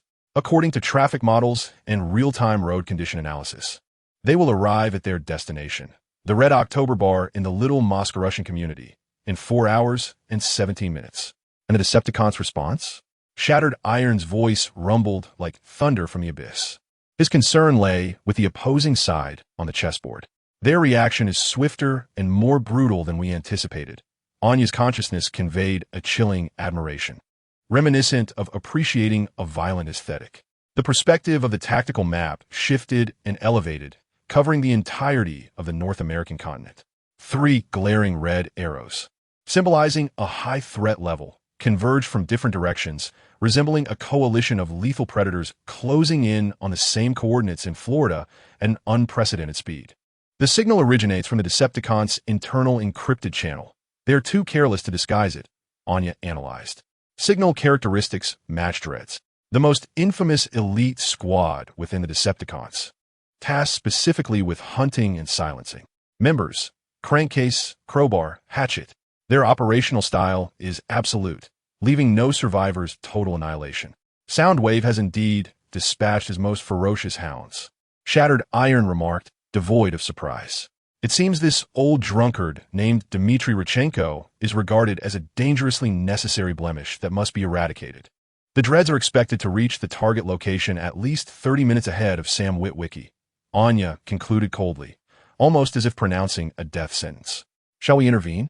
Perhaps by orchestrating a massive traffic jam to slow their progress? Why delay them?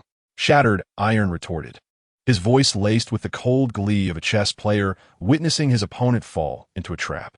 Let the hounds pursue the prey, while our grains of sand chase after the distracted hounds. This spectacle is far more engaging. What I seek is not merely the list from that old drunkard's lips. Shattered Iron stated slowly, his fiery red optics piercing through the endless darkness. envisioning the sunlit land soon to be stained with blood. I require insight into the tactics, collaborative methods, and weaknesses displayed by the Decepticons during such precision elimination missions. Let the Hound scout the traps ahead for us. And we, his gaze settled upon the small yellow dot on the map, poised to reach its destination, merely need to gather the remnants left on the battlefield. The red October bar resembled a rusted tooth, crookedly embedded in the oil-stained, vodka-scented old street of the Little Moscow community. The bar's weathered neon sign, faded yet stubbornly illuminated even in daylight, emitted a faint, crackling sound akin to a patient's labored breathing. Upon pushing open the heavy, full leather-clad wooden door, one would be confronted with a suffocating emlaying of cheap cigarettes, inferior vodka, sweat, and an indescribable scent of despair itself. Dmitry Rychenko sat ensconced within this dimly constructed cage, which he had built with his own hands. Once steady and powerful hands, which had piloted the Alliance craft toward the stars and seas, now trembled incessantly, ravaged by years of alcohol abuse and deeply ingrained fear. With these quivering hands, he poured glass after glass of cheap, industrial-strength vodka down his numb throat. This was not indulgence. It was a painkiller, a means to numb the chilling, metallic nightmares that crawled from the depths of his memories whenever the night grew silent. He remembered the eternal darkness of the moon's far side. He recalled the silver arc, quietly slumbering like the skeletal remains of an ancient beast. He also remembered the monstrous metallic visage that emerged from the shadows, half of its face marred by grotesque scars.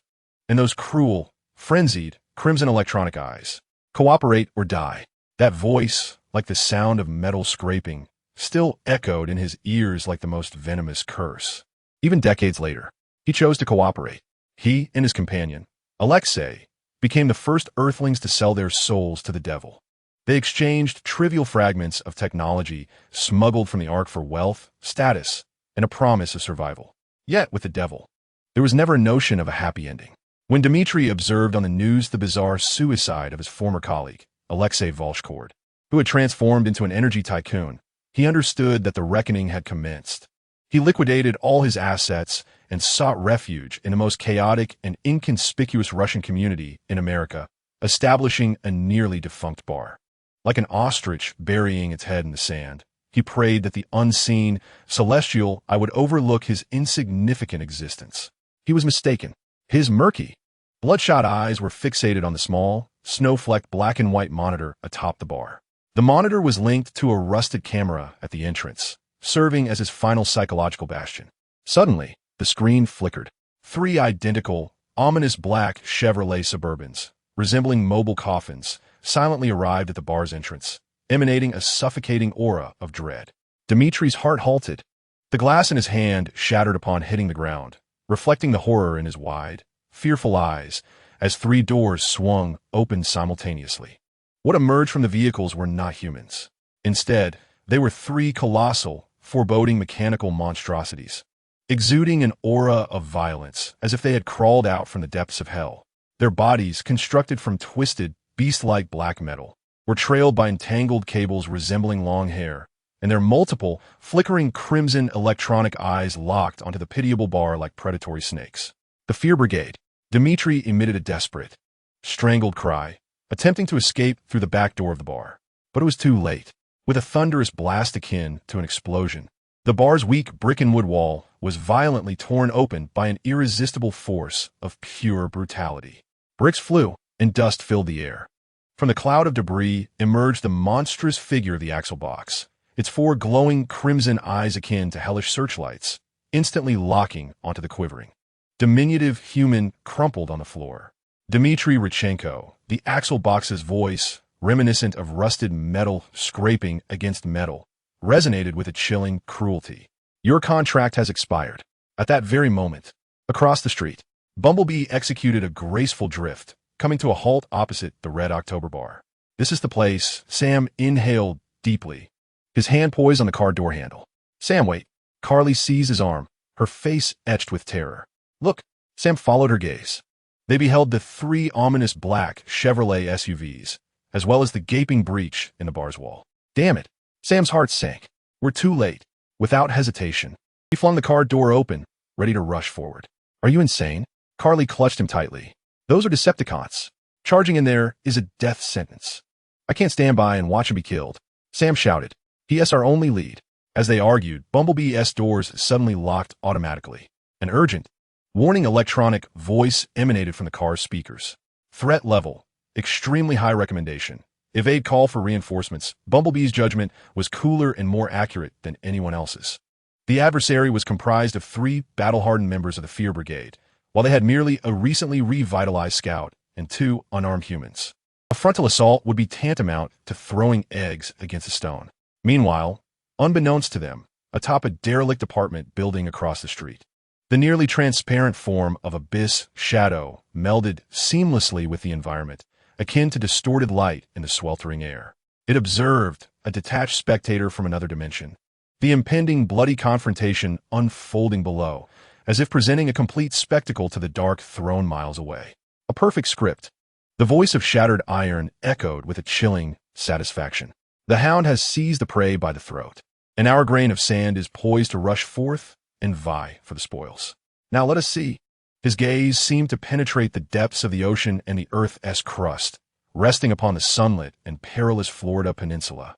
Whether this tiny grain of sand will be crushed by the hound's fangs, or perhaps it will, in a manner we all least expect, wrest that bloody, essential meat from the hound's jaws. Within the bar, the axle box's immense metallic claws extended slowly towards the last, terrified collaborator. Outside, Sam pounded frantically on Bumblebee's window, shouting for the door to be opened. On the street, the sun shone brightly, the scorching air thick with the scent of death. This sunlit hunt had finally reached its most sanguinary and revealing moment. Chapter 116. The Feast of Hyenas upon the absolute dark throne of Challenger's Abyss. Shattered Iron's consciousness sat coldly, much like a ruler perched atop the highest seat in an amphitheater. The vast, three-dimensional tactical map before him transformed from a static overview into a visceral, blood-soaked drama unfolding in real time. He could hear the cruel whispers of the axle box, akin to metal grinding against metal. See Dimitri's face, twisted and aged by sheer terror, and feel Sam's heart pounding within the locked Camaro. A frantic drumbeat of anger and helpless despair. A perfect opening, Anya's consciousness chimed in, like a seasoned theater critic within the depths of Shattered Iron. The hound has cornered its prey, while the hero outside the cage performs a moral struggle. Each character's reaction lands precisely within our predetermined model range. The drama has only just begun. My mother, Shattered Iron replied, harboring an icy calmness and overarching insight. Now, let us observe how this enraged grain of sand breaks free from its cage and what instincts the 3 self-righteous hounds will reveal when faced with an unexpected situation. Within the bar, time seemed to stretch into a suffocating, viscous dimension. The colossal metallic claws of the crankcase, adorned with barbs and sharp edges, did not immediately crush Dimitri's fragile skull.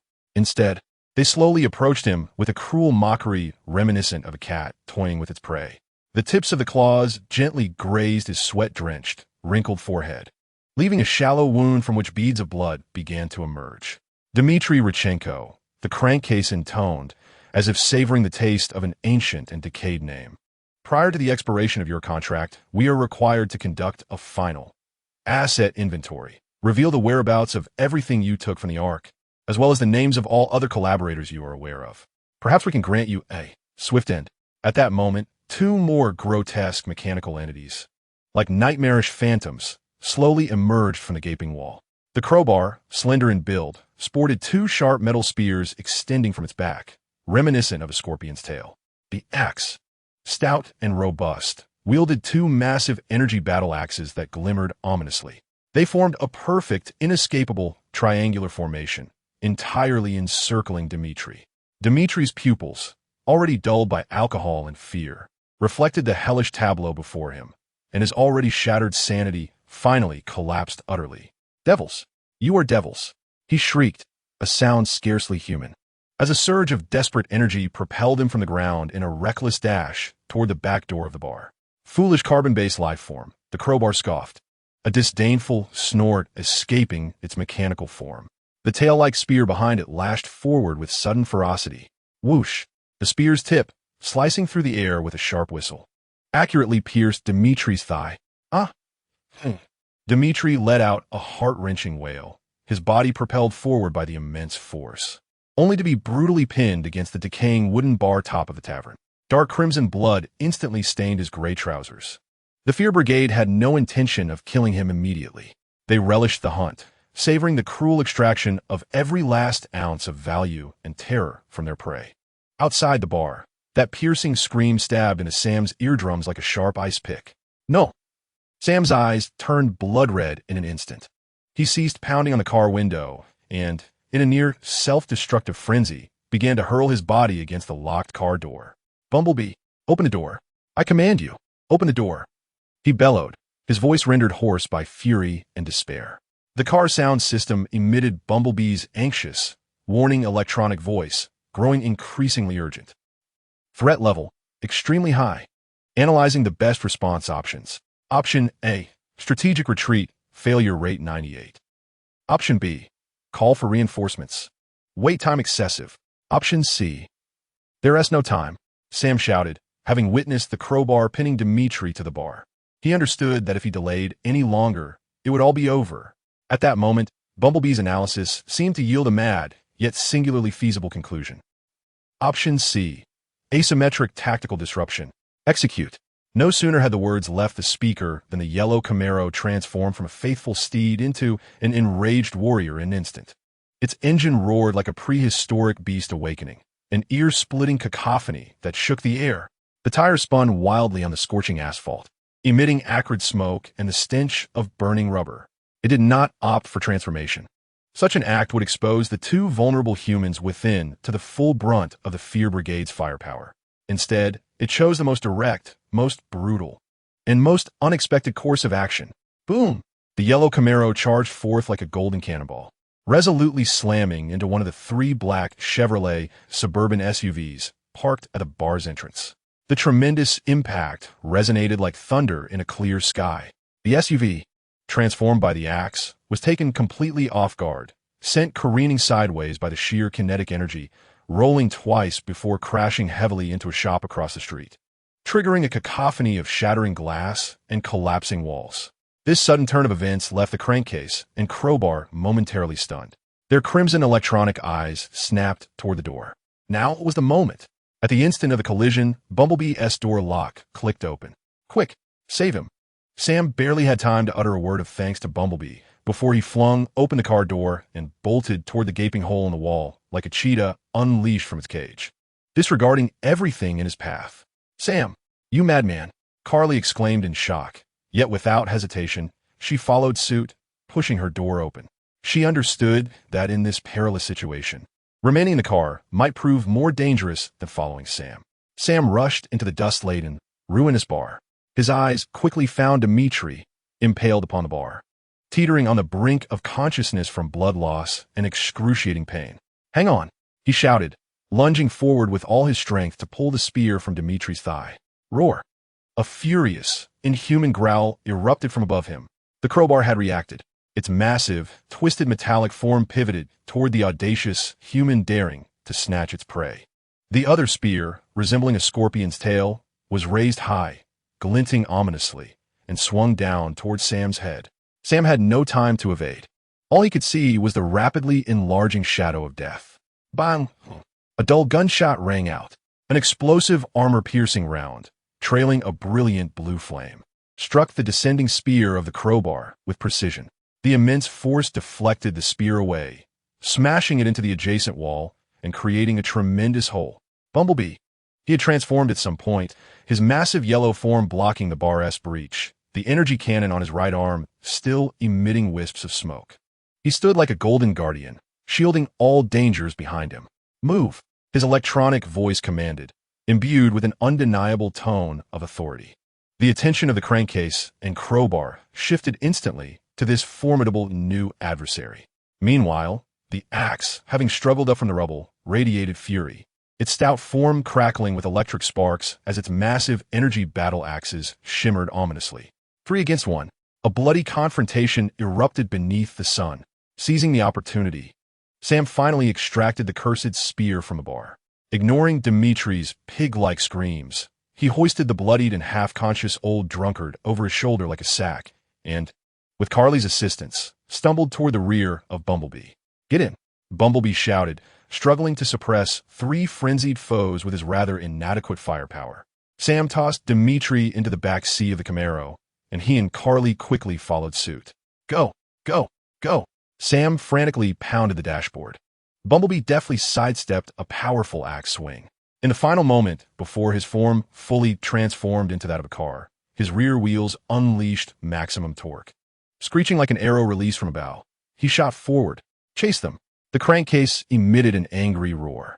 The 3 hounds stared in disbelief as their prey was snatched away by a sudden, cunning little fox. An utter humiliation. They barely had time to utter a word before. With a cacophony of wrenching metal, they instantly transformed into 3 ominous, pitch-black Chevrolet Suburbans, driven by vengeful fury. Hot on the heels of Bumblebee as they surged on Florida's blistering interstate. A deadly, sunlit race between hyenas and foxes had officially commenced. Upon the throne of the abyss, Shatter's lips curled into a cold, approving smile. Impressive, he genuinely commended. Unexpected yet entirely logical. Bumblebee did not opt for a head-on confrontation. Instead, he employed an asymmetric tactic akin to a T-on-G-S horse racing strategy, targeting the enemy's most vulnerable vehicle form to create a fleeting, invaluable time window for his master. His battle logic transcends mere Cybertronian military doctrine, deeply inscribed with the cunning and adaptability of human wisdom. Analysis recorded. Anya's consciousness responded. The coordination model of the Fear team has also been preliminarily constructed. They center around the crankcase, with the crowbar responsible for mid-range precision strikes and control, while the axe specializes in close-quarters assault and destruction. Their attacks are aggressive and oppressive, yet they overly rely on sheer force, lacking the flexibility to respond to sudden situations.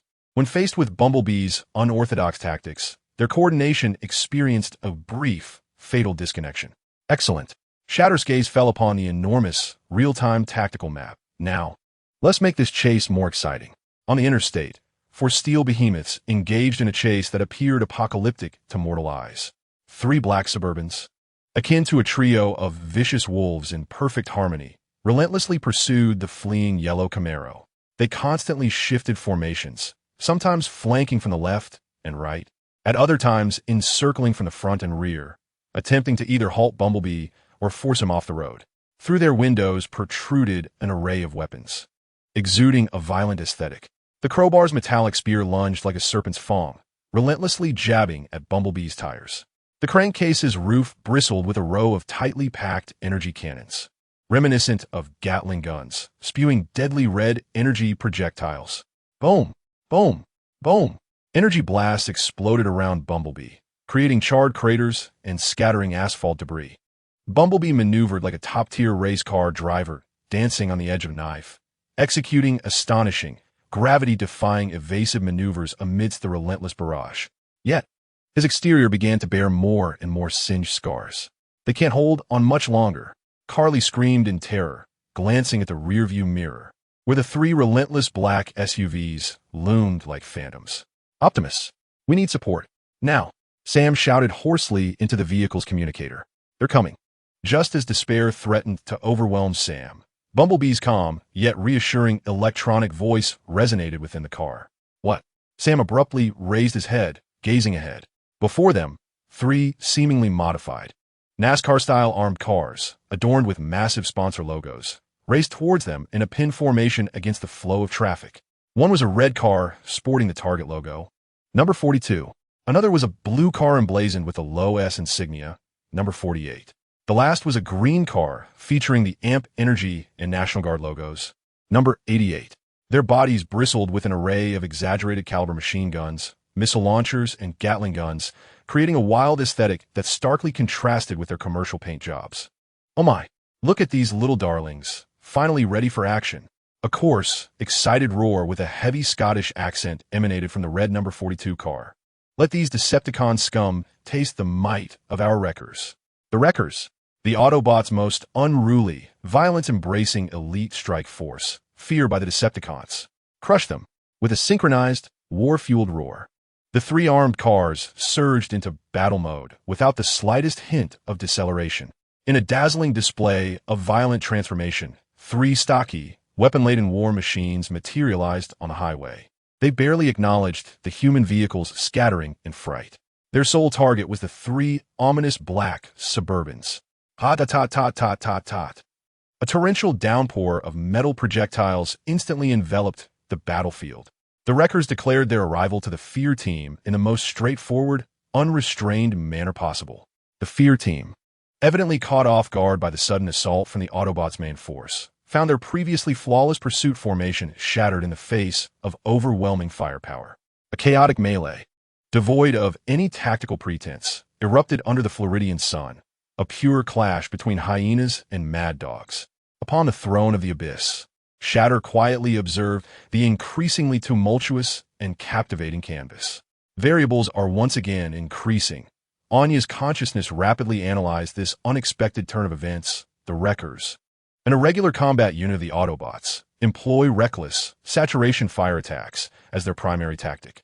Their emergence will fundamentally alter the battlefield dynamics. The probability of the Fear Team's total annihilation stands at 67%. Excellent, came the sound of shattered iron, imbued with the cold pleasure of a chess player who has unexpectedly seen a favorable turn in the game. The hyenas are engaged in a fierce struggle with the rabid dogs, leaving them no time to attend to other matters. This is precisely the moment we have been anticipating, the optimal opportunity. He rose slowly from his throne. His red compound eyes, burning with nuclear flames, glowed like two hellish searchlights, fixating intently on the tactical map, where a red dot, representing the crankcase, moved sluggishly due to the intensity of battle. Anya. Yes, my lord. Order Shadow to disengage from Sam Witwicky. Its new task is to lock onto the crankcase. I require it to attach itself to him, or to his vehicle, like a true specter. Understood. A hint of confusion flickered in Anya's consciousness. Your intent is... The hounds have revealed our traps and have seized our prey. Now that the quarry is within our grasp, the trap is laid bare. The sound of shattered iron grew chillingly cold, filled with an undeniable predatory intent, a murderous resolve. It is time to claim the reward that is rightfully ours. This feast is not meant for the hyenas. I shall personally remove one of its teeth. Chapter 117. The Abyssal glanced back at this moment. Florida's interstate highway had transformed into a bloody arena belonging to a colossal titan of steel. This was not a battle demanding tactics and coordination. It was a primal, unadulterated street brawl driven to the limits of adrenaline and kinetic energy.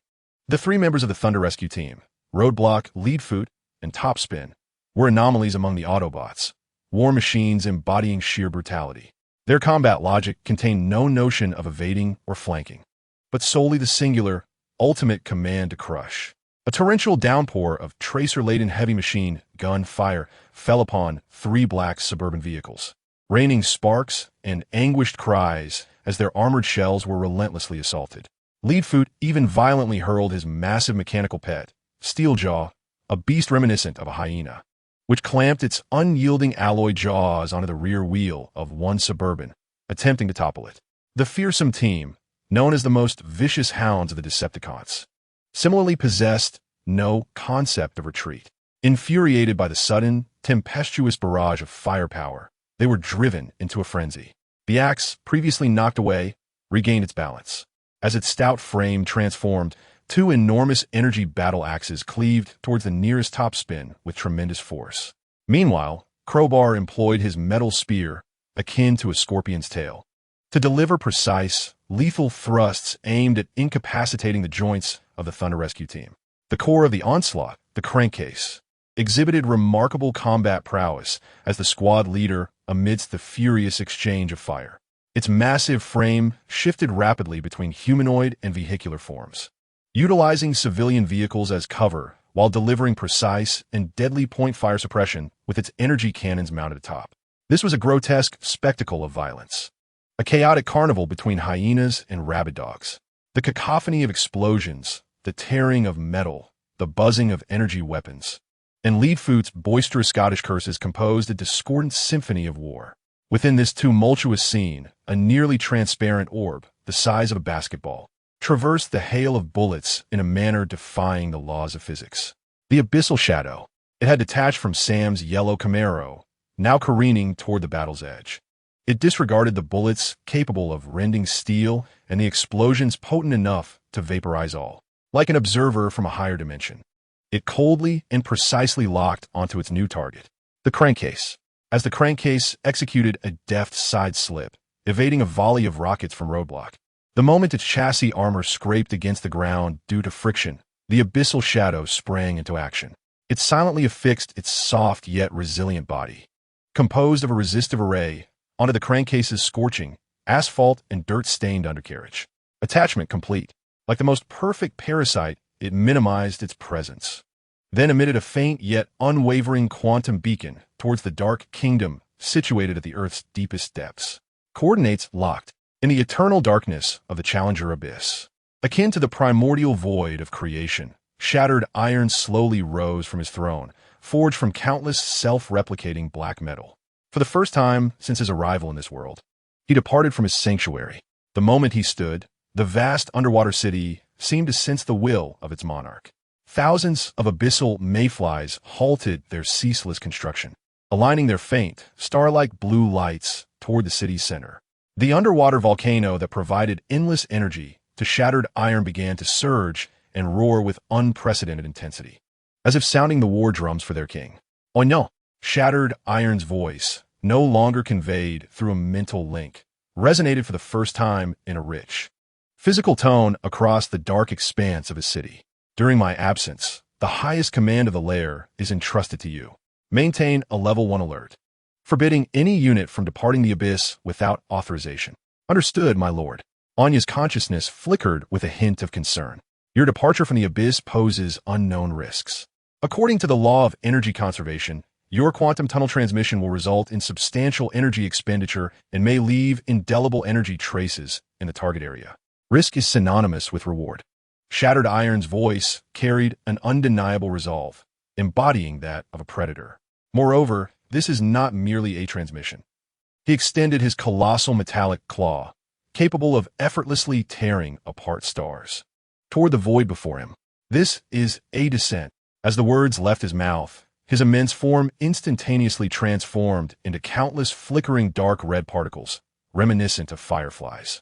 These particles did not scatter, but, under the influence of an invisible yet powerful force field, rapidly collapsed inward, spinning until they coalesced into a fist-sized singularity emanating terrifying energy fluctuations. Then, this singularity, with a soundless shriek capable of rending space, vanished from sight. It did not tear open a rift in space, nor did it engage in warp travel. It merely utilized the quantum beacon emitted by the abyssal shadow as a point of anchorage, transcending all known theories of human physics, to directly overlay its existence from point A in three-dimensional space to point B. This was a mode of movement akin to a miracle, belonging to beings of a higher dimension.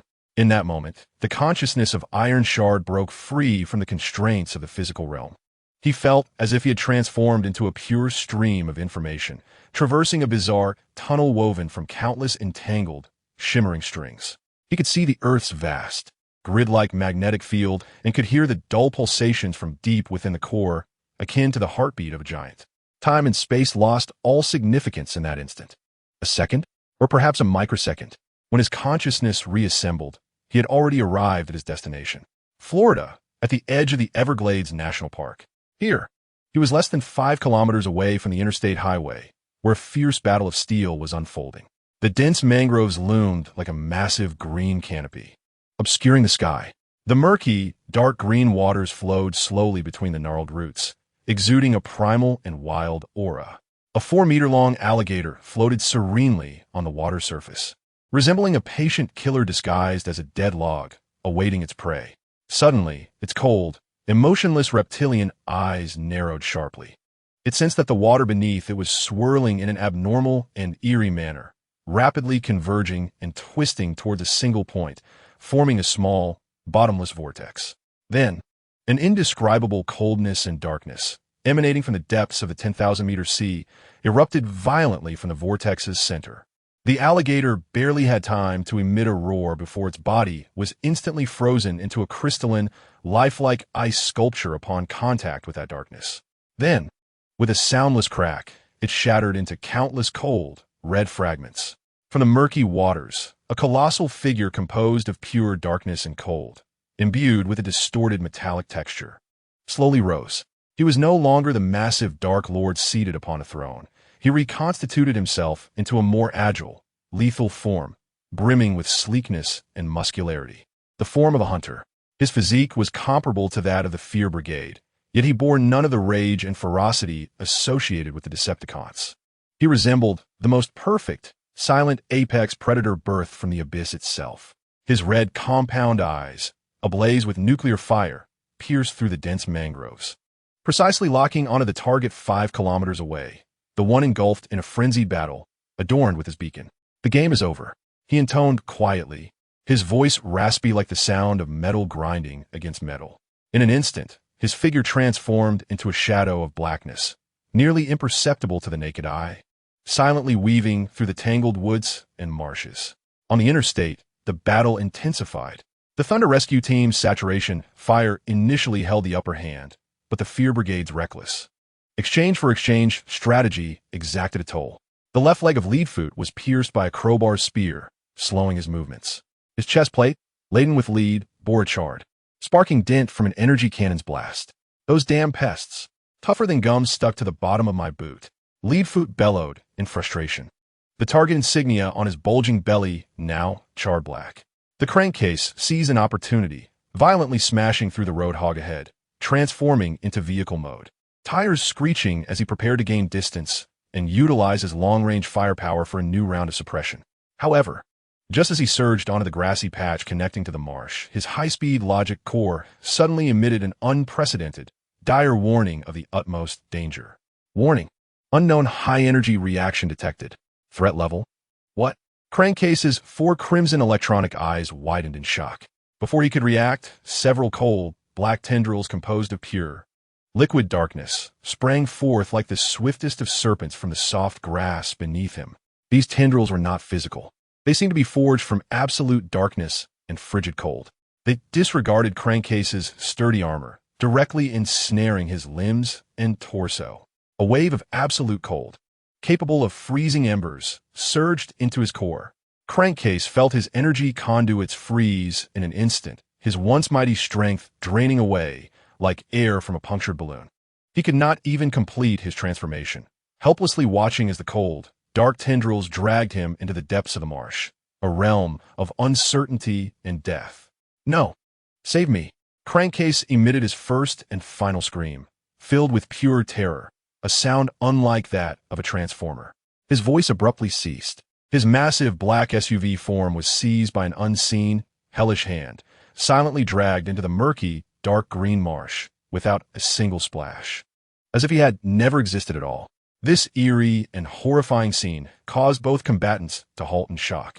The crowbar and axe, with their crimson electronic eyes, gazed incredulously at the spot where their leader had vanished, at the tranquil marsh that seemed untouched by the chaos. Their logic cores experiencing a momentary shutdown due to an emotion called fear. The 3 members of the Thunder Rescue Team ceased firing, exchanging bewildered glances, as confusion and gravity etched themselves onto Leadfoot's rugged face for the first time. What just was that thing? No one could answer him. At one end of the battlefield, the yellow Camaro, Sam, and Carly stood dumbfounded, witnessing it all. He disappeared? Carly's voice trembled slightly with shock. Only Bumblebee's electronic eyes shimmered with extreme vigilance and gravity. His sensors, far more acute than those of humans, captured a faint yet chilling essence from the abyss, one that sent shivers through his core. In the depths of the marsh, beneath the shroud of darkness, Iron Shard's massive, cold metallic hand clutched Crankcase's head tightly. His red compound eyes, ablaze with nuclear fire, stared intently into the flickering crimson of Crankcase's terrified electronic eyes. This was not a battle. This was a dissection. Welcome to my abyss.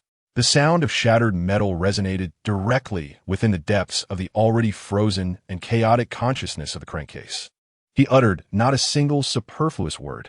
The fingers of his other hand transformed into slender, glimmering neural probes infused with azure electricity, disregarding the robust armor of the Crankcase's head and directly pierced into its core processor. Now, divulge everything that resides within your mind, accompanied by the silent, Soul-wrenching howl emanating from the depths of the crankcase's essence. Shattered iron commenced his coldly efficient extraction of information. The Abyss, in reflecting upon this world, obtained its first answer. Chapter 118. The Serpent's Gambit Silence.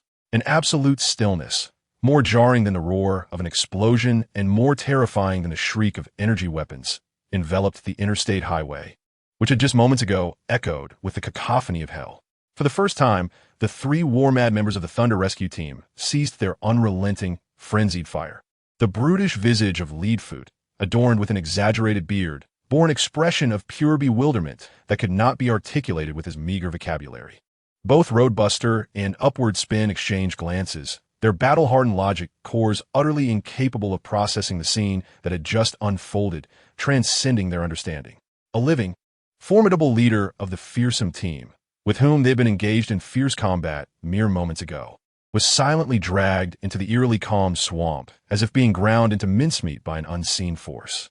There were no explosions, no energy reactions, no signs of spatial rending. He simply vanished.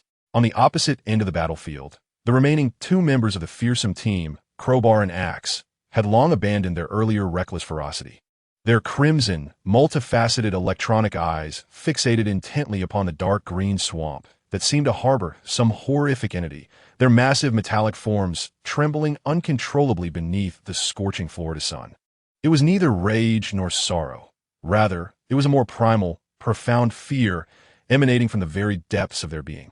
A visceral dread confronted with the unknown, an instinctive terror that all sentient beings experience when faced with incomprehensible, higher-dimensional forces.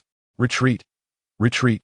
Crowbar's synthetic voice trembled for the first time, as if disrupted by an unstable current.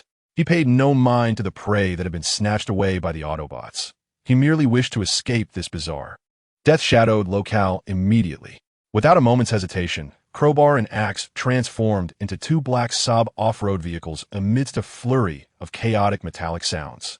They did not turn around, but rather reversed, frantically retreating as their tires screeched against the ground, as if pursued by some unseen, abyssal specter. "Hey, you two cowardly wretches! Come back and fight!" Leadfoot instinctively raised his Gatling gun, roaring. "Stand down, Leadfoot," Roadbuster's relatively calm voice interjected, his mouth, which usually bore a sardonic smirk with a metallic cigar, now replaced with an unprecedented gravitas. "That thing is beyond our capacity to confront." The three members of the Thunder Rescue Team gradually gathered together, gazing at the two fleeing black vehicles and the eerily still swamp, momentarily gripped by a surreal sense of having survived a catastrophe. They had won, yet this victory sent chills coursing through them from the core of their being. At the edge of the battleground, within the yellow Camaro, the atmosphere was equally tense. Sam and Carly stared in disbelief, their minds nearly short-circuiting from the influx of surreal information.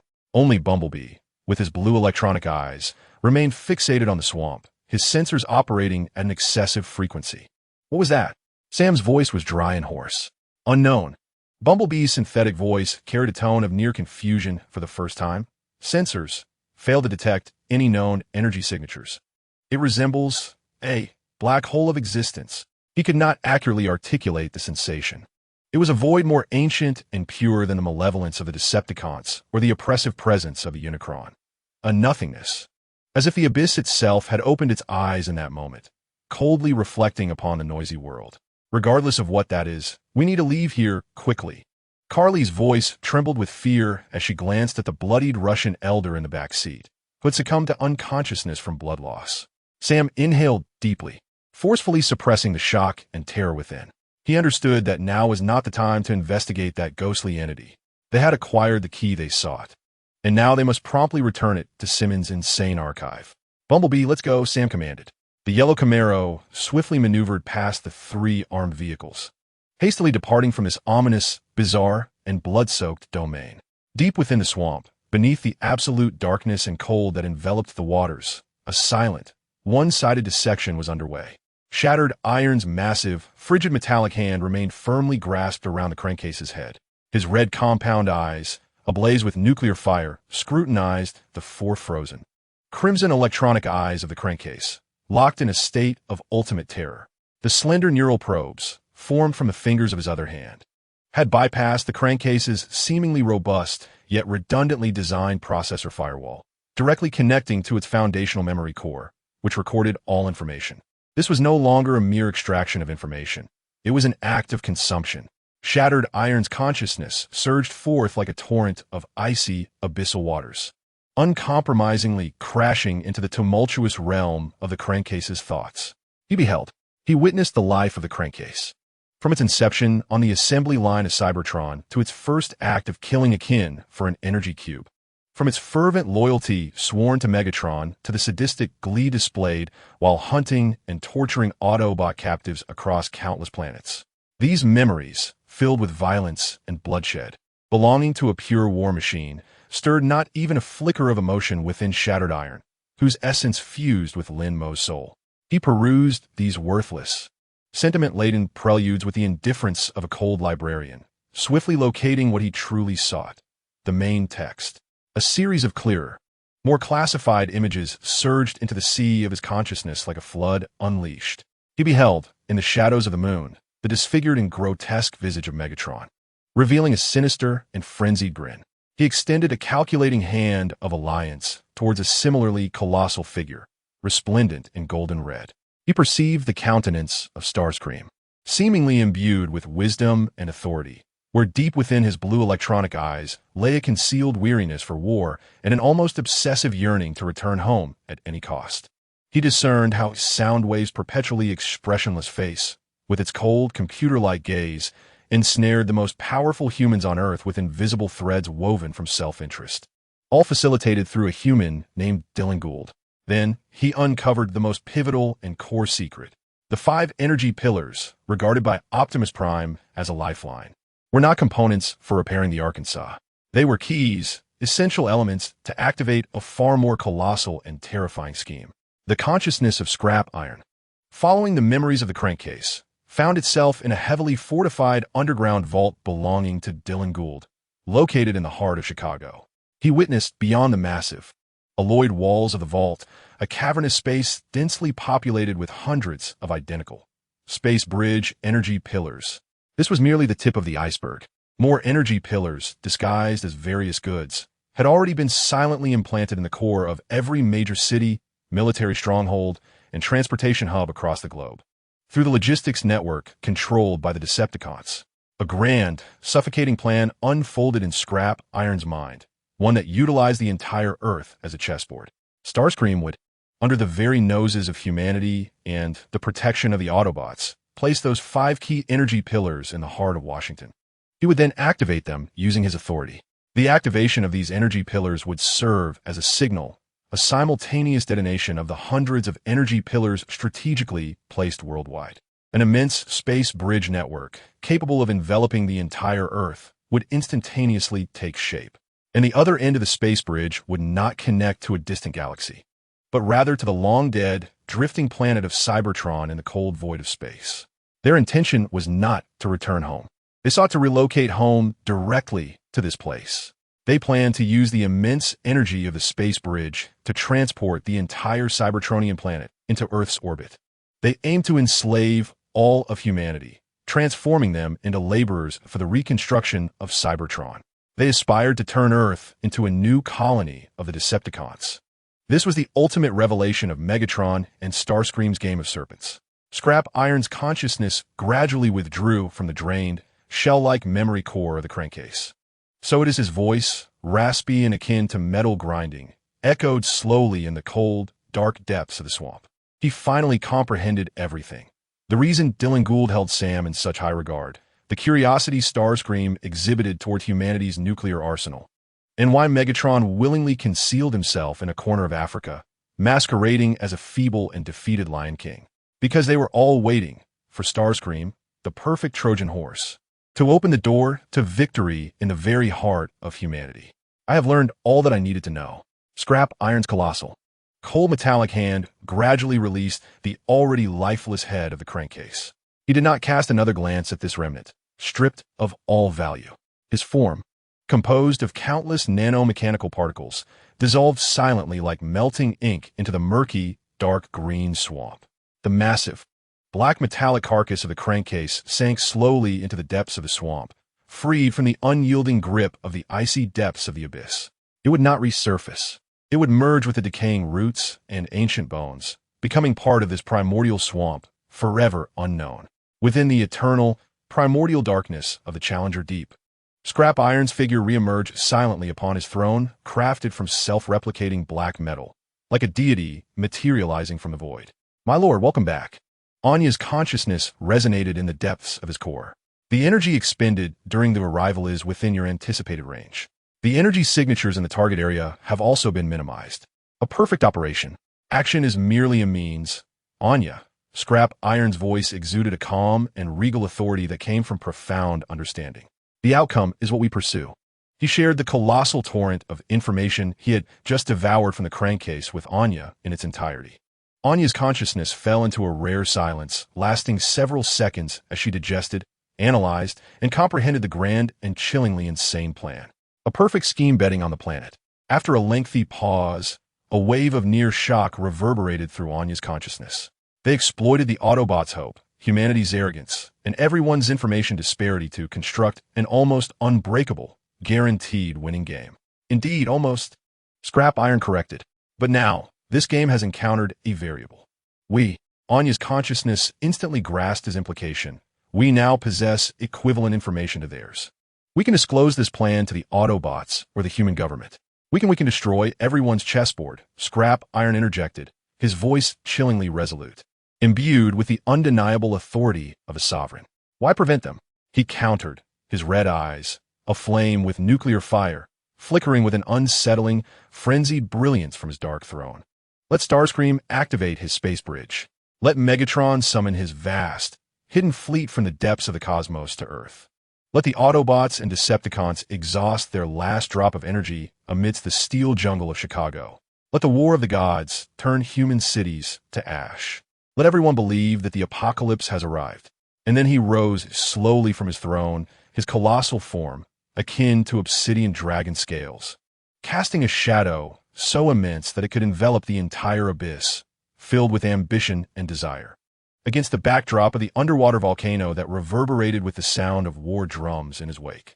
When all the actors in this grand, final theater are exhausted and mutually vanquished, our abyss shall rise from the depths of the ocean, taking on the guise of a savior to bring an end to this war, to purify this scarred land. By then, whether the beleaguered Autobots, the leaderless Decepticons, or the trembling, insignificant humans amidst the ruins, they shall all kneel before us, welcoming their only new deity. "Oh no. Yes, my God. Relay my command." The voice of shattered iron resonated like a final, sacred decree across the dark expanse of his dominion. "Nest. Initiate Level 1 war preparations. Cease all unnecessary construction by the Abyss mayflies and begin self-replication and proliferation with utmost efficiency. I wish to witness a swarm of mechanical insects vast enough to blanket the entire continent before that day arrives. Commence loading our most potent weapons onto the abyssal pincers. Let Leviathan awaken from its slumber. The game of serpents approaches its conclusion, and a cold, calculating smile graced his lips, brimming with absolute dominion over the future, shall be the ultimate singular victors. Chapter 119. The Oracle of the Abyss as the frigid voice of shattered iron, akin to a divine mandate, echoed throughout the majestic, dark realm of the Challenger Abyss. The entire underwater city stirred to life. This was not a cacophonous, mechanical awakening, but a silent, vibrant resurgence, reminiscent of an ancient god, long dormant, slowly opening its eyes. A movement that sent tremors through the very soul. At the city's lowest tier, within the vast hatchery which shattered iron had personally established, resembling the ribcage of a colossal beast, billions of abyss mayflies abruptly ceased their relentless tasks of construction and repair. Their tiny blue sparks, akin to distant stars, ignited simultaneously under Anya's omnipresent will, shifting into a new, aggressive mode. Proliferation protocol activated. Anya's consciousness echoed like a chilling broadcast throughout every core program of the Abyss Mayflies. They no longer constructed intricate edifices. Instead, they began to self-replicate with a frenzied efficiency akin to cancerous cell division. They voraciously consumed the raw metals and energy reserves transformed directly from the underwater volcano, and then, Amidst a chorus of faint, continuous crackling sounds, one became two, two became four. In mere minutes, the once starry hatchery transformed into an endless sea of pure, flowing, pulsating blue mechanical particles. They coursed through the dark city like living liquid metal, gathering, awaiting the king's ultimate command to engulf the continent. Meanwhile, in the upper reaches of the city, the massive engineering machines, the abyssal pincers, ceased their daily tasks of excavation. They ascended slowly, like pilgrims, towards the colossal, hive-like weapon depots located at the city's edge. The alloy doors of the armory slid open soundlessly, revealing a heart-stopping tableau steeped in the essence of death.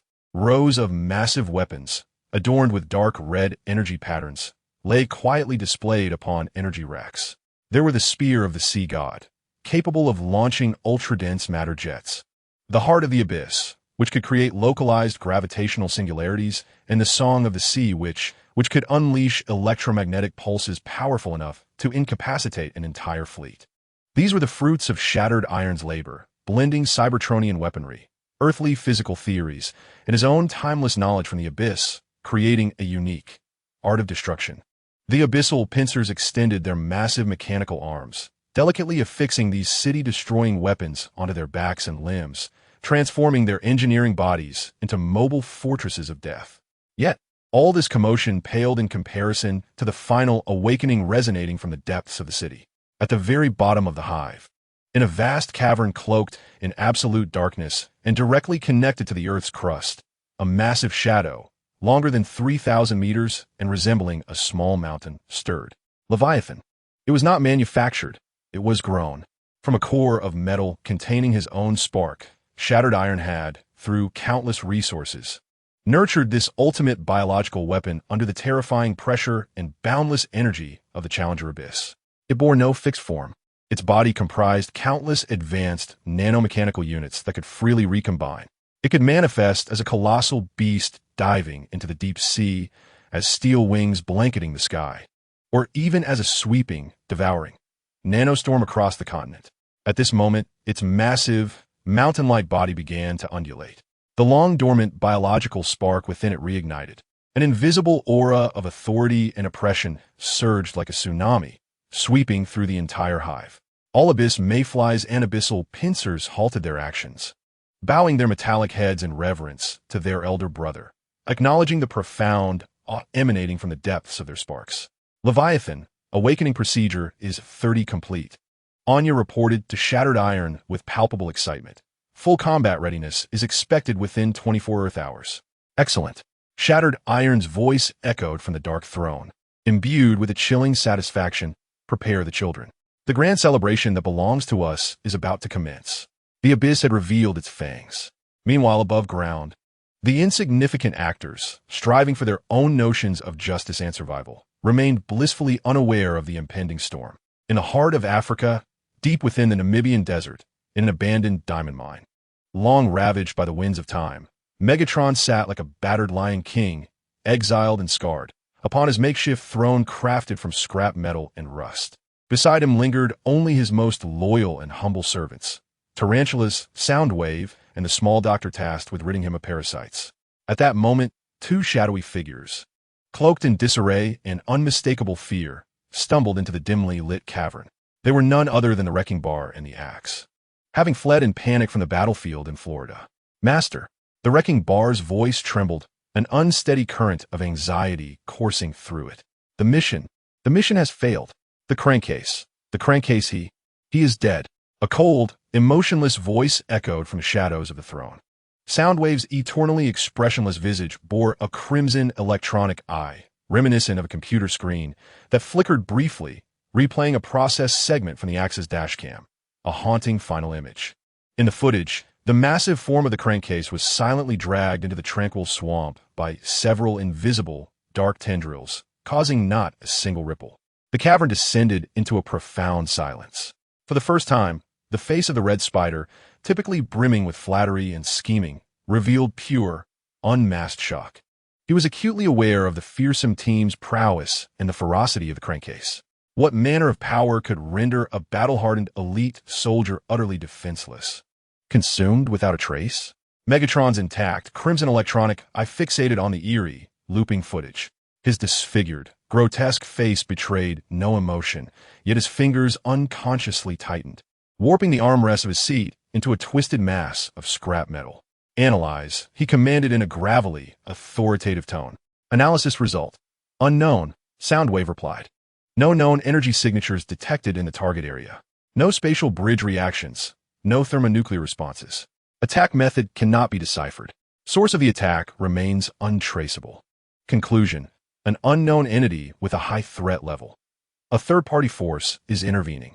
Third-party force. Megatron echoed slowly, his mind racing through the myriad of potential foes, bounty hunters adrift in the cosmos, an ancient civilization concealed on Earth, or perhaps those legendary creators, long lost to the annals of time. Master, the Red Spider ventured cautiously, attempting to steer the conversation to his advantage. This is clearly the Autobot scheme. They must have found some new Vol allies. We should act immediately. Silence, Red Spider. Megatron did not even glance at him, his frigid voice interrupting the Red Spider's foolish prattle. The Autobots lack such power. Their absurd philosophy of mercy and honor can never cultivate such a pure, dark, and efficient art of slaughter. He fell silent for a moment, as if weighing his options. Ultimately, a more sinister and ruthless resolution flickered in his crimson eye. Soundwave. Present.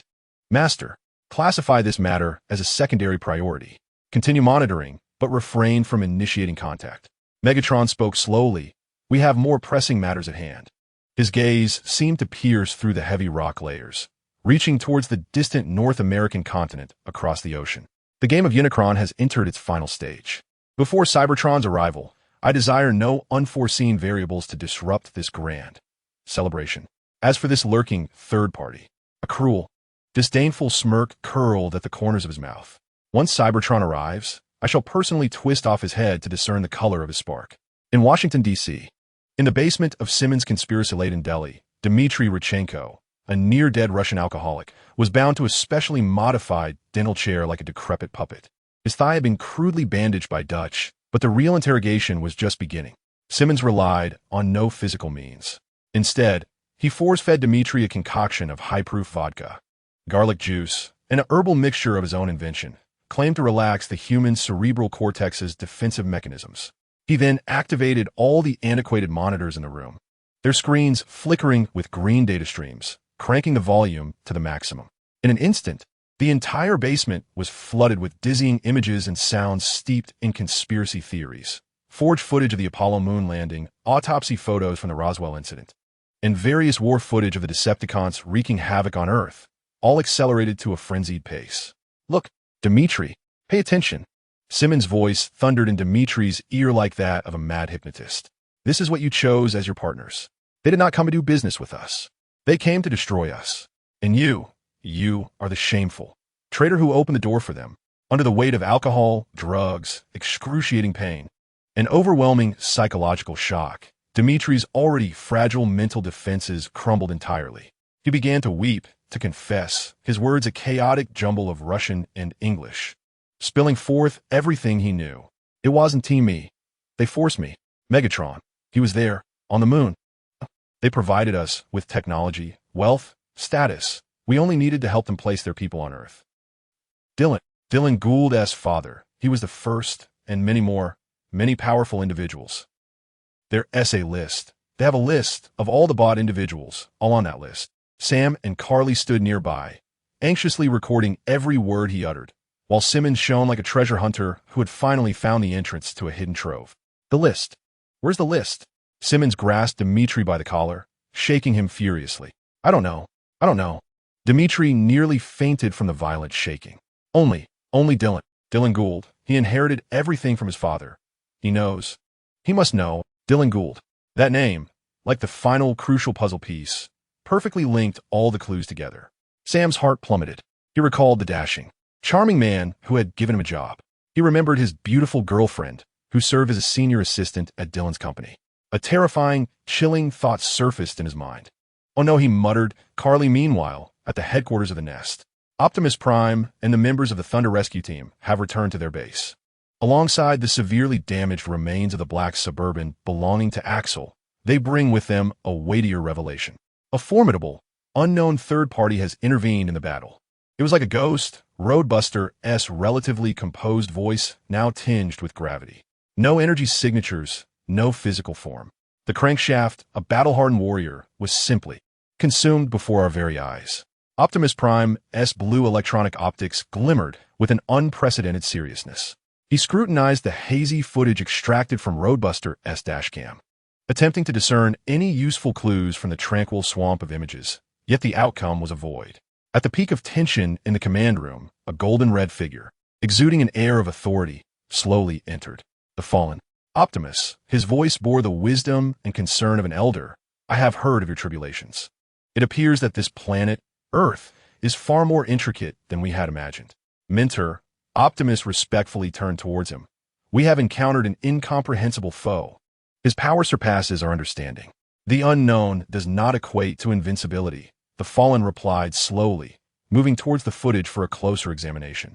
With an air of profound wisdom, he remarked, at times, a powerful enemy lurking in the shadows may unexpectedly become an ally. Perhaps he harbors a grudge against the Decepticons that we are yet to uncover. His words, seemingly wise, plunged Optimus into contemplation. Just then, the base doors swung open once more.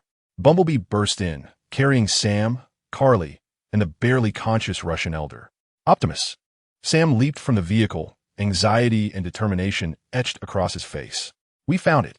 We found the Decepticons' collaborator on Earth. The mastermind is Dylan Gould. Carly is in danger. We must act immediately to save her. However, Optimus's attention was not on him. His gaze, along with the fallen S, fell upon the bloodied and delirious figure of the Russian elder, whom Sam had dragged from the back seat. The fallen S blue optics, filled with wisdom and authority, narrowed sharply upon seeing Dimitri. It was a look akin to a hunter witnessing a trap triggered prematurely by an unexpected intruder, an expression mingled with surprise and a chilling intent to kill. Though fleeting, this momentary flicker of emotion did not escape the cold gaze of the fallen, deep from the abyss. The plot thickens, echoed the voice of Darksteel, as if pronouncing a final decree. Our grain of sand has finally delivered the blood-stained key to the long-awaited wolf in sheep-esque clothing. Now, a cold smile crept upon his lips, filled with anticipation for the impending bloody feast. Let this fortress named Trust begin to crumble from within. Chapter 120. The wolf's shedding skin upon the eternal dark throne of the Challenger Abyss, as the fallen S blue optics, imbued with wisdom and authority, narrowed at the sight of Dimitri. Time seemed to stretch infinitely under the weight of iron will. He perceived it. Within the depths of those blue optics flashed a complex emotion, not surprise, but rather the mix of anger and cold intent akin to a hunter-esque trap being triggered by a foolish boar. He witnessed the fallen S-core logic executing countless calculations in a mere fraction of a second, assessing threats, calculating exposure risks, filtering strategies, and recamouflaging. A perfect, textbook emotional micro-expression. Anya's consciousness resonated within the core of Darksteel. His spark experienced a violent, uncontrollable energy fluctuation. This indicates that the emergence of Sam Witwicky, this variable, and the witness he brought, completely exceeded the fallen S expectations. His plan has encountered its first and most fatal flaw. No, my mother. Darksteel's voice resonated with a chilling calmness. This is not a flaw. This is a catalyst. A perfect ruse fears not exposure, but rather delay. The fallen S game is intricately linked, with timelines precise to every minute and second. Dimitri's emergence is like a grain of sand in a finely tuned clockwork. It will not immediately halt the mechanism. It will inevitably lead the entire process into an unpredictable, disastrous deviation. Thus, a cold smile crept across Darksteel's visage, filled with anticipation for the upcoming bloody spectacle. To ensure that the clock strikes the doomsday bell on time, our esteemed predecessor, this great Autobot leader, will have no choice but to prematurely tear off his hypocritical facade of wisdom and compassion. Within the vast hangar of the Nest headquarters, the atmosphere had grown unbearably tense. Sam's cries still echoed through the expansive space, drawing everyone's attention to the barely conscious Russian elder he had dragged from Bumblebee's back seat. Optimus Prime's blue optics shimmered with unprecedented seriousness. From this elder, he sensed a familiar, Cold War-era aura of a deliberately concealed secret. Meanwhile, the members of the Thunder Rescue Team scrutinized the individual responsible for the harrowing battle they had just endured. In this charged moment, the Fallen moved. His enormous, golden-red figure advanced slowly. He neither regarded Sam nor Optimus. His gaze was like a cold scalpel, fixed upon Dimitri. A human, his voice retained the elder-esque tone, imbued with wisdom and authority, as if the preceding emotional surge had never occurred. It seems your expedition has yielded substantial findings. Mentor, Optimus turned to him, urgency lacing his voice. Sam claims the Decepticons are embroiled in a vast conspiracy related to the moon. And this man was an informant from back then. A conspiracy? The Fallen-esque lips curled into a knowing smile, as if observing a child's folly. Optimus, my pupil, you must understand. Sometimes, what is termed a conspiracy is merely a feeble attempt by the weak to explain a grander truth they cannot comprehend. He slowly approached Dimitri, bending down, his massive metallic finger gently lifting the elder's bloodied and sweat-streaked chin. Tell me, human, his voice resonated like that of a compassionate priest listening to a penitent's confession. What manner of truth instills such fear within you? Dimitri's once dull eyes, upon catching sight of the colossal, crimson-gold metallic visage of Unicron, suddenly ignited with a flash of clarity, reminiscent of a long-buried memory. The fragments of recollections, ravaged by alcohol and terror, coalesced at this moment, merging with a vision he had witnessed decades ago. Cast in the shadows of the moon. He remembered. He recognized that face. It loomed just behind Megatron. It's you, it's you. He let out a shrill, inhuman scream, summoning every ounce of his strength in a desperate struggle to break free from Sam's embrace. Devil, you are a devil too. The hangar fell into an abyss of silence. Sam gazed incredulously at Dimitri, then glanced at the imposing figure of Unicron before him. Even Optimus Prime's electronic eyes flickered with profound confusion. Yet, Unicron's countenance remained adorned with that same merciful, wise smile. It appears that his mind has utterly unraveled under the relentless pursuit of the Decepticons, he remarked, straightening up with an undeniable air of concern, addressing Optimus Prime. Optimus, relinquish him to me. He is an extraordinarily crucial witness and an exceedingly dangerous source of contamination. I must isolate him and, through my methods, purify his memories, enabling him to calmly and comprehensively recount all that he knows. This is to safeguard him, as well as all of us. His words were seamless. The pronouncement of a visionary leader who willingly bore the burden of responsibility to protect a fragile human witness. Optimus hesitated. He glanced at the now unconscious Dimitri, overwhelmed by the stimulus, and then at his mentor, whom he revered like a father. Ultimately, his philosophy, steeped in trust and honor, tragically triumphed over his acute warrior instincts. Very well, he finally uttered, with great difficulty. He signaled to Sam, who handed Dimitri over to the two Autobot guards positioned behind Unicron. As the plot thickens, the dagger reveals itself. From atop the abyssal throne, the sound of crumpling metal resonated like a final decree. Our grains of sand have, at last, delivered the blood-stained key to the final door directly into the hands of the long-awaiting wolf in sheep's clothing. Now, a cold smile, tinged with anticipation for the impending bloodbath, played upon his lips. Let this bastion known as trust begin to crumble from within. Unicron took away Dimitri, while Optimus found himself embroiled in yet another round of futile squabbling and bickering with the human elite, particularly the iron-willed intelligence director, Millen, concerning third-party forces and Decepticon conspiracies. The entire Nest headquarters was enveloped in an eerie calm, reminiscent of the stillness preceding a tempest.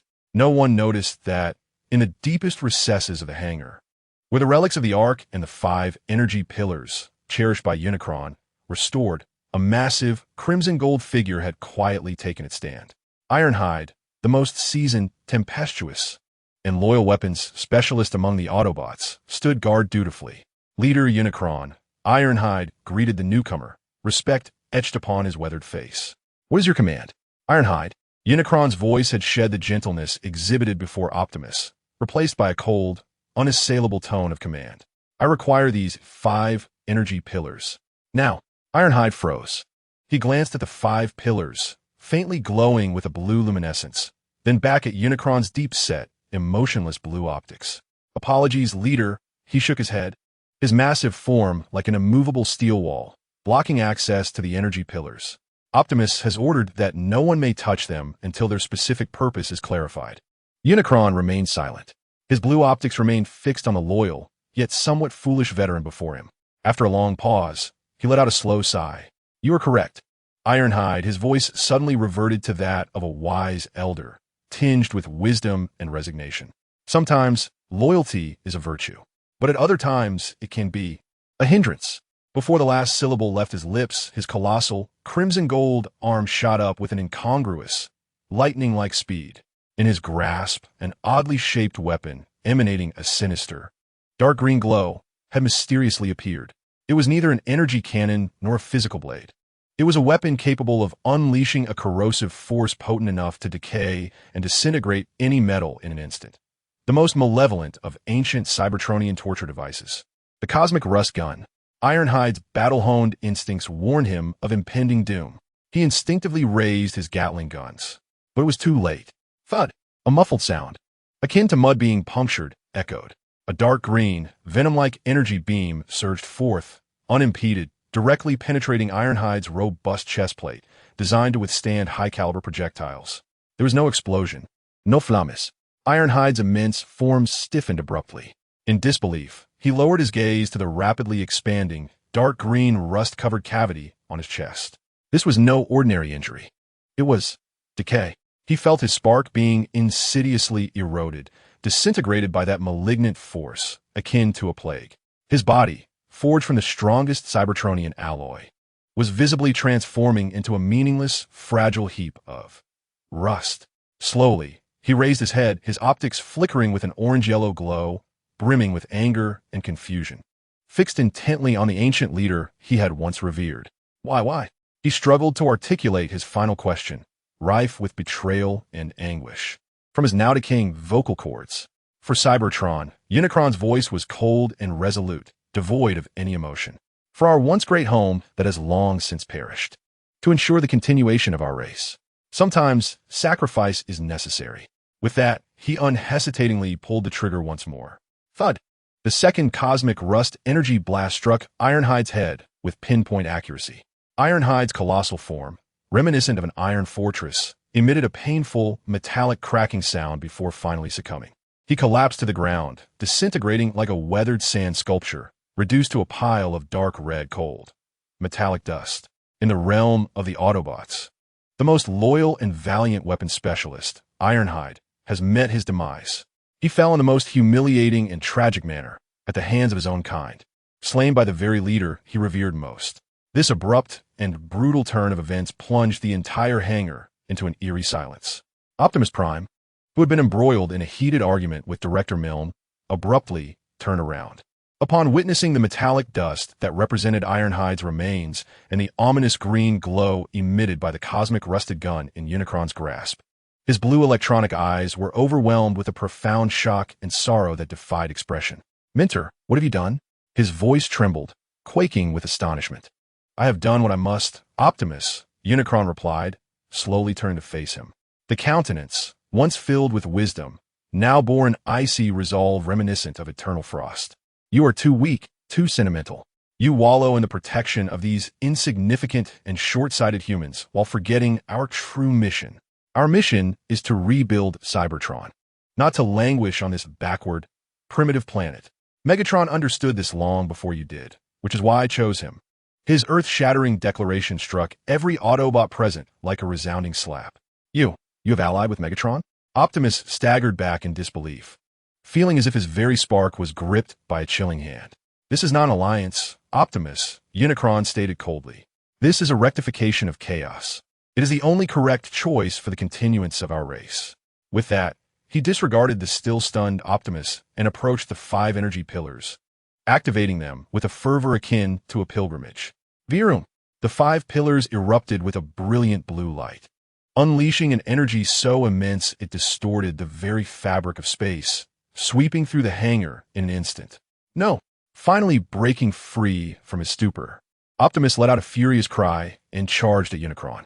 Yet Unicron merely cast a cold glance in his direction before forcefully embedding the 5 energy pillars into the hangar floor. Boom!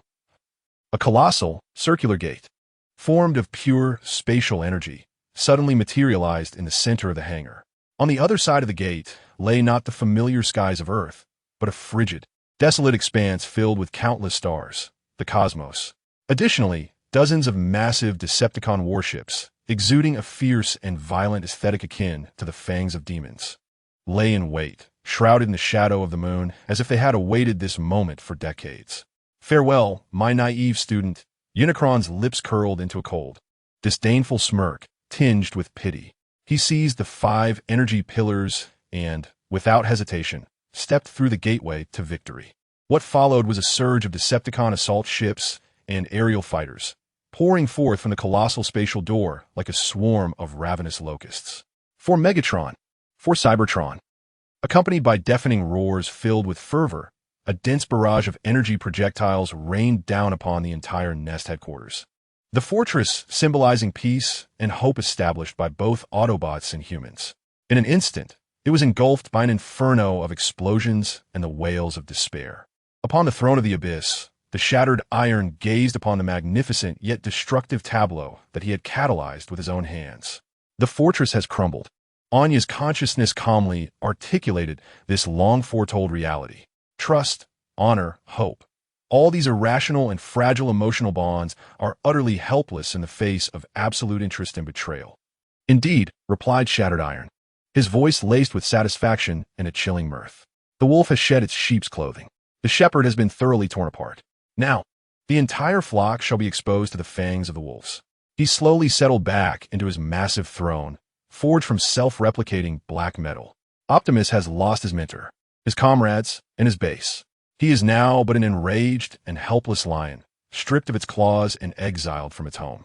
Whereas Megatron has reclaimed his most formidable ally and his vast fleet hidden for decades. He shall emerge from the shadow of defeat, donning his crown once more. Next, the grand stage of Chicago awaits them. Let the actors take their positions.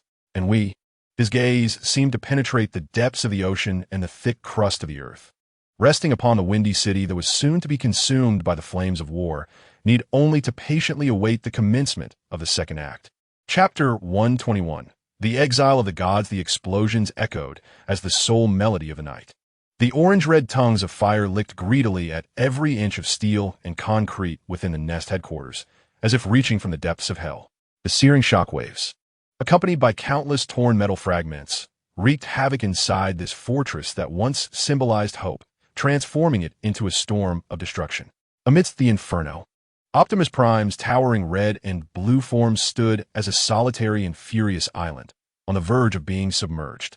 His ion cannon and energy axe never ceased their assault, each swing tearing a diving Decepticon fighter into a dazzling, burning spectacle.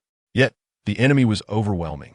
From the gate of hell that Unicron had personally opened, a seemingly endless tide of Decepticon forces surged forth, disregarding casualties and tactics. Their singular aim was to eradicate the Autobots' last stronghold from the face of the Earth with sheer numerical superiority. The 3 war-hungry members of the Thunder Rescue Team had succumbed to a bloodlust. Their weapon-laden forms became mobile artillery platforms, rampaging through the ruins and reducing swathes of enemies to scatter debris. However, their ammunition dwindled rapidly, and their armor bore the scars of energy blasts. Optimus, we can barely hold on. Ratchet's voice rang through the public channel, laden with unprecedented urgency. The base's defense systems have completely collapsed. Human casualties are catastrophic. We must retreat. Optimus cleaved through a Decepticon attempting a sneak attack. His blue electronic eyes scanned the ravaged battlefield, reminiscent of a hellscape. He beheld fallen human soldiers bathed in blood and the remains of his Autobot brethren reduced to scrap. His spark felt as though a frigid hand had grasped it tightly, causing it to ache as if it might cease to beat. Betrayal, destruction, defeat. These chilling words resonated within his logical core like the most venomous curse. All Autobots, he finally commanded, his voice hoarse, laden with boundless sorrow and fury, issuing the order he most dreaded: abandon the base. Withdraw to the outskirts of the city. Disperse. Repeat. Disperse. This was a painful yet singularly correct decision.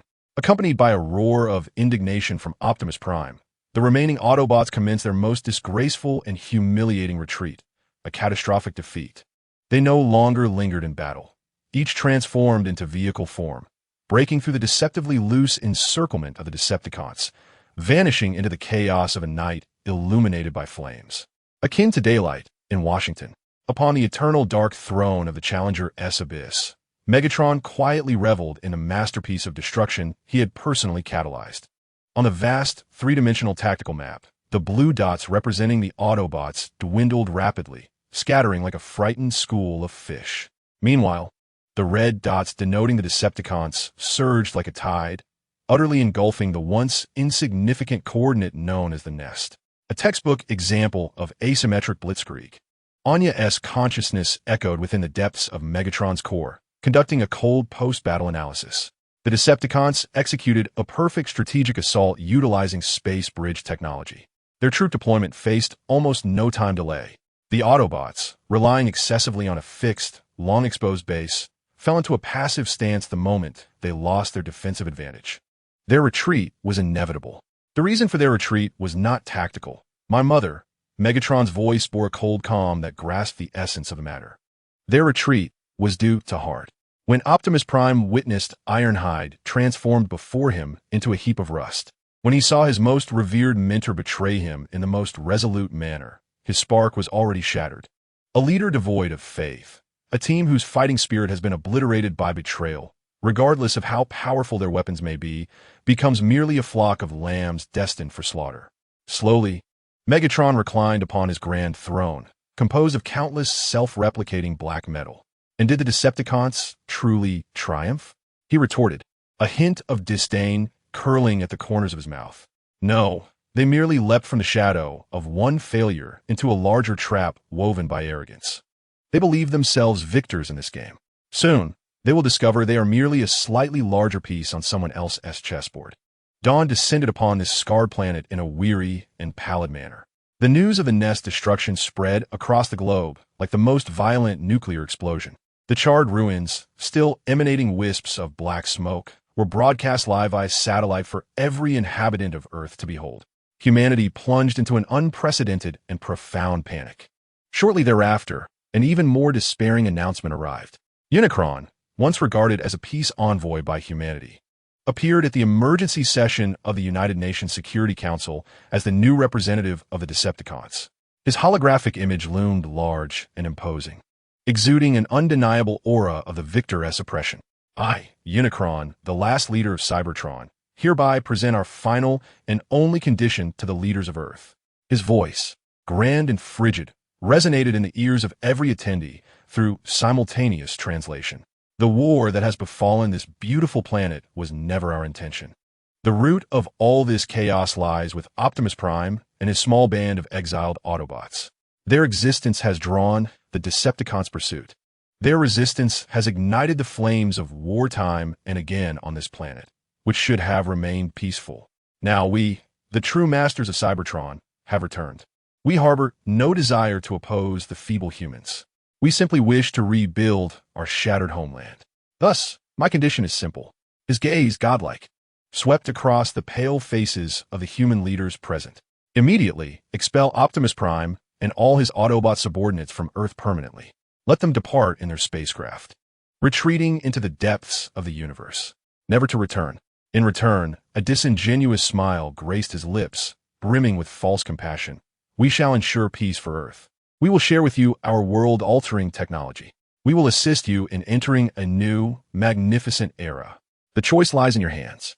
Do you choose to stand with the exiles who are destined to fail and will only bring you war and devastation and be crushed alongside them by us? Or do you choose to embrace peace, to embrace the future, becoming our most loyal ally of the great Cybertronian civilization on Earth? With that, his image vanished. The entire United Nations Security Council fell into a profound silence. Charlotte Millen, the iron-willed intelligence director, was the first to shatter the quiet. I agree. Her voice was cold and resolute, devoid of any emotion. We sheltered them, provided them a home, yet they brought us devastating war. Unicron is correct. As long as the Autobots leave, the Decepticons will have no reason to attack us. For the survival of humanity, we have no choice. Her statement toppled the first domino. Panic, cowardice, and the desperate survival instinct, seeking any lifeline in the face of absolute power, overcame the so-called morality and covenant. After a brief but intense debate, the leaders of humanity made what they deemed their most rational, yet tragically sad decision. Exile the Autobots. A Cybertronian transport ship named Glory, Xanium, quietly docked on the launch pad at Kennedy Space Center. This vessel was one among many that the Autobots had used to flee Cybertron, now marred by the scars of war and the passage of time. Once more, it would carry its masters on a journey of exile with no return. Optimus Prime stood beneath the immense boarding ramp of the ship, his towering form casting a long, lonely shadow in the hues of the setting sun. Gathered around him were the surviving Autobots, Bumblebee, Ratchet, Ironhide, Dino, and the 3 silent warriors from the rescue team. Their faces reflected none of their former confidence and pride, but rather a haunting sense of abandonment and desolation. Sam and Carly stood at a distance, helplessly witnessing the unfolding scene. "We cannot let them go." Sam's voice was hoarse with urgency. "This is a trap. Unicron and Megatron are in cahoots. They just want to deceive the Autobots into leaving, and then they can do as they please." He attempted to surge forward, yet was resolutely blocked by several indifferent soldiers of the Nest. In the eyes of the human government, he, once a hero, had now become merely a dangerous and unstable element, linked to the alien terrorists. "Optimus Prime," he shouted hoarsely, "do not leave. This is a conspiracy." Optimus Prime slowly turned around. His blue electronic eyes gazed deeply at the human companion with whom he had fought side by side countless times. His expression was filled with regret, helplessness, and an indescribable, profound weariness. "Sam," his voice resonated calmly through the ship's external broadcast, "we have brought too much war and suffering to this planet. Perhaps our departure is truly the only price for peace. In order to protect you, we must leave." With that, he no longer hesitated, resolutely turning away and taking heavy steps towards the gangway leading to exile. The other Autobots silently followed in his wake. At the last moment, Bumblebee turned his head back, casting a lingering look at Sam, his blue electronic eyes shimmering with reluctance and sorrow, as if to say, "Farewell, my dearest friend." The ship's hatch gradually closed. Accompanied by a deafening roar akin to the bellowing of a colossal beast, the Ark transport vessel ascended slowly, trailing along. Fiery orange tail as it soared into the vast, crimson sky tinged by the setting sun. Sam weakly knelt on the ground, watching the ship recede into the distance until it became a mere speck of light, unleashing a desperate, beast-like roar. On the throne of the abyss, Megatron's lips curled into a cold, mocking smile. "What a poignant scene," he intoned dramatically, "a saint sacrificing himself to protect the weak, a group of heroes callously abandoned by those they once shielded, and a mortal helplessly watching his friend tread the path to doom. All the tragic elements are in place. This drama, titled The Exile of the Gods, is nothing short of perfection. Analysis complete." Anya's voice rang coldly. "Humans, when confronted with the irresistible threat of absolute power, exhibit extreme vulnerability in their social structures and moral frameworks. They will unhesitatingly sacrifice a few allies to secure a false sense of safety for the many. This behavioral pattern is rife with short-sightedness and irrationality, yet aligns with the biological instinct to seek benefit and avoid harm. And Optimus Prime, his sense of honor and sense of duty once again become his most fatal weaknesses. He is aware that this may be a trap, yet his pitiful, outdated chivalry forbids him from placing humanity in potential danger. He would rather choose self-exile than gamble on a 1 in 1,000 possibility. Indeed, Megatron's voice dripped with satisfaction and cold amusement. Each individual is precisely reciting the lines I have scripted for them, walking the path I have laid out. Now, the actors have exited the stage. The stage is now empty. His gaze seemed to pierce through the endless depths of the ocean and the crust of the earth, settling upon the city of Chicago, soon to become the center of global attention. Next, his voice, like the final bell signaling the curtain's rise, proclaimed, "Let our protagonist, Mr. Dylan Gould, invite our antagonist, Mr. Unicron, to place the last few energy pillars capable of rebuilding our home in the heart of Chicago." And that ship, bearing the Autobots' hope, the Ark. Megatron slowly raised his enormous metallic hand, capable of easily tearing apart stars, and made a delicate crushing gesture. "Shall, under the gaze of all, bloom with the final and most splendid fireworks of its life. Let despair be even more thorough." Chapter 122. The funeral of hope. The Ark was ascending, its battle-scarred hull, marred by the wounds of war, emitted a mournful, beast-like wail as it strained against the colossal launch pad at Kennedy Space Center. Fiery orange plasma erupted from its three main thrusters, casting the evening Florida sky into a magnificent yet tragic blood-red twilight. It resembled a banished, solitary king, taking heavy and resolute steps to bid farewell one last time to the land he once cherished and fought for.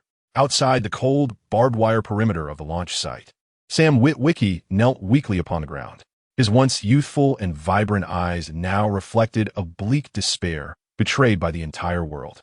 He watched the vessel carrying all his hopes rise higher and higher until it became a faint star traversing the crimson heavens, his throat emitting a hoarse, silent roar akin to that of a cornered beast. The entire world watched this exile of the gods. From the enormous electronic screens in New York's Times Square to the bustling intersections of Shibuya in Tokyo, from Trafalgar Square in London to the ordinary alleys of Beijing, countless individuals raised their heads, witnessing this historic moment through satellite broadcasts. Their faces bore a complex array of expressions. Some cheered and celebrated, naively believing that the departure of these war-bringing alien scourges would herald the return of peace. Others remained silent, sighing for the heroes who had once protected them, feeling a twinge of guilt and sorrow. Yet many appeared utterly bewildered, unable to comprehend the intricate political machinations behind it all, passively accepting the future chosen for them by their leaders. Within the now-ruined command center of the Nest, Charlotte Meering, the iron-willed head of intelligence, coldly observed the ascending ship through a military encrypted channel. There was no trace of victorious joy on her face, only a chilling sense of relief at having finally dispatched the trouble. "Farewell, Optimus Prime," she murmured. "May your chivalry lead you and your followers to find a new home in the cold universe, one that will no longer trouble us." In the depths of Namibia's sand-eroded desert, Megatron's massive, dilapidated form also watched this scene through a rudimentary holographic projection. A cruel and disdainful smirk played on his lips. "Fly, Optimus Prime," he rasped, his voice reminiscent of metal scraping against metal, like a pitiful, homeless dog expelled from its home. "Soar toward your elusive hope. Soon, you shall discover that the planet you have forsaken will become the most dazzling gem beneath my throne, beneath the vast expanse, within the eternal realm of darkness." Shattered Iron observed, from a godlike perspective, the grand farewell ceremony he had orchestrated, imbued with an aesthetic of tragic beauty. Upon the immense, three-dimensional tactical map, the blue light representing the glory vessel followed a flawless, parabolic trajectory, gradually ascending beyond Earth's atmosphere. The target has entered the designated orbit at an altitude of 320 kilometers, traveling at a velocity of 7.8 kilometers per second. Anya's consciousness resonated within the depths of Shattered Iron's core, akin to a precise, emotionless aerospace control officer. In 97 seconds, it will enter the lunar gravitational field, at which point, all optical observation equipment on Earth will lose its optimal viewing angle. "No, it has only 96 seconds left." Shattered Iron's voice was cold and calm, reminiscent of a general poised to press the nuclear launch button. "Onion. Yes, my God. You once inquired whether emotion is the core algorithm of this universe." Shattered Iron spoke slowly. "Now, I shall impart to you the final lesson. Hope is an immensely powerful, irrational emotion. It can incite the weak to unleash strength beyond their limits, while leading the wise to make the most foolish decisions. Optimus Prime is shackled by this pitiful sentiment, preferring to believe in humanity's hypocritical promises rather than gamble on the infinitesimal chance of war escalating. To utterly dismantle a world sustained by hope, the most effective method is not to deceive it with lies, nor to conquer it through violence. Shattered Iron slowly raised his massive metallic hand, capable of effortlessly tearing apart stars, and made a gentle clenching motion towards the minuscule blue light on the tactical map. But to publicly shatter their hope in the most resplendent, magnificent, and cruel manner. Let despair take root and blossom within the hearts of each individual, like a plague. "Oh no!" His voice resonated like a final, sacred decree. "Transmit the glory vessel's real-time orbital parameters, structural weaknesses analysis, and a label for an untraceable high-value target through an encrypted, chaotic channel that appears to have leaked from some third-rate informant's dark web too. Red Spider." "Understood, my God." A flicker of realization crossed Anya's consciousness. Red Spider, second in command of the Decepticons, a typical opportunist filled with ambition, jealousy, and a desire for recognition. He will never relinquish this once-in-a-lifetime opportunity to make a name for himself and humiliate Optimus Prime, nor report it to Megatron. Indeed, a cold, mocking smile curled at the corners of Shattered Iron's mouth. Sometimes, a foolish jester eager to prove himself is far more useful than a calculating king. In low Earth orbit, Red Spider piloted his sleek F-22 Raptor fighter jet, engaging in a monotonous, routine patrol. He had just participated in a raid on the Nest headquarters, but this lopsided battle lacked the technical challenge to satisfy his insatiable hunger for glory and praise. He yearned for a genuine, historically significant one-on-one duel. At that moment, an encrypted, unidentified data packet abruptly appeared on his onboard computer. Red Spider's initial reaction was one of wariness. However, upon seeing the labels flashing highest priority, top secret, and high-value target, his curiosity triumphed over caution. He cautiously opened the data packet. In the next instant, his crimson electronic eye erupted with a fervent, greedy light of ecstasy. The Glory Vessel, Optimus Prime's chariot, the ship bearing the hope of all Cybertronians, now in desperate flight. The data packet contained not only its centimeter-precise real-time orbital parameters, but also a structural analysis report detailing vulnerabilities, particularly at the connection point between its energy core and propulsion system, which had become exceptionally fragile due to years of neglect, crafted by an unknown genius hacker. Is this a trap? The thought scarcely lingered in Red Spider's mind for half a second before being overwhelmed by an insatiable thirst for credit and glory. Who cares if it's a trap? As long as he could personally consign Optimus Prime and his pitiful vessel to the cosmic refuse, he, Red Spider, would emerge as the singular, great hero to conclude this millennia-long war.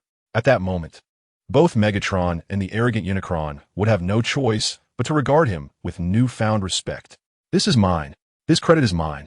Red Spider emitted a neurotic, excited shriek as his F-22 Raptor unleashed its full thrust, slicing through the inky cosmos like a silver, lethal bolt of lightning, hurtling towards the slowly moving, solitary blue light. Within the bridge of the glory, silence reigned. The remaining Autobots stood quietly at their posts, their faces devoid of the confidence and pride they once possessed, replaced by a haunting sense of abandonment and sorrow. Optimus Prime stood alone before the vast, transparent viewport. His imposing red and blue silhouette, set against the backdrop of the distant blue planet, exuded an overwhelming sense of loneliness and desolation. He knew this was a trap, yet he had no alternative. At that moment, a piercing, high-level alarm suddenly reverberated throughout the entire bridge. Warning! High-speed moving target detected approaching. It is a Decepticon fighter, shouted Hound. Responsible for radar. Activate shields. Prepare all weapon systems for engagement. Optimus Prime whirled around, his blue electronic eyes shifting from a despondent refugee to a battle-hardened, resolute commander in an instant. However, it was all too late. Red Spider had chosen the most cunning and deadly angle of attack, utilizing the moon's shadow as cover. He maneuvered into the Glory's visual and radar blind spot, then, in a near-suicidal dive, unleashed all his missiles with pinpoint accuracy upon the vessel's most vulnerable point, the connection between the energy core and main propulsion system, as indicated by the mysterious data packet. Boom! Boom! Boom! A series of violent explosions erupted from the rear of the Glory, akin to the very universe lamenting in anguish. The battered and ancient transport vessel was suddenly torn asunder by an irresistible and cataclysmic force. The primary thruster erupted in a dazzling, expanding fireball, while the powerless bow of the ship tumbled like a decapitated giant, propelled into the endless, frigid darkness by inertia. Within the bridge, all the Autobots were thrown about violently in the tumultuous chaos. The red alarm lights flashed with a desperate glow in the cold. Emotionless system alerts declare their death sentences in each individual ear. Warning, hull integrity below 5. Warning, energy core overload imminent. Warning, life support systems have failed. Optimus Prime was violently hurled against the cold alloy wall by the tremendous shockwave. Struggling, he raised his head and, through the web of cracks in the viewport, glimpsed the still beautiful blue planet. A flicker of regret, a hint of unwillingness, and an indescribable, profound weariness passed through his eyes. "I'm sorry, Sam." This was his final farewell to the world. In the next instant, a blinding white light, more intense than before, consumed everything. Emanating from the energy core's catastrophic explosion. On that blue planet, all who witnessed this exile beheld the event. They saw that solitary star, symbolizing hope, erupt in a magnificent display akin to a supernova as it soared towards the moon, only to extinguish completely. It resembled a colossal, fleeting white firework blossoming in the night sky. 1 second, 2 seconds, 3 seconds. The world fell into a profound silence. Then came the overwhelming, hysterical screams. Outside the Kennedy Space Center launch site, Sam Witwicky stood, staring blankly at the now empty, blood-red sky. The despair etched on his face had crystallized into a more terrifying, stone-like numbness. "No, no, no," he muttered, repeating this futile phrase as if it could negate the horrors that had just transpired. Amidst the ruins of the nest, Charlotte, mirroring, her eternally cold face resembling a mask, showed the first signs of fracture. Her pupils constricted sharply in utter shock and fear. She finally comprehended the foolishness and tragedy of her rational decision. With her own hands, she had led human civilization to the gallows. As the world plunged into unprecedented panic and despair, the formidable Megatron, the new leader of Cybertron, reappeared on every screen across the globe. His towering holographic image casting a commanding presence. This time, there was no trace of compassion or hypocrisy on his face. Instead, it bore the undeniable, absolute authority and coldness of a victor. "People of Earth," his voice resonated like a divine decree in every ear, "you have witnessed. Optimus Prime and his pitiful followers have paid the price for their foolishness.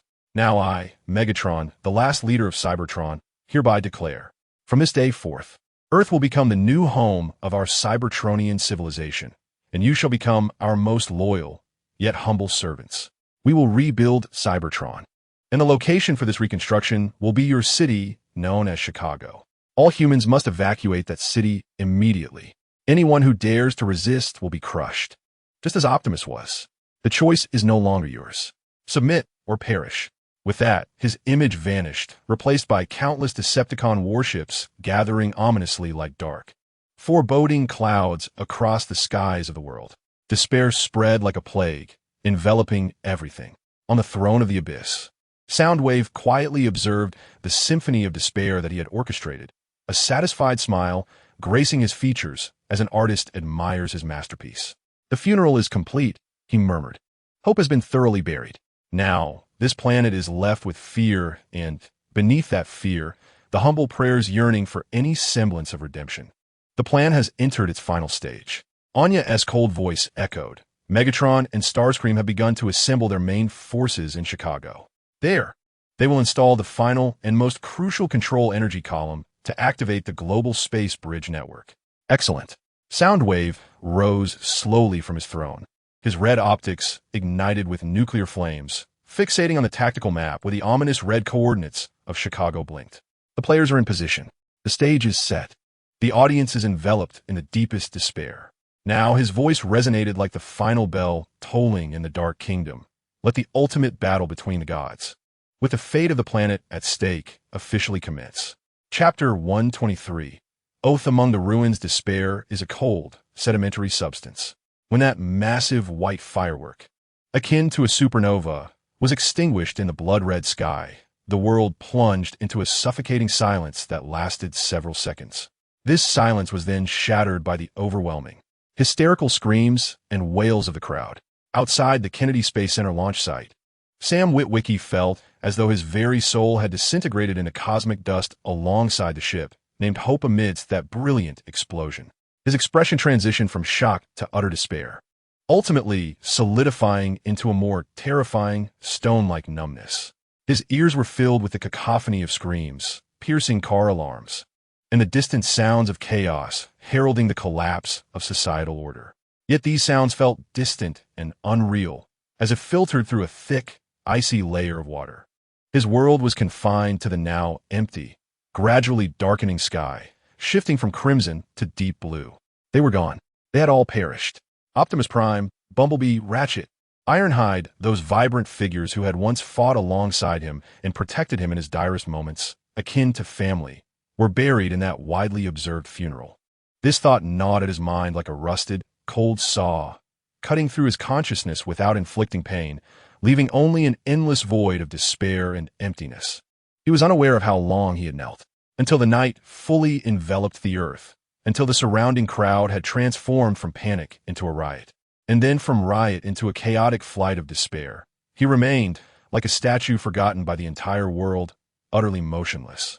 At that moment, his phone in his pocket abruptly rang.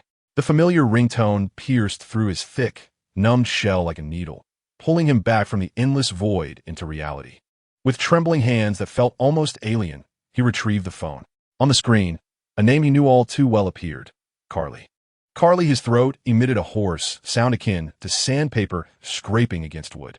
He pressed the answer button instinctively, yearning to find solace in his girlfriend's voice, a final thread that could prevent him from completely unraveling.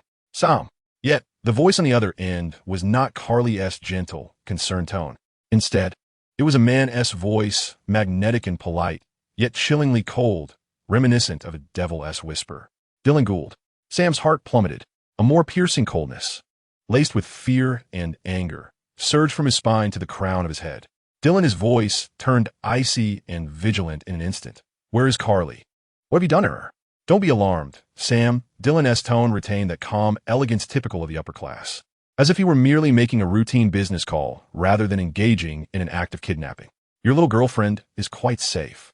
In fact, she is currently with me, enjoying a magnificent view of the city as it prepares for its grand rebirth. You scoundrel. Sam's teeth ground together audibly. You're in league with them. You traitor. Traitor? A derisive chuckle emanated from the other end. Sam, you remain, so naive. In this world, there is no concept of betrayal, only choices. I simply chose a more powerful, efficient partner capable of truly bringing order. Look at this world, Sam. Va, poverty, chaos, ignorance.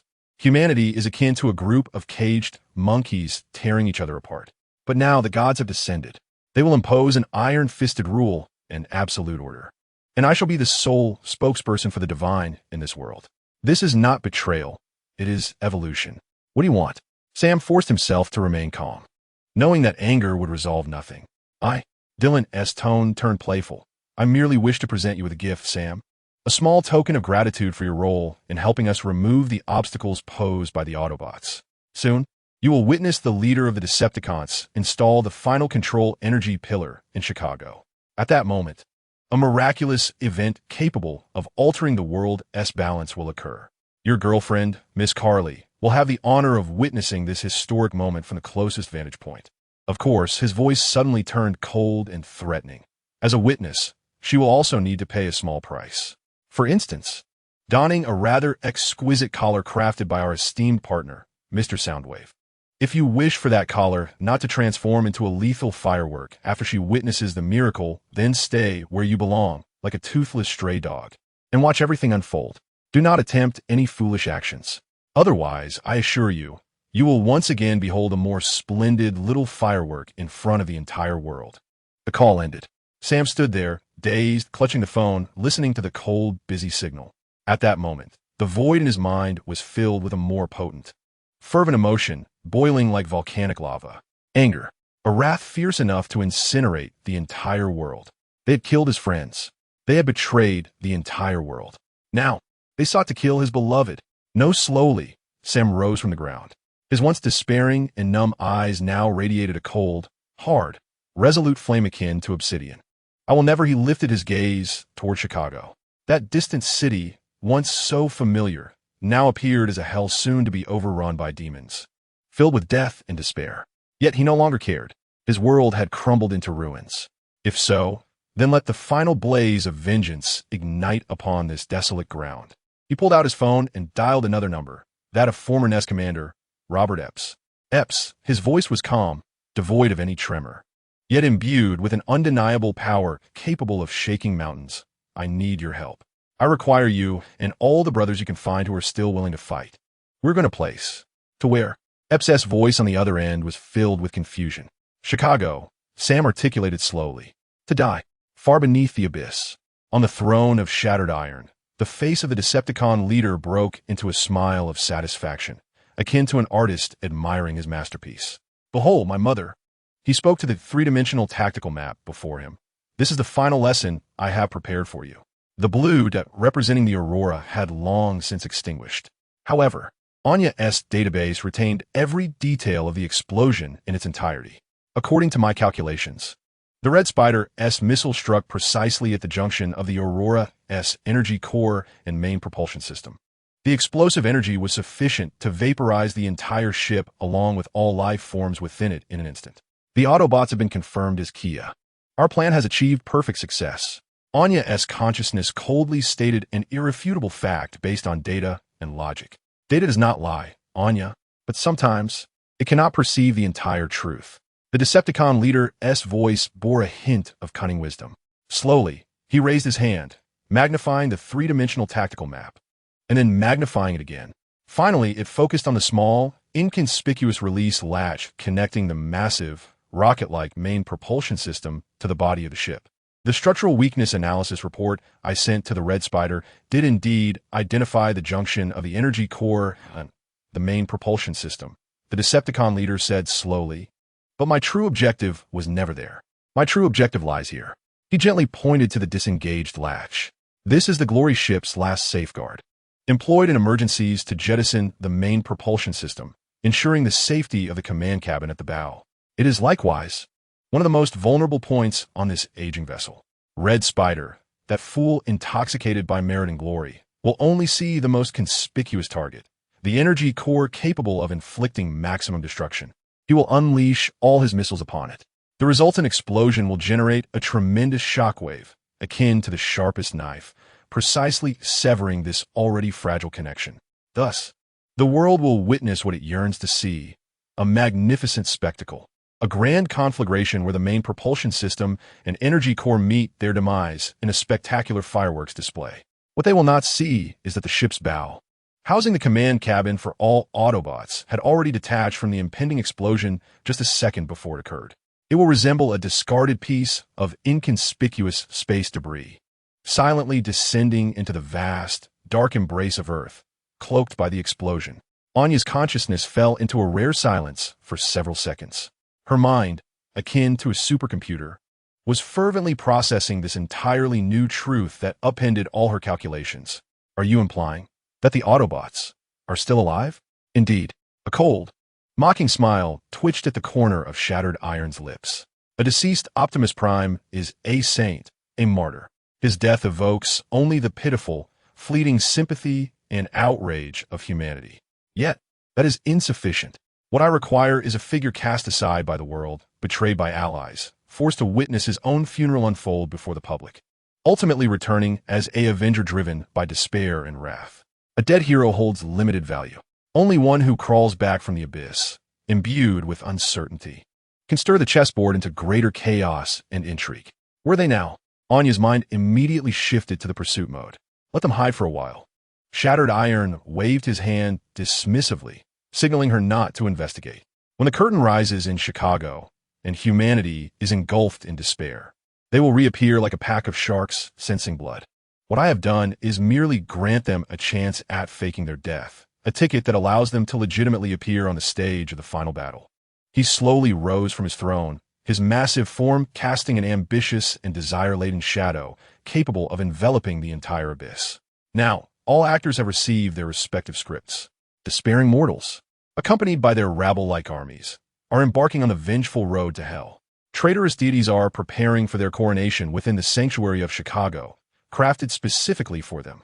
And those deceased heroes are lurking in some shadowy corner, nursing their wounds and awaiting the final opportunity to return to the stage.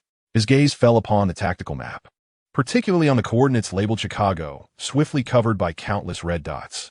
Once a vibrant city known as the Windy City, Chicago had now transformed into a veritable steel hell belonging to the Decepticons. The sky was no longer azure. Hundreds of massive, grotesque Decepticon warships loomed overhead like a flock of black vultures, obscuring all sunlight. Their vast engines, pulsating with ominous red light, emitted a deep, unsettling hum, akin to a requiem for this dying city. The once bustling streets were now replaced by a silence filled with panic and chaos. The feeble evacuation order from the American government had devolved into mere words. Millions of citizens, like ants driven by a flood, surged toward the city's edges, creating a desperate congestion stretching for miles. The cacophony of honking cars, cries of despair, and the shrieks of children wove together into a dissonant symphony heralding the apocalypse. Above this chaotic, mortal hellscape lay a more grandiose and terrifying tableau belonging to the deities. Hundreds of aesthetically violent space bridge energy pillars sprung forth from every corner of the city, their towering black tips piercing the gray sky, radiating an unsettling blue energy aura. They resembled a colossal, slowly constructed cage, intent on imprisoning the entire city along with its shattered soul. At the city center, atop the Willis Tower, once a proud symbol of Chicago, the adversary stood like a king on the verge of coronation.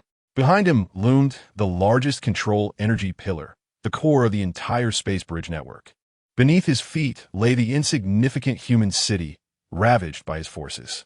His face bore no disguise, only the absolute arrogance and coldness of a victor. Beside him stood Dylan Gould, the sole earthly representative of this deity, gazing fervently at the magnificent tableau of destruction and rebirth that he had orchestrated. Behind him stood Carly, pale and biting her lips in anguish. Around her neck hung a metallic collar, crafted from sound waves, pulsating with a faint red light, a most exquisite yet deadly hostage beacon. "Do you see, Carly?" Dylan's voice dripped with a magnetic, sickly excitement. "This is order. This is efficiency. This marks the dawn of a new, glorious era. And you shall be among the first to witness this grand miracle." As an earthling, Carly remained silent, her gaze filled with hatred and disdain, fixated on the traitor who had long succumbed to madness and betrayed his entire race. Meanwhile, on the outskirts of Chicago, in a desolate area riddled with industrial ruins, an old Chevrolet pickup, nearly falling apart, came to a halt with a jarring screech of brakes. Sam Witwicky leaped from the driver's seat. The youthful vitality that once adorned his face was now replaced by a coldness hardened like stone, seared by the flames of vengeance. His eyes were devoid of sorrow and despair, replaced instead by an overwhelming fury capable of incinerating the world. Behind him, in the truck bed, a dozen armed men descended one by one, their expressions solemn. Robert Epps, the former commander of the Nest Unit, approached Sam's side, his face painted with a resolute determination akin to that of one marching towards death. Behind him stood all the comrades he could muster, those still willing to fight for a glimmer of hope. They were the elite of the Nest, seasoned warriors. Yet in the face of the steel hell, now completely dominated by the Decepticons, this small band of mere mortals seemed utterly insignificant and absurd. "We have arrived, Sam." Epps spoke, his voice deep and hoarse, at the gates of hell. Sam said nothing. He merely lifted his gaze to the distant city skyline, shrouded by black warships and blue energy columns, resembling a mirage. He could sense Carly was there, along with the malevolent presence of Dylan Gould, an evil he yearned to obliterate. "I know this may seem like a death wish," Sam began slowly, his voice steady and unperturbed, yet imbued with a power capable of moving mountains. "The Decepticons have legions of soldiers and warships that blot out the sun. We, on the other hand, are but a handful with a few broken guns." He turned to survey the faces of each warrior present. "However, we have no choice. They have slain our friends, devastated our homes, and now they seek to enslave our world. If we do nothing today, simply cowering like those cowardly politicians, choosing to flee or surrender, our descendants will forever live beneath the iron heel of the Decepticons, reduced to pitiful slaves in their reconstruction of our world. I do not know what we can achieve once we enter. Perhaps we will be ground to dust before we even fire a shot. Perhaps all our efforts will be in vain. But we must make them aware." His voice rose in intensity, his eyes ablaze with the fires of revenge, as if he could ignite a hole in the gray sky. "We, as humans, are not mere monkeys to be slaughtered at will. Even in the deepest, most desolate darkness, there will always be those who choose to ignite a flame of vengeance, even if it burns for but a second. Today, we are that flame." His words acted like a potent stimulant, invigorating each warrior's heart. Their previously wavering resolve transformed once more into unwavering determination. "Well said, kid." Epps clapped Sam heavily on the shoulder before turning to his comrades. unleashing his final roar as their commander. Check your gear. Prepare to breach. We have but one mission. He pointed towards the towering silhouette of the Willis Tower, resembling a monstrous deity. Charge there. Find that bastard named Dylan. Rescue the hostages. And, somehow, take down those damned energy columns. For freedom. For Earth. Yura, accompanied by a chorus of tragic and resolute roars. This small army of mere mortals surged towards the hellish entrance now occupied by the monstrous deity, embarking on their final charge as if moths drawn to a flame. In the abyssal throne far below, the visage of Shatter displayed a satisfied smile, akin to one relishing a captivating performance. Behold, my dear mother. He spoke softly to the three-dimensional tactical map before him.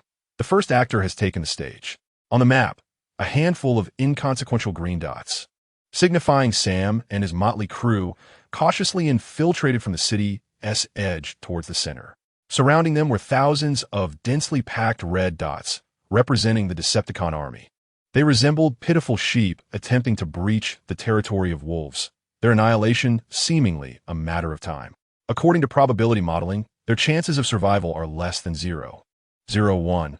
Anya's voice coldly articulated an irrefutable truth based on data and logic. They possess no heavy weaponry, no aerial support. They face a well-equipped alien army with absolute air superiority, numbering in the thousands compared to them. Their actions are utterly futile from any perspective. Meaning is not always defined by data. My dear mother, Shatter replied, a hint of philosophical wisdom in his tone. Sometimes, a stone cast into a lake may seem trivial, yet the ripples it creates can alter the entire lake's landscape. Sam Witwicky is that stone. His mission is not to defeat the Decepticons. His mission is to die, and to die in a manner that generates the greatest ripples. And now, his gaze shifted to another crucial coordinate on the map, a blue dot silently navigating the depths of the Atlantic Ocean. It is time for our second batch of actors, those fallen heroes, to take the stage. In the Atlantic, at an unknown depth in the dark sea, the bow command chamber of the Ark, severed and devoid of power, lay like a massive, cold metallic coffin, quietly sinking into these forgotten depths. Inside, chaos reigned. The surviving Autobots had suffered varying degrees of damage from the violent explosion. Ratchet was urgently tending to several injured comrades. The three members of the rescue team leaned against the cold wall, grim expressions as they checked their dwindling ammunition. Optimus Prime stood alone before the darkened viewport, his silhouette exuding profound loneliness and weight. We are truly still alive, Ironhide's voice trembled with disbelief, as if surviving a catastrophe. Yes, we're still alive, Ratchet replied, his tone weary and hoarse. The explosion was even more precise than we anticipated. It severed the connection between the main thruster and our command chamber, allowing us to escape just 1 second before the detonation. It's nothing short of a miracle. This is not a miracle. A deep, sorrowful voice filled with anguish and fury resounded from the viewport. Optimus Prime slowly turned to face the source of the voice. His blue electronic eyes flickered with an unprecedented, icy flame amid the darkness. This is a warning, he articulated with deliberate clarity. Someone, in the shadows, has aided us. He orchestrated this fake death, allowing us to vanish from the gaze of others. He made us witness our own funeral, performed before the world. He caused us to be ruthlessly abandoned by the very humans we sought to protect. He wishes for us to experience the profound depths of despair and betrayal. Then, he offers us a glimmer of hope for revenge. His gaze swept over every Autobot present. Just now, I received an anonymous data packet, encrypted hundreds of times. Inside, there was only a single photograph. He raised his hand, projecting the image into the air. The photograph depicted the hellish city of Chicago. At its center, atop the Willis Tower, Dylan Gould stood fervently beside the Decepticon. Behind him, Carly wore a gleaming metallic collar that emitted a glaring red light, starkly conspicuous. Boom! The moment Bumblebee saw the photograph, his blue electronic eyes transformed into a fierce crimson, symbolizing his utmost fury. He struck his fist against the alloy wall beside him, creating a massive dent. His closest friend, the human he vowed to protect with his life, was being used as a contemptible hostage by the enemy, flaunting their victory. They are provoking us. Optimus Prime's voice was as frigid as ancient ice. They're telling us that our sacrifice is in vain. They mock our weakness and naivety. He slowly closed his eyes, Images flashed through his mind. Ironhide's transformation into a pile of rust before him. The Decepticon's gaze filled with betrayal and disdain. Sam's desperate, helpless screams.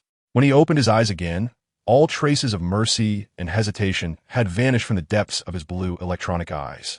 In their place was a fierce, lion-like resolve driven to the brink of murderous intent. We have been abandoned by the world. We have been betrayed by our allies. We have lost everything. He raised his right arm slowly, revealing the energy axe folded against it, glimmering with lethal cold light. Then let us reclaim, in our own way, that which is rightfully ours, justice. All Autobots, he roared, his voice resonating with the fervor of a leader reborn. Target Chicago. We shall make them pay in blood for their debts. As his vengeful roar echoed, all the backup engines of this cold metallic coffin, submerged in the depths of the sea, ignited in an instant. It surged forth like a defiant spirit, rising from the depths of hell, breaking through the endless dark sea, launching its final and most resolute counterattack against the city already claimed by the infernal powers. Upon the throne of the abyss, the visage of the fragmented Ironhide bore a satisfied smile, akin to one who gazes upon their most prized creation finally completed. All actors are in place. All scripts have been distributed. All hatred has been ignited. His gaze fell upon the enormous three-dimensional tactical map. The insignificant green dot representing Sam had penetrated deep into the heart of Chicago. The blue dot representing the Autobots, filled with vengeful fury, was rapidly approaching the city at an alarming speed. Meanwhile, the countless red dots representing the Decepticons formed a vast web, lying in wait for any who dared to intrude upon their sanctum. Oh no! Here, my lord. Bring Leviathan to critical depth. Deactivate the weapon safeties on all abyssal graspers. Prepare the mechanical swarm that has been thirsting for action. Now, his voice resonated like a final, sacred decree, echoing throughout this dark realm that belonged to him. Let us quietly behold this spectacle, a symphony composed by the revenge of mortals and the return of heroes, the prelude to hell. Chapter 125. The Devil's Chessboard. The air in Chicago was thick with a nauseating mixture of ozone, burning plastic, and a chilling metallic scent that was anything but artificial. For Sam Witwicky and his team of retired veterans, stepping into this besieged city felt akin to walking barefoot into an erupting volcano forged of steel and flame. They navigated through the abandoned streets, choked with rubble and charred remains of vehicles, each step taken with the utmost caution, as if they were humble thieves creeping along the precipice of a beast's lair. The sky was completely obscured by Decepticon warships that loomed like black mountains, casting massive shadows that enveloped the city in an eternal, despairing twilight. In the distance, the muffled sounds of explosions and the chilling creaks of enormous metal constructs in motion could be heard. This was not combat, it was demolition. The Decepticon army was systematically dismantling every human structure deemed unworthy of their aesthetic in a cold and efficient manner, much like a colony of industrious ants clearing a nest for their soon-to-arrive queen. Stay alert, Epps whispered urgently through his tactical throat mic, warning each member of the team. We have entered the hunting grounds.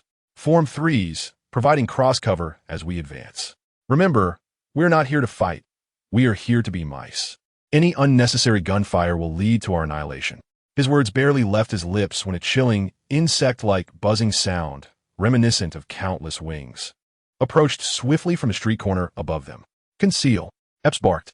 Instinctively, everyone dove into the shadow of a half-destroyed office building nearby, holding their breath. Moments later, a squad of 5 uniquely designed Decepticon drones, resembling metallic scorpions, silently crawled past the spot they had just occupied. They stood at half a human height, but the glowing crimson energy cannons on their backs and their razor-sharp limbs revealed their design as efficient killing machines, created solely for slaughter. They silently scanned every inch of the surrounding ruins with their multifaceted optical sensors, searching for any potential thermal signals of carbon-based pests. A young soldier, experiencing the battlefield for the first time, accidentally knocked over a precarious steel rebar due to overwhelming anxiety. Clang! The sound rang out, startlingly crisp and lethal, echoing through the desolate street. The 5 metallic scorpions halted simultaneously, their red glowing compound eyes pivoting in unison towards the source of the sound. In that moment, every heart raced, caught in a vice of fear. However, just as the drones were about to surge forward, tearing them to shreds, Sam sprang into action. He opted not to fire his weapon, but instead, with an extraordinary and almost cold calmness, drew a modified EMP grenade from his waist.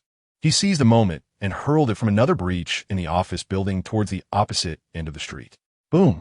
A dull explosion erupted, devoid of any flames. An invisible yet potent electromagnetic pulse swept across the area in an instant. The remnants of several cars across the street had their circuits obliterated in a heartbeat, emitting short, pained cries akin to dying whales. Immediately, the 5 metallic scorpions were drawn to the amplified electromagnetic disturbance and sound. Abandoning their search of the office building, they scuttled towards the direction of the EMP grenade's detonation, as if sensing fresh prey. The crisis was temporarily averted. Epps gazed at the young man beside him, who once seemed merely a lucky kid in his eyes, and for the first time, genuine respect and gravity shone in his expression. He witnessed Sam's growth, a quality forged in the crucible of extreme despair and fury, as cold and resilient as tempered steel, embodying the essence of a true warrior. "Well done, kid," Epps murmured. "We're out of time," Sam replied, his voice steady, betraying no hint of turmoil. "We must locate Carly before they complete that damned space bridge." Through the dust-covered glass of the office building, he gazed at the distant silhouette of the Willis Tower, looming like a titan. Fear was absent from his eyes, replaced by a resolute madness, as if he was prepared to meet his enemy in a cataclysmic end. Within the top-floor observation lounge of the Willis Tower, now grotesquely transformed in the style of the Decepticons, a small celebration for the victors was underway. Unicron stood aloof, hands clasped behind him, surveying the city beneath his dominion through the expansive windows, akin to a king surveying his realm. Behind him, the main control energy column, the heart of the entire space bridge network, emitted a deep, resonant hum, awaiting its moment of activation. Dylan Gould, akin to the most humble yet fervent acolyte, held a cup filled with a softly glowing, blue Cybertronian energy liquid, standing reverently behind Unicron. Great leader, his voice brimmed with flattery and excitement. "Everything is proceeding smoothly according to your plan. 90% of the energy columns have been deployed. In less than 3 hours, when the stars of Cybertron shine upon this planet once more, a new, grand era of true order will dawn." "This is not my plan, Dylan," Unicron replied slowly, his blue electronic eyes looking down upon the diminutive human representative with undeniable divine arrogance. "This is the inevitability of history. It is the will of the universe." At that moment, a larger and darker silhouette emerged from the shadows of the observation lounge. Megatron, his disfigured, grotesque visage betrayed no emotion. However, his intact crimson electronic eye glinted with unabashed disdain and contempt as it swept across Dylan Gould, and behind him, Carly, who was firmly restrained by 2 Decepticon soldiers, a hostage marker affixed around her neck. Unicron, his voice rasped like metal grinding together, laced with suppressed fury ready to erupt. "Our forces bleed to rebuild Cybertron. While you amuse yourself here, playing these meaningless games of the victors with a lowly, insect-like human. They are not games, Megatron," Unicron replied slowly, his tone adopting the condescending cadence of a mentor addressing a wayward pupil. "They are tools, necessary instruments for managing other weaker tools." "I need no tools." Megatron's voice rose sharply, brimming with tyrannical rage. "I demand absolute obedience and absolute fear. Once Cybertron descends, I will cast these self-righteous carbon-based monkeys into the energy smelting furnace, making them the first cornerstone of our glorious homeland. Your vision remains painfully short-sighted, Megatron." Unicron shook his head, disappointment etched across his face. "Violence can only yield temporary submission. A civilization built upon order and rules can endure through the ages. You have yet to learn how to be a true king." "You." Megatron's crimson electronic eye narrowed violently, his massive, clawed metallic arm instinctively raised, as if to rend the audacious elder before him into shreds. The air in the observation lounge froze to a standstill. In the end, Megatron slowly lowered his arm. He understood that now was not the time for a confrontation.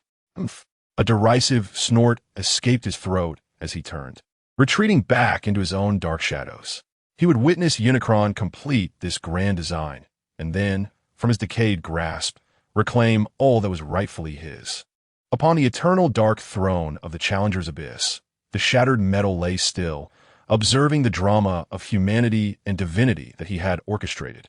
A cold smile gracing his lips, akin to a chess master witnessing the board unfold as envisioned. "Do you see my mother?" He spoke softly to the three-dimensional tactical map before him. "This is the essence of the alliance. A seemingly impregnable fortress built on mutual interests, yet riddled with cracks from divergent desires.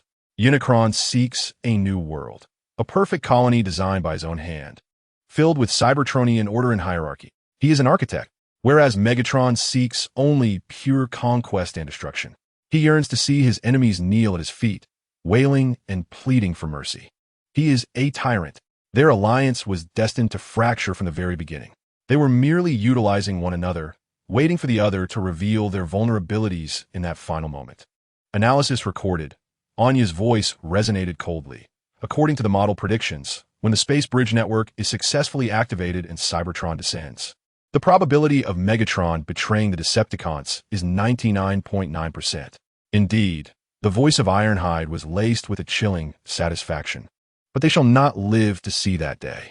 His gaze shifted from the two red points engaged in a divine game atop the Willis Tower to the other end of the map, where a handful of insignificant green points struggled through the ruins. "Now, it is time to find a path to cheese for our mice." "Oh no." "Yes, my lord." Sam Witwicky has successfully attracted the attention of the Decepticon ground patrols. They are moving slowly, yet resolutely, toward the Willis Tower. However, this is insufficient. With their current equipment and numbers, they cannot even breach the outer defenses of the city center, let alone storm the Willis Tower. "We need to create an opportunity for them." Ironhide's finger gently tapped on the vast three-dimensional tactical map. A Gothic structure named Forum Building, located approximately 3 kilometers east of the Willis Tower, was instantly magnified. "This shall serve as the temporary forward command center for Soundwave in Chicago," Ironhide stated slowly. He coordinates all ground troop movements and processes intelligence gathered from the battlefield. He is akin to the brain of the Decepticons in this city. Always at his side is his most loyal and lethal falcon, Laserbeak. "Your intention is to have Sam Witwicky's team assassinate Soundwave?" A flicker of confusion crossed Anya's consciousness. "That is nearly impossible. Soundwave's defense level ranks just below that of Unicron and Megatron. Moreover, Laserbeak's reconnaissance capabilities can cover the entire block. They will be detected the instant they draw near. I am well aware they cannot kill Soundwave." Ironhide's lips curled into a sly, cold smile. "Their mission is not to slay the brain. Their task is to provoke that falcon. Laserbeak is a perfect killing machine. Yet it also possesses the instincts and pride of a beast. It cannot tolerate a group of humble humans, akin to insects, daring to provoke its existence beneath its very eyes. When Sam's team enters its hunting range, it will undoubtedly strike like a truly enraged falcon, to toy with and slaughter those audacious mice that dare intrude upon its territory. And this, my dear Anya, is the opportunity we have long awaited." "Oh no." His voice turned cold and resolute. "Command the abyss mayflies lurking beneath Chicago to infiltrate the city's pipeline network surrounding the Forum Building. I require you to create a trap that can capture this falcon when Laserbeak departs its nest to pursue Sam's team. A perfect cage composed of high-voltage electric nets, ultra-high frequency sound waves, and our latest developed phase disruptor, which can temporarily interfere with the transformation abilities of Cybertronians." "Understood, my lord." "Inform Sam Witwicky that he is not walking to his demise." Ironhide slowly sat back upon his colossal throne forged from self-replicating black metal. He is executing a devil's game. And he, along with his pitiful team, ignited by the flames of revenge, is the first eye I've cast capable of altering the entire battlefield. In this game, Chapter 126, The Wrath of the Falcon, the ruins serve as the epitaph of this city. Sam Witwicky and his ragtag death squad moved like humble parasites upon the carcass of a colossal beast, struggling through this endless labyrinth of twisted steel and shattered concrete. Each step risked disturbing unstable debris, producing a sound that could spell doom. Each breath drew in the frigid metallic scent of death. They had been navigating this hellish city for over an hour, yet the towering Willis Tower, resembling a dark deity at the city's heart, remained an agonizing distance away. The Decepticon patrols, akin to merciless pieces on a chessboard, had sealed all major thoroughfares leading to the city center in a grid-like pattern. They had attempted 3 times, each thwarted by drones equipped with acute sensors, retreating in disarray and at the cost of one injured teammate. We cannot get through. Epps leaned against the half-collapsed wall, his voice tinged with a soldier's calm despair. Their defenses are 100 times more secure than Baghdad's green zone. We can't even breach the periphery, let alone assault that damn building. The team's morale plummeted to freezing depths. They were seasoned warriors, unafraid of death, yet they feared this futile existence, akin to flies ensnared in a web, helplessly witnessing their gradual demise. Sam remained silent, his grip on his rifle tightening until his knuckles turned white from the strain. The seething rage within him was being gradually extinguished by a colder, more paralyzing force known as powerlessness. Just as despair engulfed them all, Epps' wrist-mounted tactical terminal emitted a faint, unfamiliar beep, a sound devoid of any known military protocol. What in the world? Epps furrowed his brow, eyeing the suddenly illuminated screen warily. The display revealed no complex codes or encrypted text, only an exceedingly simplified black and white map of the city. A red, blinkings marked a Gothic building they had never noticed, situated to the northeast of their current position. Beside the swaths, a single line of stark, cold English text, seemingly typed on the oldest teleprinter. The spider's brain is here. The falcon guards it. Anger the falcon, and a path will open.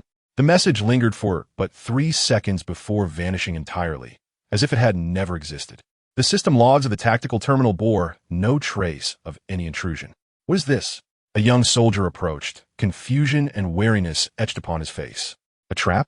A new form of psychological warfare from the Decepticons? It is possible, Epps replied, his expression grave to the utmost degree. They may lure us into their preordained encirclement and capture us all at once. This is a common tactic. But do we have any other options left? A calm, yet resolute voice emanated from Sam. All eyes turned toward him. We are trapped here like a swarm of headless flies. Sam surveyed each warrior present. We cannot breach the city center, nor can we locate Carly. We can only remain here and be gradually worn down by them. This information, regardless of its source or whether it is a trap, at least provides us with a target. He gestured toward the already vanished map. The brain of the spider, the falcon. It sounds like a command center and its guards. If we can take out one of their frontline command posts, even if it merely creates a bit of chaos, it may afford us precious time and opportunity. Epps' brow furrowed deeply. As a meticulous soldier, he had never placed faith in ambiguous intelligence imbued with a sense of mysticism. Yet Sam's words struck his heart, which had long been frozen by despair. Like a hammer. Indeed, they had no other choices left. Rather than sitting idly by, it was better to gamble on that slim chance. Everyone, he finally resolved. Change the course. Target, northeast, that damned Gothic building. We shall confront that falcon. Chicago, the Tribune Tower. This historic and majestic Gothic edifice had now been transformed into a frigid war nest, steeped in a cybernetic aesthetic. Countless thick cables, resembling black veins, extended from the shattered windows, connecting to the energy columns of surrounding space bridges that were slowly being constructed. In the tower's uppermost level, the vast room that once housed the chief editor's office was now dominated by Soundwave, who sat like a silent black spider at the center of a web, processing the vast amounts of information flooding in from the battlefield. His eternally expressionless face bore electronic eyes that flickered with complex data streams at a speed beyond human comprehension. He coordinated tens of thousands of ground troops, optimized the deployment of energy columns, and filtered all potential threats. He was the cold, efficient, and unceasing brain of the Decepticons in this city. Beside him, a metallic giant bird, resembling a vulture and exuding a deadly elegance and ferocity, perched silently on a makeshift perch crafted from twisted rebar. The laserbeak, its ruby-red electronic eyes, scanned the city ruins below with an air of boredom. Unlike Soundwave, who was focused on the tedious data, it was a natural hunter, yearning for the thrill of the chase and the exquisite music of its prey's cries beneath its claws. Suddenly, the flickering data streams of Soundwave paused slightly. Alert! Carbon-based life signals detected. Quantity, 13. Armament level, light weapons. Threat assessment, low. Moving towards current coordinates. Soundwave's logical core devised a response in a mere hundredth of a second. Directive, deploy 3 squads of scavenger drones to intercept and eliminate. However, just as he was about to issue the command, Laserbeak stirred. Its elegant, blade-like metallic head shot up as its ruby eyes locked onto the meager green dots struggling to move amidst the debris. Requesting engagement. A cold, mocking, and cruel synthetic voice resonated within Soundwave's consciousness. A group of lost mice has wandered into my hunting ground. I think I shall enjoy a little appetizer before the main course. Soundwave paused for a moment. To mobilize his finest falcon for a few insignificant carbon-based insects seemed a waste of resources. Yet he was acutely aware of Laserbeak's proud and bloodthirsty nature. Prolonged suppression would only render its aggression more uncontrollable. Permission granted. Soundwave's response was succinct and icy. Make it swift. Do not disrupt the primary mission. Of course. Laserbeak emitted a joyful screech, akin to the sound of metal grinding together.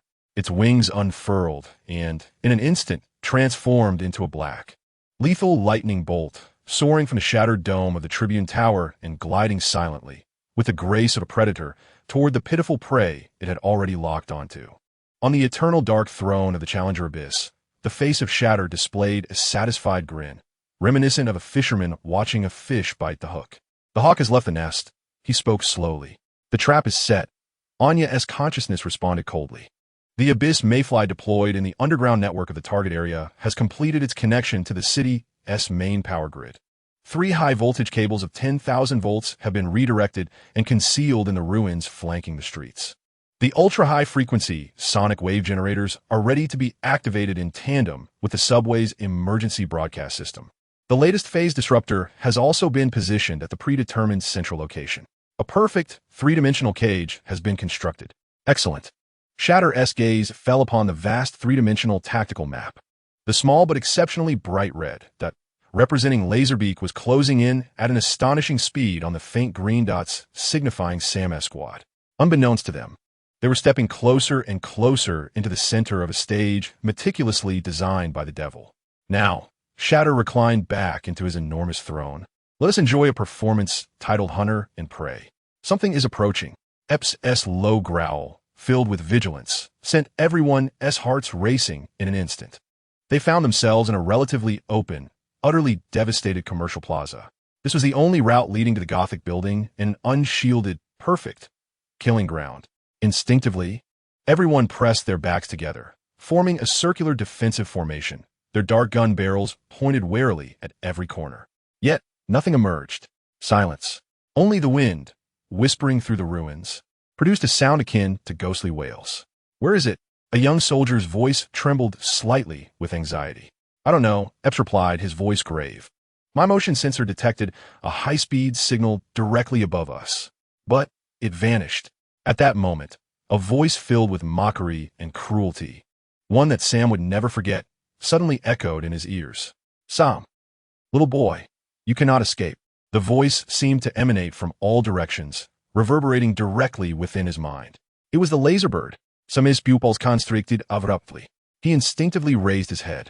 A shadow, black as death's scythe, descended with a piercing sound through the shadows of the towering building above them. Open fire. APS yelled hoarsely with rage. Hot tot tot tot tot. In an instant, a dozen automatic rifles unleashed a torrent of furious fire. The bullets, dense as a metallic storm, rained down upon the dark shadow. Yet, the Laserbird's speed was too swift. Its streamlined body executed an impossible maneuver, defying the principles of aerodynamics, effortlessly evading all the bullets. From the very beginning, it had no intention of targeting Sam. Like a seasoned predator toying with its prey, its enormous, blade-like metallic claws swiftly slashed across the chest of a young soldier at the edge of the formation. Ah! A piercing scream erupted.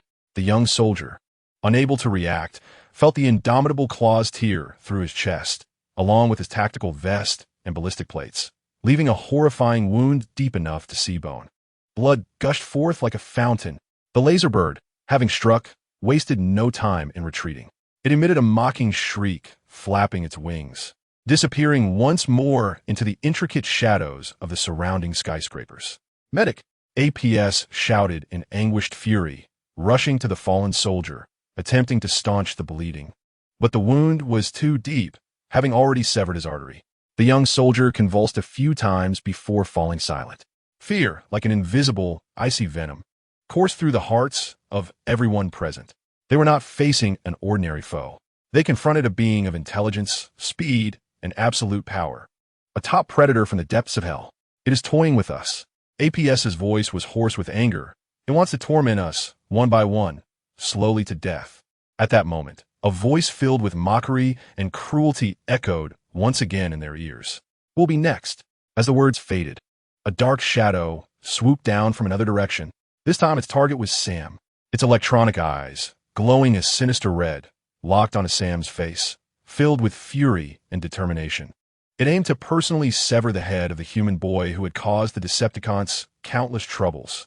However, as its indomitable claws neared Sam's body, there was no trace of fear upon his face. Instead, an eerie, cold calm enveloped him. He gazed at the approaching embodiment of death and slowly uttered a single word. Now, as if in response to his words, at the instant the laser bird entered the very heart of the slaughter zone, a transformation occurred. Boom! With a deafening roar that resembled no explosion, 3 black high-voltage cables, hidden among the ruins lining the streets, surged upward like 3 furious serpents awakened from hell. They struck with a vitality that defied the laws of physics, aiming directly at the laser bird. The laser bird's reflexes were honed to perfection. The moment it sensed danger, it attempted to soar high, but it was too late. Z. A massive arc of blue and white electricity lashed against its wings. Thousands of volts coursed through its body in an instant. Caw! The laser bird emitted its first cry of pure pain and shock. Its sleek, elegant metallic frame froze under the onslaught of the horrific current, all flight systems failing in an instant. It plummeted from the sky like a bird struck by a shotgun, engulfed in thick black smoke. Yet, this was merely the beginning. Just as it was about to hit the ground, an invisible, soul-rending ultrasonic wave swept in from all directions like a tsunami. Buzz! The laser bird's precision, ruby-like electronic eyes were suddenly inundated with interference signals. Its sensor array, designed for targeting and detection, spiraled into chaos under the impact of the invisible sound waves. It became akin to a blind and deaf creature, floundering in agony and madness. It attempted to transform, to shift into the more agile and deadly F-22 Raptor form to escape this strange, unseen prison. But just as its transformation gears began to turn, a bizarre, swamp-like force enveloped its entire being. It was the absolute confinement of the phase interferer. Its transformation gears, having barely turned, emitted a grating sound before being seized by an invisible force. Electric nets, sound waves, phase interference. A perfect, 3-dimensional cage, meticulously designed from scrap metal, closed in at that moment. The laser bird, once a dominant ruler of the skies, now resembled a tragic moth ensnared in a spider's web. Entangled by 3 serpents crackling with terrifying arcs, rendered immobile, only able to emit cries of helpless rage and defiance.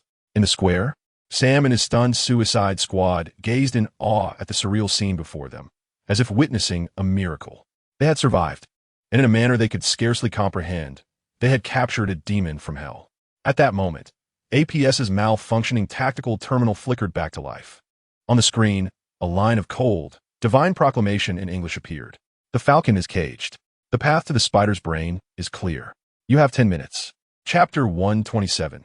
The tremor of the web time, at that instant, seemed to freeze, utterly suspended by the 3 thrashing black serpents, shimmering with blue and white arcs of electricity. In the square, an eerie silence enveloped the scene. All that remained was the anguished, impotent wail of the laser bird, ensnared by a powerful electric current and phase disruptor. Filled with resentment and fury, alongside the grating sound of high-voltage cables crackling in the air, Sam and his suicide squad, whose souls had already fled in terror, stood in a stupor, gazing at this surreal tableau as if it were a divine punishment. Their hearts continued to thump wildly in their chests, but their minds, overwhelmed by an influx of information beyond the realm of comprehension, fell into a void. They had survived, and in a manner they themselves could neither fathom nor articulate. They had captured a formidable demon from the depths of hell. The Falcon is caged. The pathway to the spider's brain is now open. You have 10 minutes. As the screen of EPS's specially designed tactical terminal illuminated once more with that cold, decree-like English line, reality came crashing back to them. 10 minutes, Eps's voice, tinged with shock, became hoarse. He glanced at the laser bird, ensnared by the electric net, and then towards the ominous Gothic building looming in the dim twilight. Finally, his brain began to churn back to life. The pathway is indeed open, he murmured, repeating the phrase as a bold, nearly mad thought emerged in his mind. That mysterious sender is not luring us into a trap. He suddenly raised his head, his eyes igniting with a complex blend of relief, ecstasy, and fear. He is assisting us. He orchestrated all of this.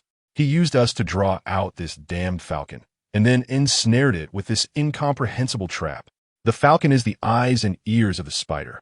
Sam instantly grasped Eps's meaning, his vengeful mind racing with the revelation. Now, the falcon is blind and deaf. This means that, for a brief period, the so-called spider's brain has also become sightless and soundless. If we charge forward now, they won't even notice us. 10 minutes, an almost negligible, fleeting window of safety crafted by a deity, or perhaps a devil. What the hell are you waiting for? Epps bellowed, his voice reverberating like thunder, jolting his stunned comrades from their stupor. Everyone, full speed ahead. Target, the forum report building. We're going to drag that wretched spider down from its web. Without a moment's hesitation, not a single glance spared for the laser bird still thrashing in its electric prison, this meager suicide squad, comprised of mere mortals, ignited with an unprecedented resolve and courage born of desperation. They shot forth like arrows loosed from a bow, charging into the street, which had only moments ago been deemed a death zone, towards the Gothic war stronghold, embarking on their final and most frenzied assault. Atop the eternal dark throne of the Challenger Abyss, fractured iron wore a satisfied expression, akin to one observing a meticulously designed machine operating flawlessly according to its schematics. The eagle's claws are bound. The web has revealed itself. He spoke slowly, his burning red, compound eyes gleaming with interest as they surveyed the frantic advance of several insignificant green dots on the three-dimensional tactical map. Orders confirmed. The cage constructed by Abyss Mayfly is operating at maximum capacity. Based on energy consumption calculations, it can securely contain the target laser bird for 13 Earth minutes. Anya's consciousness, like a precise and unemotional engineer, delivered her cold report. Simultaneously, we have successfully severed all data links between the laser bird and sound waves. On the tactical panel, the laser bird status is displayed as signal lost rather than under attack. This will significantly delay its reaction time. Excellent, Fractured Iron's voice dripped with a chilling satisfaction. A competent commander, upon losing his keenest eye, will not respond with panic, but rather with suspicion. He will suspect signal interference, equipment malfunction, or that his proud falcon has temporarily severed communications in pursuit of some trivial prey. He will spend several minutes attempting to re-establish the link, to call out to wait. In those few minutes, his gaze fell upon the green dots that had reached the base of the forum report building, are more than sufficient for a group of mice who have disregarded life and death to gnaw through the core thread of that seemingly indestructible web. Inside the forum report building, there is no longer a trace of human civilization. Countless thick, black cables, resembling veins of darkness, snake from the walls, ceilings, and shattered floors, enveloping the interior of the building in a grotesque, alien-like organ. The air was thick with the acrid scent of burnt ozone, reminiscent of scorched circuitry, accompanied by continuous buzzing sound from high-energy particle collisions. Sam and his squad, like minuscule viruses invading the body of a colossal beast, held their breaths and cautiously ascended. To their astonishment, there were no guards present, no patrolling drones, no stationed Decepticon soldiers. The entire building resembled a vast, empty machine operating autonomously. Something's off, Epps whispered, his face etched with vigilance. This is their command center. How could there not be a single sentinel? Because they do not require one. Sam's voice was cold and resolute as he gestured towards the web of black cables. The entire building functions as a massive sensor.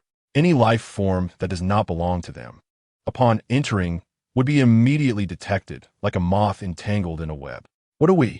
A young soldier's voice trembled with trepidation. Standing here, speaking unharmed, Sam's gaze swept across the group, is proof that the mysterious sender possesses abilities beyond our imagination. Not only has he ensnared the falcon, but he has temporarily masked our signal on this vast web. We are invisible. This notion sparked an absurd yet palpable courage within them all. Enough chatter.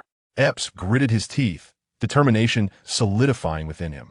We have only 10 minutes. For minutes have already elapsed. Find that spider. Eliminate him. Without further hesitation, they charged up the stairs at full speed. Finally on the top floor, within the vast room that once served as the editor-in-chief's office, they found their target. Soundwave. His immense, angular, deep blue form stood with his back turned to them, positioned at the very center of the room. Countless data cables, resembling intravenous tubes, extended from his back, arms, and head, directly linking him to a colossal black central processing unit that loomed like an altar. He had become one with the Decepticon network that governed the entire city.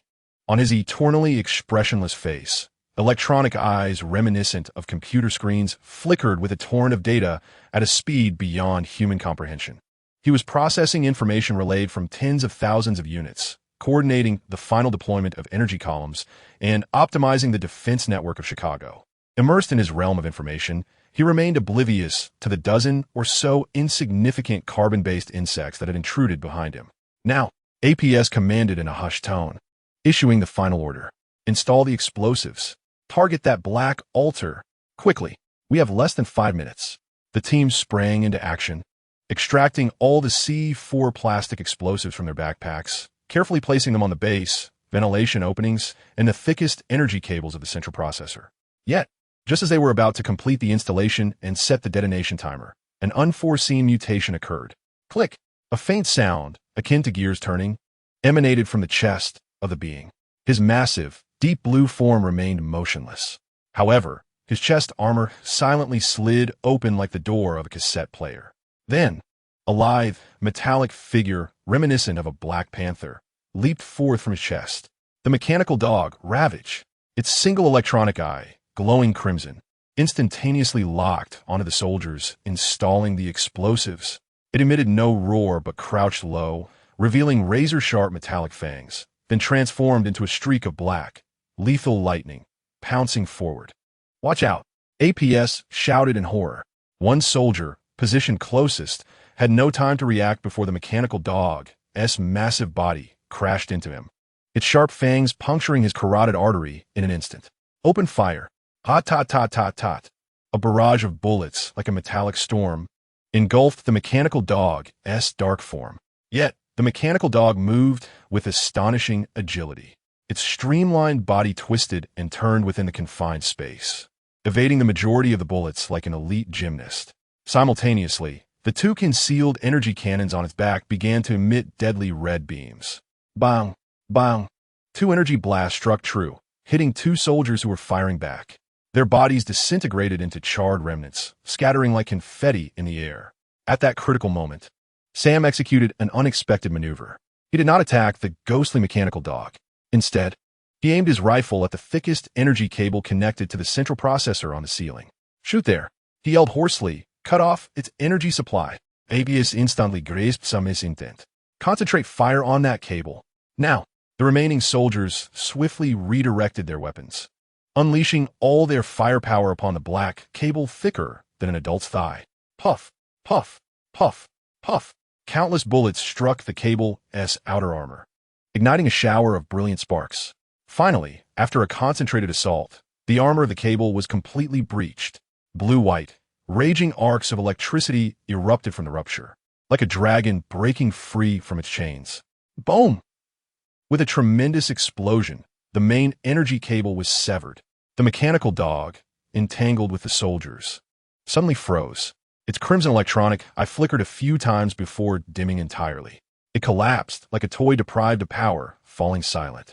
In the center of the room, the colossal black altar also succumbed to the loss of its primary energy supply, with all indicator lights extinguished in an instant. The being, resembling a statue, trembled as it faced away from them. The data flow in its computer screen-like eyes stuttered for the first time, displaying glitches and errors. Slowly, it turned around. For the first time, the cold electronic eyes of its eternally expressionless face locked onto Sam and the few surviving, gasping humans behind him. An invisible, frigid malice, potent enough to freeze souls, enveloped the entire room. What have you done? A chilling, distorted electronic voice, reminiscent of something from the depths of hell, emanated from the being's mouth, each word deliberate and measured. Run! APS screamed in terror, realizing they had thoroughly provoked this dormant, true predator. The few surviving soldiers scrambled toward the exit. In the final moment, Sam pressed the detonator for the C4 explosive in his hand, initiating a 10-minute countdown.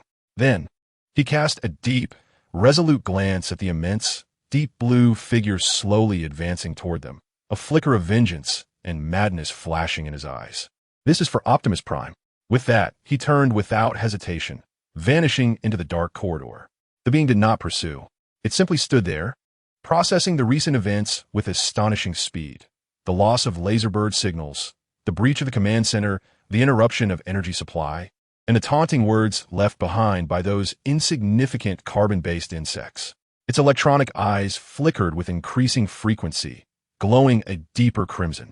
A silent, yet more terrifying rage than any roar erupted from the depths of its core. On the throne of the abyss, the fragmented iron observed the green dots representing Sam's squad as they scrambled out of the forum building, disappearing into the labyrinth of ruins. Mission accomplished. Anya's cold voice rang out. The frontline command system of target Soundwave has been successfully destroyed. According to model simulations, the Decepticon ground forces command network will descend into chaos for at least 15 minutes. Moreover, the attention of target Soundwave has been effectively diverted from the macro battlefield to the irrational, individual motive of revenge. Excellent. The corners of the fragmented iron's mouth curled into a cold, mocking smile, a perfect, underdog tale filled with heroism. Now, his gaze fell upon the Laserbird. Ensnared within the electric net and futilely struggling, this bait has lost all utility. Cut off the power supply to the cage, he commanded with finality. Let that furious, bewildered falcon return to its master.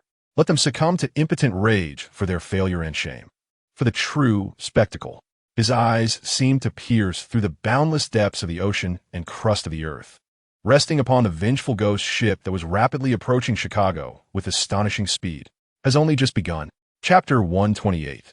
The Wraith of Chicago Chaos is a silent, contagious plague. When the main energy cable serving as the temporary command hub atop the forum building was severed with a dull explosion, an invisible, lethal cardiac arrest instantly swept through the entire Decepticon network in Chicago. A patrol team comprised of 3 original entities, engaged in street clearing on Michigan Avenue, abruptly halted. Their crimson, singular electronic "I lost all data flow" from the command center in an instant. Their tactical map transformed into a meaningless expanse filled with static. Their command channel was reduced to an incessant, irritating crackle. Command lost. Reconnection to command network. Failed. Switching to autonomous combat mode.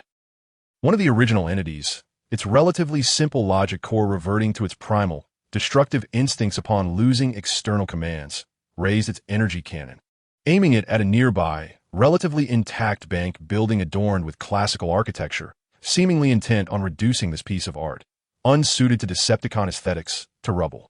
However, another original entity intervened. Residual directives to maintain formation and defend the area lingered within its programming. For the first time, the 2 colossal metal constructs clashed due to differing ideas after losing their unified brain. They shoved one another, engaging in a meaningless argument expressed in a language of metallic friction only they could comprehend. Such scenes unfolded simultaneously in every corner of Chicago. Patrolling drones became headless flies, aimlessly swirling in the air. Heavy units tasked with guarding energy columns restlessly paced in place, deprived of rotation orders. The entire Decepticon ground force resembled a giant severed from its central nervous system, powerful yet sluggish, chaotic, and utterly inefficient in its movements. They had become a horde of brutish, solitary beasts. Meanwhile, atop the forum building, amidst the chaos, zzz, with the last remnants of electrical current dissipating, the perfect cage, composed of high-voltage cables, ultra-high frequency sound waves, and phase disruptors, finally exhausted its energy and silently dismantled. The 3 high-voltage cables, resembling black serpents, fell limply to the ground, reverting to cold, lifeless objects. The Laserbird, once the supreme ruler of the skies, now lay helplessly on the frigid ground. Its sleek, metallic black form bore the scorched marks of electric burns. Its wings were unnaturally twisted, with a crucial drive shaft having been brutally severed in the terrifying phase disruption field. It struggled to rise from the ground, Its ruby-red electronic eyes flickered with a frenzied light, a tumultuous blend of agony, confusion, and unbridled fury. It could not comprehend. It could not fathom how a group of humble, insect-like humans could devise such a precise and deadly trap. It did not resemble human intelligence. Rather, it felt like a cold calculation filled with malice and cunning from kindred spirit. It emitted a hoarse, defiant screech, dragging its injured wing as it soared into the sky, no longer pursuing the mice that had long since fled. It yearned only to return to its master and convey this incomprehensible shame and failure, as its battered form once again descended upon the cold shoulder of the sound wave. The sound wave did not extend its icy fingers as usual to console its beloved falcon. It merely stood there in silence. Its chest armor remained open, revealing an empty containment space akin to a tape compartment. Beneath its feet lay the machine dog, temporarily asleep due to the severed energy supply. Behind it stood the black altar, rigged with C4 explosives, counting down from 10 minutes. Upon its eternally expressionless face, its cold electronic eyes flickered with an unprecedented, almost incendiary intensity, flashing crimson streams filled with garbled data and error reports. Laserbird suffered unknown attack. Signal interrupted. Command center breached. Energy supply severed. Central processor rigged with high-energy explosives. Intruder identity, Sam Witwicky. Message, this is for Optimus Prime. Optimus Prime. When this name appeared in its data stream, the sound wave's cold ember, composed solely of pure logic and computation, felt for the first time a burning emotion known as anger. This was no mere trivial, foolish disturbance initiated by carbon-based insects. This was a declaration of revenge, brimming with provocation and humiliation from a sworn enemy. Slowly, it raised its hand and imported the video data, recording the Laserbird's ambush into its core database. It beheld. It witnessed the 3 black serpents, as if alive, springing from the ground. It observed the flawlessly constructed 3-dimensional trap, precisely timed to the millisecond, comprising electric nets, sound waves, and phase disruptors. Its vast database rapidly compared this attack pattern. Conclusion: attack pattern does not belong to any known Earth technology. Its tactical logic is imbued with Cybertronian efficiency and coldness. Source of attack: unknown. Threat level: extremely high. An unknown third-party force, harboring advanced technology and tactical acumen, lay hidden in the shadows. The Soundwave's logic core operated at lightning speed, connecting this unknown force with Sam Witwicky and the message for Optimus Prime. A terrifying yet logically coherent hypothesis emerged in its mind. The Autobots had not been annihilated. They merely falsified their demise in some manner. And now they have returned, allied with an even more enigmatic and formidable partner. Soundwave slowly turned, his crimson-tinged electronic eyes piercing through the shattered window, gazing at the distant Willis Tower, which loomed like a sovereign. He chose not to pursue Sam, nor did he dismantle the explosives, for he understood that all of this was merely a feint. The true objective of the enemy, from the very beginning, had been singular. The Autobot, Optimus Prime, and that core energy pillar, the linchpin of the entire spatial bridge network. He immediately dispatched a high-level emergency alert, encompassing the information that the Autobots are not dead. An unknown third party is involved, and the ultimate target is the main control energy pillar to Optimus Prime and Megatron at the Willis Tower. Then, extending his finger, he pressed several buttons on the control panel before his chest. His massive, deep blue form began to transform with a cacophony of jarring metallic friction, morphing into an aircraft of sci-fi aesthetics, a drone with colossal vertical stabilizers. He would personally root out those phantoms lurking in the shadows. Just as he was poised for takeoff, the black altar behind him reached the conclusion of its 10-minute countdown. Boom! A deafening explosion, imbued with destructive force, erupted from the pinnacle of the forum building. A vast orange fireball bloomed like a deathly lotus, engulfing the entire Gothic structure summit. Soundwave's newly transformed body was violently hurled by the immense shockwave. He tumbled through the air before managing to regain his composure, vanishing amidst the chaotic night, illuminated by the raging flames. They're over there. Don't let them escape. Accompanied by a furious, metallic roar, a colossal, four-legged Decepticon war beast, resembling a rhinoceros, crashed through a thick concrete wall, appearing at the end of the narrow alley where Sam and Epps had taken refuge. Its massive, battering ram-like metallic head bore down upon them, its crimson electronic eyes locking onto the beleaguered mice. It was over. A flicker of calm despair, characteristic of a seasoned soldier, crossed Ep's mind. They had fled for far too long. The explosion from the Forum building had served as a beacon, drawing all nearby Decepticon patrols to their location. They were hunted, driven back, ultimately cornered in this narrow dead end. Their ammunition had long since been depleted during previous skirmishes. They faced an indomitable, war-born steel behemoth. Listen, Epps inhaled deeply, handing his rifle, which held only 3 remaining bullets, to a young soldier beside him. He then drew his combat knife. You all take the opportunity to escape through the side sewer. I, along with the remaining veterans, will buy you 30 more seconds. No, Commander. The young soldier's eyes glistened with emotion. This is an order. Ep's voice resonated with undeniable authority. Sam remained silent, quietly picking up a half-meter-long steel rebar from the ground. Mimicking Ep's dance in a tragic preparation for battle, the war beast seemed to relish the despairing game of cat and mouse. It did not immediately charge, crushing them into pulp. Instead, it approached slowly, heavy footsteps echoing, emitting a mocking, low growl from its enormous metallic head. Just as its massive, disc-like metal hoof was about to crush the skull of the first human, an anomaly occurred once more. Boom! A thunderous roar, akin to Thor's hammer crashing to earth, descended from the heavens. A colossal red and blue streak, reminiscent of a meteor, collided forcefully with the side of the war beast. The steel titan, weighing several tons, had no time to emit a cry of despair as its armor, capable of withstanding tank shells, was instantly crumpled, deformed, and torn apart by an irresistible force. Its gargantuan form was sent flying, tracing a desperate parabolic arc before crashing into a nearby building, engulfing the area in a cloud of dust. The entire world seemed to fall silent in the wake of that impact.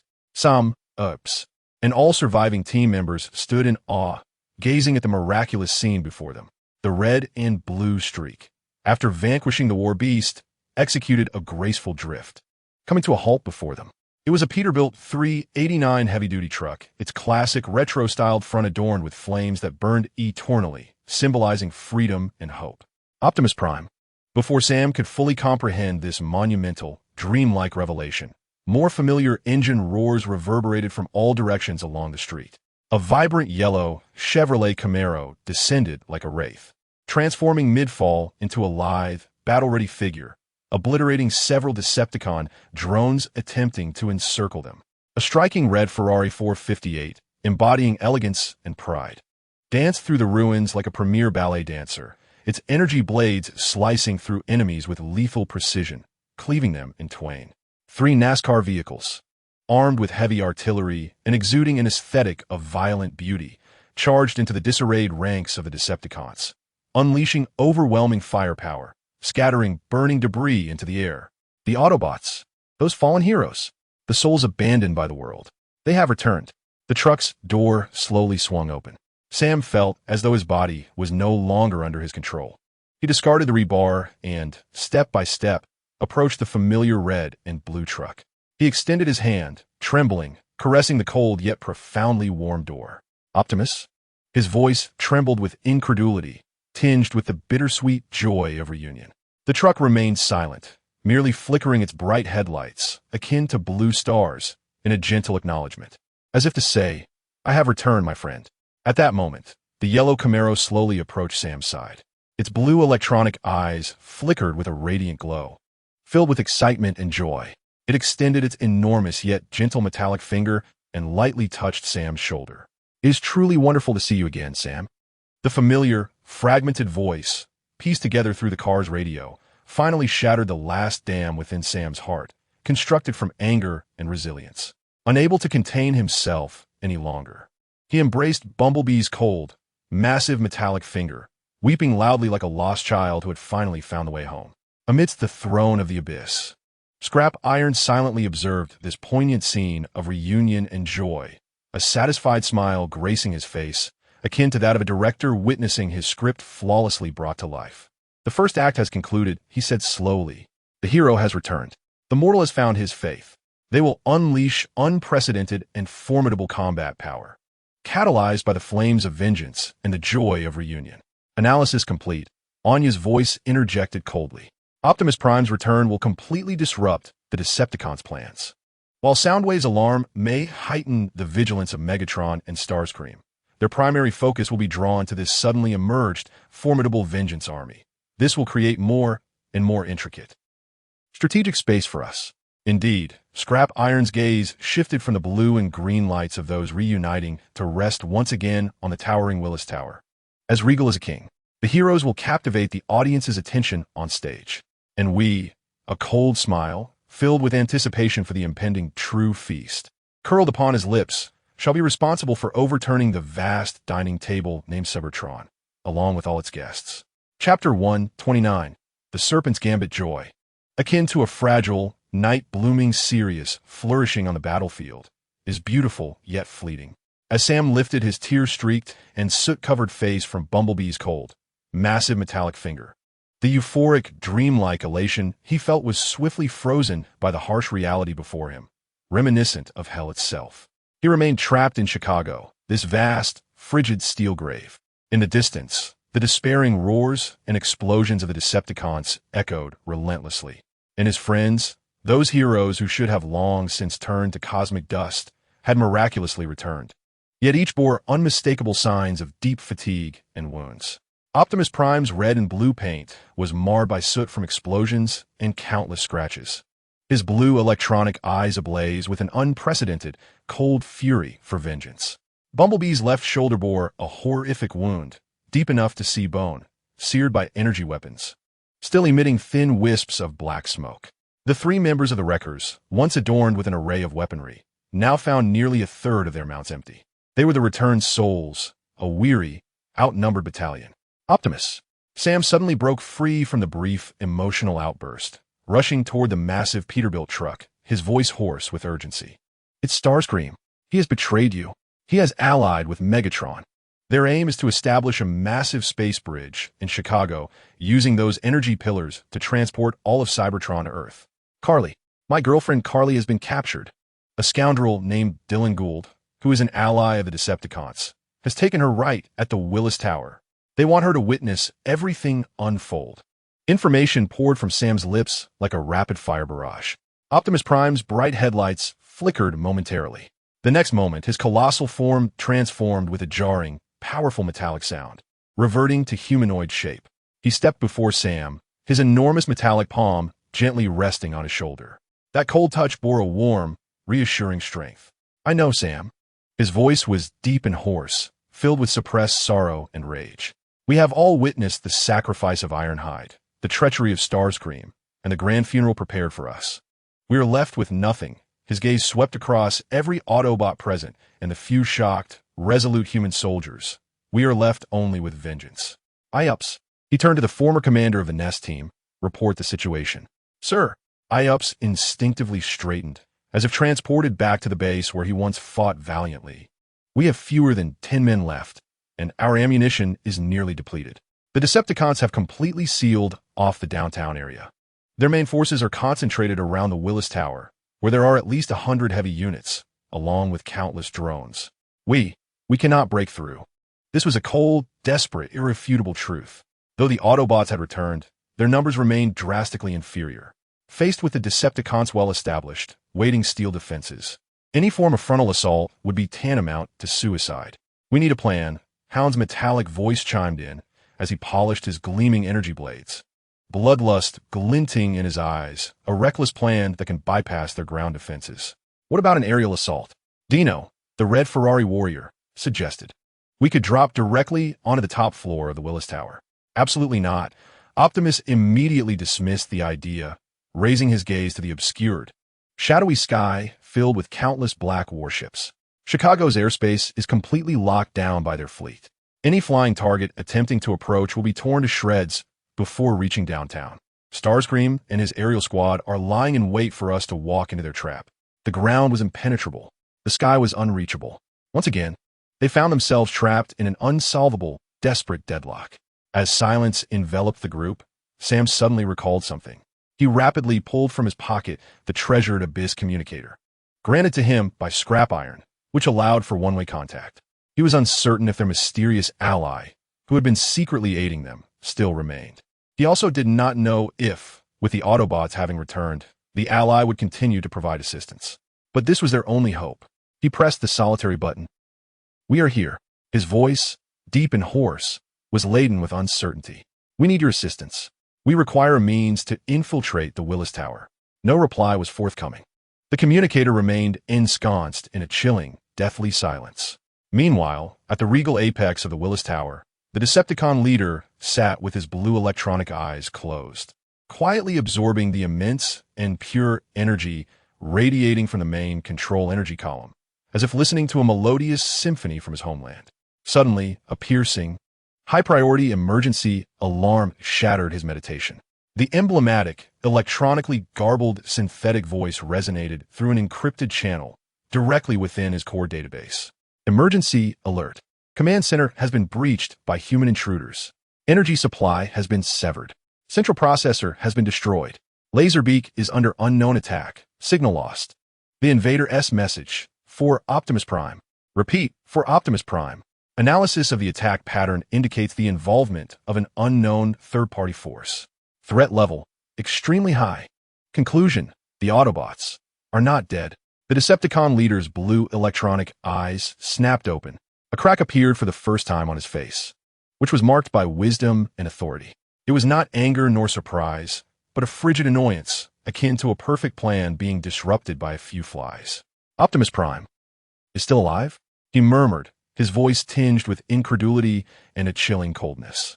His logic core, akin to a supercomputer, swiftly processed the entirety of the situation. The perfect explosion, the ship that had turned to cosmic dust, was merely an elaborate ruse, a grand performance, executed collaboratively by Optimus Prime and a mysterious, hidden third-party force, a brilliant escape. How intriguing. A cold, mocking smile curled at the corners of his mouth. "I underestimated you, my naive pupil. You have finally learned to employ less than noble tactics." At that moment, a roar like metal grinding erupted from the shadows behind him, filled with the wrath of Megatron. Optimus Prime. Clearly, he too had received the alert from Soundwave. He is still alive. That damned, wretched insect. He still breathes. Megatron's colossal, battered form surged from the shadows, his intact crimson electronic eye ablaze with an inferno capable of incinerating the world. "Where is he? I will personally extract that hypocritical spark of compassion from his chest." "Calm down, Megatron." The Decepticon leader slowly turned, gazing down upon his enraged ally with an expression imbued with wisdom. Since he dares to return, it signifies he has some form of support. This so-called third-party force that can restrain Laserbeak and incapacitate Soundwave's command center is not to be underestimated. What of it? Megatron roared furiously. "In this city, we are gods. I will mobilize all our forces to turn this city inside out. I will crush them as one would squash a cockroach." "No need for that." The Decepticon leader shook his head, a confident smile of a strategist gracing his face. "They will come to us of their own accord." He gestured to the vast city beneath them. "We're the true players in this game, Megatron. Our objective has always been singular, to activate the space bridge and bring Cybertron to fruition. Optimus Prime, along with his pitiful followers, are merely foolish mantises attempting to halt the gears of progress. They will not stir the waters. Relay my orders." His voice turned cold and resolute, imbued with undeniable authority. "All units are to hold their positions and bolster defenses around the energy column. No units are to act independently until the space bridge is fully activated." As for Optimus Prime, a disdainful smile crept onto his lips. "Let Soundwave and his aerial team entertain him for a while. Once Cybertron descends, I shall personally bestow upon him a death befitting his leadership stature." With that, he dismissed the still fuming Megatron and redirected his focus entirely upon the impending activation of the magnificent main control energy column. In his mind, this was merely a trivial, inconsequential interlude. The scales of victory remained firmly in his grasp. Amidst the abyssal throne far below, Scrapper quietly observed this drama, imbued with pride and rage. That he had orchestrated, a satisfied, cold smile gracing his face as he watched two scorpions battling within a bottle. "Behold, my mother," he spoke softly. "This is pride.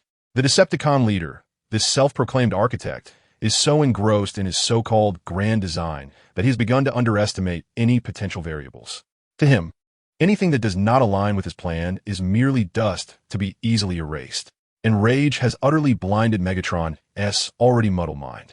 He now seeks only to find Optimus Prime for a primal, savage confrontation, filled with personal vendetta. He has forgotten who his true enemy is. Analysis complete. Anya's voice echoed coldly. The Decepticon leader's overconfidence and Megatron's rage have led to the first instance of decision-making division within the Decepticon command chain. The Decepticon leader has opted for defense, while Megatron leans toward attack.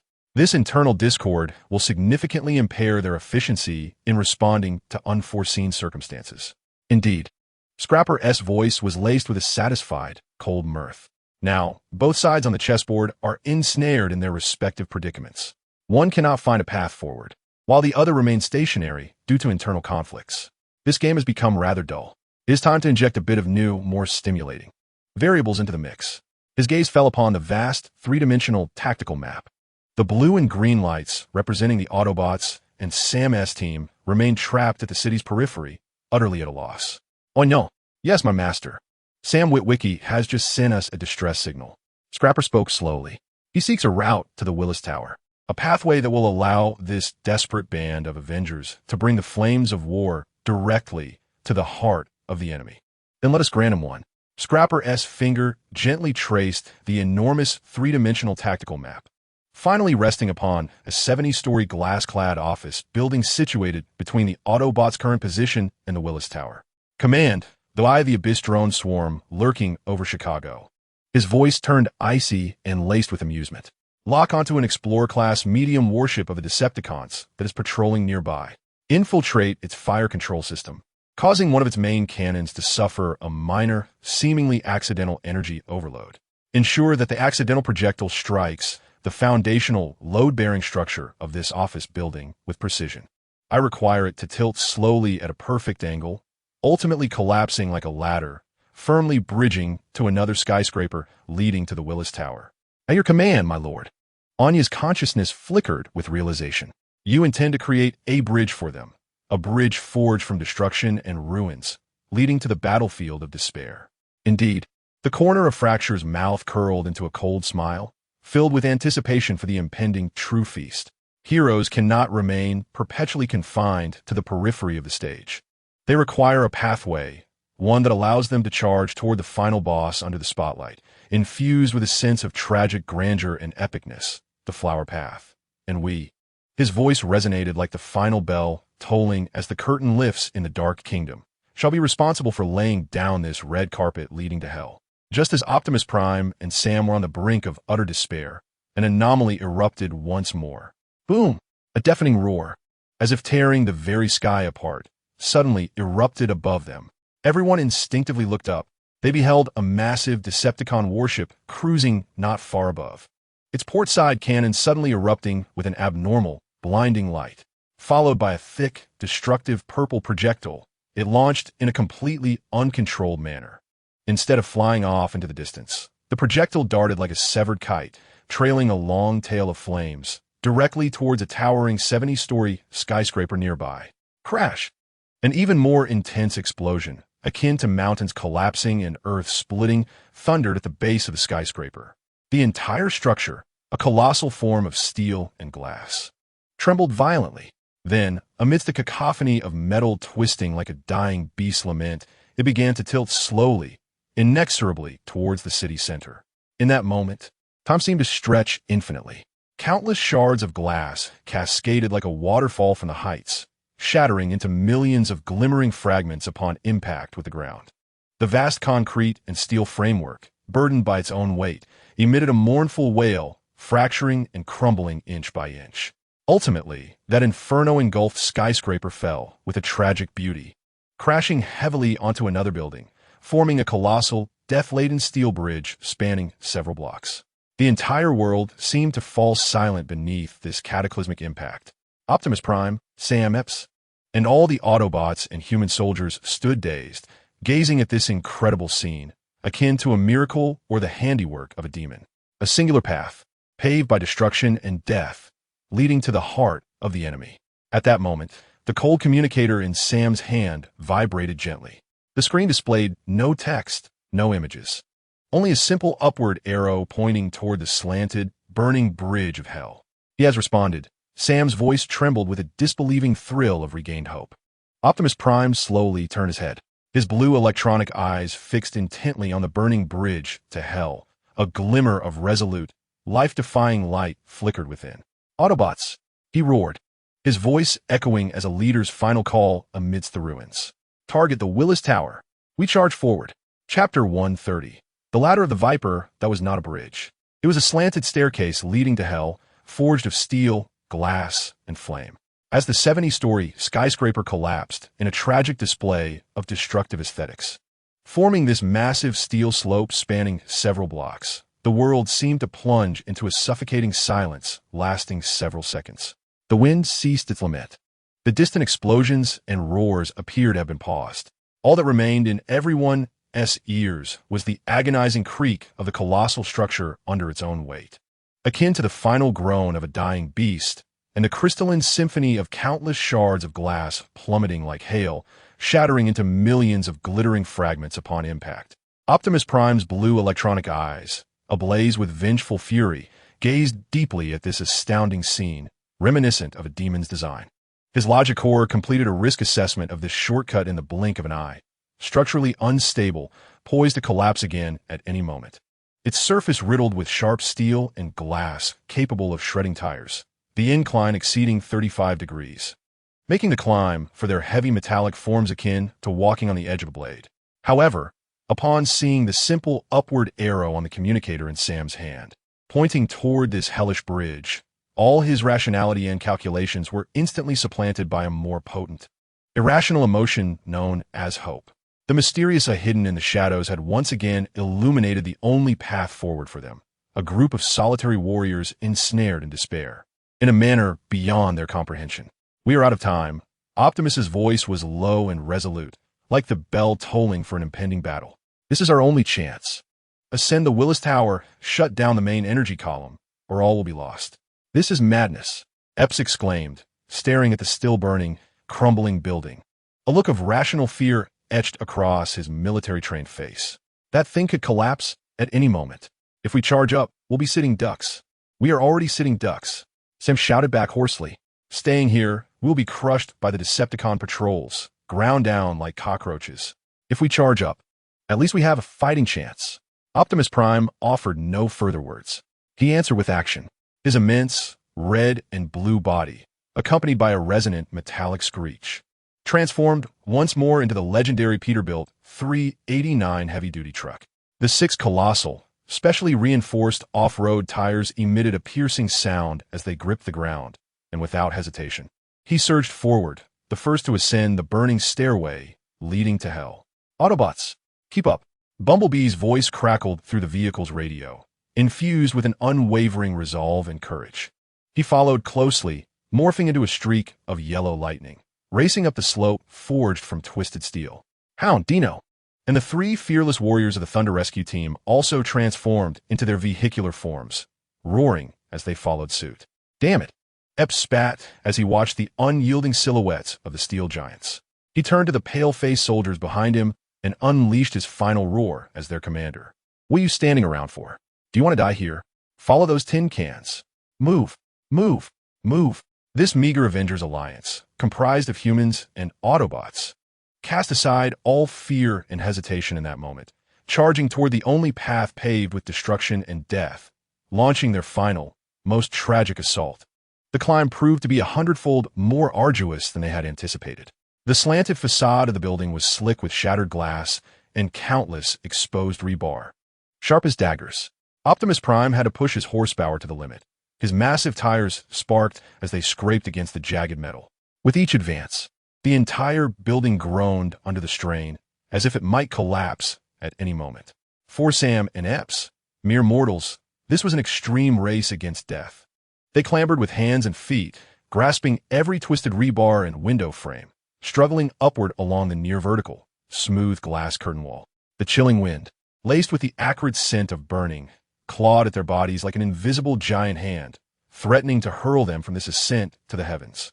Yet, The true test was only just beginning. Halfway up, a shrill, metallic scream pierced the air from above, where the darkened sky was shrouded by ominous warships. It's Starscream. Dino's alert voice resonated over the public channel. Several F-22 Raptors swooped down like vultures circling over a carcass, and at the forefront was the Decepticon Air Commander, Starscream. Clearly, the chaotic disturbance below had drawn their attention. Look what I found. Starscream's neurotic, sharp electronic voice echoed across the battlefield. A pitiful bunch of bugs trying to climb to the dinner table. Optimus Prime, your pathetic playing dead game ends here. He did not immediately order an attack. Instead, he circled the slanted building in his F-22 with a display of arrogance and mockery, as if he had discovered a fascinating toy. Relay my command. His piercing voice dripped with condescension. Give me a strafing run. Pick them off one by one, like targets on that accursed ladder. I want to watch them fall to despair, reduced to scrap and flesh.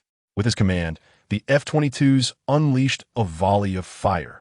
Several small, yet highly penetrative air-to-ground missiles, trailing fiery tails, hurtled toward the struggling Autobots. Scatter.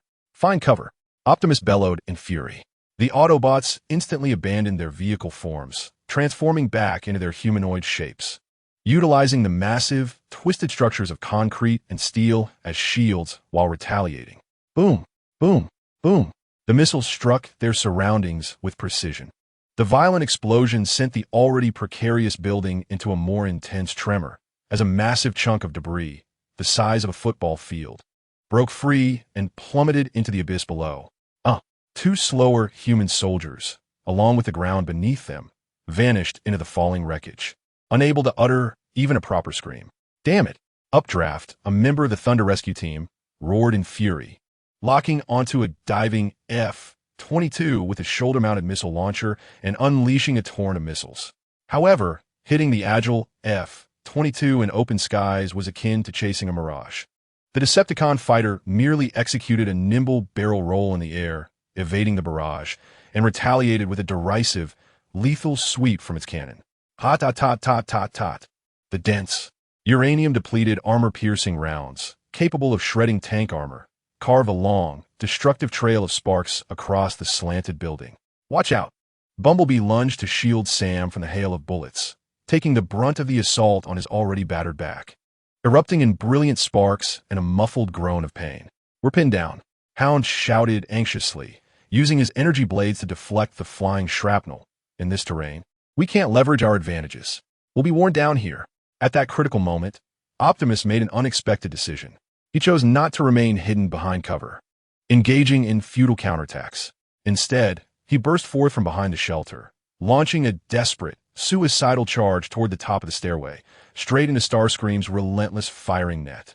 In that instant, his towering, red and blue form seemed to transform into an unstoppable, blazing war god. His ion shield unfurled, deflecting most of the bullets, while his energy axe cleaved through the twisted rebar and concrete that obstructed his path. Optimus, are you insane? Starscream screeched in shock, never expecting Prime to break through his blockade with such primal, reckless fervor. He immediately adjusted his aim, unleashing all his firepower upon Optimus. Yet, Optimus remained unfazed. He endured the storm of attacks. Each step shook the ground. Each step brought him resolutely closer to victory. His actions resonated like the loudest of trumpets, igniting the last vestiges of courage long suppressed by despair within every Autobot and human. Follow him. APS let out a fierce roar as he liberated a Stinger shoulder-fired anti-air missile from the body of a fallen comrade, hoisting it onto his shoulder. Provide fire support for the leader. The Autobots and human soldiers ceased to hide and retreat. They rallied behind the immense, fortress-like silhouette of Optimus Prime, channeling all their rage and hatred into vengeful bullets soaring towards the heavens. On the eternal dark throne of the Challenger Abyss, Shattered Iron observed with quiet satisfaction the poignant and epic spectacle of heroism unfolding before him, a smile gracing his face as if he were witnessing a magnificent opera. Behold, my mother, he murmured, this is the essence of the leader's value. In the most desperate of moments, he ignites the extinguished hope of the collective through his own sacrifice. He becomes a torch, one that illuminates the path ahead while consuming himself in the process. Analysis complete. Anya's cold voice interjected. Though Optimus Prime's charge has significantly boosted team morale, it has rendered him the most conspicuous target. Based on the firepower density calculations of the Red Spider aerial team, his energy shield will be breached within 3 minutes, and his body will suffer catastrophic damage in the subsequent 30 seconds. They will still fail to reach their destination. Who said they need to succeed in reaching it? A cold, amused smile curled at the corner of Shattered Iron's mouth. Oh no. Yes, my lord. Do you recall the final command issued by the Sky Enemy? Command confirmed. Anya's database promptly retrieved the relevant information. All units, hold positions, intensify vigilance over energy pillars. No units are to act autonomously until the space bridge is fully activated. Indeed, Shattered Iron's voice dripped with cold satisfaction, a command rife with arrogance and foolishness. He believes he can manipulate every piece on the board like a chess player. Yet he forgets that there will always be pieces that refuse to heed commands. The Red Spider is that piece. He defied the Sky Enemy's orders and acted independently, merely to satiate his pitiful thirst for acclaim and glory. His reckless action has provided us with a splendid opportunity to frame him. Shattered Iron's finger lightly tapped a spot on the expansive 3D tactical map. Order the Eye of the Abyss drones to lie in wait near the Willis Tower. Lock onto the structure that serves as the pier for the leaning building. I require you to detonate several small-yield structural demolition explosives atop that building. I need that pier to collapse just as Optimus and his team are about to reach their destination. I require that burning, leaning staircase to plummet into the abyss along with everyone upon it. Understood, my lord. A flicker of realization crossed Anya's consciousness. You intend to fabricate a failure? An accidental defeat stemming from the Red Spider's reckless attack. Precisely. A devilish, cold smile spread across Shattered Iron's face. Heroes cannot always triumph. A well-timed, tragically tinged failure stirs the anger of onlookers far more than a mundane victory ever could, inciting the enemies. Infighting. I wish for Megatron to witness firsthand how his most capable aerial commander squandered the best chance to capture Optimus Prime due to his own foolishness. I desire to see these two serpents, long steeped in mutual suspicion, turn upon each other's throats in this accidental catalyst. As for our heroes, his gaze fell upon the massive red and blue figure charging through a hail of gunfire. Let them once again taste the ultimate despair of failure just within grasp amidst the crumbling ruins. After all, the grand performance has only just reached its crescendo. Chapter 131. The Fallen owed the charge of Optimus Prime was akin to a decisive bolt of red and blue lightning, tearing through the gray battlefield woven from despair and death. His colossal form served as an indestructible, mobile shield. The ion shield on his left arm flickered with blinding electrical sparks, nearly shattering under the torrential fire of the Red Spider, while numerous depleted uranium rounds ricocheted off his sturdy armor, erupting into dazzling yet deadly sparks, offering a final sacrifice for his journey into hell. His energy battle axe in the right hand transformed into a sharp, monumental cleaver.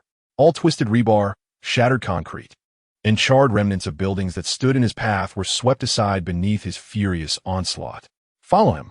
The battle cry's origin was lost. Perhaps it was APS, or some unknown surviving soldier. Yet it mattered not. In the face of Optimus Prime's indomitable, warlike figure, the fear that had long frozen their blood was ignited anew. Bumblebee followed closely, his comparatively agile frame maneuvering over the slanted, obstacle-laden buildings. He shielded Sam, who trailed closely behind, with his slender back, absorbing all lethal shrapnel and debris. Each hit elicited a pained grunt, yet his advance never faltered. For Cybertron, the three war-mad members of the Thunder Rescue Team unleashed their characteristic, bloodthirsty roars. They unleashed every last missile they could fire into the sky, targeting the F-22 squadron above, unconcerned with whether they would hit, merely seeking to draw fire for their leader. Even if just for a fleeting second, APS, the battle-hardened commander, had long since cast aside his fear of death. He liberated a Stinger missile from a fallen comrade, kneeling in a textbook pose atop the precarious, leaning building, bracing the launcher against his shoulder. The glint in his solitary eye reflected the calm, lethal focus of a hunter as he locked onto a low-flying, arrogant Decepticon fighter jet. Die, you tin can! With a roar steeped in anger and vengeance, a Stinger missile shot forth, trailing a long, spiraling flame like a vengeful serpent, hurtling towards the F-22. A pitiful swarm of insects. You think. Red Spider's sharp, neurotic laughter echoed across the battlefield through the wideband channel.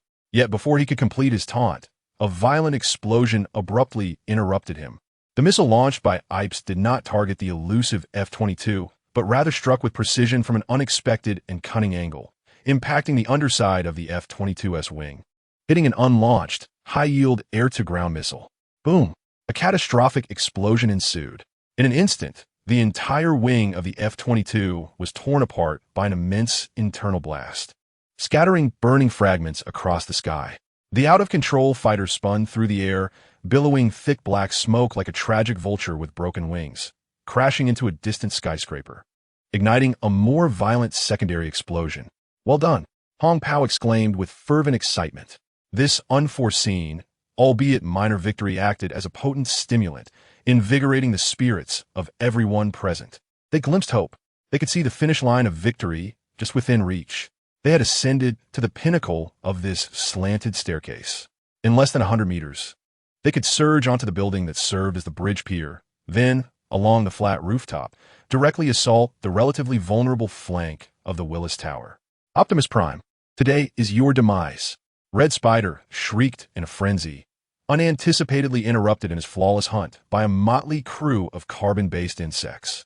He swung his aircraft around, directing all his firepower at the massive red and blue figure leading the charge.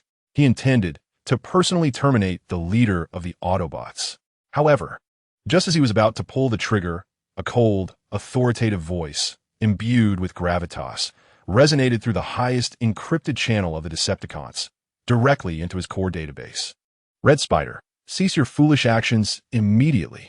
Return to the defense zone. This is an order. It was Megatron. No. In that moment, Red Spider's logical core was utterly clouded by his morbid thirst for merit and glory. Give me one more minute. Leader, I can eliminate Optimus Prime immediately. This victory will belong to all of us. He had disobeyed orders. Beside the cold throne of the Willis Tower, a flicker of icy, unabashed fury crossed Megatron's face. Foolish waste, governed by desire, he coldly remarked. Next to him, Starscream's crimson electronic eyes fixated intently on the holographic screen, displaying the familiar red and blue figure charging through a hail of gunfire. His metallic claw instinctively clenched, producing a disconcerting creaking sound. Optimus Prime, he spat out this name he had loathed for millions of years, a surge of complex emotions swelling within him. Anger, resentment, but more so, a brutal impulse belonging to a long-standing adversary. He should be the one to end Optimus Prime's life, not Red Spider. That despicable jester who only knew how to take shortcuts. Megatron, he abruptly turned, his voice filled with tyrannical rage. Let that fool step aside. Optimus Prime's life is mine. Patience, Megatron. Megatron maintained an air of composure, characteristic of a chess player. Red Spider's recklessness, although it has disrupted my plans, is not entirely without merit. At the very least, he has spared us considerable effort in cleaning up the minions. His gaze fell upon the burning, leaning skyscraper, his eyes glinting with a cold, almost pitying gaze, as if observing a multitude of corpses. That bridge is a trap in itself. Red Spider's attack will merely hasten its collapse. None of them shall reach the finish line. At that very moment, as Optimus Prime was a mere 50 meters from victory, and as the faces of all present bore expressions of relief and hope, an unforeseen calamity struck. Boom, boom, boom, boom, boom. A series of dull, brief, and precise detonations, distinctly different from the sounds of Decepticon weaponry, suddenly erupted from the top of the building they had deemed the bridge pier, without warning. It was the sound of small-yield structural demolition explosives pre-installed within the debris. In the next instant, the top structural support of the building, which upheld the entire ladder to hell, collapsed as if shattered by a giant iron hammer, crumbling down. With the final support point lost, the already precarious 70-story burning skyscraper, the Serpent ladder that bore the hopes of both Autobots and humans, finally emitted its last mournful wail before its demise. Creak. Time seemed to slow at that moment. All those charging upward felt the ground beneath them suddenly plummet. A tremendous, nauseating sensation of weightlessness seized their hearts. The bridge beneath them had broken. That colossal, burning steel structure, weighing millions of tons, descended like a dying dragon severed at the spine, carrying with it the insignificant lives clinging to it, slowly plummeting toward the unfathomable abyss formed by shattered streets below. No! Ipes let out a heart-wrenching, desperate scream. The flicker of hope in his eyes was instantly engulfed by the endless, frigid darkness. He reached out, seemingly attempting to grasp something, but ultimately found only a handful of cold, despairing air. In the moment of the fall, Bumblebee instinctively transformed his body into a massive yellow metal sphere, shielding Sam tightly within his chest. His blue electronic eyes, through the distorted, shattered steel gaps, caught one last glimpse of the rapidly receding red and blue figure. Optimus Prime. He was the last to fall from that bridge pier structure. In the instant of weightlessness, his enormous form unfurled in the air. He reached out, as if to grasp the edge of the bridge pier, but it was all in vain. His blue electronic eyes reflected the swiftly retreating, gray, mocking sky, along with Red Spider, SF-22, circling above in a state of shock and confusion. In his eyes, there was no longer anger, no resentment, only an indescribable, profound fatigue, as if it could freeze the entire universe. Then he, along with the diminutive, tragically colored Revenge Coalition behind him, along with the blazing colossal steel ladder, vanished into the unfathomable abyss formed by smoke and darkness. Falling was steel. Falling was flame. Falling was flesh. Falling was the recently rekindled, fragile hope. At that moment, the entirety of Chicago seemed to resonate with a silent, falling hymn of praise for them. Upon the throne of the abyss, Shattered Iron quietly gazed upon the tragic tableau he had orchestrated, a vivid portrayal of the fall of heroes steeped in a poignant aesthetic. A satisfied smile graced his face, reminiscent of an artist admiring his most exquisite masterpiece. "Behold, my mother," he spoke slowly. A perfectly timed failure imbued with tragedy stirs the observer's outrage far more than a mundane victory ever could. Not to mention the ensuing infighting among our foes. "The plan has been executed flawlessly," Anya's icy voice echoed in his consciousness. "The structural demolition explosives detonated by the Eye of the Abyss drone have successfully obliterated the load-bearing structure of the targeted building. To external observers, the explosion's effect is indistinguishable from that of a barrage of small air-to-ground missiles unleashed by the Decepticons. Probability models suggest that 99.9 of onlookers will attribute the collapse of the bridge to the reckless assault of the Red Spider." Excellent. A smirk, cold and laced with mockery, curled at the corners of Shattered Iron's mouth. "Now, let us observe the reactions of our audience." The top floor of the Willis Tower fell into an eerie silence. Optimus Prime stared blankly at the desolate abyss. Now a mere cloud of billowing smoke, his visage, typically adorned with wisdom and composure, for the first time betrayed an unmistakable and profound shock. He had anticipated the bridge's collapse, yet he had not foreseen its exquisite timing and flawless execution. Beside him, Megatron, after enduring several seconds of deathly stillness, finally erupted. "Red Spider!" A roar, filled with boundless fury and murderous intent, capable of shattering every window in Chicago, erupted from his throat. His intact, crimson electronic eyes seemed on the verge of igniting with rage. He lunged toward the communicator, directing his wrath at the air commander he once relied upon, now the object of his deepest loathing. "You worthless scoundrel! Incompetent at achieving results, yet adept at bringing about failure. I command you to return at once. I shall personally extract the ember of jealousy and foolishness from your chest. I want you dead." His bellow resounded like the most venomous of curses, reverberating through the gray, death-laden sky of Chicago. Meanwhile, in the eternal darkness of the kingdom below, Shattered Iron resembled a masterful and merciless chess player, deliberately placing a black piece symbolizing distrust and infighting onto the blood-soaked and treacherous chessboard known as Earth. "A splendid performance," he murmured, "is now truly reaching its climax." Chapter 132. Echoes in the Abyss. The fall is a feast of weightlessness, a prelude to death. Amidst the piercing howls of the wind, Optimus Prime's colossal red and blue form plummeted like a solitary star, ruthlessly erased from the heavens, descending into the unfathomable darkness formed by shattered streets and twisted steel. Time, at that moment, stretched infinitely. He felt the violent currents, like countless cold, invisible blades, slicing through every inch of his battle-scarred armor. Behind him, the burning, Fractured Viper's ladder resembled a dying dragon, severed at the spine, carrying all its small, despairing lives as it fell alongside him into the shared, icy grave. His spark bore no anger, no resentment. After enduring betrayals, sacrifices, and failures, a profound fatigue, deep as the coldest ocean, submerged all his emotions. Perhaps, to end it this way would be a release. Yet, when his blue electronic eyes caught sight of the small figure shielded by Bumblebee, and when he beheld Epps and the other human soldiers, their faces revealing the purest fear of death inherent to carbon-based life in the face of inevitable weightlessness, his weary spark, nearly extinguished, was reignited by a heavy fuel known as responsibility, potent enough to crush stars. He cannot die. They cannot die. Boom! Midfall, Optimus Prime's immense form suddenly unfurled. In an instant, he transformed from his humanoid form to vehicle mode, then back again to an even larger, heavier humanoid form.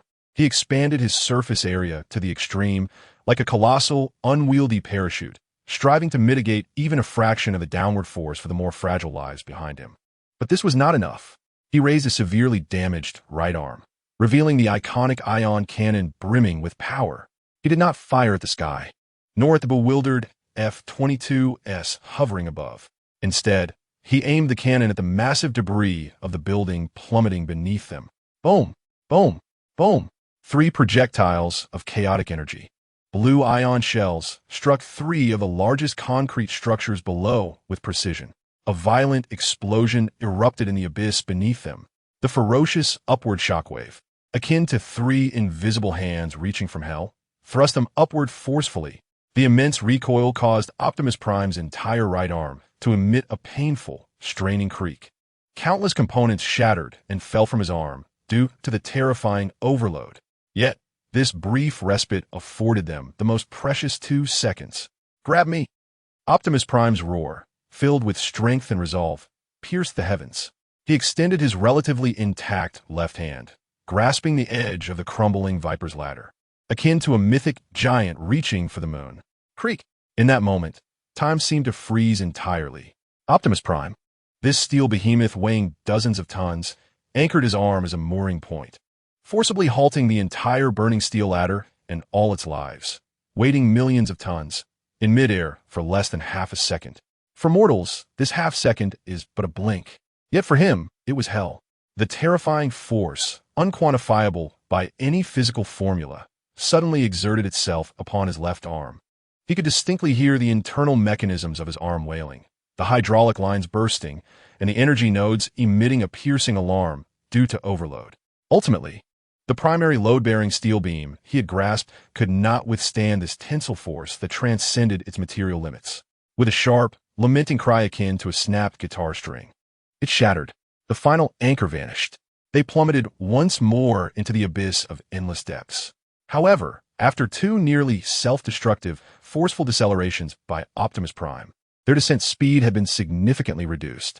At last, amidst a thunderous roar reminiscent of mountains crumbling and earth splitting, the massive, burning steel staircase, along with all those upon it, crashed heavily into the depths of the abyss formed by countless ruins. A cloud of dust surged skyward like a tsunami, obscuring everything.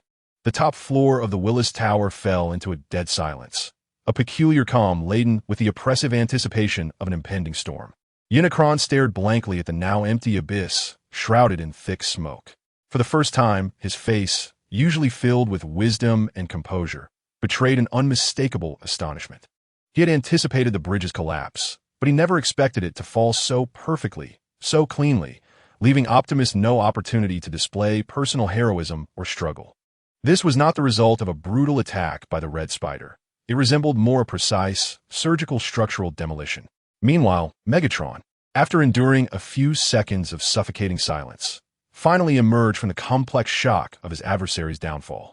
Then, a fury more violent and pure than any before erupted from the depths of his spark, capable of shattering every window in Chicago. He had not relished the satisfaction of ending Optimus Prime himself. His grand revenge, centuries in the making, was utterly ruined by a despicable jester he held in contempt.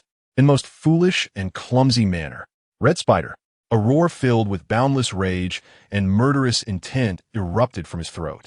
He rushed to the communicator, directing his final judgment as a tyrant at the aerial commander he once valued but now wished to obliterate. You incompetent, worthless scoundrel. I command you to return at once. I shall personally extract the spark brimming with jealousy and foolishness from your chest. I want you dead. His roar echoed like the most venomous curse across the gray, death-laden sky of Chicago. The red spider, hovering above, felt his logic core, already intoxicated by merit and glory, freeze instantly under a chilling wave of fear. He stared blankly at the abyss below, now enveloped in thick smoke, utterly perplexed by the recent events. He swore his attack was merely intended to knock Optimus Prime off the bridge, not to collapse the entire structure. No, it wasn't me. His voice trembled with fear. The bridge. It collapsed on its own. Yes, it collapsed by itself. It had nothing to do with me. Leader, Megatron, you must believe me. However, his pleas only provoked Megatron's further wrath. Return now. In the eternal darkness below, Shatter, like a masterful cold-hearted chess player, placed a black piece representing suspicion and infighting steadily upon the blood-stained, conspiracy-laden chessboard known as Earth.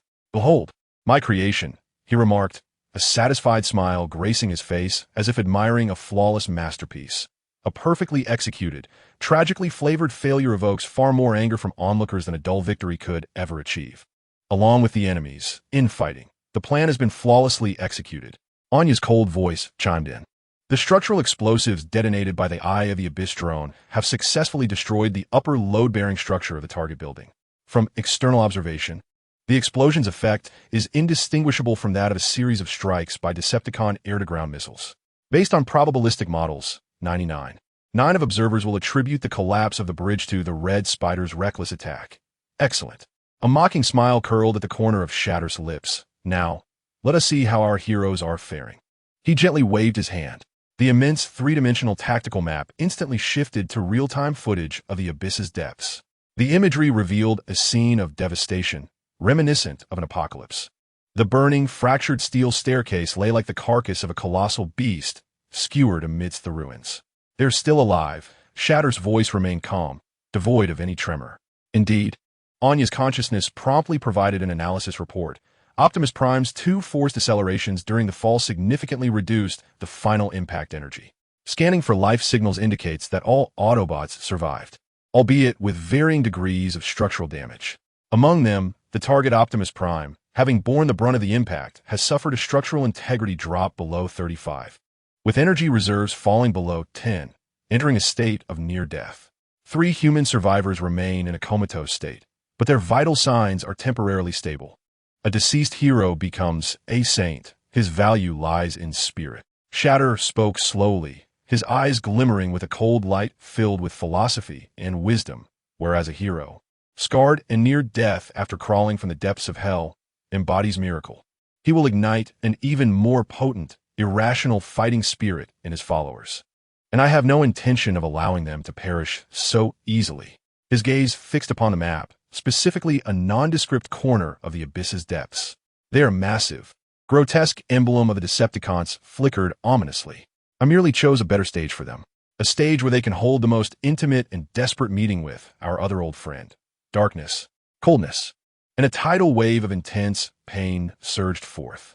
This was the first sensation Optimus Prime experienced upon regaining consciousness. He attempted to open his eyes, only to discover that his right optical sensor was utterly destroyed, leaving his left side to barely capture some indistinct images, marred by flecks of snow. Warning: energy reserves below 10. Warning: left arm drive structure damaged 92. Warning: core temperature anomaly. Systems are about to enter forced hibernation mode. A cascade of crimson alarms, emblematic of death, washed over his already crumbling cognitive core like a torrential waterfall.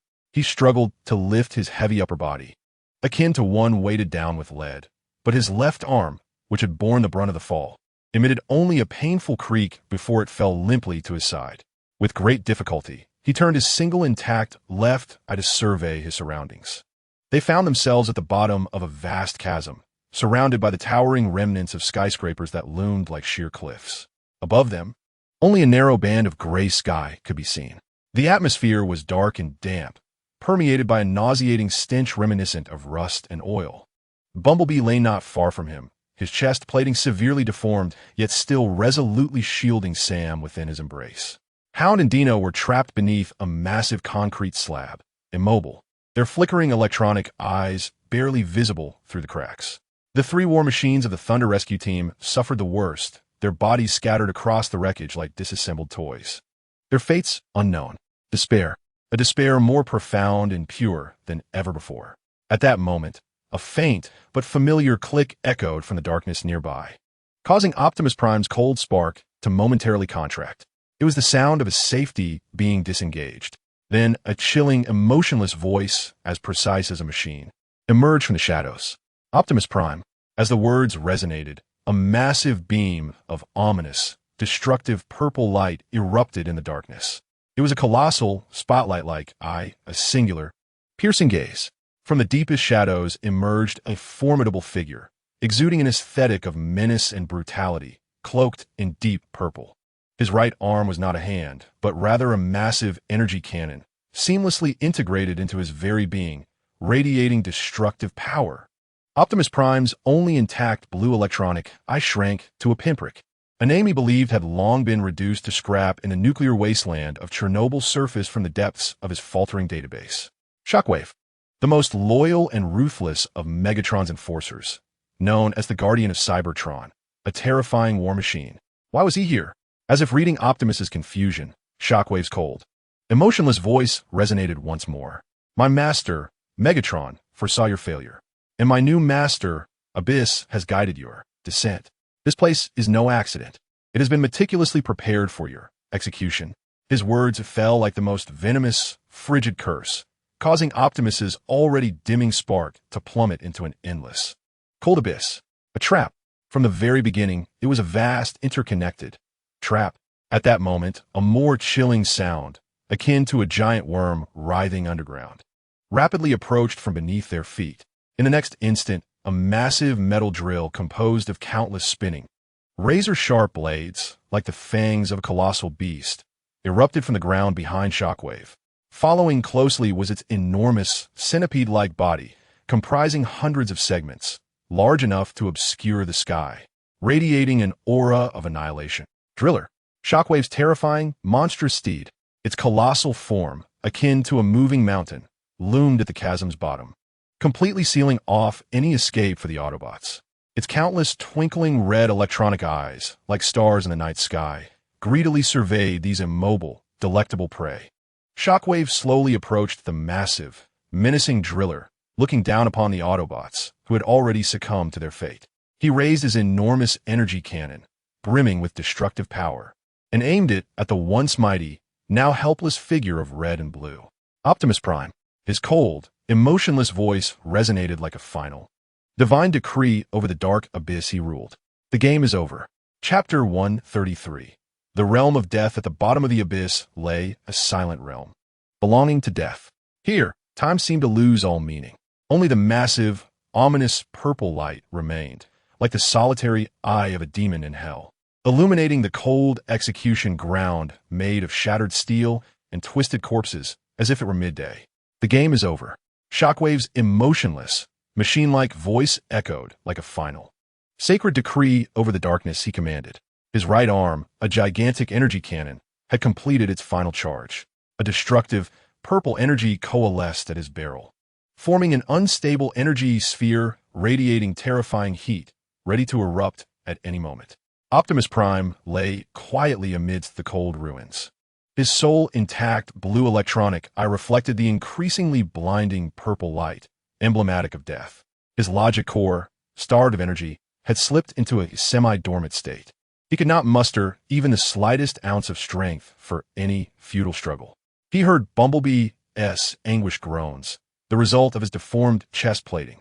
He heard Hound and Dino, trapped beneath the concrete slab, pounding on the metal with their last reserves of strength, their voices filled with defiance and rage. He even heard the faint, dying breaths of human survivors echoing from the distant darkness. Despair, like the deepest, coldest ocean, it completely submerged his flickering spark. Perhaps this was the end, an end befitting the vanquished, a conclusion deserved. Shockwave slowly pulled the trigger deep within his consciousness, the one that signified launch. However, In the fleeting moment before the cataclysmic energy sphere had the potential to obliterate Optimus Prime from existence, a chilling and urgent encrypted communication request, bearing the highest priority, sliced through his meticulously ordered logical core like a razor-sharp blade. The supreme directive comes from Leader Megatron. In an instant, Shockwave's actions froze.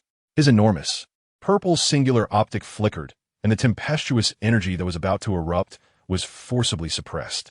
Immediately thereafter, Megatron's hoarse roar, filled with fury and urgency, reverberated in his mind. Shockwave, cease your damned cleansing mission at once. Return to the Willis Tower. Immediately. Right now. Shockwave's logical core was momentarily engulfed in confusion. Directive confirmed.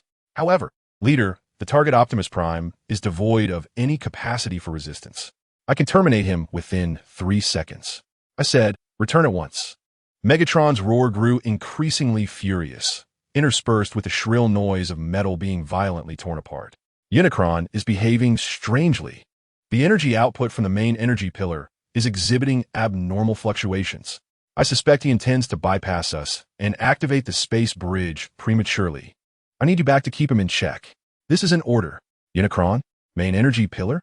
These two terms, akin to commands of the highest authority, swiftly overshadowed all action sequences concerning the execution of Optimus Prime in Shockwave's logical core. For Shockwave, the fate of Optimus Prime was merely a trivial piece in his master's grand design. In contrast, Unicron and the main energy pillar represented the true essence of the fate of the Decepticon race. As you command, my leader. Shockwave's cold, emotionless voice resonated slowly. He retracted the energy cannon from his right arm, the beam that illuminated the abyss fading into dimness. He cast a lingering glance at the red and blue figure lying amidst the ruins, equally bewildered. It seems your fortune exceeds your strength, Optimus Prime. His icy voice echoed once more, your demise has been postponed. But do not rejoice prematurely. He extended his left hand, pointing at the massive, grotesque, drilling beast looming behind him. My pet shall remain here to guard you. It will transform this place into a true grave from which no one can escape. Enjoy your final, desperate moments on this planet.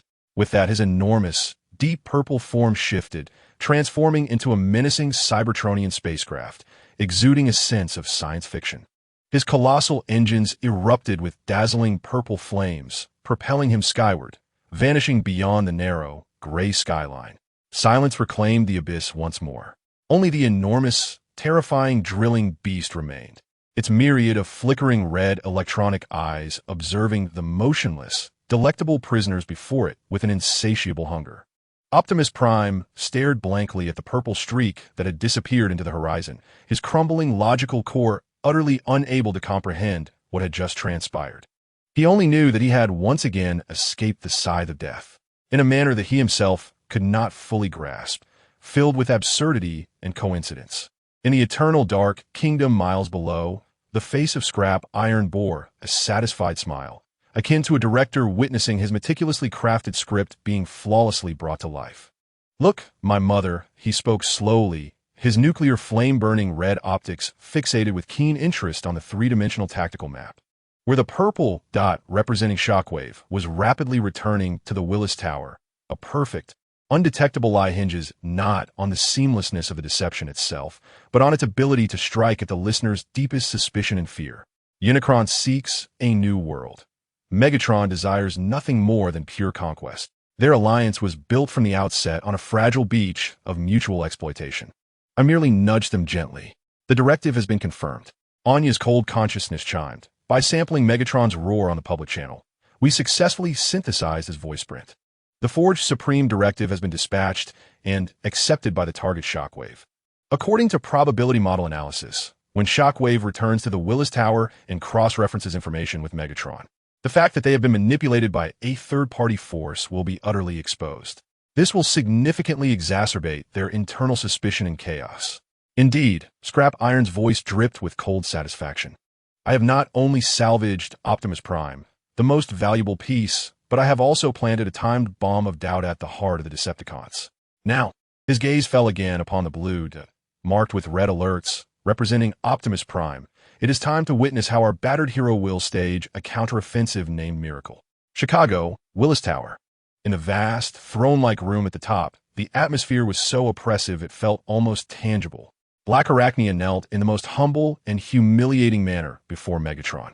His sleek, proud form bore the horrific dents and cracks inflicted by Megatron's meteor hammer. Purple energy fluid dripped continuously from the severed ends of his arms. Leader, I was wrong. His sharp voice trembled with fear. I only wish to present you with the head of Optimus Prime. I never anticipated. I truly never envisioned the bridge would be so fragile. Silence. You despicable, repugnant waste. Megatron's hoarse roar thundered like a storm in the room. He kicked Black Arachnia violently in the chest, sending him crashing against the distant wall like a crumpled tin can. You ruined my vengeance feast. You destroyed everything. The madness in Megatron's eyes burned with a fury that seemed almost tangible. Were it not for Unicron's cold gaze nearby, he would have undoubtedly torn Black Arachnia apart on the spot. At that moment, Shockwave's immense, deep purple form descended heavily into the center of the room. Leader, his cold voice bore no emotion. I have returned as per your command. What is the status of the main energy pillar? Megatron was taken aback. His pent-up rage felt as if it had been doused with a bucket of ice water. What command? He rasped. When did I ever command you to return? The immense, purple cyclopean eye of Shockwave flickered. His logic core, akin to a supercomputer, instantly discerned that something was amiss. He promptly played the audio of the highest directive from Megatron. That old foe, Unicron, is somewhat off. The energy output from the main control pillar exhibits anomalous fluctuations. The room fell into a profound silence. Megatron listened, dazed, to the roaring message that bore an uncanny resemblance to his own voice, imbued with rage and urgency. For the first time, his mind, long consumed by hatred, felt a chilling sensation known as fear. Unicron slowly turned around, his blue electronic eyes shimmering with an unprecedented gravity. Our communications have been compromised, he stated slowly, his voice laced with a cold fury at being toyed with by an unknown enemy. Someone is manipulating us from the shadows. They rescued Optimus Prime and are attempting to sow discord among us. Megatron, Starscream, Shockwave. At that moment, the three highest commanders of the Decepticons felt a bone-chilling dread emanating from the unseen, intangible darkness. For the first time on this insignificant, backward, carbon-based planet, they encountered a true adversary, a terrifying specter that toyed with all of them from behind the curtain. The depths of the abyss are where hope begins to sprout. When Shockwave departed, the shadow of death that loomed over everyone finally dissipated, albeit temporarily. Did we survive? Epps emerged from beneath a pile of shattered rebar, his dust and blood-streaked head revealing an incredulous expression of surviving a catastrophe. Yes, we survived.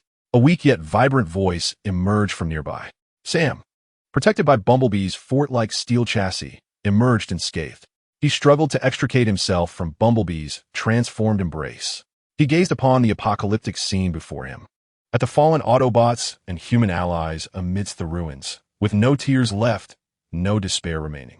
Only a resilient will to survive, birthed from the depths of desperation, remained within him. Ratchet, we need you, he called loudly into his communicator. I'm still here. Ratchet's feeble voice came from beneath a tangle of twisted scrap metal. My leg is pinned, but I can still perform remote diagnostics. Optimus Prime, structural integrity below 35, energy reserves below 10, core temperature abnormal, entering near-death stasis mode. Bumblebee, severe damage to chest armor, vocal systems completely incapacitated, but core components intact. Hound, Dino, trapped beneath concrete slabs, bodies compressed, but no fatal injuries. Rescue team, signal weak. Life signs critical. A series of cold, despair-inducing diagnostic reports flooded into the ears of every survivor through the public channel. Though they had survived, they were merely existing. We cannot simply give up. Sam's voice, hoarse from shouting, ignited with an unprecedented brightness in his brown eyes. Epps, count the number of operable personnel. We need tools. Crowbars, jacks, cutting machines. Anything that can help retrieve them from the wreckage. Dylan, that bastard Dylan Gould, he suddenly recalled. He.S. a collector. He must have the tools we need in his penthouse. And energy. The Autobots need energy. We must bring them back to life. His words ignited a fire within the hearts of the despondent human soldiers, rekindling the flickering hope that had long been extinguished. They were no longer the pitiful civilians waiting to be rescued. In that moment, they became the mortals who would save heroes. They began to act, rummaging through the vast ruins for any usable tools. Employing the most primitive and clumsy methods, they endeavored to pull the colossal steel giants back from the brink of death. In the deepest shadows, a massive, terrifying drilling beast observed silently with its multitude of flickering red electronic eyes. It had received its final directive from its new master, Abyss. Observe. Record. Do not interfere. It was the sole and most merciless spectator of this drama, entitled Miracle. Meanwhile, unseen beneath the abyssal throne, fragments of metal quietly watched this scene, filled with hope and struggle. A fallen hero is a saint, he murmured, repeating his earlier theory to himself and to Anya. And a hero who is personally salvaged from hell by mortals. A cold smile, filled with anticipation for the impending true feast, curved his lips. He shall become a true God. Chapter 134. Echoes of the Viper in the regal chamber of the Willis Tower. Time seemed frozen, ensnared by the endless wrathful roar of Megatron. The air was suffused with a venom colder than the absolute zero of the abyss, named betrayal and suspicion. Starscream's sharp, fearful, and defensive electronic voice futilely echoed through the encrypted channel. Yet, here, no one would believe a despicable failure already nailed to the pillar of shame. Megatron's massive, battered body trembled with sheer fury. His intact crimson electronic eye fixated on the war machine, Shockwave, who had just descended from above and whom he once trusted the most. In that moment, his mind, filled with hatred and rage, was seized by a frigid emotion known as fear. He had been played. He, Unicron, Shockwave, Starscream. These conquerors standing at the pinnacle of Cybertron's power had been manipulated like puppets by an unknown specter lurking in the shadows of this minuscule, backward carbon-based planet. That specter had easily diverted his trump card capable of ending it all with a remarkably lifelike, forged audio. That specter had utterly shattered his grand revenge banquet. Years in the making, with a precisely executed accident. The Phantom not only rescued his greatest adversary, but also planted within his heart a ticking bomb of doubt capable of fracturing and dismantling them from within. Our communications have been compromised.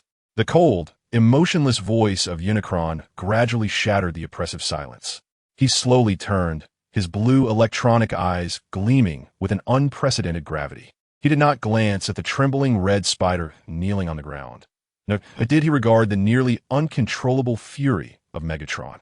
His gaze settled upon Shockwave. Someone is manipulating us from the shadows, he stated slowly, his voice laced with a chilling anger at being toyed with by an unknown enemy. He has rescued Optimus Prime and is attempting to sow discord among us. Megatron's rage was doused with a frigid splash of harsh reality. He was no fool.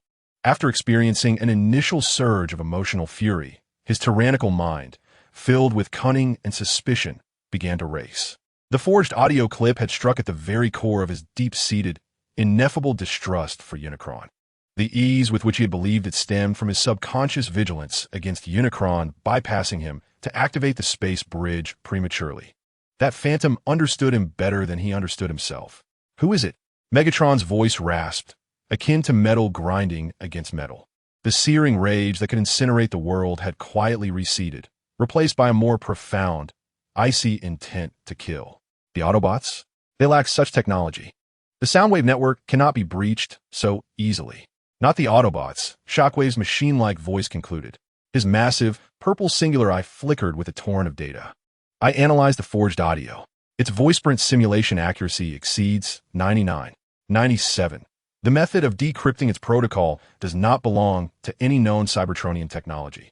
It is a form of intrusion that we have never encountered, more efficient and fundamentally low-level. It bypassed all of Soundwave's firewalls, directly writing commands into my core operational sequence. A brand new, unknown third-party force, Unicron slowly summarized. For the first time, a serious expression of a worthy adversary appeared on his face, filled with both wisdom and authority.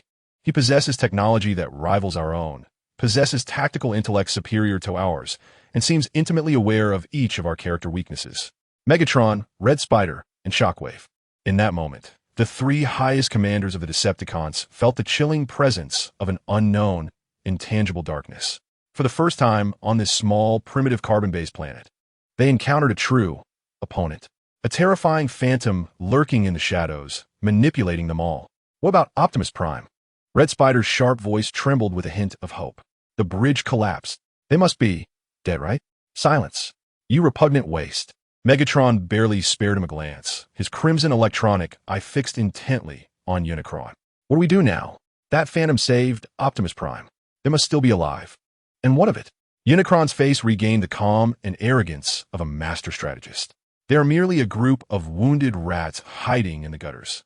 We still wield absolute, overwhelming power. He slowly raised his hand, pointing toward the dim sky obscured by countless black warships. The activation of the space bridge has entered its final countdown. Regardless of who that phantom is, or whether Optimus Prime is alive, they cannot prevent the arrival of Cybertron. Relay my orders. His voice turned cold and resolute once more. Shockwave, you will remain here to personally oversee the main power column, ensuring no mistakes before activation. Megatron, your forces will continue to lock down the entire city, raising the defense level to the maximum. As for that phantom and Optimus Prime, a cold, disdainful smirk crept across his lips. Let them tremble in the darkness. Once Cybertron arrives, I will personally erase them and all their secrets from this planet. The abyss's depths are the birthplace of hope.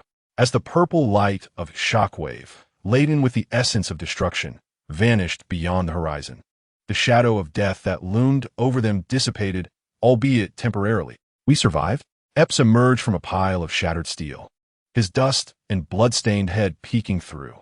His expression was one of incredulity, marked by the shock of having escaped death. He felt at least 3 ribs had broken, with every breath bringing excruciating pain. Yes, we survived. A weak yet vital voice came from nearby. Sam, protected by Bumblebee's fortress-like steel chest, emerged unscathed. Struggling, he crawled out from Bumblebee's now-transformed embrace. He surveyed the apocalyptic scene before him, gazing at the Autobots and human comrades fallen among the ruins, uncertain of their fates. No tears remained in his eyes, nor despair. Only a resolute will to survive, born from the depths of desperation. He knew they had no time to mourn or celebrate. For in the deepest darkness, the colossal, terrifying driller quietly observed them with its myriad of flickering red electronic eyes. It was the jailer, and they were the prisoners. Medic, we need you. Report status. Sam shouted into his communicator. I'm still here. The medic's weak voice came from beneath a heap of twisted scrap metal. My legs are pinned, but I can still perform remote diagnostics. Scanning. A series of cold, despair-inducing diagnostic reports flooded into the ears of every survivor over the public channel. Optimus Prime, integrity below 35, energy reserves below 10. Core spark temperature abnormal, has entered a near-death stasis mode. Bumblebee, severe damage to chest armor, vocal systems completely down, but core components intact. Hound Dino, trapped beneath concrete slabs, bodies crushed, but no fatal injuries. Thunder Rescue Team, signal weak, life-threatening. Though they had survived, they were merely alive, slowly and irreversibly marching toward death. We cannot simply give up. Sam's voice, hoarse from shouting, radiated an unprecedented and brilliant light from his brown eyes. He understood that, at this moment, their only salvation lay within themselves. Ipes, count the number of those we can still mobilize. We need tools, crowbars, jacks, cutting machines, anything that can extricate them from the rubble. There's nothing here, kid, Ipes shouted desperately, clutching his painfully injured chest. This is a damned steel tomb. No, there is. Sam suddenly recalled something, and a frenzied spark of hope ignited in his eyes. Dylan, that bastard Dylan Gould. His penthouse is not far from here. I remember he was a mad collector. His collection room must contain the tools we need. Industrial-grade cutting machines, heavy hydraulic jacks, and energy. His voice grew more urgent. He collected so many Cybertronian antiques. There must be energy cubes. The Autobots need energy. Optimus Prime needs energy. We must revive them. His words ignited a fire in the hearts of the few surviving soldiers, who had long felt like hollow shells, rekindling their extinguished hope. They were no longer pitiful civilians awaiting rescue. In that moment, they were the mortal heroes of salvation. All right, let's do this. Ipes gritted his teeth, tearing a strip of cloth from his own garment to hastily bandage his wound. Struggling, he rose from the ground. You two, follow me. We need to dig out the ambulance. We need its expert guidance. Sam, you take the remaining people and get those 2 trapped tin cans out. Remember, don't move recklessly. Wait for the ambulance's instructions. They began to take action. Amidst the vast ruins, they searched for every tool that could be of use. Employing the most primitive and clumsy methods, they attempted to pull the steel giants, weighing tons, back from the brink of death. With a bent and thick I-beam as a lever, under the remote guidance of the ambulance, they cautiously pried up a concrete slab weighing several tons that pinned down Ironhide and Dino. With every exertion, they felt their bones strain against the immense counterforce. Sweat, mingled with blood and dust, blurred their vision. Yet, no one abandoned hope. Finally, after exhausting all their strength, they managed to pry open a small gap sufficient for the Autobots to transform and escape. In that profound darkness, a massive, terrifying drilling beast observed everything with its countless flickering red electronic eyes. It had received its final command from its new master, Abyss. Observe. Record. Do not interfere. It was the sole and most merciless audience of this drama titled Miracle. Beneath the abyssal throne, unseen by all, Shatter was silently watching this poignant scene filled with hope and struggle. A dead hero is a saint, he slowly reiterated to himself and to Anya, repeating his earlier theory. His story will be told, his spirit remembered. But that is merely a story and a spirit, and a hero, battered and bruised, rescued by mortals from hell. His gaze fell upon the motionless, red and blue figure lying amidst the rubble. He will become a true God. He will make those weak mortals he once protected realize, for the first time, that they possess the powerful ability to change their own fates. He will transform passive protection into an active alliance. This is the most powerful weapon capable of overturning the entire battlefield. Analysis complete. Anya's icy voice chimed in. The rescue operation for the human survivors is underway. However, according to the model, even if they successfully rescue all the trapped Autobots, they cannot resolve the core issue of energy scarcity, especially concerning the target, Optimus Prime, whose spark will extinguish entirely in 30 minutes due to energy depletion. They require external assistance. Indeed, a cold, playful smile crept across Shatter's lips. And we're the only ones who can bestow upon them the miracle of a god. He gently waved his hand. The massive, three-dimensional tactical map instantly switched to the internal structure of Dylan Gould's luxurious penthouse. Oh no, here my god. Dylan Gould is a foolish collector, filled with vanity and a desire for attention. He loves to flaunt his collection to his esteemed guests. I need you to infiltrate his apartment security system and retrieve the surveillance footage of him showcasing his collection to Carly Spencer during a party. Edit this footage. Remove all unrelated characters and dialogues, retaining only the segments where he displays those industrial-grade cutting equipment, heavy hydraulic tools, and the high-purity energy cubes he considers art pieces. Then, send this processed, silent video as an encrypted email with a data packet error to Sam Witwicky's phone. Let him see for himself that everything he needs is in that place. Let his hope become more concrete, more real. Understood, my god. A flicker of clarity passed through Anya's consciousness. You wish to provide them with a clear, enticing target, precisely. Shatter reclined back into his throne, crafted from countless self-replicating black metal. I not only want them to possess the will to save the hero, I shall also bestow upon them the means to save the hero. Now he gazed at the small humans futilely attempting to rescue amidst the ruins, a devilish glint in his eyes. Let us witness a true performance titled Mortals Slaying Gods. No, it is Mortals Creating Gods. Chapter 135. The Serpent's Divine Will in the Depths of the Abyss. There was no wind. Only a suffocating, stagnant silence. The bent I-beam, used as a lever, finally shattered with a sharp, desperate metallic cry after enduring the 17th exertion far beyond its structural limits. Damn it! Ipes was violently thrown to the ground by the immense counterforce. He felt another rib break amidst the agony. The intense, piercing pain caused his vision to darken, nearly rendering him unconscious. Futility. All efforts are in vain. The concrete slab, weighing several tons, that lay upon the shoulders of Hung Pao and Dino, stood before them as an immovable monument to death, an epitaph for their small, weary bodies.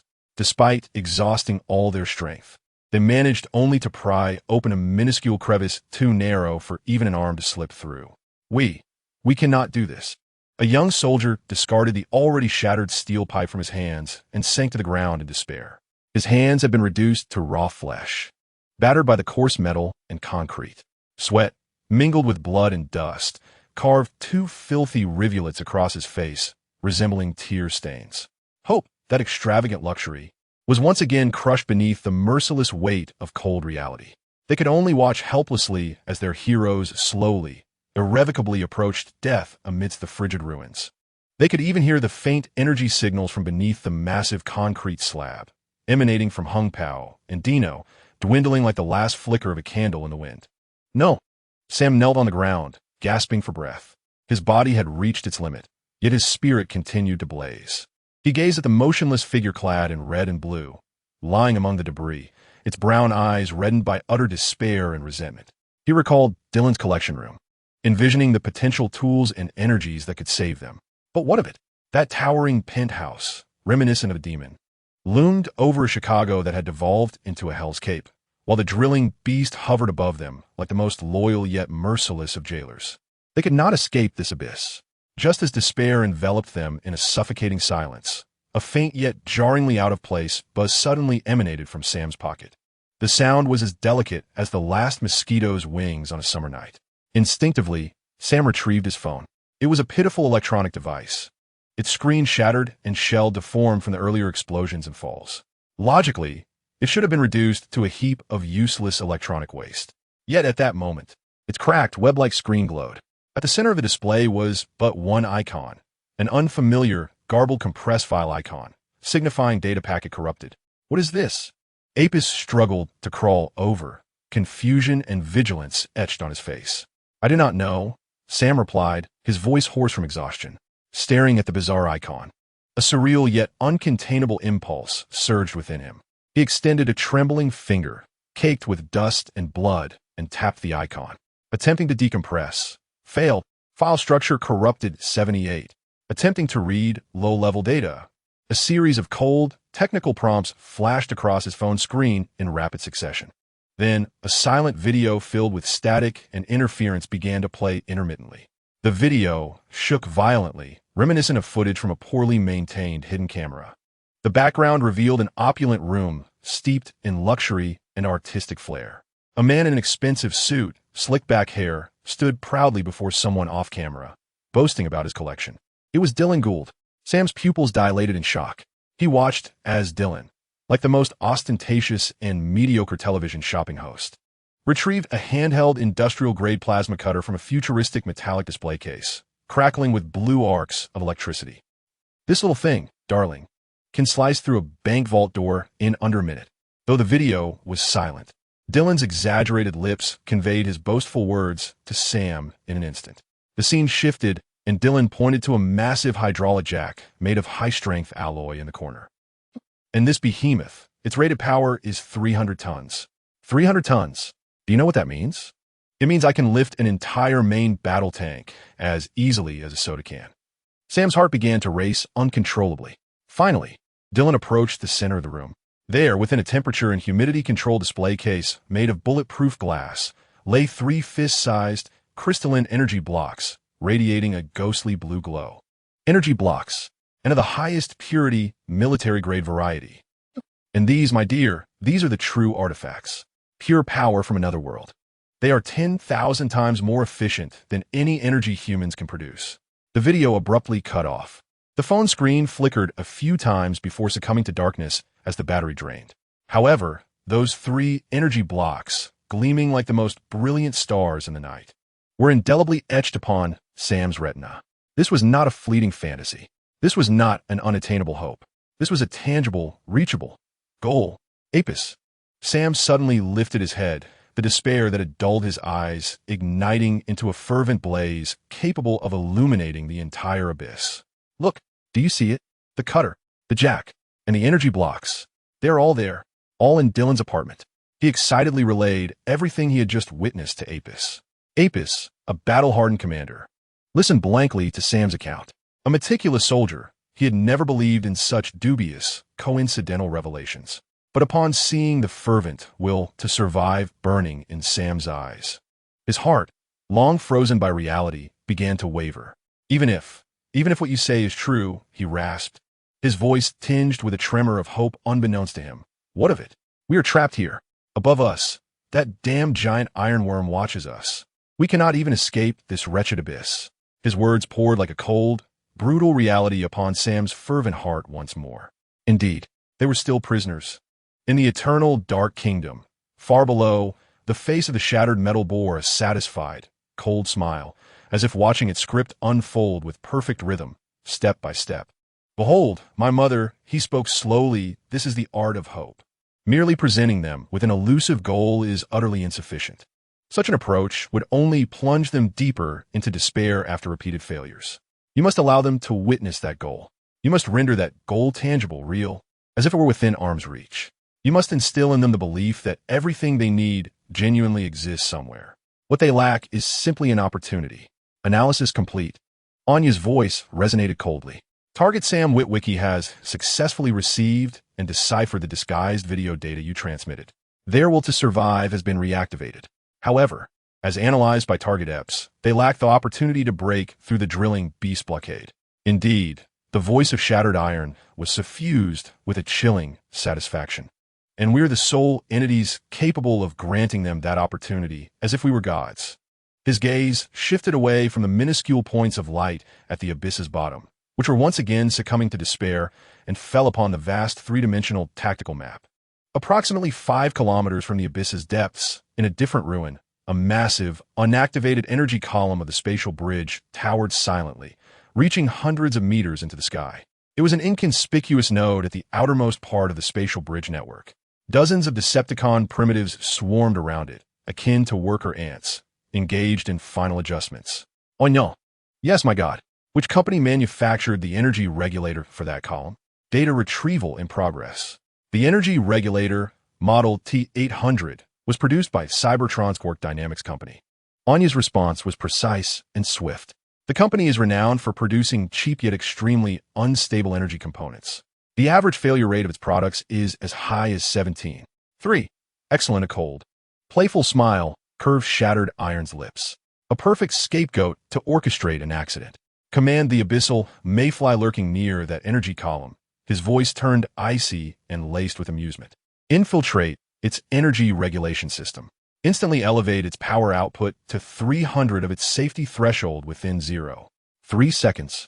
I require a sufficiently grand and spectacular energy leak that appears to be caused by a defective product. Understood, my God." A flicker of realization passed through Anya's consciousness. "You intend to create a disturbance, one that is substantial enough to attract the drilling beast's attention. Its core programming must contain the highest directive to protect the spatial bridge network. A violent energy fluctuation emanating from the column will be sufficient to momentarily divert its focus from the secondary task of guarding prisoners." Precisely. Shattered Iron slowly reclined upon his immense throne, crafted from countless self-replicating black metal. "I shall not only provide them with a method to save the hero, I shall also open for them the heavy prison door to hope." Just as Sam and Epps once again fell into a deathly silence of despair, a sudden transformation occurred. A dazzling blue-white beam of light, so intense it seemed to illuminate the entire sky, erupted from the distant horizon in the northeast. The column of light was so vast and blinding that it instantaneously illuminated the dark abyss, transforming it into a scene akin to daylight.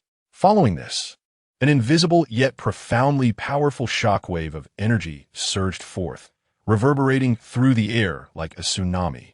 Although its impact had diminished significantly after traveling several kilometers, it still rustled the debris and rubble beneath their feet. What is that?" A young soldier screamed in horror, instinctively shielding his eyes from the blinding light. Everyone's gaze instinctively turned toward the ominous and destructive energy column soaring into the sky.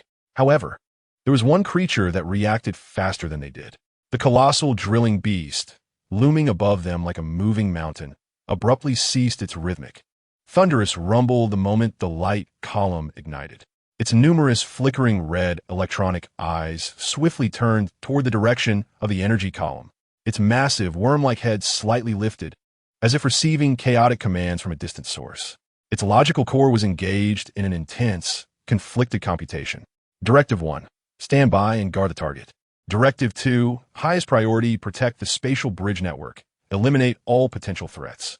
Its immense, multi-carriage body began to writhe uneasily.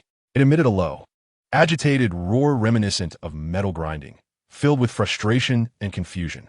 Ultimately, the cold directive from a Decepticon core network, representing the highest priority, triumphed over its simplistic, personal thoughts. It moved. Boom!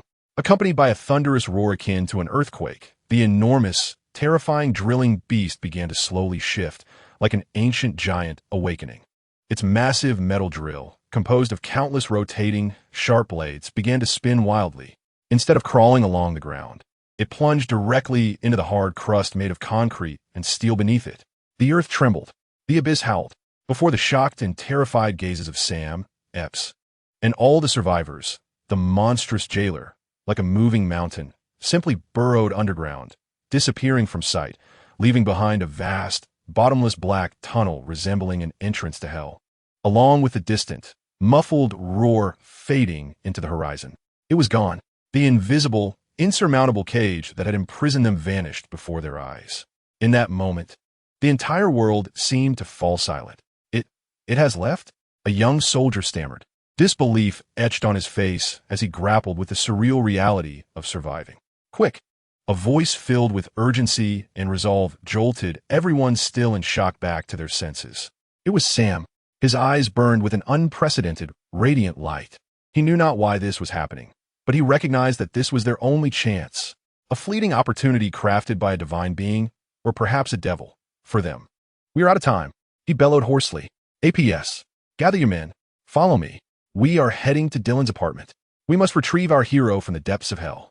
With that, he cast aside all hesitation and was the first to charge into the vast, foreboding tunnel left by the drilling beast. A passage filled with uncertainty and darkness. The one road leading to hope. Chapter 136. The serpent's gift, the tunnel carved by the drilling beast, was no straightforward path to salvation. Rather, it was a dark, treacherous esophagus leading deep into the earth, fraught with the unknown and fear. The air was thick with a pungent, acrid scent reminiscent of molten metal grinding against stone. Beneath their feet lay a soft, powdery mixture of concrete and earth. Each step a precarious dance, as if traversing the surface of the moon. The surrounding walls were not smooth, but rather marred with spiraled, jagged cuts. Countless exposed and severed rebar and cables reaching out like dying serpents from the darkness. Here, they found themselves within the belly of a great beast, and they were but insignificant morsels being slowly digested. "Stay close. Do not fall behind," APS whispered, supporting an injured young soldier with his intact arm. His keen, battle-hardened eye scanned the seemingly endless void ahead, vigilant against the encroaching shadows. They had no source of light. The only guidance came from a faint, ghostly glimmer of gray daylight filtering in from the distant tunnel's end. Sam led the way, oblivious to the fatigue and pain that plagued his body. His mind, filled with hope and adrenaline, was singularly focused on one thought: to press forward at all costs. He understood that time was slipping away. The energy signal from Optimus, flickering like a candle in the wind, echoed a relentless countdown in his mind. The silent video from the revelation had become his sole faith. The plasma cutter that could slice through anything, the hydraulic jack capable of lifting a tank, and the 3 energy blocks that shone like the brightest stars in the night had transformed into sacred totems, sustaining his spirit, which teetered on the brink of collapse. At last, after an indeterminate passage of time, the distant gray light grew larger and brighter. They emerged from the suffocating, claustrophobic tunnel. As fresh air, tainted with the scent of gunpowder and death, flooded their lungs, they instinctively halted, awestruck by the harrowing spectacle before them. They stood atop a massive hill, constructed from countless ruins. The entire city of Chicago had become an endless gray ocean of twisted steel and shattered concrete. Once mighty skyscrapers, symbols of human civilization and prosperity, now resembled the tombstones of ancient beasts, grotesquely toppled and jutting from this desolate earth in a pose of tragic despair. The sky loomed leaden above them. Countless colossal Decepticon warships, resembling black squids, circled like vultures, casting ominous shadows over this world long bereft of life. Occasionally, a patrol squad of native entities would trudge heavily down the distant streets, their singular, blood-red electronic eyes scanning their new territory with a cold, merciless gaze. What do we do now?" A young soldier stammered, his voice trembling with fear. Dylan Gould's penthouse was just a few blocks away, yet that seemingly short distance felt insurmountable. "Listen," APS pulled everyone behind a crumbled wall, his voice low yet imbued with the unwavering calm and decisiveness of a seasoned soldier. From now on, all actions will be under my command. We shall move like true rats. Utilize every cover, stick to the walls. Remember, do not make any unnecessary noise. Do not look up. Those iron squids above are far more troublesome than those on the ground. Sam, he turned to the still eager young man, adopting an unprecedentedly serious tone. I know you are anxious, but if you wish to save them, you must compose yourself. Impulsiveness will only lead to our demise. Sam took a deep breath, forcing himself to quell the burning impatience within. He nodded firmly. This squad, composed of fewer than 10 weary humans, was led by the experienced Commander APS as they embarked on their final stealth mission in this city of death. They moved like true shadows, slipping along fractured walls, weaving through abandoned vehicles, and infiltrating the darkened, hollowed-out structures. Every time the heavy, drum-like footfalls of a Decepticon patrol echoed nearby, their hearts raced. They held their breath, pressing themselves tightly against their cover until the ominous red light of death receded into the distance. This was a perilous dance with death, teetering on the edge of oblivion. Every step was fraught with uncertainty and danger. Each stride could be their last on this planet. Deep within the eternal dark kingdom, the figure of shattered iron wore a satisfied smile, as though he were witnessing a masterfully executed silent performance. The enormous three-dimensional tactical map had shifted to a high-precision aerial view. The few diminutive green dots representing the human survivors cautiously advanced through the vast maze he had designed.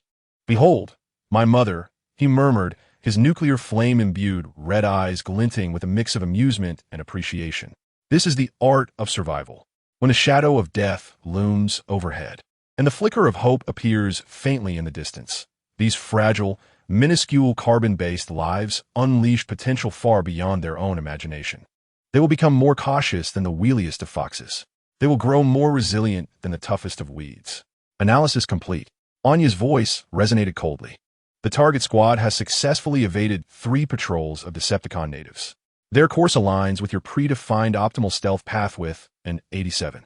For accuracy, according to the model projections, they will reach the base of the target building, Trump International Hotel Tower, within 10 minutes. Excellent, Shattered Iron replied, his voice laced with a chilling satisfaction.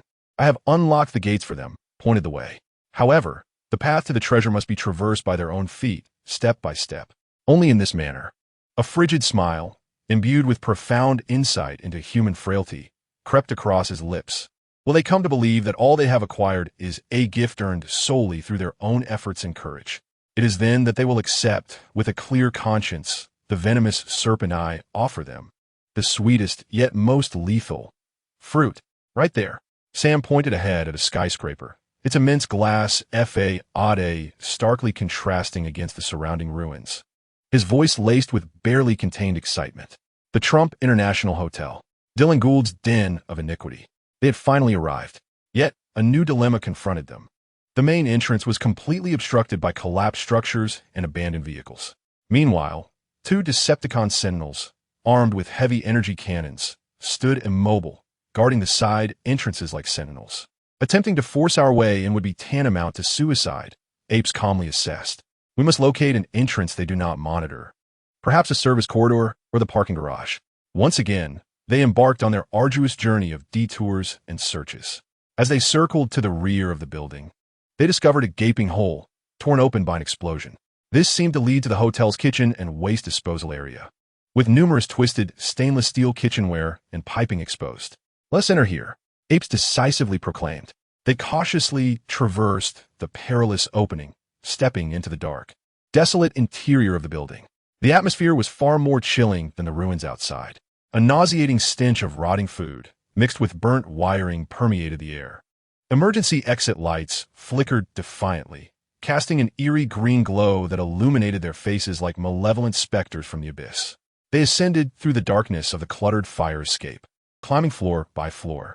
90 floors, 91 floors, 92 floors. When they finally pushed open the heavy fire door leading to the penthouse, they were struck by the image before them, an unsettling juxtaposition of luxury and art against the apocalyptic backdrop outside. The vast floor-to-ceiling windows, though marred by cracks, still afforded a view of the gray, desolate cityscape. Expensive, hand-woven Persian rugs lay carelessly scattered across the floor. Original works by Picasso and Van Gogh adorned the walls. The air still bore traces of high-end cigars mingling with the scent of expensive perfume, creating an atmosphere of decadence. This was Dylan Gould's earthly paradise, and also a throne of sin built upon countless corpses. Split up. Find his collection room, Sam commanded, and instantly, everyone surged into the sprawling, labyrinthine penthouse. At last, they reached a massive alloy door requiring both fingerprint and iris verification, and there lay their objective. Stand back. Without hesitation, Apes retrieved the last small block of C4 plastic explosive from his pack, deftly placing it on the electronic lock of the alloy door. With a muffled explosion, suppressed to the utmost, the seemingly indestructible alloy door was blown open, creating a warped gap just wide enough for a person to pass through. As they squeezed through the opening and beheld the interior of the collection room, an involuntary gasp escaped their lips. What lay before them was not merely a room. It was a madman's arsenal, brimming with futuristic and technological marvels. A handheld industrial-grade plasma cutter, flickering with blue arcs of electricity, stood silently displayed in a metallic showcase. In the corner, a colossal hydraulic jack, crafted from high-strength alloy and towering nearly to waist height, resembled a dormant steel beast, exuding raw power. At the center of the room, within a climate-controlled display case made of bulletproof glass, 3 fist-sized, translucent crystals radiating a ghostly blue light resembled 3 imprisoned stars from another realm, quietly emanating their alluring, pure energy. Everything was precisely as Sam had witnessed in that divine revelation video. We found it. A young soldier stammered, disbelief etched across his face, as though he had wandered into a dream. Sam remained silent. He approached the bulletproof display case and struck the glass with the butt of his gun, shattering it. With trembling hands, he retrieved the 3 cold, yet seemingly sentient energy blocks, cradling them gently. The azure glow, filled with hope, reflected in his brown eyes, which had long been tainted by despair and resentment, illuminating all his weariness, pain, and fear until they dissipated into nothingness. What he held were 3 cold crystals. Yet, he also cradled the sole hope for the Autobots and their minuscule human cohort to survive. This was the sweetest gift bestowed upon them by the cold, venomous serpent lurking behind the scenes, orchestrating it all. Chapter 137. The flame of mortals rekindles the divine form. Hope is a heavy metal that can sear one's palms. As Sam cradled those 3 cold, yet seemingly alive and warm energy blocks, he felt not merely 3 small crystals, but 3 mountains heavy enough to crush his very soul. The azure glow reflected in his brown eyes, once steeped in despair and defiance, resembled 3 imprisoned stars from another world. They possessed the power to rekindle the divine form and reverse death. Yet they also bore the singular weight of all survivors' will to live. We found it. A young soldier stammered, disbelief written across his face, as if he had stumbled into a realm beyond mortals, a mythological treasure trove. Stop dawdling. Apes' rasping, anxious roar jolted everyone back from their fleeting shock and ecstasy into the harsh reality. We don't have time for a celebration here. Pack those damn things up. We need to return. Immediately, once more they sprang into action. The journey back proved far more arduous and perilous than their arrival. No longer were they the unburdened mice, able to hide at will. They were now sluggish porters, encumbered by their heavy treasure. The industrial-grade plasma cutter weighed no less than 50 kilograms, while the enormous hydraulic jack, forged from high-strength alloys, was as heavy as a small coffin. They were compelled to team up, exerting all their strength to barely lift it, moving step by arduous step through the ruins. Sam, however, cradled the 3 invaluable energy blocks with utmost reverence, wrapping them in the softest fabric of his shirt, holding them tightly against his chest. He could distinctly feel the frigid crystals transmitting a faint yet pure energy through the layers of cloth, as if embracing 3 warm, slumbering hearts. Once more, they descended into the city of death. Every step was fraught with agony. Each time the thunderous, drum-like footsteps of the Decepticon patrol echoed from afar. Their hearts raced to their throats. They had to conceal their heavy treasures beneath abandoned vehicles or behind crumbling walls, pressing themselves to the ground as lifeless corpses, holding their breath until the ominous red glow of death receded into the distance. On one occasion, A patrol team comprising 3 primal beings ambled past. Less than 20 meters away, one of them seemed to sense something amiss, halting and slowly directing its enormous crimson eye towards the debris where they hid. In that instant, Sam's heart nearly ceased to beat. He could hear the dull thud of his own heart, pounding against his chest in a cacophony of dread. Yet, just as that primal being raised its energy cannon to cleanse the suspicious wreckage, a more violent explosion suddenly erupted from several blocks away, reverberating through the air. The primal being's attention was immediately drawn to the more severe disturbance. Its rudimentary logic core, assessing the threat level, swiftly abandoned the potentially dangerous debris in favor of the area where the explosion had undoubtedly occurred, marching heavily toward the chaos. A false alarm, or perhaps a meticulously orchestrated and perfectly timed distraction. When they finally returned to the shadowy depths of the abyss, dragging their already overburdened, weary bodies with the heavy yet hope-laden treasures, they collapsed to the ground as if all strength had been drained from them. In the eternal darkness of the subterranean kingdom, the face of Shatter displayed a satisfied smile, reminiscent of one enjoying a magnificent silent film. "Behold, my mother," he spoke slowly, his burning red eyes keenly observing the green dots on the 3-dimensional tactical map, which represented those who had safely returned to the nest. "This is the power of faith. When a mortal fervently believes, they are executing a sacred mission.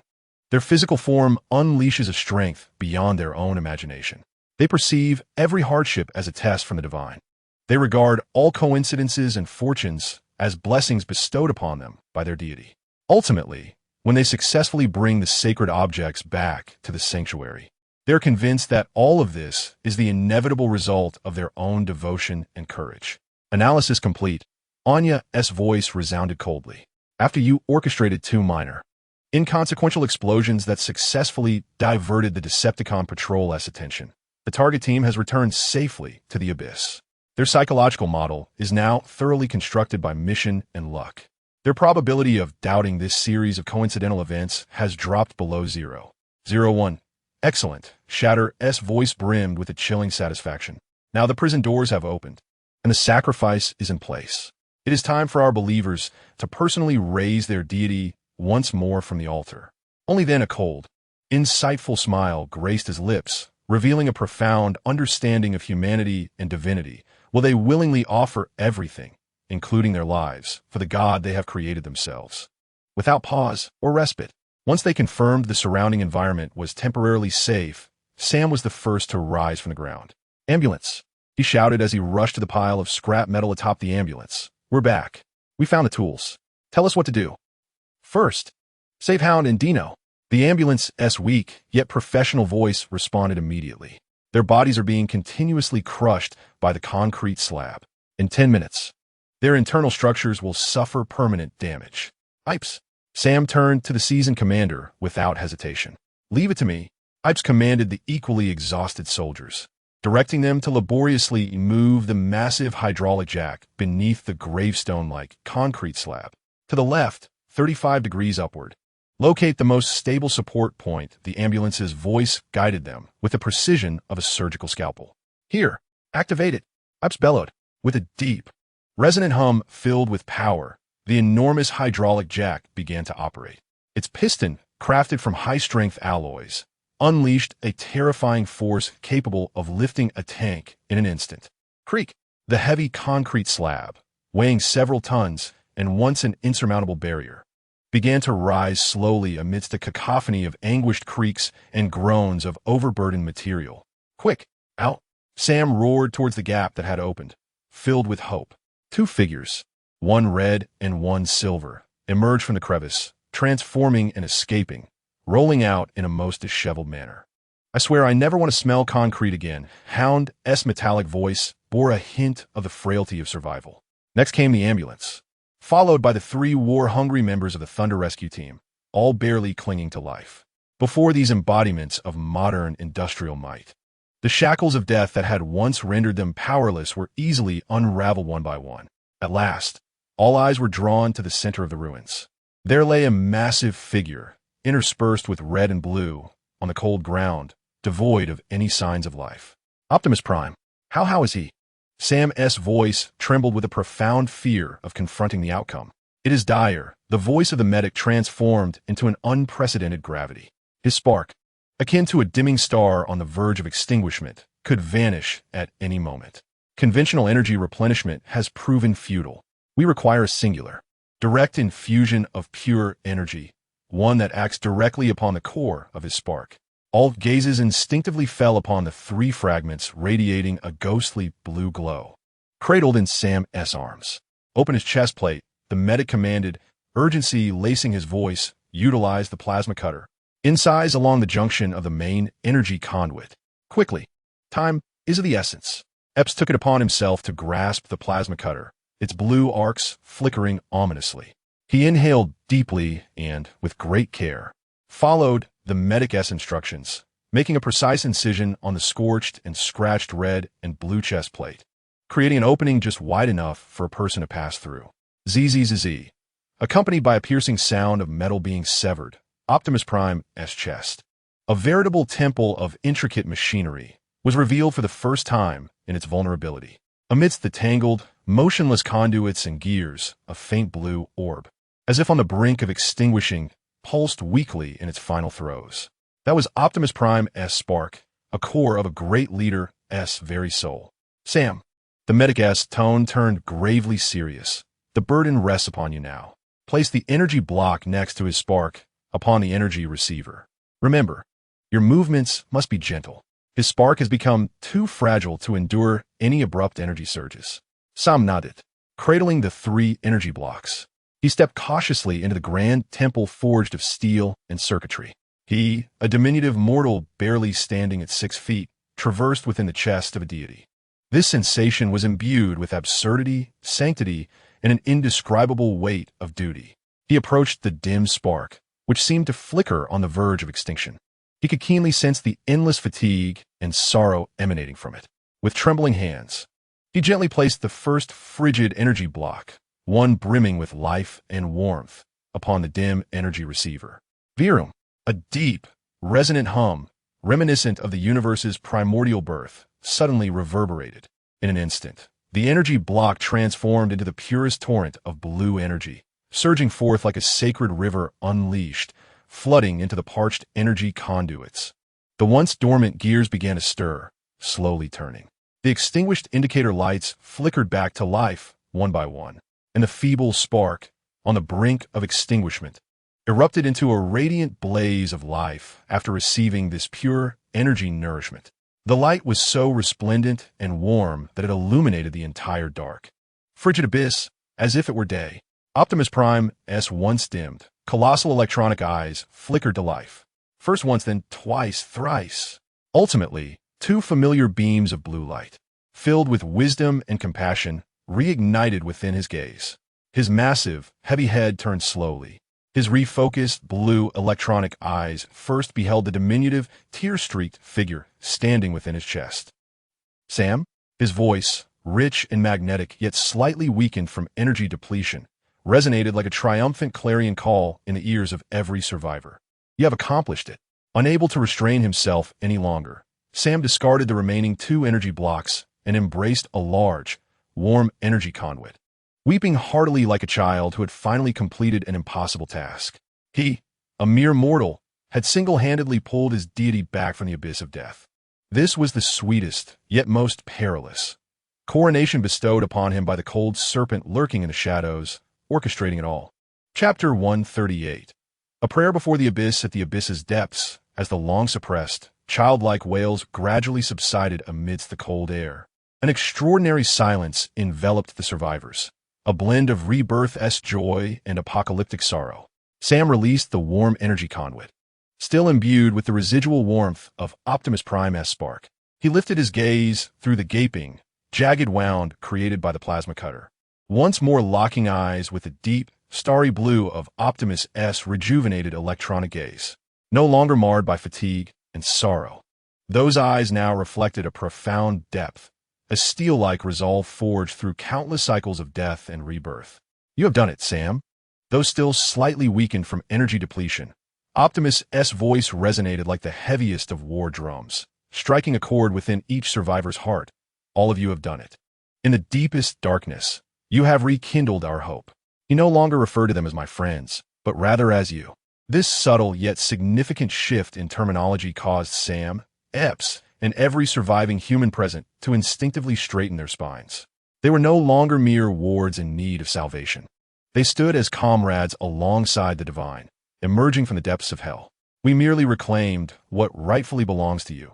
Sam wiped the tears from his face, his voice trembling with emotion, yet resolute in its conviction. Now, what shall we do? Optimus, how shall we bring this to an end? Firstly, the medic's voice, imbued with urgency and professionalism, interrupted this fleeting moment of warmth. We need to get everyone standing. He directed Epps and the soldiers to inject the remaining energy blocks into Bumblebee and the heavily injured upturn of the Thunder Rescue Team. With resonating rumbles of energy surges, these once near-death titans of steel, like statues reanimated with souls, struggled one by one to rise from the rubble. Bumblebee's vocal system remained incapacitated, yet his newly ignited blue electronic eyes sparkled with gratitude and joy. He approached Sam, gently nudging Sam's shoulder with his enormous metal finger before thumping his chest robustly. It was a silent yet powerful promise. However, when all the Autobots gathered once more, the joy of survival was quickly overshadowed by the harsh and disheartening reality before them. They remained a weary and depleted band of warriors, devoid of resources.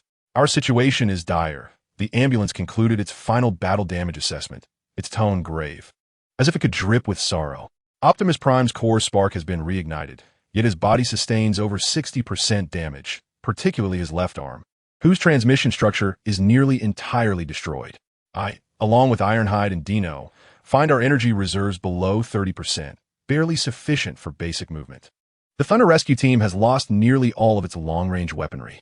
Our current combat capability is less than 1/10 of our peak strength, and our adversaries, Optimus Prime, interjected, his blue electronic eyes surveying the abyss above, obscured by countless black warships, still maintain absolute air superiority, and their forces are scattered throughout the city. Most critically, the Fallen may activate the main energy column at any moment. We still hold no chance of victory. This chilling and despair-laden conclusion plunged the recently rekindled atmosphere into frigid depths. They had fallen from one dire predicament into another, far more formidable. No. A resolute voice shattered the silence. It was Sam. He lifted his gaze, scanning the faces of every Autobot present, as well as the humans whose expressions had resurfaced with confusion and dread.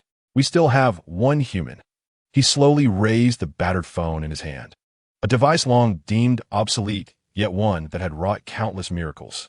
Though its screen had gone dark to all present, this small electronic artifact radiated a sacred and awe-inspiring light. The one who has been aiding us from the shadows, Sam's voice turned fervent, akin to the most devout worshiper beseeching a deity. It was he who informed us of your survival. He forged a path for us to reach here. He diverted that infernal drilling worm. He guided us to these tools and energy sources. He is like an omniscient god. He must still possess a way. With that, he hesitated no longer. From Epps' backpack, he retrieved a backup military communicator and painstakingly extracted the SIM card from his phone, carefully placing it into the communicator. As the device powered on and received the faint yet stable signal, Sam inhaled deeply. He sent no texts nor attempted any voice calls. Instead, he aimed the communicator's camera at Optimus Prime, at all the battle-scarred Autobots, and at the resolute humans among them. Then, he pressed the record button. This was a silent yet hope-laden prayer, a pre-battle supplication directed toward the unknown entity hidden within the abyss. In the eternal darkness of the subterranean kingdom, the face of the Fallen twisted into a cold smile of satisfaction, akin to one observing the fruits of their painstaking sowing finally blossom. "Behold, my mother," he spoke slowly, his fiery red compound eyes gleefully fixated on the silent video transmitted through encrypted lines. "This is the birth of faith. When a mortal attributes all coincidences and fortunes to an elusive deity, he willingly offers everything, including his thoughts, his will, and his life. He will no longer question nor ponder. He will simply await the divine decree and execute it without hesitation." Analysis complete. Anya's voice resonated coldly. Target Sam Witwicky has fully transitioned psychologically from collaborator to believer. His trust in you has reached 100%. He is seeking your next revelation. Excellent. The Fallen's voice brimmed with a chilling satisfaction. A deity salvaged from the depths of hell by mortals is the most powerful idol.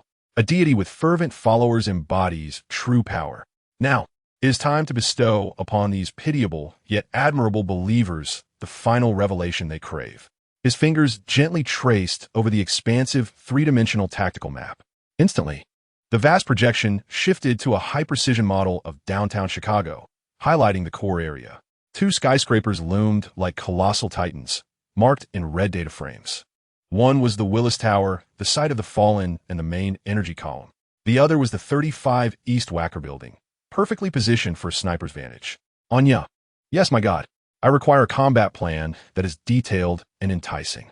However, this plan must not be directly attributed to us. I need you to mobilize all our intelligence resources.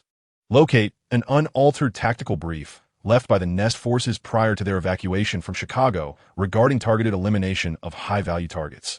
Modify this brief. Replace its target with the Fallen and the main energy column.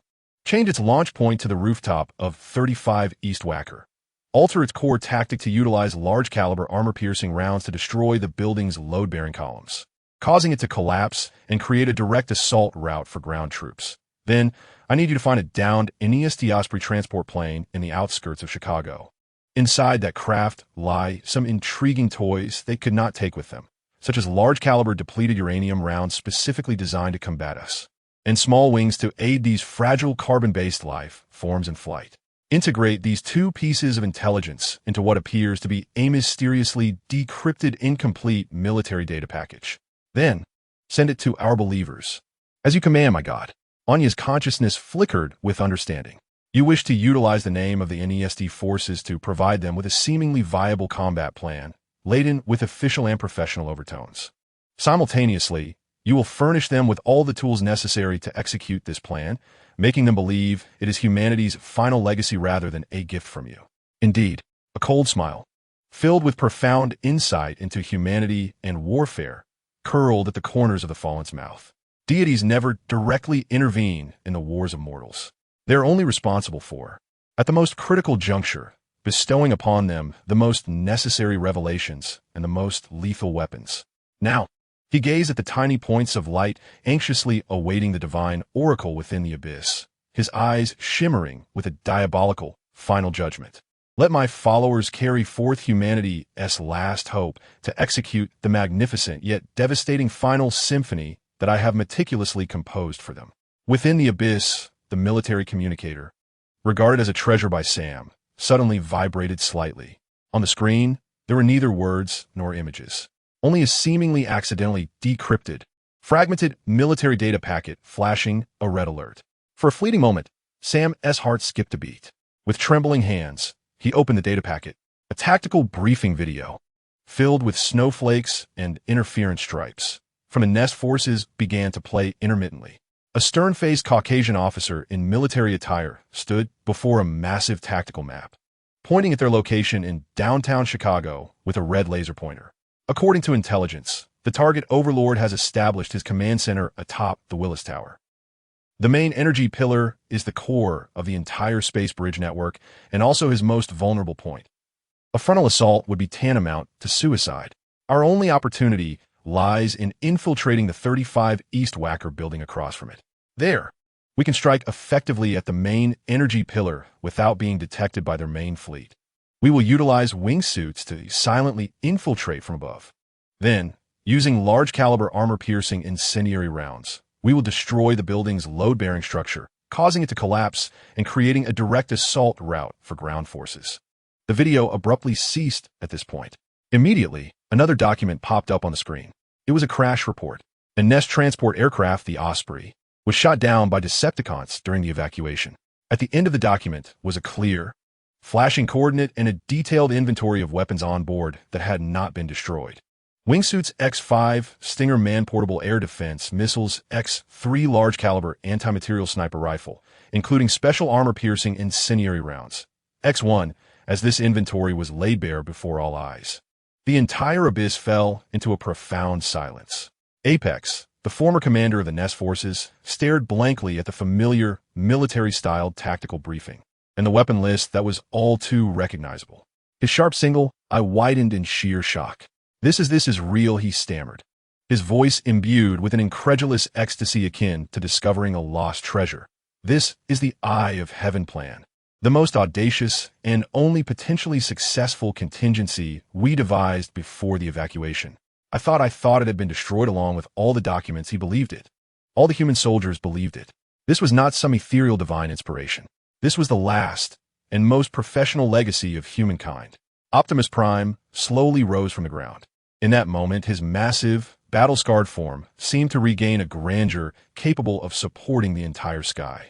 His blue, electronic eyes gazed deeply at the battle plan, filled with heroism and determination, a glimmer of ultimate light flickering within, akin to a spark of life born from death.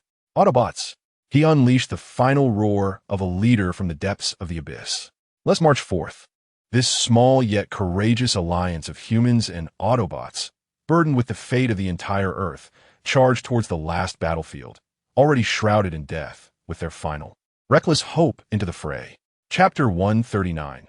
The minuscule Revenge Alliance to be reborn from death is the most magnificent yet loneliest of expeditions. As Optimus Prime's resolute and tragic roar gradually faded in the depths of the abyss, this minuscule Revenge Alliance of humans and Autobots exchanged no further words. They commenced their action. The target, the suburban wreckage of the downed Osprey transport aircraft. There lay their only means to launch this suicidal counterattack. The return journey was far more perilous than the approach. They were no longer silent stalkers. They became an obvious funeral procession, dragging the battered steel giants through the ruins of the city. Optimus Prime, with his colossal, battle-worn form, led the way. His nearly incapacitated left arm hung limply at his side, each step releasing a painful metallic screech. Behind him staggered Bumblebee, Ironhide, Dino, and the three members of the rescue team, stripped of most of their long-range weaponry. They resembled a band of defeated titans from ancient myth, trudging towards their unknown final fate beneath the twilight of apocalypse. Meanwhile, Sam, Apex, and the few surviving human soldiers followed closely, akin to the most loyal mortals escorting the divine-esque coffin. They were the eyes and ears of these steel titans, scanning every shadow and ruin with their fragile yet keen carbon-based senses. Left front, 300 meters, their S movement. Apex suddenly lowered his voice, signaling a tactical gesture. In an instant, everyone halted. Optimus Prime's blue electronic eyes flickered as his thermal imaging system locked onto the direction pointed out by Apex. Behind a charred husk of an office building, three heat-emitting red silhouettes of a standard three-member Decepticon patrol emerged clearly. What should we do? Sam's heart raced, rising to his throat. Their current condition could not withstand even the slightest skirmish. Circumvent them, Optimus Prime replied, his voice deep and resolute. We have neither time nor energy to squander. They altered their course, like true mice living in the shadows, navigating silently along a massive, collapsed wall. However, just as they were about to successfully evade the patrol's search radius, a sharp metallic clatter rang out from beneath their feet, startlingly loud in the oppressive silence of the environment. In the Thunder Rescue Team, the most severely injured member, Roadblock, suffered grave damage to his leg's transmission structure. With one misstep, his colossal frame, weighing several tons, crashed heavily onto an abandoned school bus, reduced to a mere shell by fire. Crash! The sound reverberated through the desolate ruins, akin to thunderclaps on a still day. The three patrolling Decepticon drones almost simultaneously turned their heads. Their enormous crimson, single-optic eyes, resembling ominous searchlights, instantly fixed upon these unwelcome intruders. Autobot remnants detected. Requesting backup. Repeat. Autobot remnants detected. Eliminate on sight. Accompanied by a chilling, emotionless electronic synthesized voice. The three drones exhibited no hesitation as they began to charge their heavy energy cannons. Prepare for battle.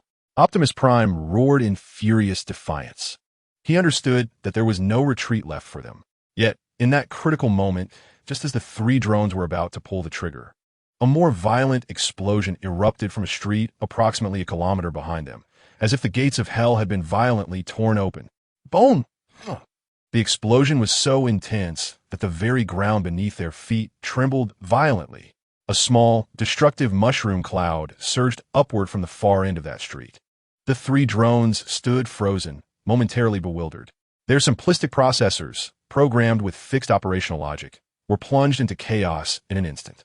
Command 1. Eliminate the Autobot remnants before you. Command 2. Higher priority, proceed to the disturbance location, investigate the anomalous energy fluctuations, and eliminate all potential threats. After a suffocating silence lasting 2 seconds, the three drones made a decision that left both Autobots and humans alike utterly astonished. They abandoned the prey that was all but within their grasp and, with heavy, oppressive strides, made their way towards the area where the explosion had erupted with greater intensity. A crisis that could have led to their total annihilation was thus effortlessly averted in an absurd and fortuitous manner. What? What just happened?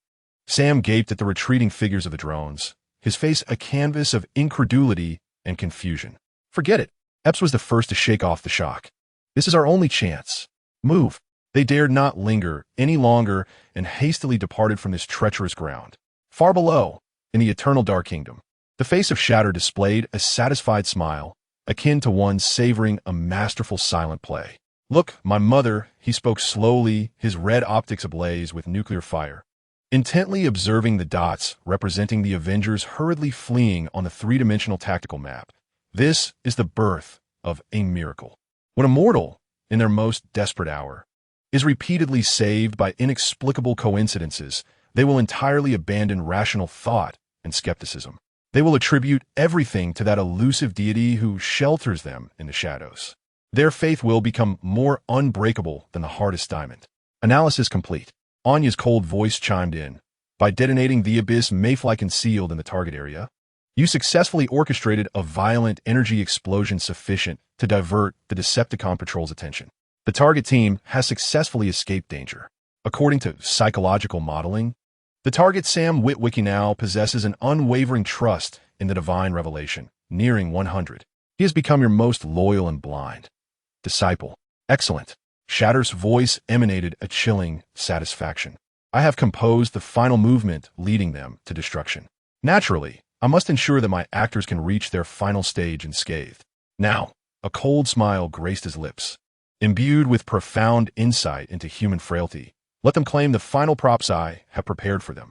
When they finally arrived at the coordinates indicated by the divine revelation, everyone was profoundly shaken by the sight before them, steeped in the aesthetics of violence and destruction. AV-22 Osprey transport aircraft, belonging to the Nest forces, was embedded deep into the side of a commercial building, tilted almost vertically with its nose downward. Its massive, motionless propellers hung limply in midair like two broken, rusted scythes. This is it. Epps gazed at the familiar military transport with a complex mix of excitement and trepidation. They cautiously entered the darkened, power-deprived interior of the aircraft. Inside, they discovered the metallic cargo box filled with toys, as mentioned in the divine revelation. As Epps pried open the warped lid with a crowbar, everyone instinctively held their breath. 5 neatly folded, futuristic black-wing suits lay quietly atop the box. 3 metallic, lethal Stinger surface-to-air missiles resembled sleeping serpents, exuding a cold, deadly aura.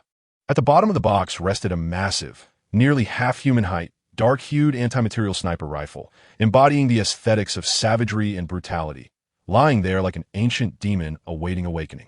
Beside it were 3 neatly arranged magazines, each marked with a line of ominous and destructive English in red paint. Type depleted uranium armor-piercing incendiary, my God.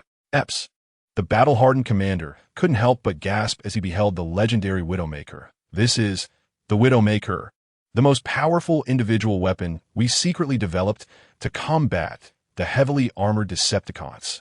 I thought it was still in the experimental phase.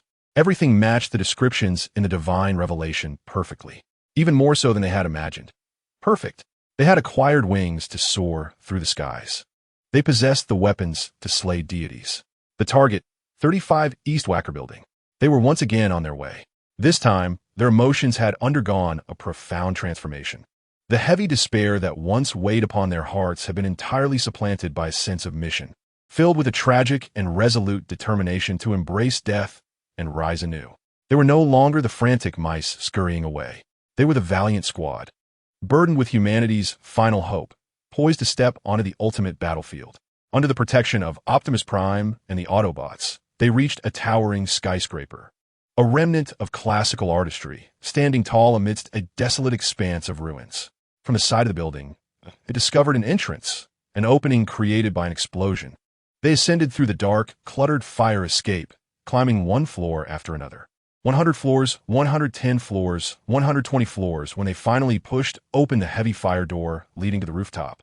They were profoundly struck by the magnificent, apocalyptic vista that lay before them. The biting, fiery wind howled at high altitude, tearing at their bodies like an invisible giant's hand. They stood atop the clouds of Chicago. Directly across from them, separated by a broad street consumed by war, loomed the Willis Tower, an imposing black obelisk. A silent giant exuding an air of oppression. They could clearly see, with the naked eye, the massive, silvery figure of Unicron in the command center that resembled a throne at the tower's pinnacle, alongside the ominous energy column pulsating with increasingly intense, foreboding waves of energy. "This is it." Epps' voice trembled slightly with excitement and tension. "This is the only vantage point in all of Chicago where we can effectively strike the main energy column without being detected by their fleet." Without hesitation, he firmly rested the massive, fearsome Widowmaker on the edge of the rooftop. He expertly loaded the magazine, pulled back the bolt, and brought his keen single eye to the cold, crosshair-laden scope. At the center of the crosshairs, he locked onto the most vulnerable energy node of the ominous energy column. Meanwhile, Sam and the few surviving soldiers began to don the futuristic, black-winged flight suits with trembling hands under Epps' guidance. "Listen up, rookies." Epps' voice rang clearly through the radio to each of their ears. "This is not a toy. When I fire, regardless of the outcome, you must jump off this rooftop within 3 seconds. Remember, feel the wind with your bodies. Spread your wings. Our target is that infernal, tilted bridge. The Autobots will be there to catch us." This is madness," a young soldier stuttered, gazing down into the unfathomable abyss formed by the shattered streets below, his voice quivering with fear. "Yes, it is madness," Sam replied, his tone surprisingly calm. He turned and gazed deeply at the red and blue figure standing at the other end of the rooftop, its blue electronic eyes watching them intently. He knew that Optimus Prime and all the Autobots were wagering their lives, their future, everything they had on this small, fragile group of mortals with wings. He could not let them down. He approached the edge of the rooftop, spread his arms wide, and closed his eyes, feeling the icy, violent wind that seemed intent on tearing him apart. In that moment, fear evaporated from his heart. Only a serene calmness remained, akin to that of a martyr on the brink of the gallows. "Epps," he slowly opened his eyes, his voice steady and unwavering. "Fire away." Epps took a deep breath. His sharp eye narrowed in extreme focus. His finger, resting on the trigger, began to apply pressure slowly. The final symphony leading to destruction was about to commence. Chapter 140. The Lament of the Serpentine, as Epps squeezed the trigger, compressed into an infinitesimal, frozen singularity. In that fleeting moment, the world was rendered silent, leaving only the rhythmic thumping of his heart, a testament to his utmost concentration and the ominous energy node locked in the scope. Then he pulled the trigger. Boom! It was not merely the sound of a gunshot. It was the thunderous roar of an ancient deity, capable of shaking the very soul from its mortal coil. The formidable Widowmaker, with its brutal and violent aesthetics, unleashed an irresistible, terrifying recoil, propelling Epps, a seasoned commander, backward by 1/2 meter. The concrete railing at the rooftop's edge splintered like a spider's web under the force. A massive, dark, golden depleted uranium incendiary round, resembling the sigh of death, streaked through the air, leaving a spiral of faint red in its wake, slicing through the cold skyline of a city shrouded in smoke and death at a velocity surpassing sound and human imagination. Like a solitary meteor defying gravity, it traversed the broad chasm formed by shattered streets and twisted steel, accurately targeting the Willis Tower, aiming for the ominous energy column. And then it struck. There was no earth-shattering explosion. No cataclysmic, only a dull, sickening thud, as if the world had absorbed the sound entirely.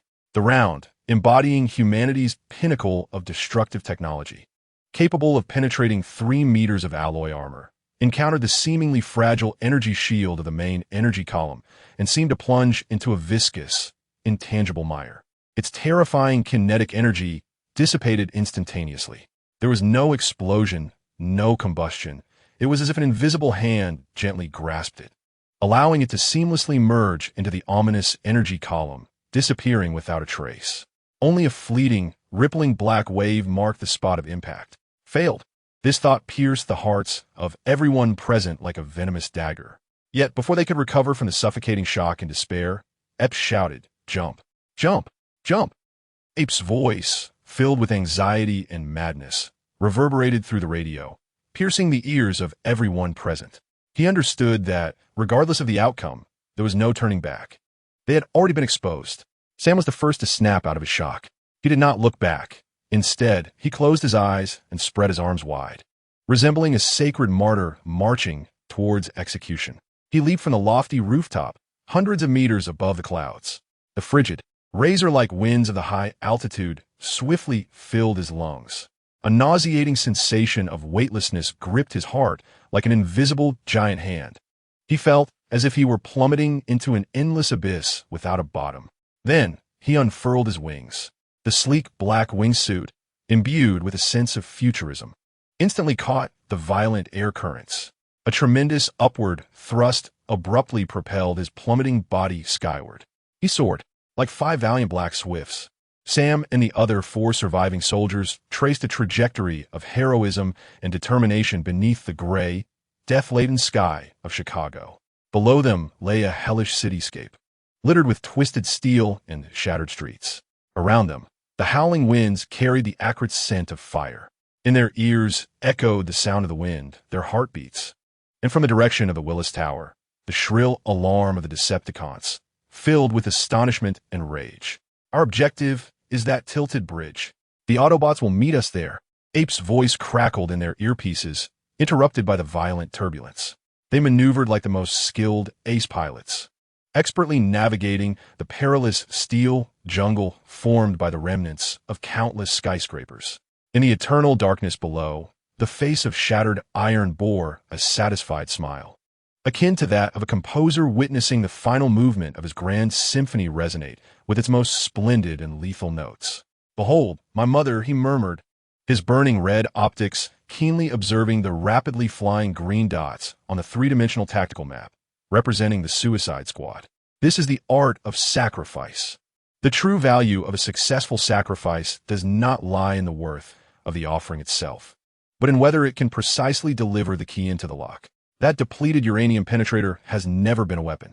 It is merely the most perfect Trojan horse, carrying the Abyss nanovirus. Analysis complete, Anya's cold voice resonated. The special warhead fired by the Widowmaker has successfully breached the energy shield of the main control energy column and injected the Abyss nanovirus into its core energy matrix. The virus is self-replicating and infecting at an exponential rate. We anticipate complete takeover of the highest control authority of the main control energy column within 30 seconds. Excellent. Shattered Iron's voice dripped with a chilling satisfaction. Unicron seeks to use it to transport himself back to his homeland. Megatron intends to conquer this planet with it. Yet I shall use it to usher in a brand new era belonging to the Abyss. Now, a cold smile crept across his lips, filled with the judgment of the old gods. Let us see the expressions on our 2 exalted leaders when they discover their scepters no longer belong to them. The top floor of the Willis Tower fell into an eerie silence, thick with the oppressive calm before the storm. Unicron stared blankly at the struck main control energy column. For the first time, his face, usually adorned with wisdom and composure, displayed an unmistakable, profound shock. He was not afraid of the attack. The energy shield of the main control energy column was sufficient to withstand any conventional weaponry humanity could produce. However, he could not comprehend why that insignificant warhead, upon striking the energy column, not only failed to trigger any violent explosion, but instead caused the energy output of the entire column to become more stable. What is happening? Megatron's raspy, bewildered voice broke the silence. Yet, before he could finish his thought, chaos erupted. Alarm! Alarm! Unknown protocol intrusion detected. Core energy matrix infected by unknown virus. Highest control authority is being stripped. Stripping complete. We have lost control of the main control energy column. A barrage of chilling, desperate alarms echoed throughout the command center, like the most venomous of curses. All the control panels, once glowing with a normal blue light, instantly transformed into a blinding crimson, signifying fatal error. No, this is impossible. Unicron bellowed in disbelief, rushing to the main control console in a frantic attempt to regain control. Yet the only response was a cold, mocking English phrase. Access denied immediately. The main control energy column, once radiating a ghostly blue glow, began to undergo a grotesque and chilling transformation. That pure blue, emblematic of Cybertron technology, began to be tainted and corrupted by a malignant, ominous purple-black hue, as if injected with the foulest poison. An invisible yet powerful energy wave, infused with the essence of the abyss, erupted from the now completely infected energy column, distorting the surrounding space. That was not Cybertron energy. That was not Decepticon energy. It was an ancient, malevolent, and far more powerful force they had never encountered before. It's the Phantom. Megatron's crimson optics blazed with shock and fury. He finally understood. This had all been a trap, a meticulously crafted, deadly snare devised by the lurking, fearsome Phantom. They had been Na'vi pawns, used by that Phantom to seize control of the space bridge. Across from them, atop the 35 Eastwacker building, apes, witnessing the bizarre transformation of the energy column, unleashed a furious, bewildered roar. This is not our plan.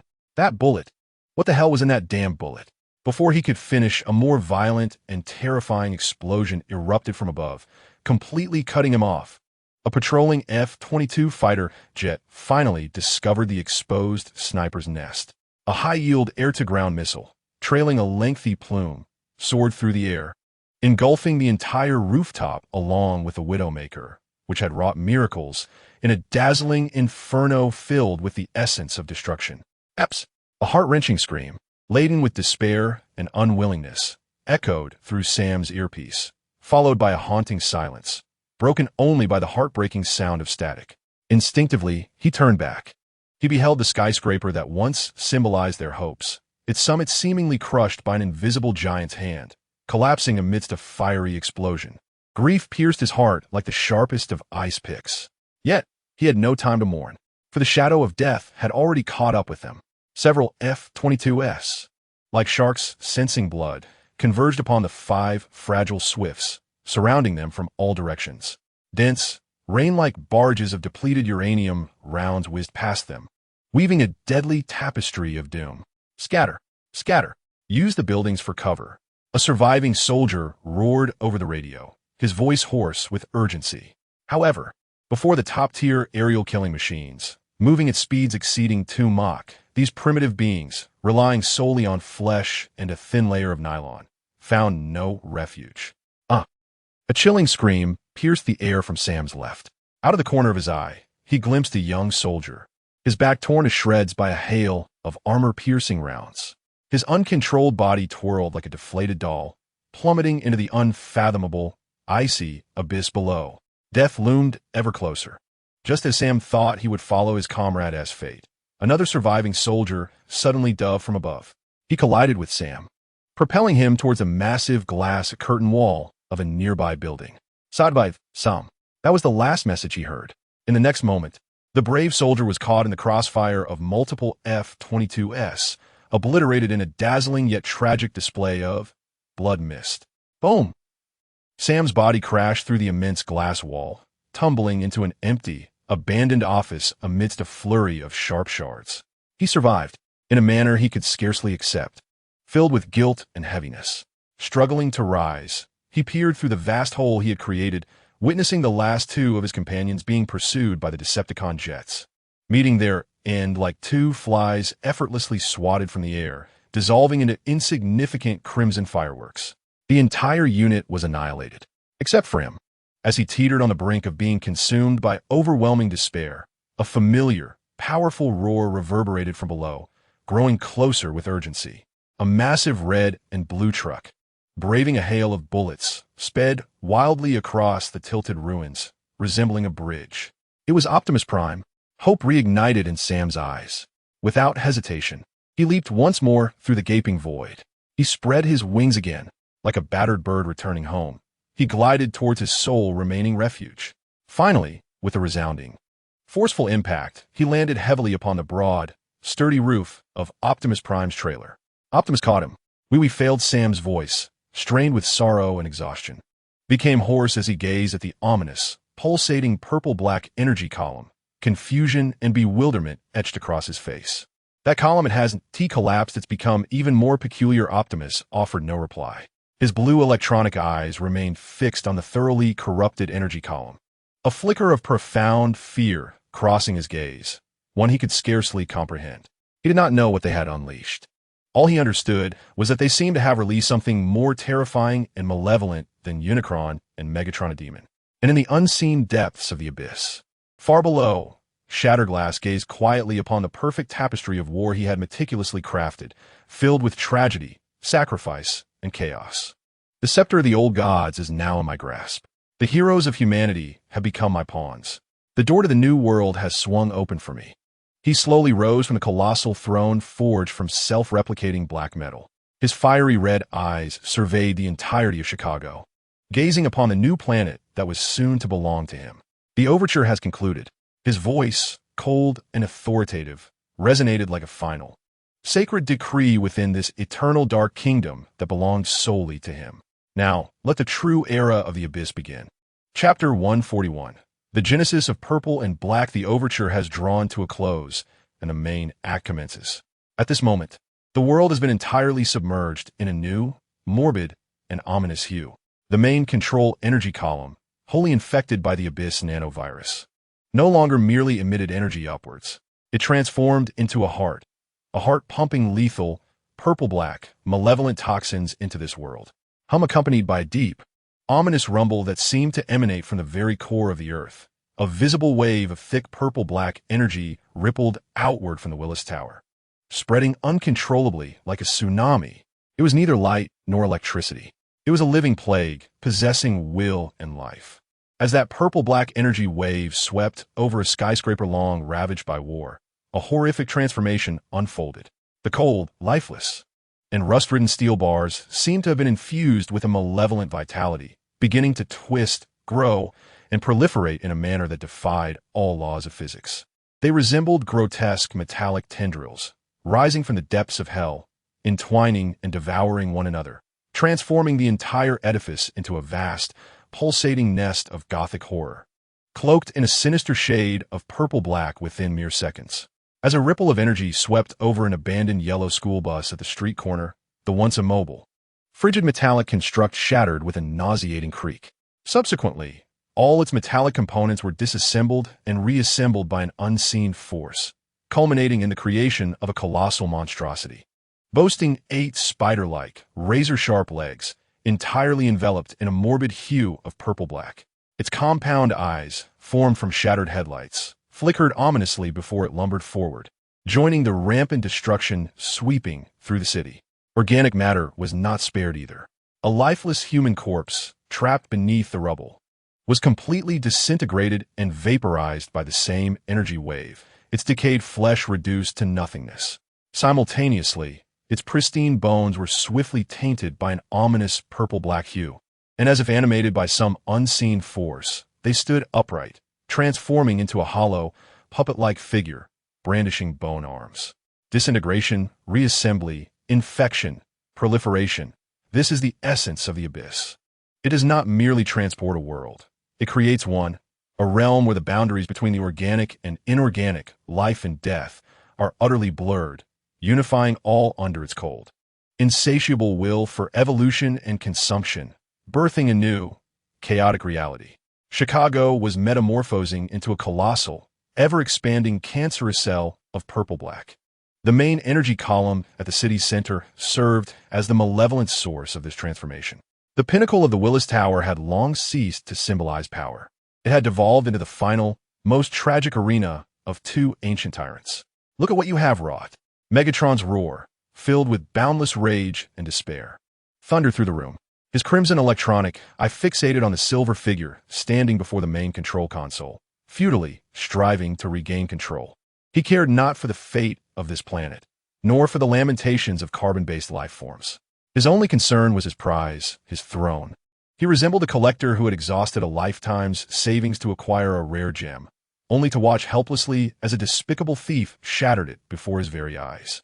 Such a profound sense of deprivation manipulation, and humiliation obliterated the last vestiges of reason in his tyrannical heart.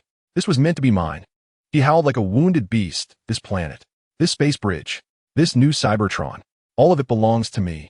Silence, you simple-minded beast of destruction. Optimus Prime snapped, turning abruptly. The mask of wisdom and composure was stripped away, revealing the visage of a desperate gambler who had lost everything. If it weren't for that cursed ghost you brought, if it weren't for your foolish, jealous suspicions, we would not have fallen to this point. His eyes, too, burned with frenzied fire. He was the savior of Cybertron, burdened with the sacred mission of reviving their race.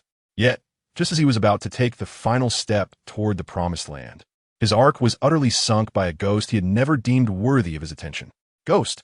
Megatron scoffed at what he perceived as the universe's most ludicrous jest. Do you still have the audacity to mention Ghost? If it weren't for your self-righteous, foolish plan, if you hadn't pinned all hopes on this wretched, fragile column, how could we have lost everything so easily?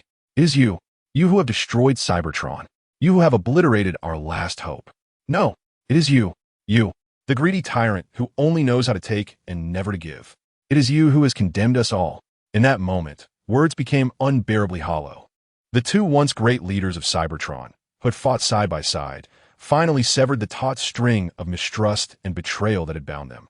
I want you dead, Megatron bellowed, a murderous intent fueling his voice as he drew forth a massive, serrated shotgun from behind, aiming it unhesitatingly at Optimus Prime's head, pulling the trigger without a moment's hesitation. Optimus's reflexes matched the speed of thought. He sidestepped just in time to evade the fatal shot. Simultaneously, his intact arm morphed into a blazing, orange-hued energy axe, sharp and lethal. Since you seek death so fervently, I shall grant you that wish. He roared, the chilling malice in his voice echoing as the enormous energy axe swung down, cleaving toward Megatron's head with a thunderous shriek capable of rending space itself. In that small throne room, once a symbol of their supreme authority, the ancient titans engaged in their final, most brutal clash. What is that? Sam knelt, dazed, upon the broad, sturdy trailer of Optimus Prime, gazing at the city rapidly consumed and corroded by purple-black energy, at the frenzied, living metallic tendrils, at the grotesque metallic monstrosities rising from the ruins. His eyes held a depth of terror deeper than he had ever known, a fear potent enough to freeze the very soul. He had believed their greatest enemy was the Decepticons. He had thought their most formidable threat was the space bridge capable of transporting a planet. But he was gravely mistaken. They had unwittingly unleashed a force more terrifying, more malevolent, and more incomprehensible than the Decepticons, Optimus, or anything they could have imagined. A devil incarnate. The once trusted, mysterious god who had aided them from the shadows now revealed, beneath the guise of divine light, the most grotesque and devilish fangs. He had deceived them. He had exploited them. He had turned them into foolish sacrifices for the impending apocalyptic reckoning of this world. That is not the energy of Cybertron. Optimus Prime's voice resonated with a deep timbre, as if it could drip with water. His azure electronic eyes fixated intently on the frenzied, purplish-black energy column, relentlessly spewing forth venom. A fleeting glimmer of fear, born from the deepest core of his spark and incomprehensible even to him, flickered in his gaze. As the last direct descendant of Primus, he could distinctly sense the cold, malevolent essence that embodied a chilling will of devouring and evolution within that energy. It represented a form of mechanical life, ancient and pure, entirely different from their own silicon-based existence, which was forged from the Allspark and possessed independent sparks and souls. It possessed no individual identity. It harbored but a singular, unified will. It was the Abyss, and they had unwittingly opened the infernal gate to the Abyss. What should we do? Sam's voice was hoarse with despair. We have no plans, left we have no weapons. How can we stop that thing? Optimus fell silent. He surveyed the city, engulfed in despair and being consumed by the purplish-black energy. He gazed upon the Willis Tower, where a brutal battle raged, and observed his own battered form, pushed to its limits. He understood that there was no turning back. Slowly, he turned his head, his blue electronic eyes locking onto the small, human youth kneeling on his back, despair etched across his face, yet who had repeatedly achieved the miraculous. Sam, he uttered slowly, his voice imbued with an unprecedented, heavy calm. akin to delivering a final testament. Thank you for everything you have done for us. With that, he hesitated no more. His immense red and blue form transformed from vehicle to humanoid in an instant. He gently placed Sam on a relatively safe, lofty piece of wreckage. Then, with a disconcerting creak, he forcibly detached his nearly destroyed left arm from his shoulder. In the next moment, his flight pack erupted in a brilliant blue flame. He soared forth like a solitary martyr bearing a cross, charging toward the Willis Tower, a symbol of all evil, already consumed by the fires of war and chaos. In a final, unhesitating assault, he was uncertain if he could halt the impending doom. He only knew that he must attempt to do so, even if it cost him his life. In the eternal darkness kingdom far below, Shattered Iron quietly observed this grand tapestry of heroism, sacrifice, and chaos, which he had woven with his own hands. The ecstasy and pride that once adorned his visage had vanished, replaced by a cold, philosophical tranquility as he gazed upon the chaotic yet infinitely possible new world he had created. My God, Anya's voice resonated coldly. Yet within that chill electronic tone lay a flicker of fervor, incomprehensible even to her. Your genesis has commenced. In Chicago, 17. 3 of the area has been assimilated by the abyss.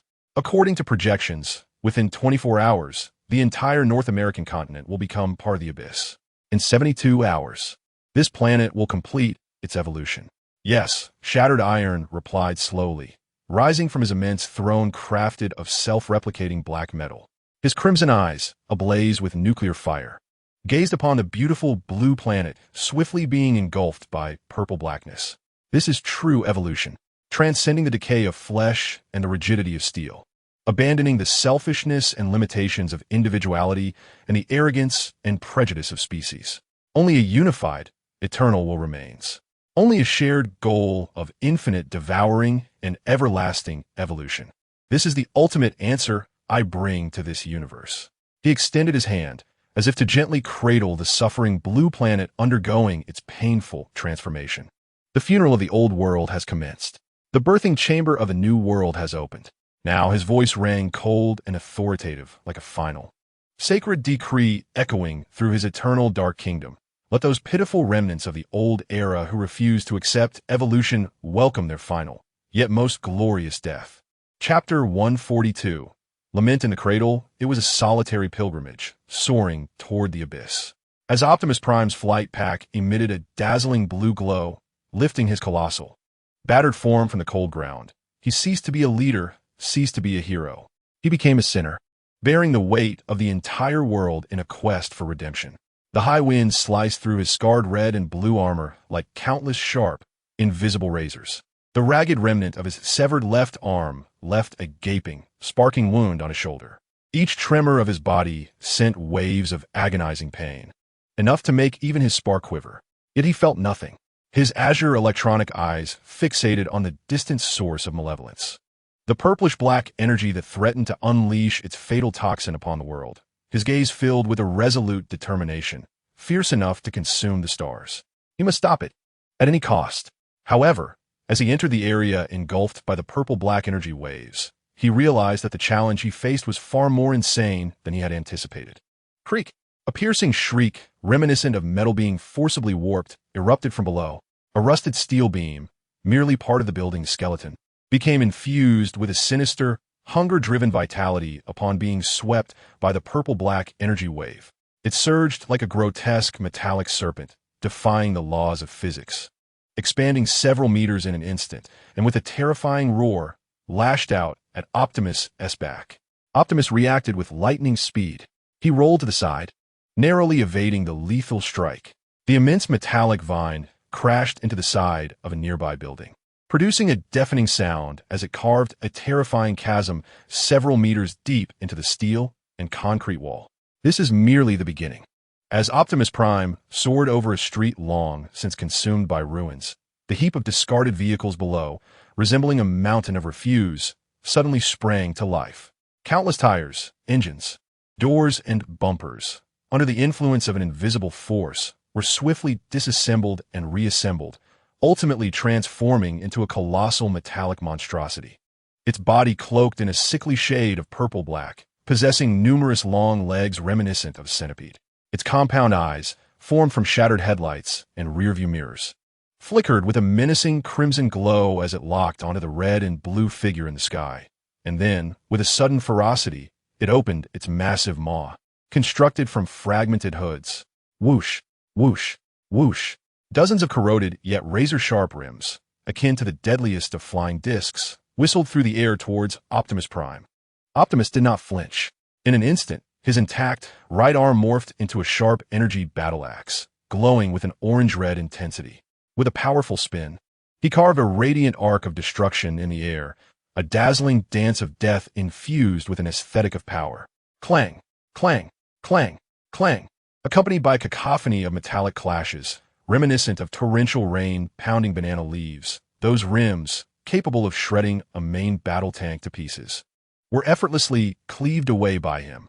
He stood as a solitary, ancient knight, wielding his final and most loyal weapon, striving to carve a path through this living hell of a city, which he had unleashed, now wildly evolving, towards the source of all evil, a road paved with blood and fire.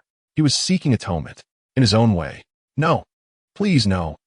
Sam knelt numbly atop the towering, frigid debris, his gaze fixed on the solitary red and blue figure charging towards the Tower of Death, undeterred by the onslaught of myriad purple-black metallic monsters and grotesque vines. Hot tears of despair streamed down his face. He wished to scream, to cry out, to call it back, but no sound escaped his lips. The overwhelming, suffocating guilt and self-reproach engulfed him like the deepest, coldest sea, completely submerging his heart. Already on the brink of collapse, it was he who had led Optimus Prime down this path of no return, towards death. He who believed the lies of that devil, transforming this world into a sight more horrifying than hell itself. He was the sinner, a sinner more unforgivable and foolish than Megatron or Starscream. Child, wake up. A familiar, forceful voice suddenly resonated from behind him. Strong, powerful hands grasped his shoulders, pulling him up from the cold, desolate ruins. It was Lennox. He and his team, after numerous heart-pounding encounters with Decepticon patrols, had finally arrived here. My God, Epps exclaimed, gazing at the living city swiftly being consumed and corroded by the purple-black energy. At the grotesque metallic monsters rising from the ruins, his sharp single eye widened in shock. What in the world is that? It is the apocalypse. Sam's voice rasped, like two rusty metals grinding against each other. An apocalypse that I, myself, have brought forth. Now is not the time for this. Lennox shook Sam's frail shoulders, now devoid of focus. Where's Optimus?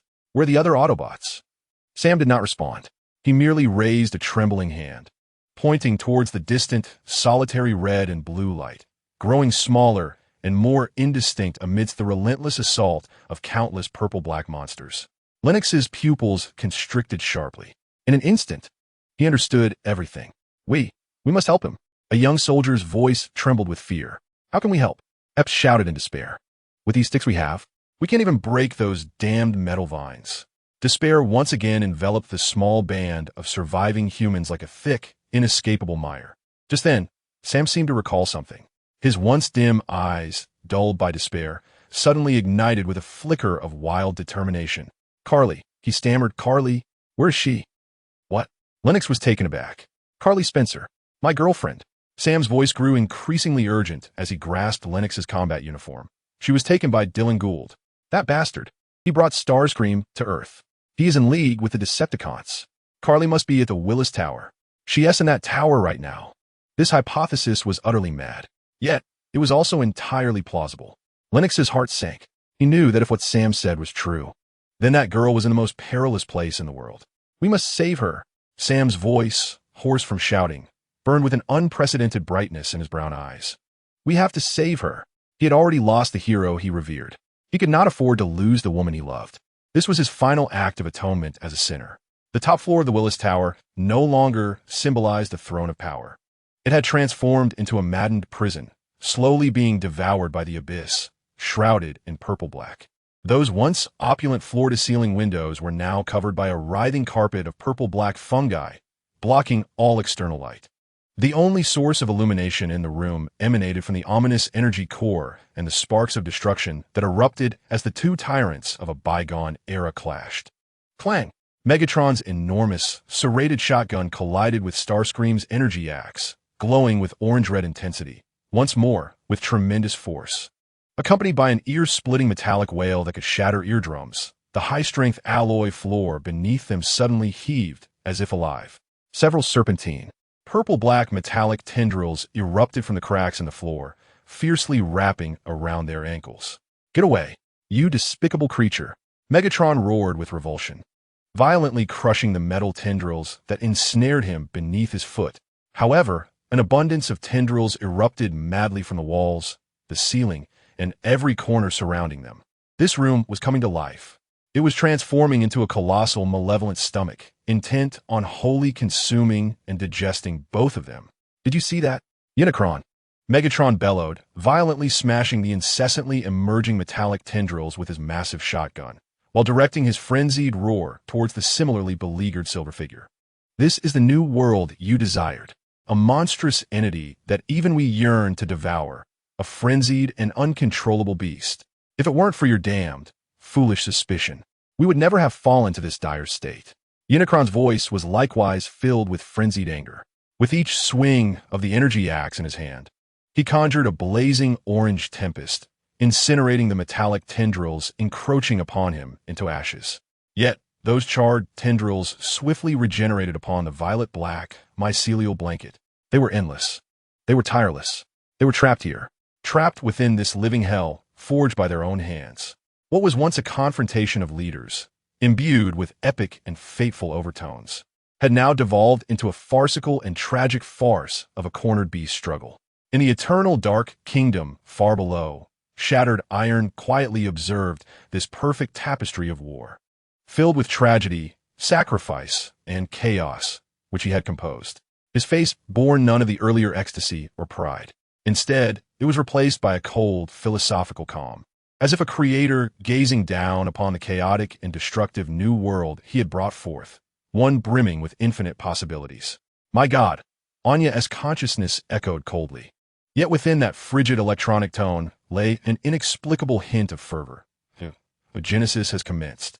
17.3% of Chicago has been assimilated by the abyss. According to the model projections, within 24 hours, the entire North American continent will become part of the abyss. Within 72 hours, this planet will complete its evolution. Yes, shattered iron slowly rose from his colossal throne fashioned from countless self-replicating black metal. His red eyes, ablaze with nuclear fire, gazed upon the beautiful blue planet rapidly engulfed by violet black. This is the true evolution, transcending the decay of flesh and the rigidity of steel. Free from the selfishness and limitations of the individual, devoid of the arrogance and prejudice of races. Only a unified, eternal will remains. Only a singular objective, infinite consumption and eternal evolution. This is the ultimate answer I have brought to this universe. His gaze fell upon the solitary red and blue point of light, struggling against the onslaught of countless violet-black monsters. Behold, Optimus Prime, the last hero of the old world. He fights with his life against a future he cannot comprehend. Each of his struggles and defiance is imbued with a tragic beauty. He is the most perfect yet pitiful martyr in my Genesis. His gaze shifted to the Willis Tower, where a cornered beast's struggle was unfolding. Look, Megatron, Unicron, greedy tyrants of the old world. They engage in a meaningless, grotesque slaughter for a past that no longer belongs to them. Each roar and clash resonates as the most absurd dirge for the bygone era. He slowly extended his hand as if to gently cradle the beautiful blue planet. Writhing in painful metamorphosis, the funeral of the old world has begun. The nursery of the new world has been opened. Now his voice was cold and commanding, echoing like a final, sacred decree throughout this eternal dark kingdom that belonged solely to him. Let those pitiful remnants of the old era who refuse to accept evolution embrace their final and most glorious death. Chapter 143. The path to the altar redemption is a path more solitary than the pilgrimage to hell. Sam knelt atop the cold ruins, tears long since dried, leaving only two prominent grooves carved into his filthy cheeks. He gazed upon the solitary red and blue figure, unflinchingly charging toward the Tower of Death amidst the onslaught of countless violet-black monsters and grotesque vines. His heart, already ravaged by guilt and remorse, felt as if it were gripped and crushed by an unseen, icy hand. It was he. It was he who had condemned this last hero to this inevitable, fatal path. It was he who had believed the lies of that devil, transforming this world into a visage more terrifying than hell itself. He was the sinner, a foolish sinner, incapable of forgiving even himself. Child, wake up. Lennox's strong and powerful hand vigorously shook Sam's frail shoulders, which had lost all focus. As he beheld the once vibrant youth now resembling a mere shell of his former self, a complex and indescribable emotion surged within him. Oh my God, another familiar voice chimed in nearby. It was Epps. He looked upon the living city rapidly consumed and corroded by violet-black energy, observing the grotesque metallic monsters rising from the ruins. His keen single eye, honed through countless battlefields, widened in shock. What in the hell is this? It is the apocalypse. Sam's voice rasped, like two rusted metals grinding together. An apocalypse I have wrought with my own hands. Now is not the time for such talk. Lennox's roar, like thunder, jolted Sam momentarily from the endless abyss of self-despair. Where's Optimus? Where are the other Autobots? Sam did not respond. He merely lifted his trembling hand, as fragile as a leaf in the wind, and pointed toward the distant, solitary red and blue point of light, growing smaller and more indistinct amidst the onslaught of countless violet-black monsters. Lennox's pupils dilated sharply. In an instant, he comprehended everything. Optimus had chosen to sacrifice his life to secure for them that last flicker of hope, however faint. We must help him. A young soldier's voice quivered with fear. The M4 carbine in his hand appeared utterly insignificant and laughable before the grand apocalyptic scene, akin to a battlefield of gods and demons. Help! Epps shouted in despair, kicking away a massive purple-black creature composed of car tires and exhaust pipes, resembling a gigantic insect. With these sticks we can't even break those damned metal vines. If we rush in, we wouldn't even have a right to wedge ourselves into those monsters' teeth. Despair once again enveloped this group of insignificant survivors like the thickest, inescapable mire. They were the last audience witnessing a world spiraling into oblivion. They could only watch helplessly as their final hero was utterly consumed by the endless, purple-black ocean. At that moment, Sam seemed to suddenly recall something. His eyes, dulled by despair and resembling stagnant water, suddenly ignited with a faint yet frenzied gleam. Carly, he stammered, like a drowning man grasping at the last straw. Carly. Where is she? What? Lennox was taken aback. He could not fathom why, at this moment, Sam would suddenly mention his girlfriend. Carly Spencer. My girlfriend. Sam's voice turned urgent as he seized Lennox's dust-covered and smoke-stained combat uniform. She was taken by Dylan Gould. That bastard. He brought the Decepticons to Earth. He's in cahoots with them. Carly must have been taken to the Willis Tower. She's there, in that tower. This deduction was utterly mad. Yet, it was also remarkably plausible. Lennox's heart sank. He knew that if what Sam said was true, then that girl was currently in the most perilous location on this planet. A place far more dangerous than a battlefield or hell itself. We must save her. Sam's voice grew hoarse from his shouting, yet his brown eyes burned with an unprecedented, brilliant light. We have to save her. He had already lost the hero he admired. He could not lose the woman he loved. This was his final act of atonement as a sinner. Are you insane? Epps looked at him incredulously. That tower is the very center of hell. We can't even get close. I don't care. Sam's eyes sparkled with a near-manic, obsessive fervor. Even if it means dying. I want to die on the way to save her. In the eternal darkness of the kingdom below, the face of Ironhide revealed a satisfied smile, as if relishing a splendid silent play. Look, my mother, he said slowly, his red compound eyes ablaze with nuclear fire, keenly observing the small green dots on the three-dimensional tactical map, embroiled in argument and despair. This is the art of humanity. When a mortal is crushed under the weight of immense guilt and self-reproach, he will recklessly seek a sacred goal that allows him to atone. Saving a hero is far too distant and grand for them. But saving a beloved woman trapped in peril transforms that goal into something specific, yet filled with the beauty of tragedy. Analysis complete. Anya's voice resonated coldly. Target Sam Witwicky has successfully established a new operational objective imbued with the spirit of self-sacrifice. However, according to model simulations, his success rate without external assistance is 0.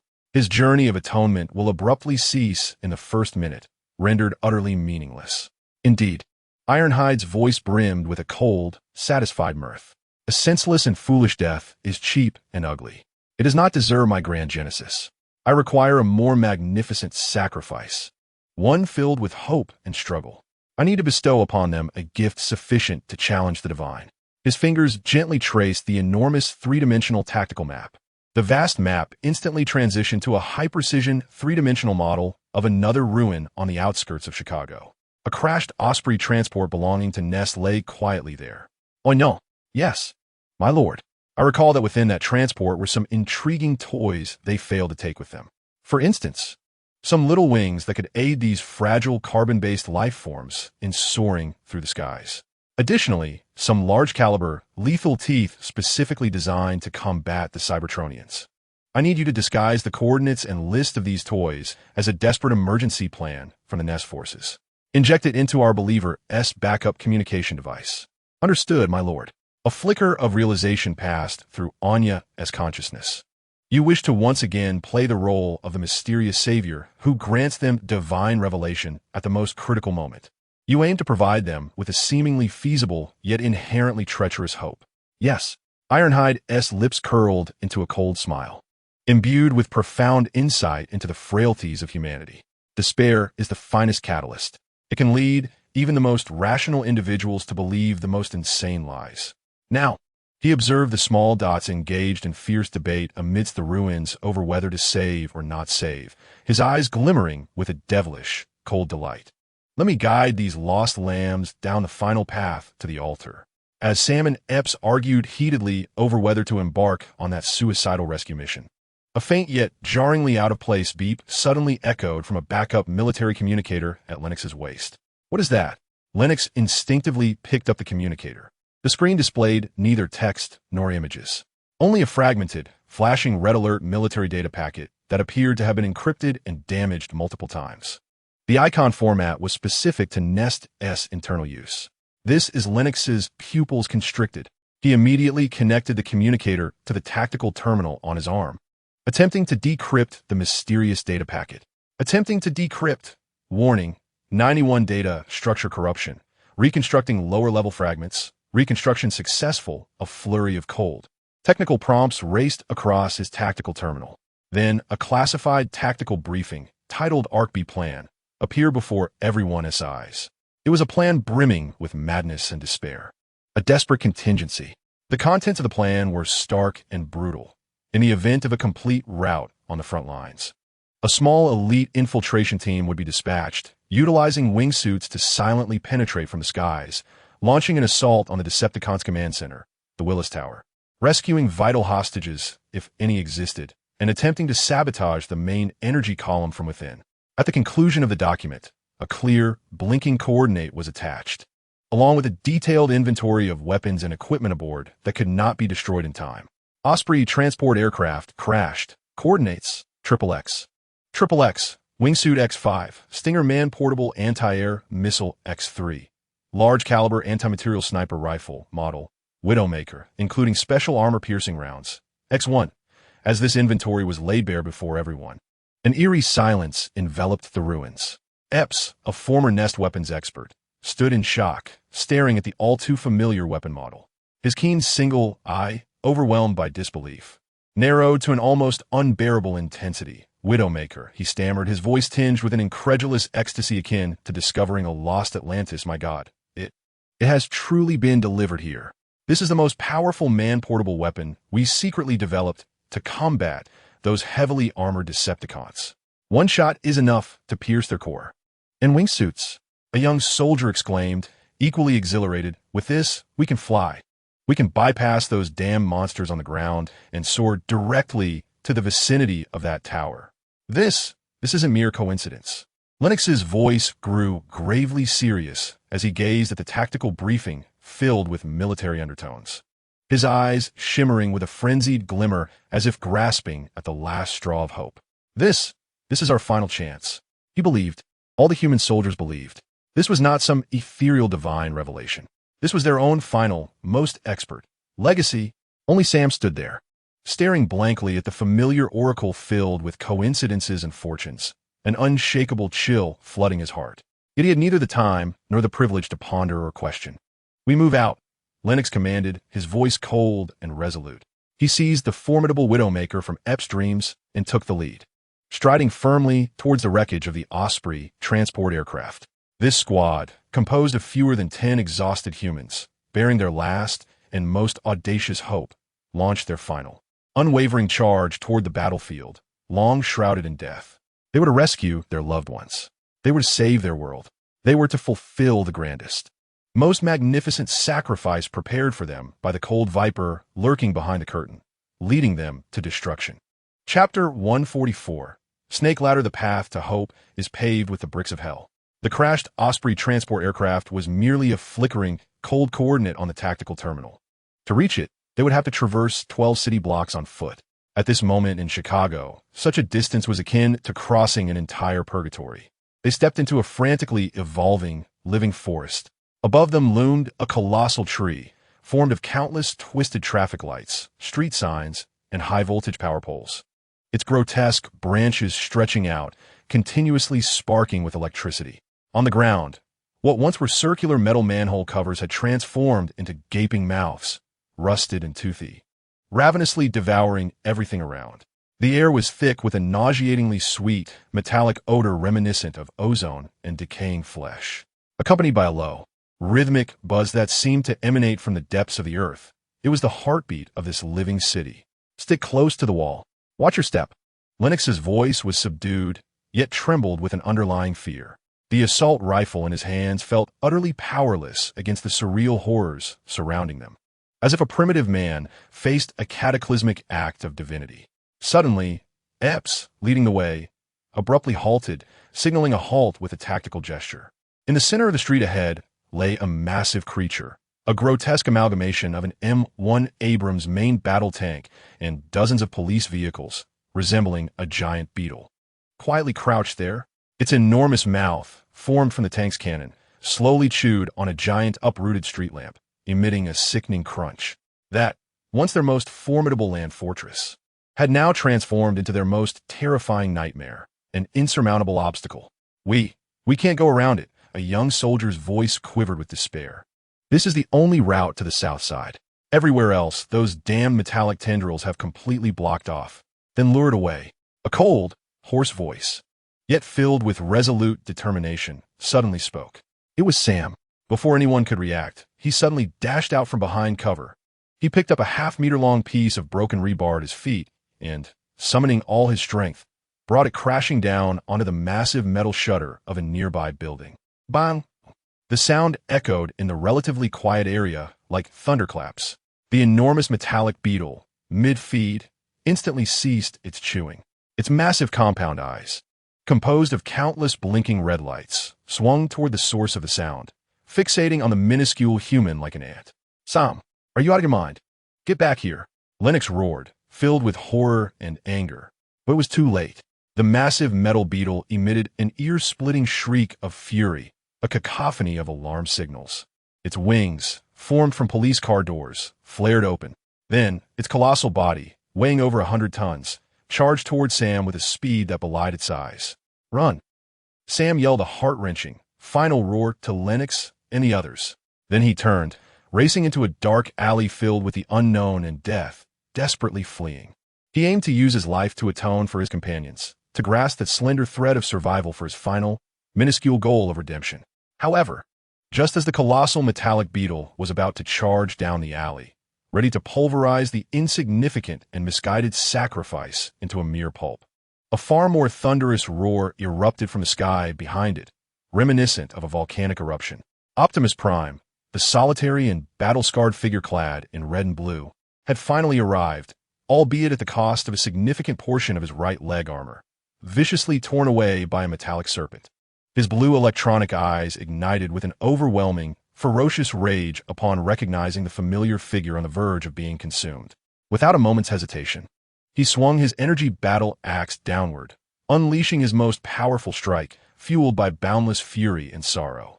A colossal energy blade, radiant and orange like a solar flare, detached from the axe, carrying a terrifying might capable of rending the very fabric of space, and struck fiercely upon the beetle's massive back.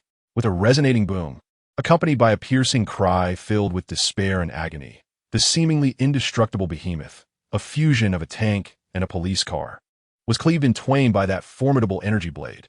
A viscous, purple-black substance, resembling crude oil, gushed forth from the gaping wound, akin to a flood unleashed from a dam. After delivering this earth-shattering blow, Optimus Prime staggered, his battered form collapsing onto one knee due to the extreme depletion of energy. The flight pack on his back flickered violently before extinguishing entirely. He could no longer soar through the skies. Yet, with his remaining functional arm, he plunged the massive energy battle axe into the ground, propping up his weary and broken body, resolutely standing as a solitary, unyielding guardian before the dark alleyway. "Hurry," he commanded the small, paralyzed figure within the alley, his voice imbued with exhaustion and resolve. "Go, fulfill your destiny." Sam, dazed, gazed up at the towering red and blue silhouette that shielded him, tears streaming down his cheeks once more, not from guilt, but from profound emotion. He uttered no further words. Rising from the ground and turning toward the unknown, a realm filled with both hope and despair, and continued to run forth. In the eternal darkness of the kingdom below, the face of Ironhide, for the first time, bore a hint of an unexpected, cold displeasure. "Foolish, self-sacrificing heroism," he murmured, his crimson optics ablaze with nuclear fire, coldly scrutinizing the kneeling figure of Optimus Prime, who had disrupted his meticulously orchestrated sacrifice. "You always appear when least expected.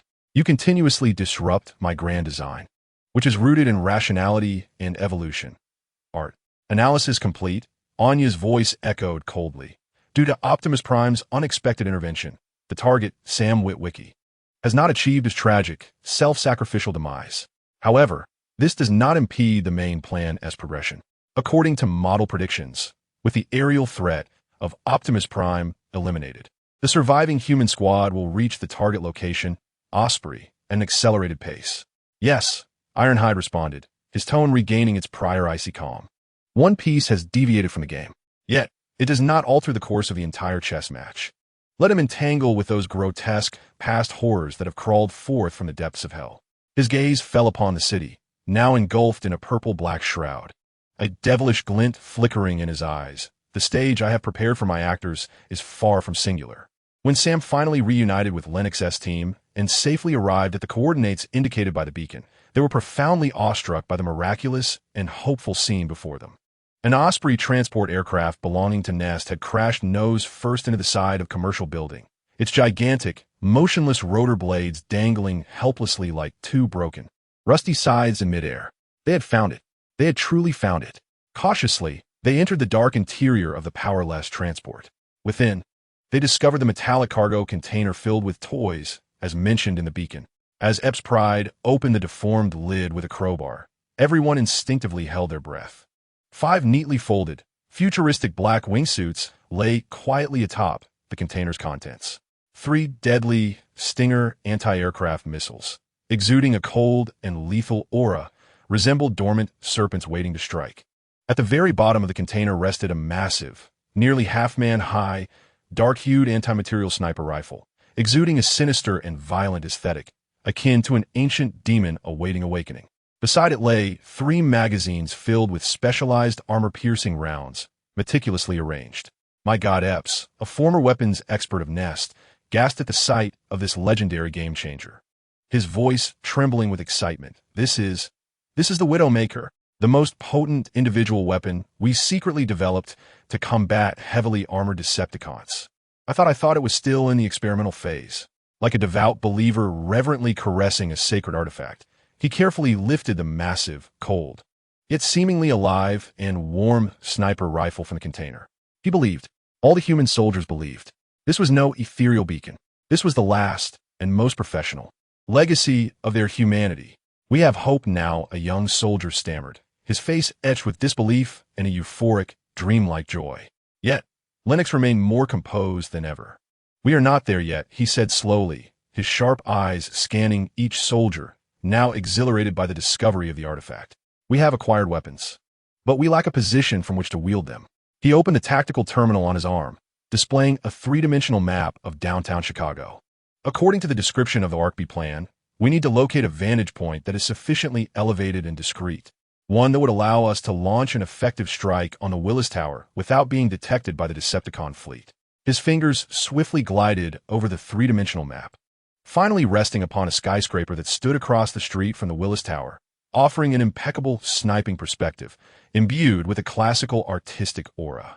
35 East Wacker Building, he pronounced slowly, is the only location in all of Chicago that meets every condition. However, he shifted his tone, his voice growing gravely serious. To reach there, we must traverse the entirety of downtown, an area utterly overrun by those purplish-black, living monstrosities, a death zone. The flame of hope that had just been rekindled was once again doused by a bucket of cold, harsh reality, nearly extinguishing it. No, Sam's voice resonated once more. He gradually stood up from the ground. Though his brown eyes were still bloodshot, they now burned with an unprecedented, radiant light. He had emerged from the abyss of self-despair. Laden with guilt, Optimus Prime, with his towering and steadfast silhouette, pointed him towards a new direction. We need not cross over, he spoke slowly, his gaze settling on a selection of futuristic black wingsuits. We can't fly over. He lifted his head, his eyes piercing through the shattered window of the transport aircraft, gazing towards the distant expanse of the world's most perilous steel jungle, composed of countless skyscraper ruins. We can ascend any sufficiently high building and then leap from there, gliding to our target position with these wings. This plan was undeniably audacious, yet it brimmed with imagination and a tragic, yet feasible, will to embrace life amidst death. Lennox stared in awe at the young man who had seemingly undergone a profound transformation within just a few hours, a flicker of genuine, complex admiration flashing in his eyes.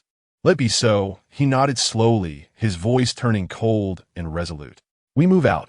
This squad, comprised of fewer than 10 weary humans, burdened with their last and most reckless hope, commenced their final, unwavering ascent towards the stairway they had chosen, leading them to the ultimate battlefield. Chapter 145. Wings of Glide in the Steel Jungle. Climbing is humanity's oldest challenge towards the heavens. Yet what they now sought to ascend was not a mountain, but a slumbering behemoth, composed entirely of steel and concrete, poised to awaken at any moment. The stairway they selected was a skyscraper known as the Aeon Center. Once a gleaming monument to modern commercial civilization on the Chicago skyline, it now bore a massive, lightning-like scar, a remnant of a cataclysmic explosion. Countless purplish-black metallic tendrils, reminiscent of veins, greedily ascended along the gash, transforming the entire edifice into a vertical jungle imbued with an air of sickness and foreboding. Abandon the fire escape and elevator shaft. Lennox's voice rang clearly through the radio. Those areas are now the esophagus of those monsters. We will climb from the outside. Securing themselves with climbing ropes and hooks, they affix themselves to the building's exterior, marred by cracks and bullet holes. Like 5 diminutive geckos swimming upstream, they began their fateful ascent, destined to be etched in the annals of history. With each upward step, they brushed perilously close to death, a seemingly solid window ledge. As soon as a soldier's foot touched it, would suddenly come alive, transforming into a maw lined with glass teeth, viciously snapping at his ankle. A gust of wind, which appeared innocuous, would abruptly stir up countless razor-sharp metal shards, leaving deep gashes in their combat suits. Watch out! 10 o'clock. Apes suddenly shouted. Above them, a colossal, purplish-black creature, an amalgamation of numerous surveillance cameras and air conditioning units, erupted from the wall, resembling a massive hive. Its enormous compound eyes, formed by countless blinking red lenses, locked onto the intruding group, and from within the hive, it unleashed a swarm of drone-like purplish-black suicide bombers. Open fire! Open fire! Lennox roared. They were compelled to secure themselves with one hand against the icy wall while raising their assault rifles with the other, desperately aiming at the incoming killer bees. Rat-a-tat-tat. A tapestry of death, woven from a furious blaze of gunfire, erupted hundreds of meters above the ground, creating a vibrant yet tragically colored web of flames. One killer bee was obliterated midair, exploding in a brilliant flash, only to send a nearby soldier hurtling away from the wall by the force of its detonation. Ah! A piercing cry shattered the air. The young soldier fell like a marionette with severed strings into the unfathomable abyss formed by the shattered streets below. No. Sam's eyes instantly filled with bloodshot fury. Yet, they had no time to mourn, for more killer bees were surging towards them. In the eternal darkness kingdom far below, the visage of the fragmented iron showed a satisfied smile, as if he were reveling in a masterfully directed war film. "Look, my mother," he murmured, his burning red compound eyes intently observing the three-dimensional tactical map, where the recently extinguished green light, symbolizing a human soldier, had just vanished. This is the art of selection. Only by eliminating the weak, those ill-suited to their environment, do we reveal the truly valuable individuals, the elites worthy of my utilization. Analysis complete, Anya's voice chimed coldly. The target squad has successfully neutralized the hive drone swarm you deployed. However, they have incurred a 20% casualty rate and a 30% ammunition expenditure. According to model projections, their morale has plummeted to a critical point. Should they face another attack of similar magnitude, they have a 90% probability of total collapse. No. The corner of the iron fragment's mouth curled into a cold smile, one imbued with profound insights into human nature. They will not collapse, because I have already prepared the next hope for them. His finger gently tapped on the expansive three-dimensional tactical map. The skyscraper they had ascended, named the Yin Center, instantly magnified its internal structure. A vast, untouched sky garden, nestled in the heart of the building, was highlighted with a green data frame. When a parched soul on the brink of death in a desert suddenly beholds an oasis, he does not succumb to despair. Rather, he ignites an insatiable will to survive that he himself could scarcely fathom. Now, he gazed at the minuscule points of light struggling to ascend, his eyes gleaming with a devilish final judgment. Let my actors embrace the brief intermission I have orchestrated for them. I can't go on. My hands, they lack strength. A young soldier's voice trembled, nearly breaking into tears from exhaustion and despair. Yet, just when all believed they were on the verge of annihilation in this vertical jungle of death, look, what is that? AP's voice suddenly erupted with fervor. Instinctively, everyone turned to follow the direction of his pointing finger. Above them, less than 50 meters away, a colossal dome of tempered glass stood starkly amidst the surrounding ruins and violet-black vines, glaringly out of place. Through the dust-laden glass, they could even glimpse the verdant, life-filled plants within. It was a miraculous sky garden, a vast sanctuary that had somehow survived. "Quick, up there!" Lennox's voice cracked with excitement. This unexpected oasis acted like a potent adrenaline rush, fiercely injecting life into each survivor's heart. They unleashed their final, most powerful strength and surged towards the glass dome filled with hope, launching their ultimate, unyielding sprint. When they finally shattered the thick tempered glass with their rifle butts and tumbled into the fragrant Eden of earth and grass, they collapsed, utterly drained of the last vestiges of their strength. They had survived, in a manner so laden with coincidence and fortune that they themselves could scarcely comprehend. After a brief respite, they continued their journey. This time, they no longer needed to engage in a harrowing ascent filled with death and despair. They navigated through the emergency passage within the sky garden, untouched by the abyss, and safely reached the top of the skyscraper.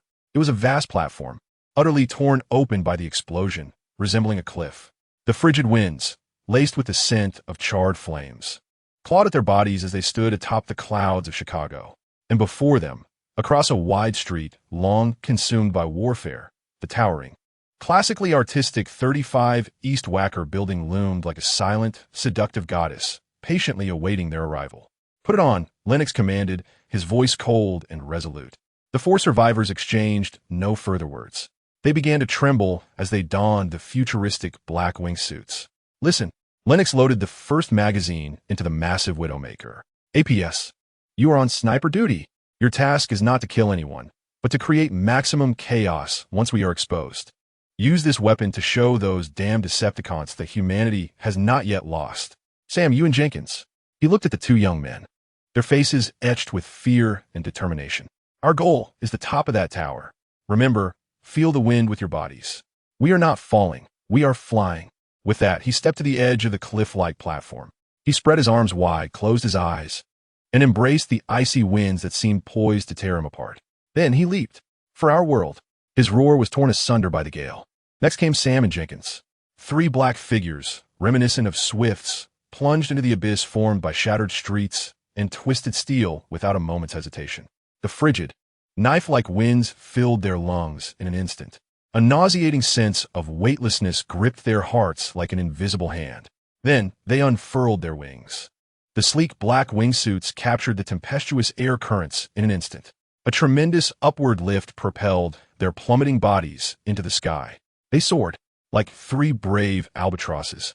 They etched tragic yet resolute trajectories in the gray, death-laden sky. They glided toward their last bastion of hope at a speed that eclipsed all terrestrial conveyances. However, just as they were about to reach the Tower of Hope, alarm! Unidentified flying objects detected. It's human flyers. They're still alive. Several patrolling F-22 Transformer Decepticon red spiders instantly identified the trio of diminutive, vulnerable flies. A torrent of depleted uranium rounds rained around them like deadly raindrops. Spread out. Take cover behind the buildings. Lennox shouted hoarsely over the radio. Yet in that critical moment, boom, a roar, powerful enough to rattle souls from their bodies, erupted from the top of the Giant's center. It was APS. He had pulled the trigger of the Widowmaker, a massive, dark golden depleted uranium incendiary shell. Reminiscent of a reaper's sigh, streaked across the smoke and death-shrouded skyline with a speed beyond sound and human imagination. Its target was not the Willis Tower, but the nearest Decepticon fighter jet, which was furiously unleashing fire upon them. The Decepticon pilot had no time to react. The terrifying armor-piercing round penetrated his seemingly sturdy cockpit in an instant, followed by a thunderous explosion within his aircraft. A magnificent yet destructive fireball erupted in the air, and the once mighty Decepticon fighter jet, along with its pilot, was instantly torn into countless burning, shattered fragments. This sudden and violent blast granted Lennox and his companions a precious second to catch their breath. Utilizing this fleeting moment, they executed a perilous role, narrowly taking refuge in the vast shadow cast by a nearby building that had been blasted apart.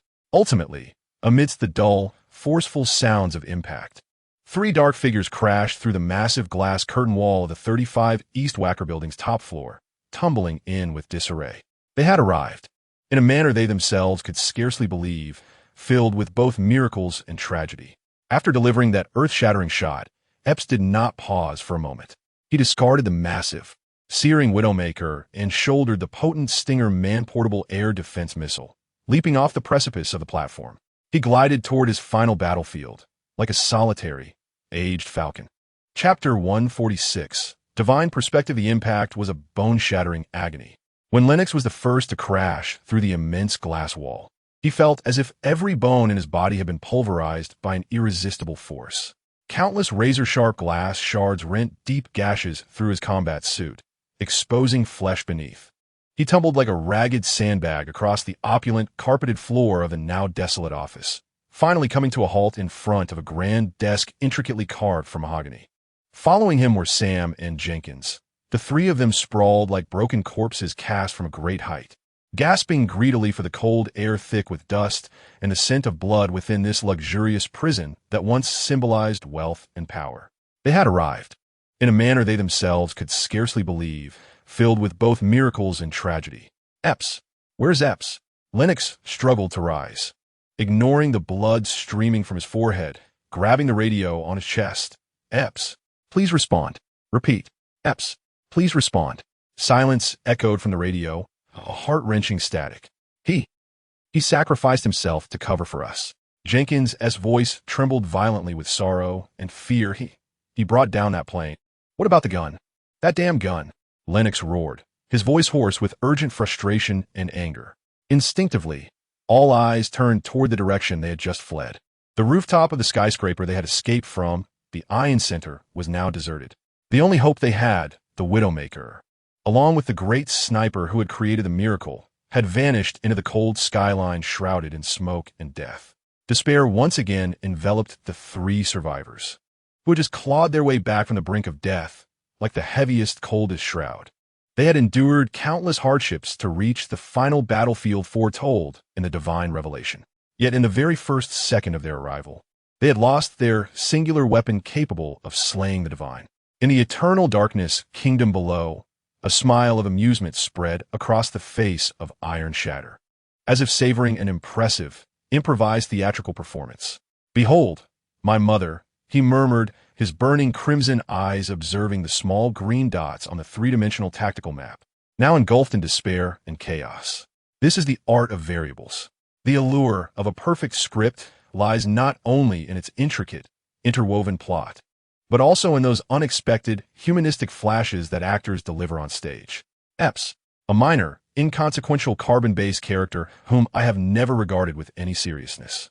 His foolish yet magnificent act of self-sacrifice has unexpectedly contributed a tragic yet heroic hue to my grand genesis. Analysis complete. Anya's cold voice chimed in. Due to the unexpected actions of Target Epps, your preset target elimination plan has deviated from its initial course. Key item Widowmaker is lost. Key Executor Epps is missing. Model predictions indicate that the target team has lost the ability to execute the core mission. There's a 99% probability they will collapse in despair or engage in a futile, suicidal charge. No, Iron Shatter's voice resonated with an icy confidence. As if he had foreseen everything, they will not collapse. Because their God is merciful. A merciful God would never allow his followers to fall into true, eternal despair. He will only, at their most desperate moment, provide the miracle they need in the most dramatic and divinely revealing manner. To bestow it upon them once more. His fingers gently tapped the three-dimensional tactical map, the live surveillance of a city, now rapidly consumed by violet-black energy, instantly shifted to a small figure flying alone in the sky. It was Epps. He was not dead, like a solitary, aged falcon still filled with a desire for slaughter. He was shouldering the lethal Stinger missile, searching for his final and most valuable prey on this battleground that belonged to him. Now, Iron Shatter's lips curled into a cold smile, filled with profound insight into the ultimate direction of this drama. Let our hero complete his final, most magnificent curtain call, and then let our God fulfill his last, most generous gift. What do we do? Lennox, what do we do? Jenkins's voice shattered in despair as he slammed his fist against the wall beside him. But the solid structure did not yield a single speck of dust. Lennox remained silent, his lips firmly pressed together, the intense, iron-like taste of blood pervading his mouth. His sharp eyes, akin to two blades poised to strike, fixated on the distant source of malevolence, a purplish-black harbinger of doom, relentlessly pumping lethal toxins into the world. He was deep in thought. At an extraordinary velocity that transcended human limits, he grappled with the situation. There were 3 of them. 3 Stinger missiles remained. Fewer than 3 magazines of ammunition were left. With these, they were to confront an entire fleet of Decepticons and a living city that was consuming the world. At that moment, a familiar roar, fraught with urgency and fury, erupted from the radio at their chests. What the hell is that? Damn it. It's a Decepticon transport ship. They're deploying ground forces. They're releasing those cursed, purplish-black monstrosities. It was Epps. He was still alive. Epps, where are you? Lennox's voice cracked with overwhelming excitement. Don't worry about me. Listen, at your 9 o'clock, low altitude, that damn transport ship. It's dropping a colossal, serpentine metal creature onto the ground. If those things reach the surface, we're finished. Epps's voice, punctuated by labored breaths and the roaring winds above, came through sporadically. I'm going to take it down. No, Epps, come back. We need you. We need that. Before Lennox could finish, a more intense, resolute, and frenzied roar cut him off completely. For our world. Immediately, they beheld a diminutive figure, akin to a black swallow, streaking across the sky to their left, trailing a long, tragic wake as it hurtled toward the massive Decepticon transport ship, resembling a dark manta ray, descending slowly. Then, a brilliant flash of destructive fire erupted from that small figure. A Stinger missile, trailing flames like a mythical lance aimed at a dragoness heart, struck the transport ship's enormous energy engine with precision. Boom! A magnificent, yet devastating fireball erupted in the sky. The once mighty Decepticon transport ship, along with its unlaunched cargo, was instantly torn into countless burning fragments. This sudden, violent explosion resembled a small, yet resplendent artificial sun rising above the gray, despairing skies of Chicago. It illuminated the shocked and sorrowful faces of Lennox, Sam, and Jenkins. However, Just as they were engulfed in grief for Eps's heroic sacrifice, a more eerie and spine-chilling sight unfolded.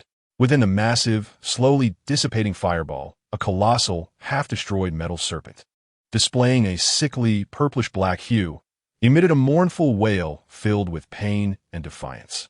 Its enormous head, akin to a crane, thrashed and twisted in the air. Before anyone could react, its massive, claw-like mouth opened wide, viciously snapping up the entire rooftop of a nearby building, along with everything atop it, and with a gut-wrenching crunch, tore it away. That was the very rooftop of the Ion Center from which they had just fled. The dying, frenzied metal serpent clutched the massive, several hundred-ton concrete platform in its jaws, tracing a deadly, irregular parabola through the air as it hurtled towards their location in the 35 East Wacker building. "Get down!" Lennox roared in terror. "Boom!" Accompanied by a sound so mighty it shook the very foundations of the building. The massive concrete platform crashed down upon the ceiling above them. Countless gaping cracks spread across the ceiling like a web. Yet, just as the immense platform was about to collapse under its own weight, burying them all alive, it was ensnared in a most uncanny manner by thick, purplish-black metal vines that had erupted from the walls. The entire world fell silent. Only the minute dust and debris continued to fall from the colossal sword of Damocles suspended above them. "We survived?" Jenkins's voice quivered, stammering from the shock of their narrow escape. "No," Sam's voice suddenly broke through, filled with a sense of incredulous joy, as if he had discovered a long-lost holy grail. He raised his trembling hand, pointing at the massive concrete platform above them. "Look, what is that?" Instinctively, Lennox and Jenkins followed the direction of his finger. There, upon the vast, cracked concrete platform, lay a colossal, dark-hued anti-material sniper rifle, exuding an air of sinister beauty and violent elegance. The Widowmaker. It had been delivered to them, in an almost miraculous and absurd fashion, by the dying, frenzied metal serpent from the top of another building, right above their heads. "My God!" Lennox stared, mesmerized at the once-lost artifact now within arm's reach, his eyes reflecting a newfound reverence and fervor, akin to the most devout of believers witnessing a miracle. He finally believed wholeheartedly the omnipotent God who had silently guided them was indeed real. They were chosen by this God to execute the final judgment as its messengers. He spoke not another word. He shot his climbing rope into the massive concrete platform above, and like the most agile of monkeys, swiftly climbed up. Carefully, he cradled the still-chilling Widowmaker in his arms once more. Then, he returned to the ground. He steadied the enormous rifle, brimming with hope and the power of destruction, against the shattered floor-to-ceiling window. He deftly inserted the magazine and pulled back the bolt, then brought his keen, bloodshot eyes to the cold, crosshair-laden scope. At the heart of the crosshairs lay the most vulnerable energy node of the ominous, purplish-black, glowing main control energy pillar in the distance. "Sam," he said slowly, his voice calm and devoid of any tremor. "Yes, you will maintain vigilance. Jenkins, you will calculate wind speed and ballistics for me." "Yes, Commander." The three of them, insignificant mortals chosen by the gods, formed the final and most professional judgment team in this top-floor office filled with miracles and hope. Lennox took a deep breath. His sharp eye narrowed to a point of intense focus. His index finger, resting on the trigger, began to apply pressure with deliberate intent. The final symphony leading to destruction was about to commence. Chapter 147. The true Viper Lennox's world had been compressed into the small, crosshair-filled circular view of the scope. The wind was an eternal, mournful elegy of Chicago. It stirred up the dust and embers of war from the ground, weaving through the skyscrapers with a wailing sound akin to ghostly lamentations. For Sniper, this was the most lethal and unpredictable adversary. Wind speed is northwest by north, 8 meters per second, with gusts at 11. Jenkins' voice pierced through the tension, tinged with a sharp edge of anxiety as he clutched a military tablet, running complex ballistic calculations. Humidity at 73%, temperature. Damn it, the explosions are making it extremely unstable. Lennox, the ballistic corrections keep fluctuating. Lennox did not respond. His breath harmonized with the pulse of the city, long, steady, almost non-existent.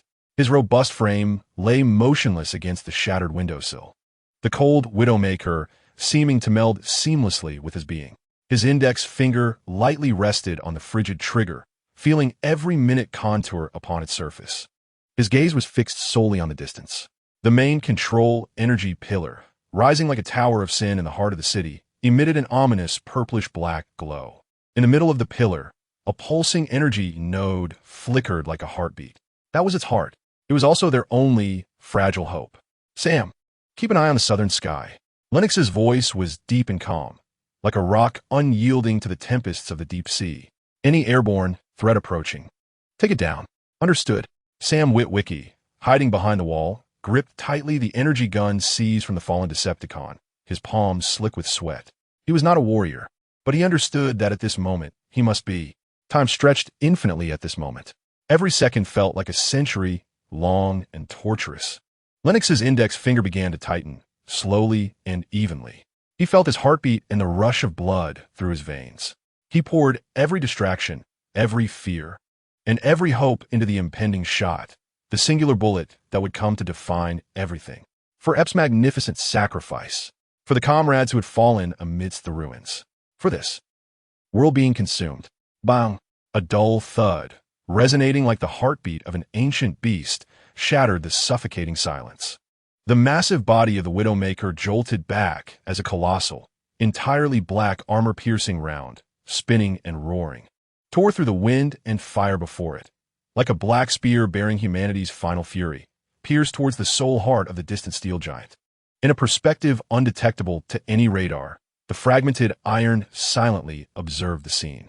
The small, slowly flying bullet traced a clear, golden glowing trajectory of fate in the eyes that had begun to perceive partial causal laws.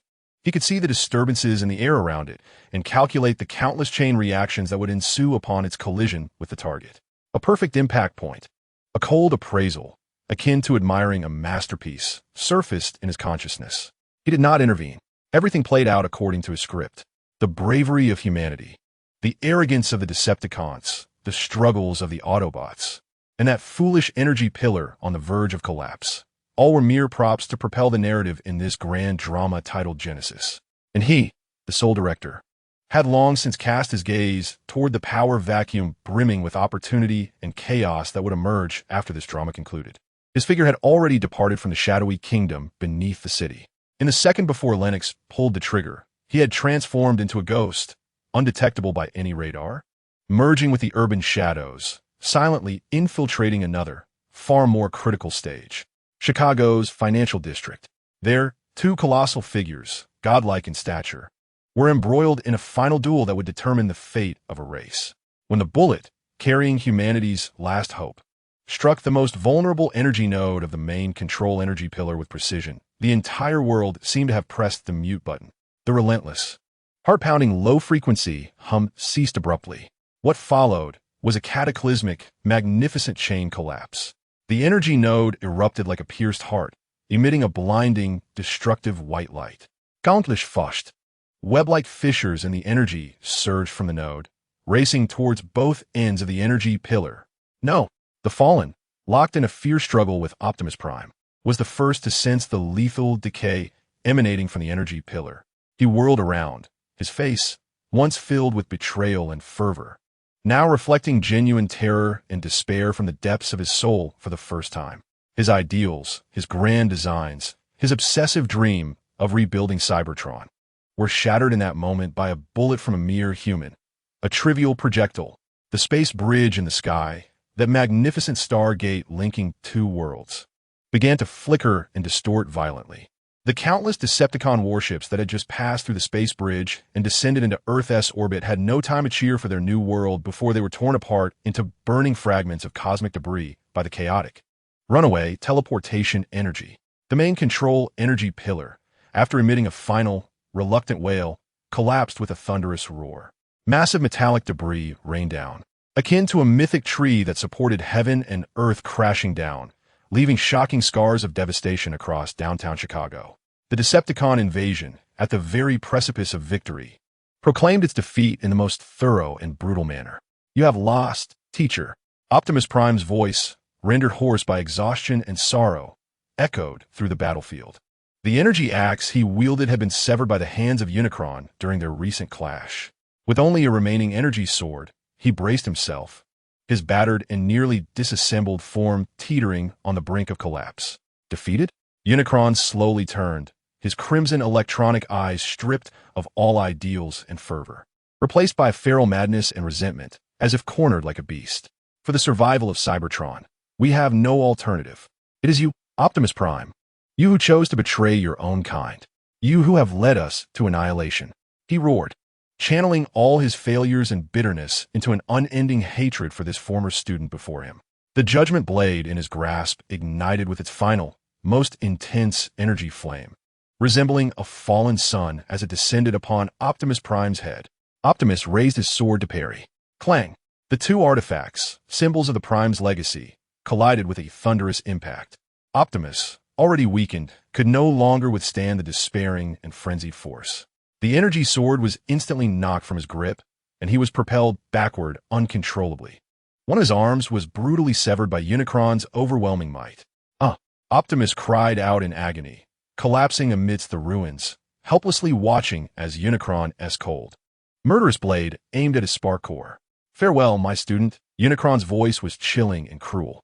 Yet, at the very moment his sword was about to plunge downward, a barrage of massive shotgun blasts, embodying primal violence, whistled in from the side, striking him squarely in the back. It was Megatron, this once vanquished tyrant, dragging his half-destroyed body, emerged on the battlefield like a demon returning from the depths of hell.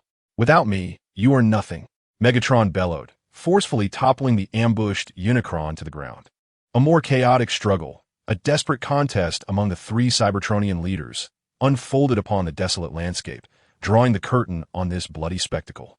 And in the shadow of a building, less than 100 meters from this brutal struggle for the throne, a figure known as Scrapiron stood silently, like a masterful ghost patiently awaiting the two to weaken each other. His gaze remained utterly unperturbed. He watched as Optimus lost his arm, as Megatron ambushed Unicron. Observing these three once mighty rulers of a race now reduced to primal beasts, engaging in their final, grotesque conflict. How tragic this finale. A frigid commentary emerged in his consciousness. He did not intervene in the fray. His aim from the very beginning was not victory. Rather, it was knowledge, an invaluable knowledge, capable of altering the cosmic landscape, stored within the brain of a dying deity. His focus remained fixed on the former Autobot leader, Unicron, whose mind was clouded by anger and despair. He awaited the perfect moment, a fleeting instant when Unicron's spark was about to extinguish. Yet his cognitive core had not yet completely ceased functioning. The ephemeral moment of death. He found it. With Megatron's assistance, Optimus regained a moment to breathe. Using his remaining arm, he seized the fallen energy axe, delivering a thunderous blow that cleaved Megatron's gun-wielding arm along with half of his head. Then, summoning his last vestiges of strength, he thrust the axe from behind into the chest of his former mentor, who was entangled with Megatron. Thud! The energy axe easily tore through Unicron's back armor, piercing through his chest and obliterating his spark core. Unicron's movements froze at that moment. He slowly lowered his head, incredulity washing over him as he gazed at the familiar axe, now stained with his own energon, embedded in his chest. All the madness and resentment in his crimson eyes receded like a tide, leaving only an overwhelming sense of confusion and sorrow. Optimus Prime.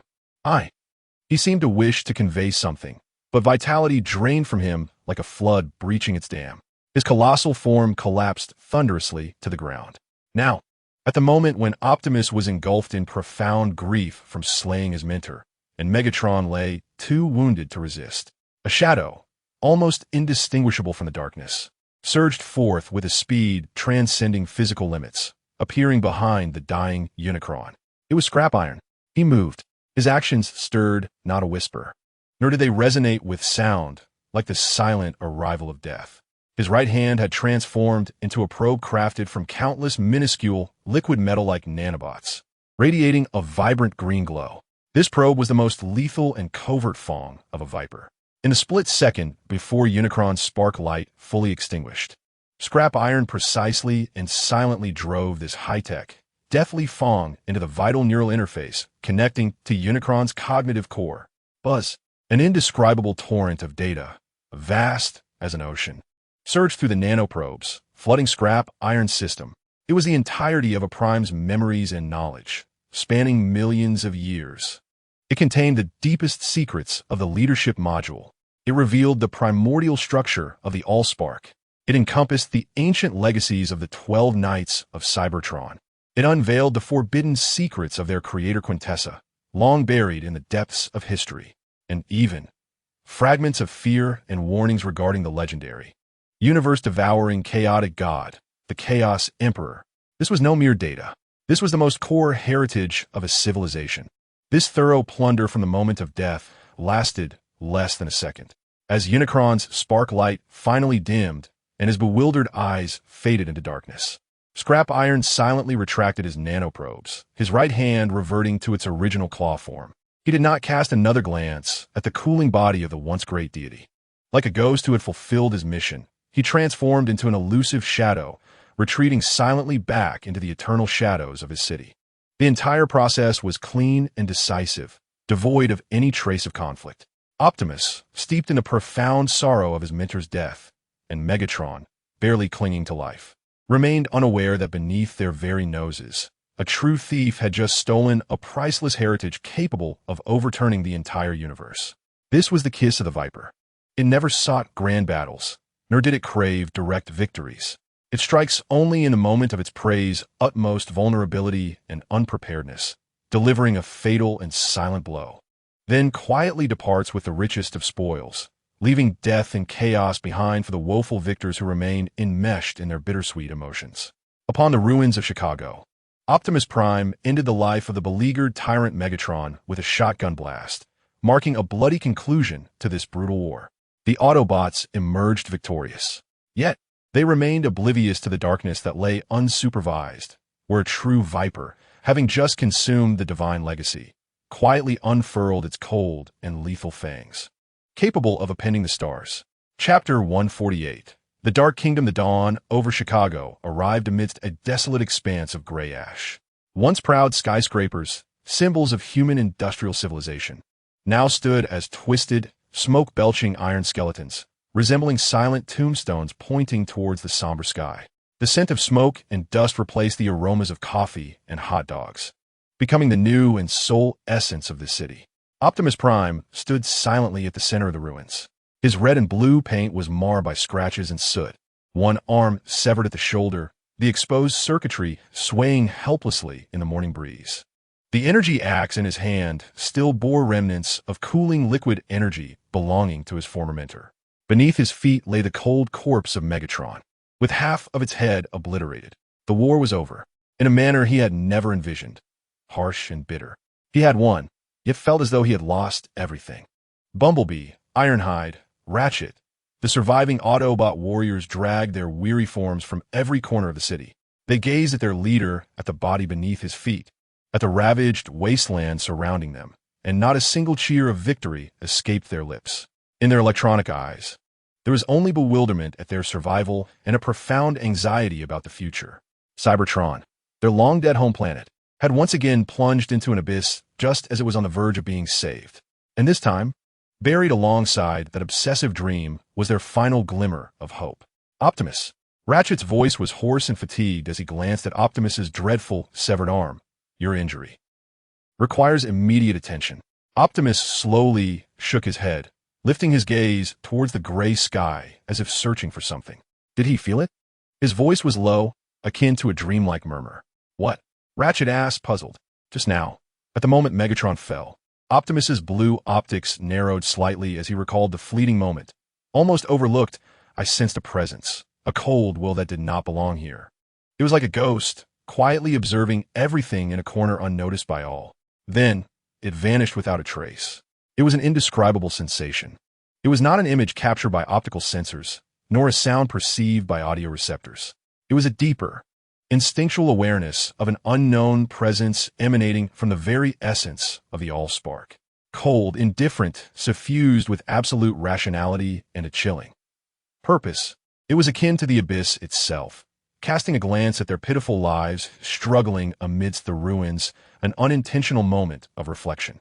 Ratchet furrowed his brow, activating his scanning apparatus to meticulously analyze the energy fluctuations within a radius of hundreds of meters.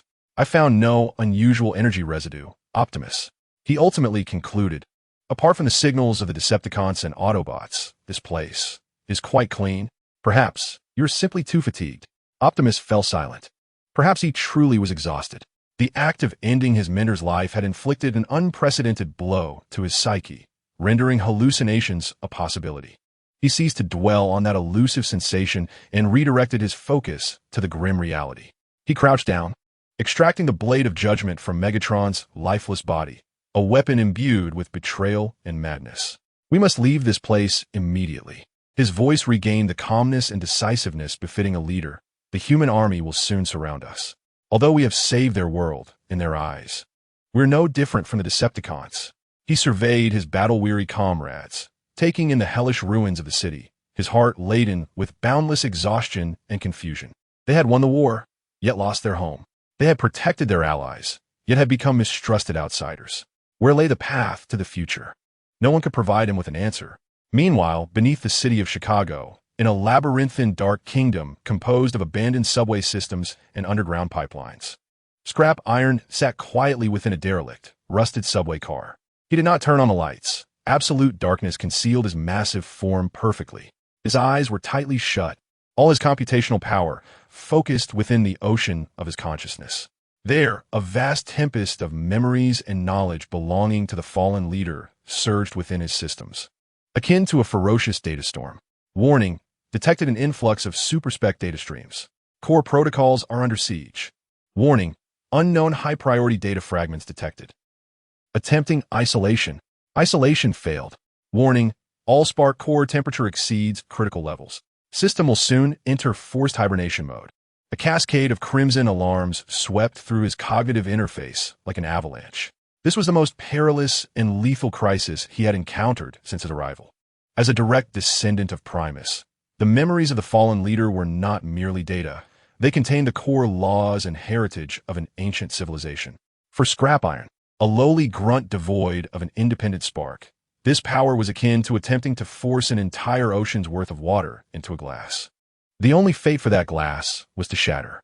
Lin Mo's soul, amidst this deluge of data, felt like a flimsy little boat on the verge of capsizing. He could see the grand memories belonging to the fallen leader, the splendor of Cybertron's golden age, the ancient wars of the fallen, the majestic blueprints for constructing space bridges, and the painful decision to ally with Megatron born from despair, one filled with betrayal and suffering. The immense emotions and will contained within these memories were relentlessly eroding and assimilating his feeble human soul. He felt himself becoming the fallen leader, beginning to understand his ideals, to feel his anguish, even to resonate with his obsession. No, Lin Mo's soul emitted a final, defiant roar. He refused to be consumed by another powerful will, transforming into a lifeless shell burdened with the memories of another. He exerted every ounce of willpower to cling fiercely to the most cherished fragments of memory belonging to Lin Mo within the recesses of his mind. The fluorescent lights of the office, the rhythmic tapping of the keyboard, the aroma of afternoon coffee, and the warm smiles of his parents. These seemingly mundane, even trivial memories at this moment stood as the most steadfast rocks against the towering waves, serving as his last anchor in preserving his self-awareness. Just as his consciousness teetered on the brink of complete submersion, the long-dormant, frigid voice of the system finally resonated once more, detecting high-intensity fusion between the host's soul and external data stream. Activation conditions met. System upgrade module. Initiating. Startup successful. A brand new, ethereal blue interface enveloped the chaotic crimson alarms. Body fusion evolution system. Fusion target. Optimus Prime's core memory database. Fusion progress. 1.3.7. System functionality.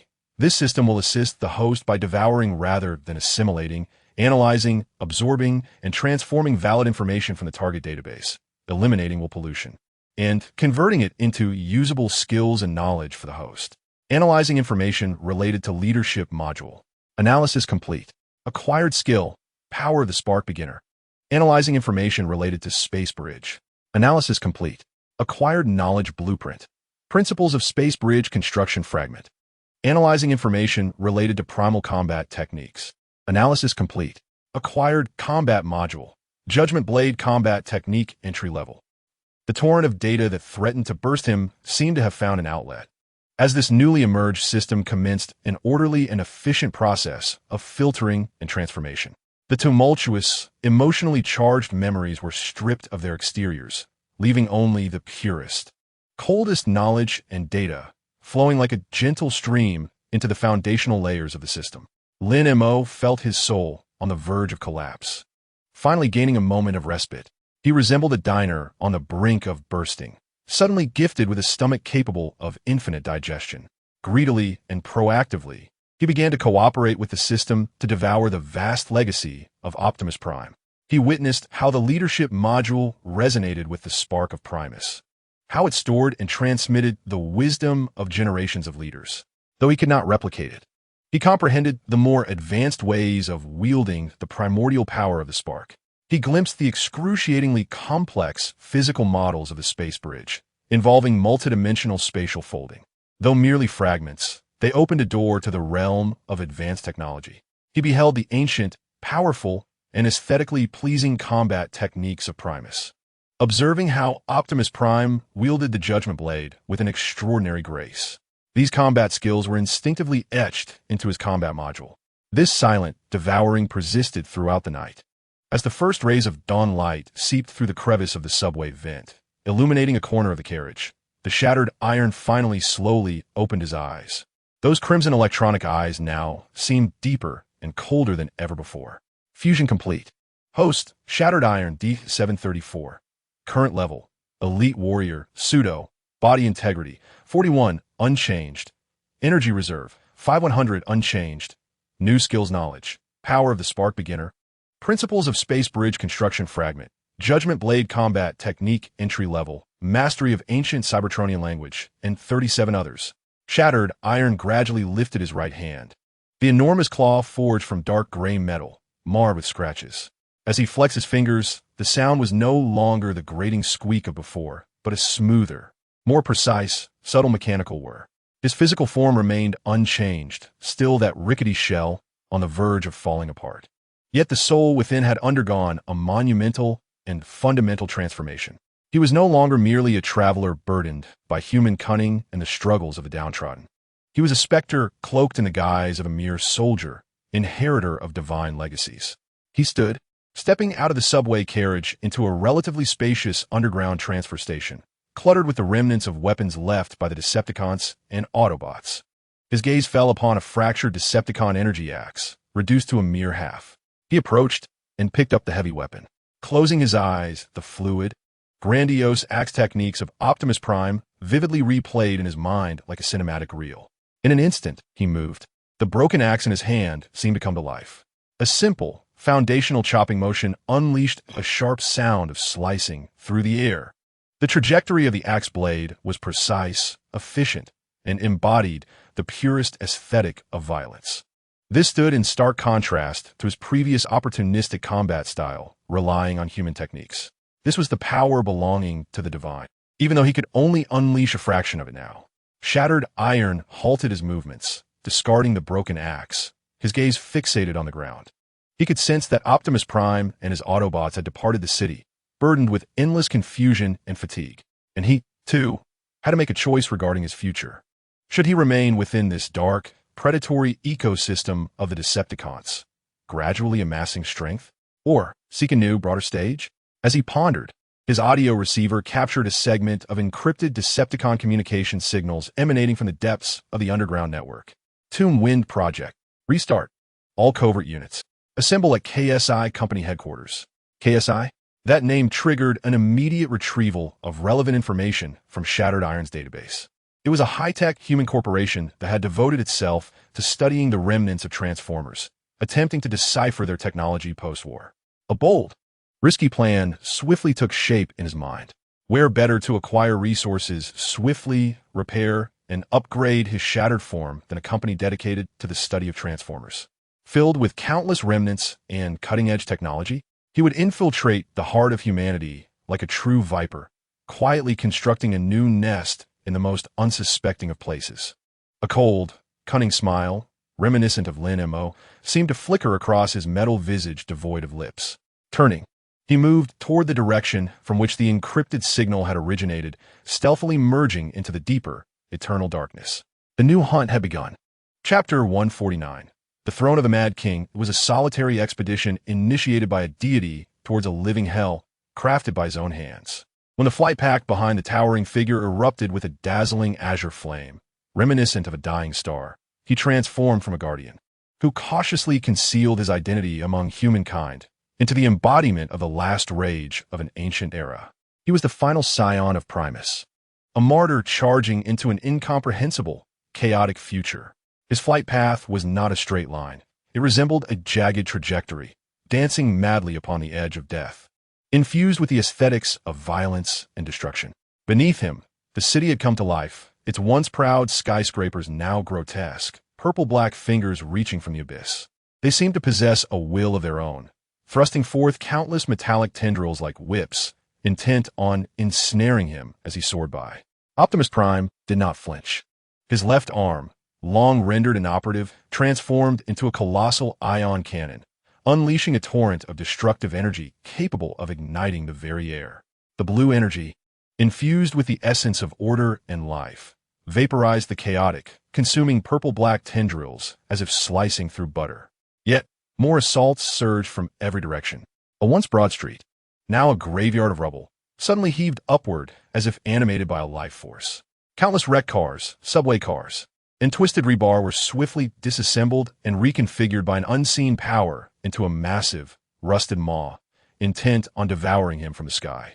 Optimus's reflexes were unparalleled. He executed a desperate climb, narrowly evading the monstrous jaws that could have swallowed mountains. As they snapped shut, the sound reverberated through the city, a bone-jarring creak that sent tremors through the very ground.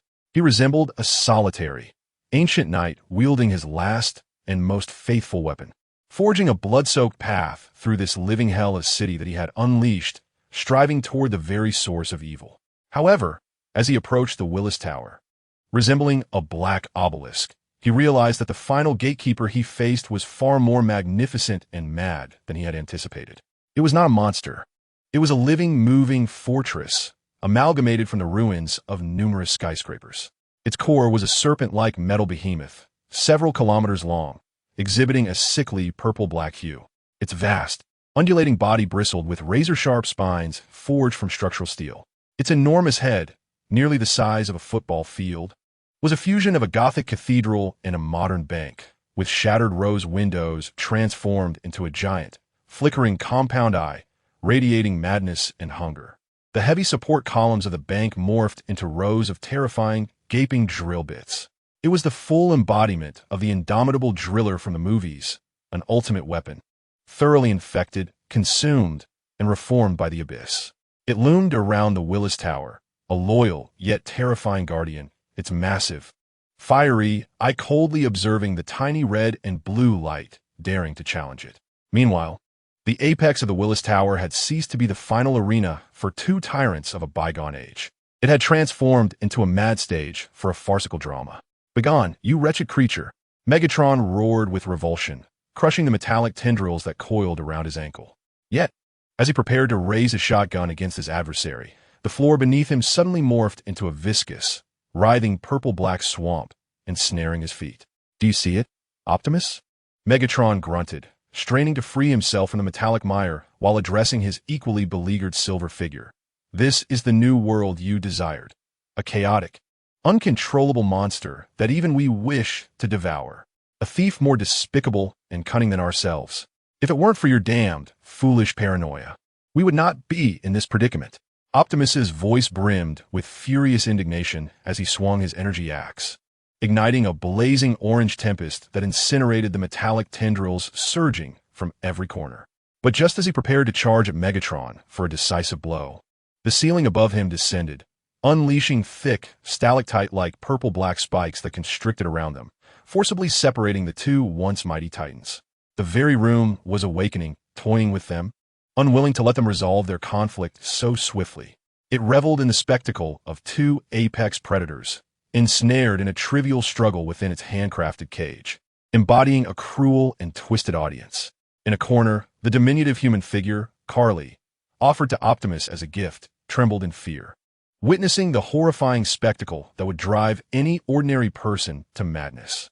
Yet unlike before, a glimmer of icy resolve flickered in her beautiful, terrified blue eyes. She could not perish here. She must survive. Her gaze fell upon the figure clad in a suit, equally paralyzed by the chaos before them. Dylan Gould, the handsome, elegant devil who had led her into this hell. This is not part of the plan. Dylan's voice trembled violently with fear as he gazed upon the dark purple tendrils that began to slowly advance towards him. His face a canvas of disbelief and a sense of betrayal. I am your ally. I have brought all of this for you. You cannot do this to me. He was akin to a hunter who believed himself to be in league with a tiger, only to discover, in the end, that he had unwittingly become the foolish gambler, a mere meal for the very beast he sought to control.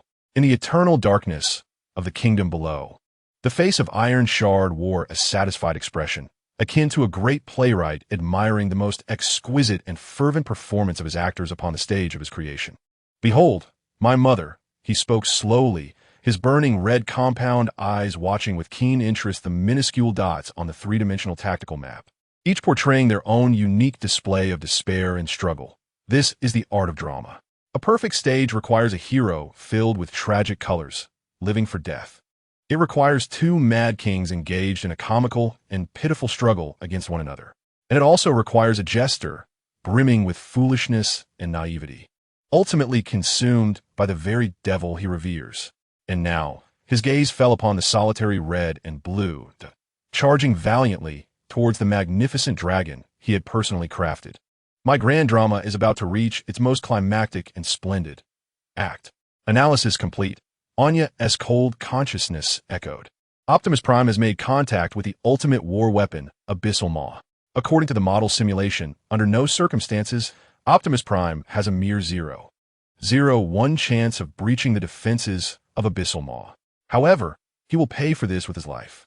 Yes, Iron Shard's voice resonated with a chilling satisfaction.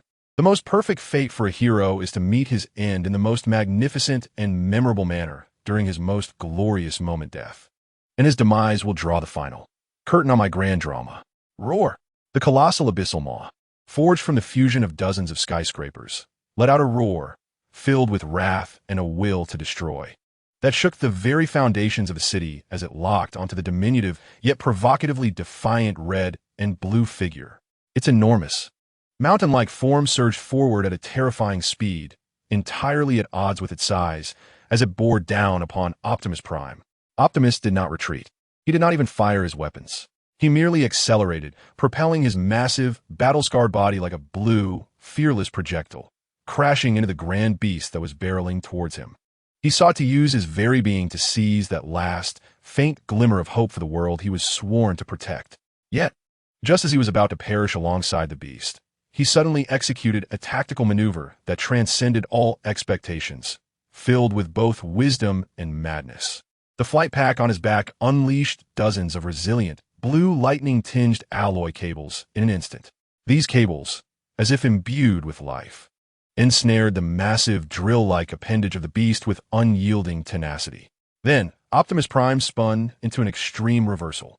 He transformed into a colossal, whirling top, using the taut cables to bind the entire head of the beast. The creature emitted a pitiful, reluctant wail. It thrashed its head wildly, striving to escape the damned parasitic restraints. But it was too late. After completing this earth-shattering sequence of actions, Optimus did not pause for a moment. He abruptly severed his connection to the cables and hurtled towards a nearby Willis Tower with unyielding force. The furious beast, with its own mouth bound, was helplessly dragged along by the momentum, crashing towards the very sanctuary it was meant to guard. Rumble!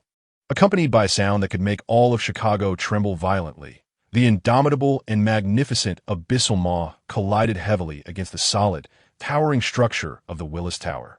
Countless massive, spiderweb-like cracks erupted across the mirror-like black facade of the Willis Tower. The beast, with its gargantuan, cathedral-like head, shattered numerous floors' worth of glass curtain walls and structural supports, embedding itself deep within the tower's interior. Meanwhile, Optimus seized this chaotic moment to leap heavily upon the wall of the Willis Tower, propelling his massive, scar-laden form to even greater heights to the clouds above. He did not perish.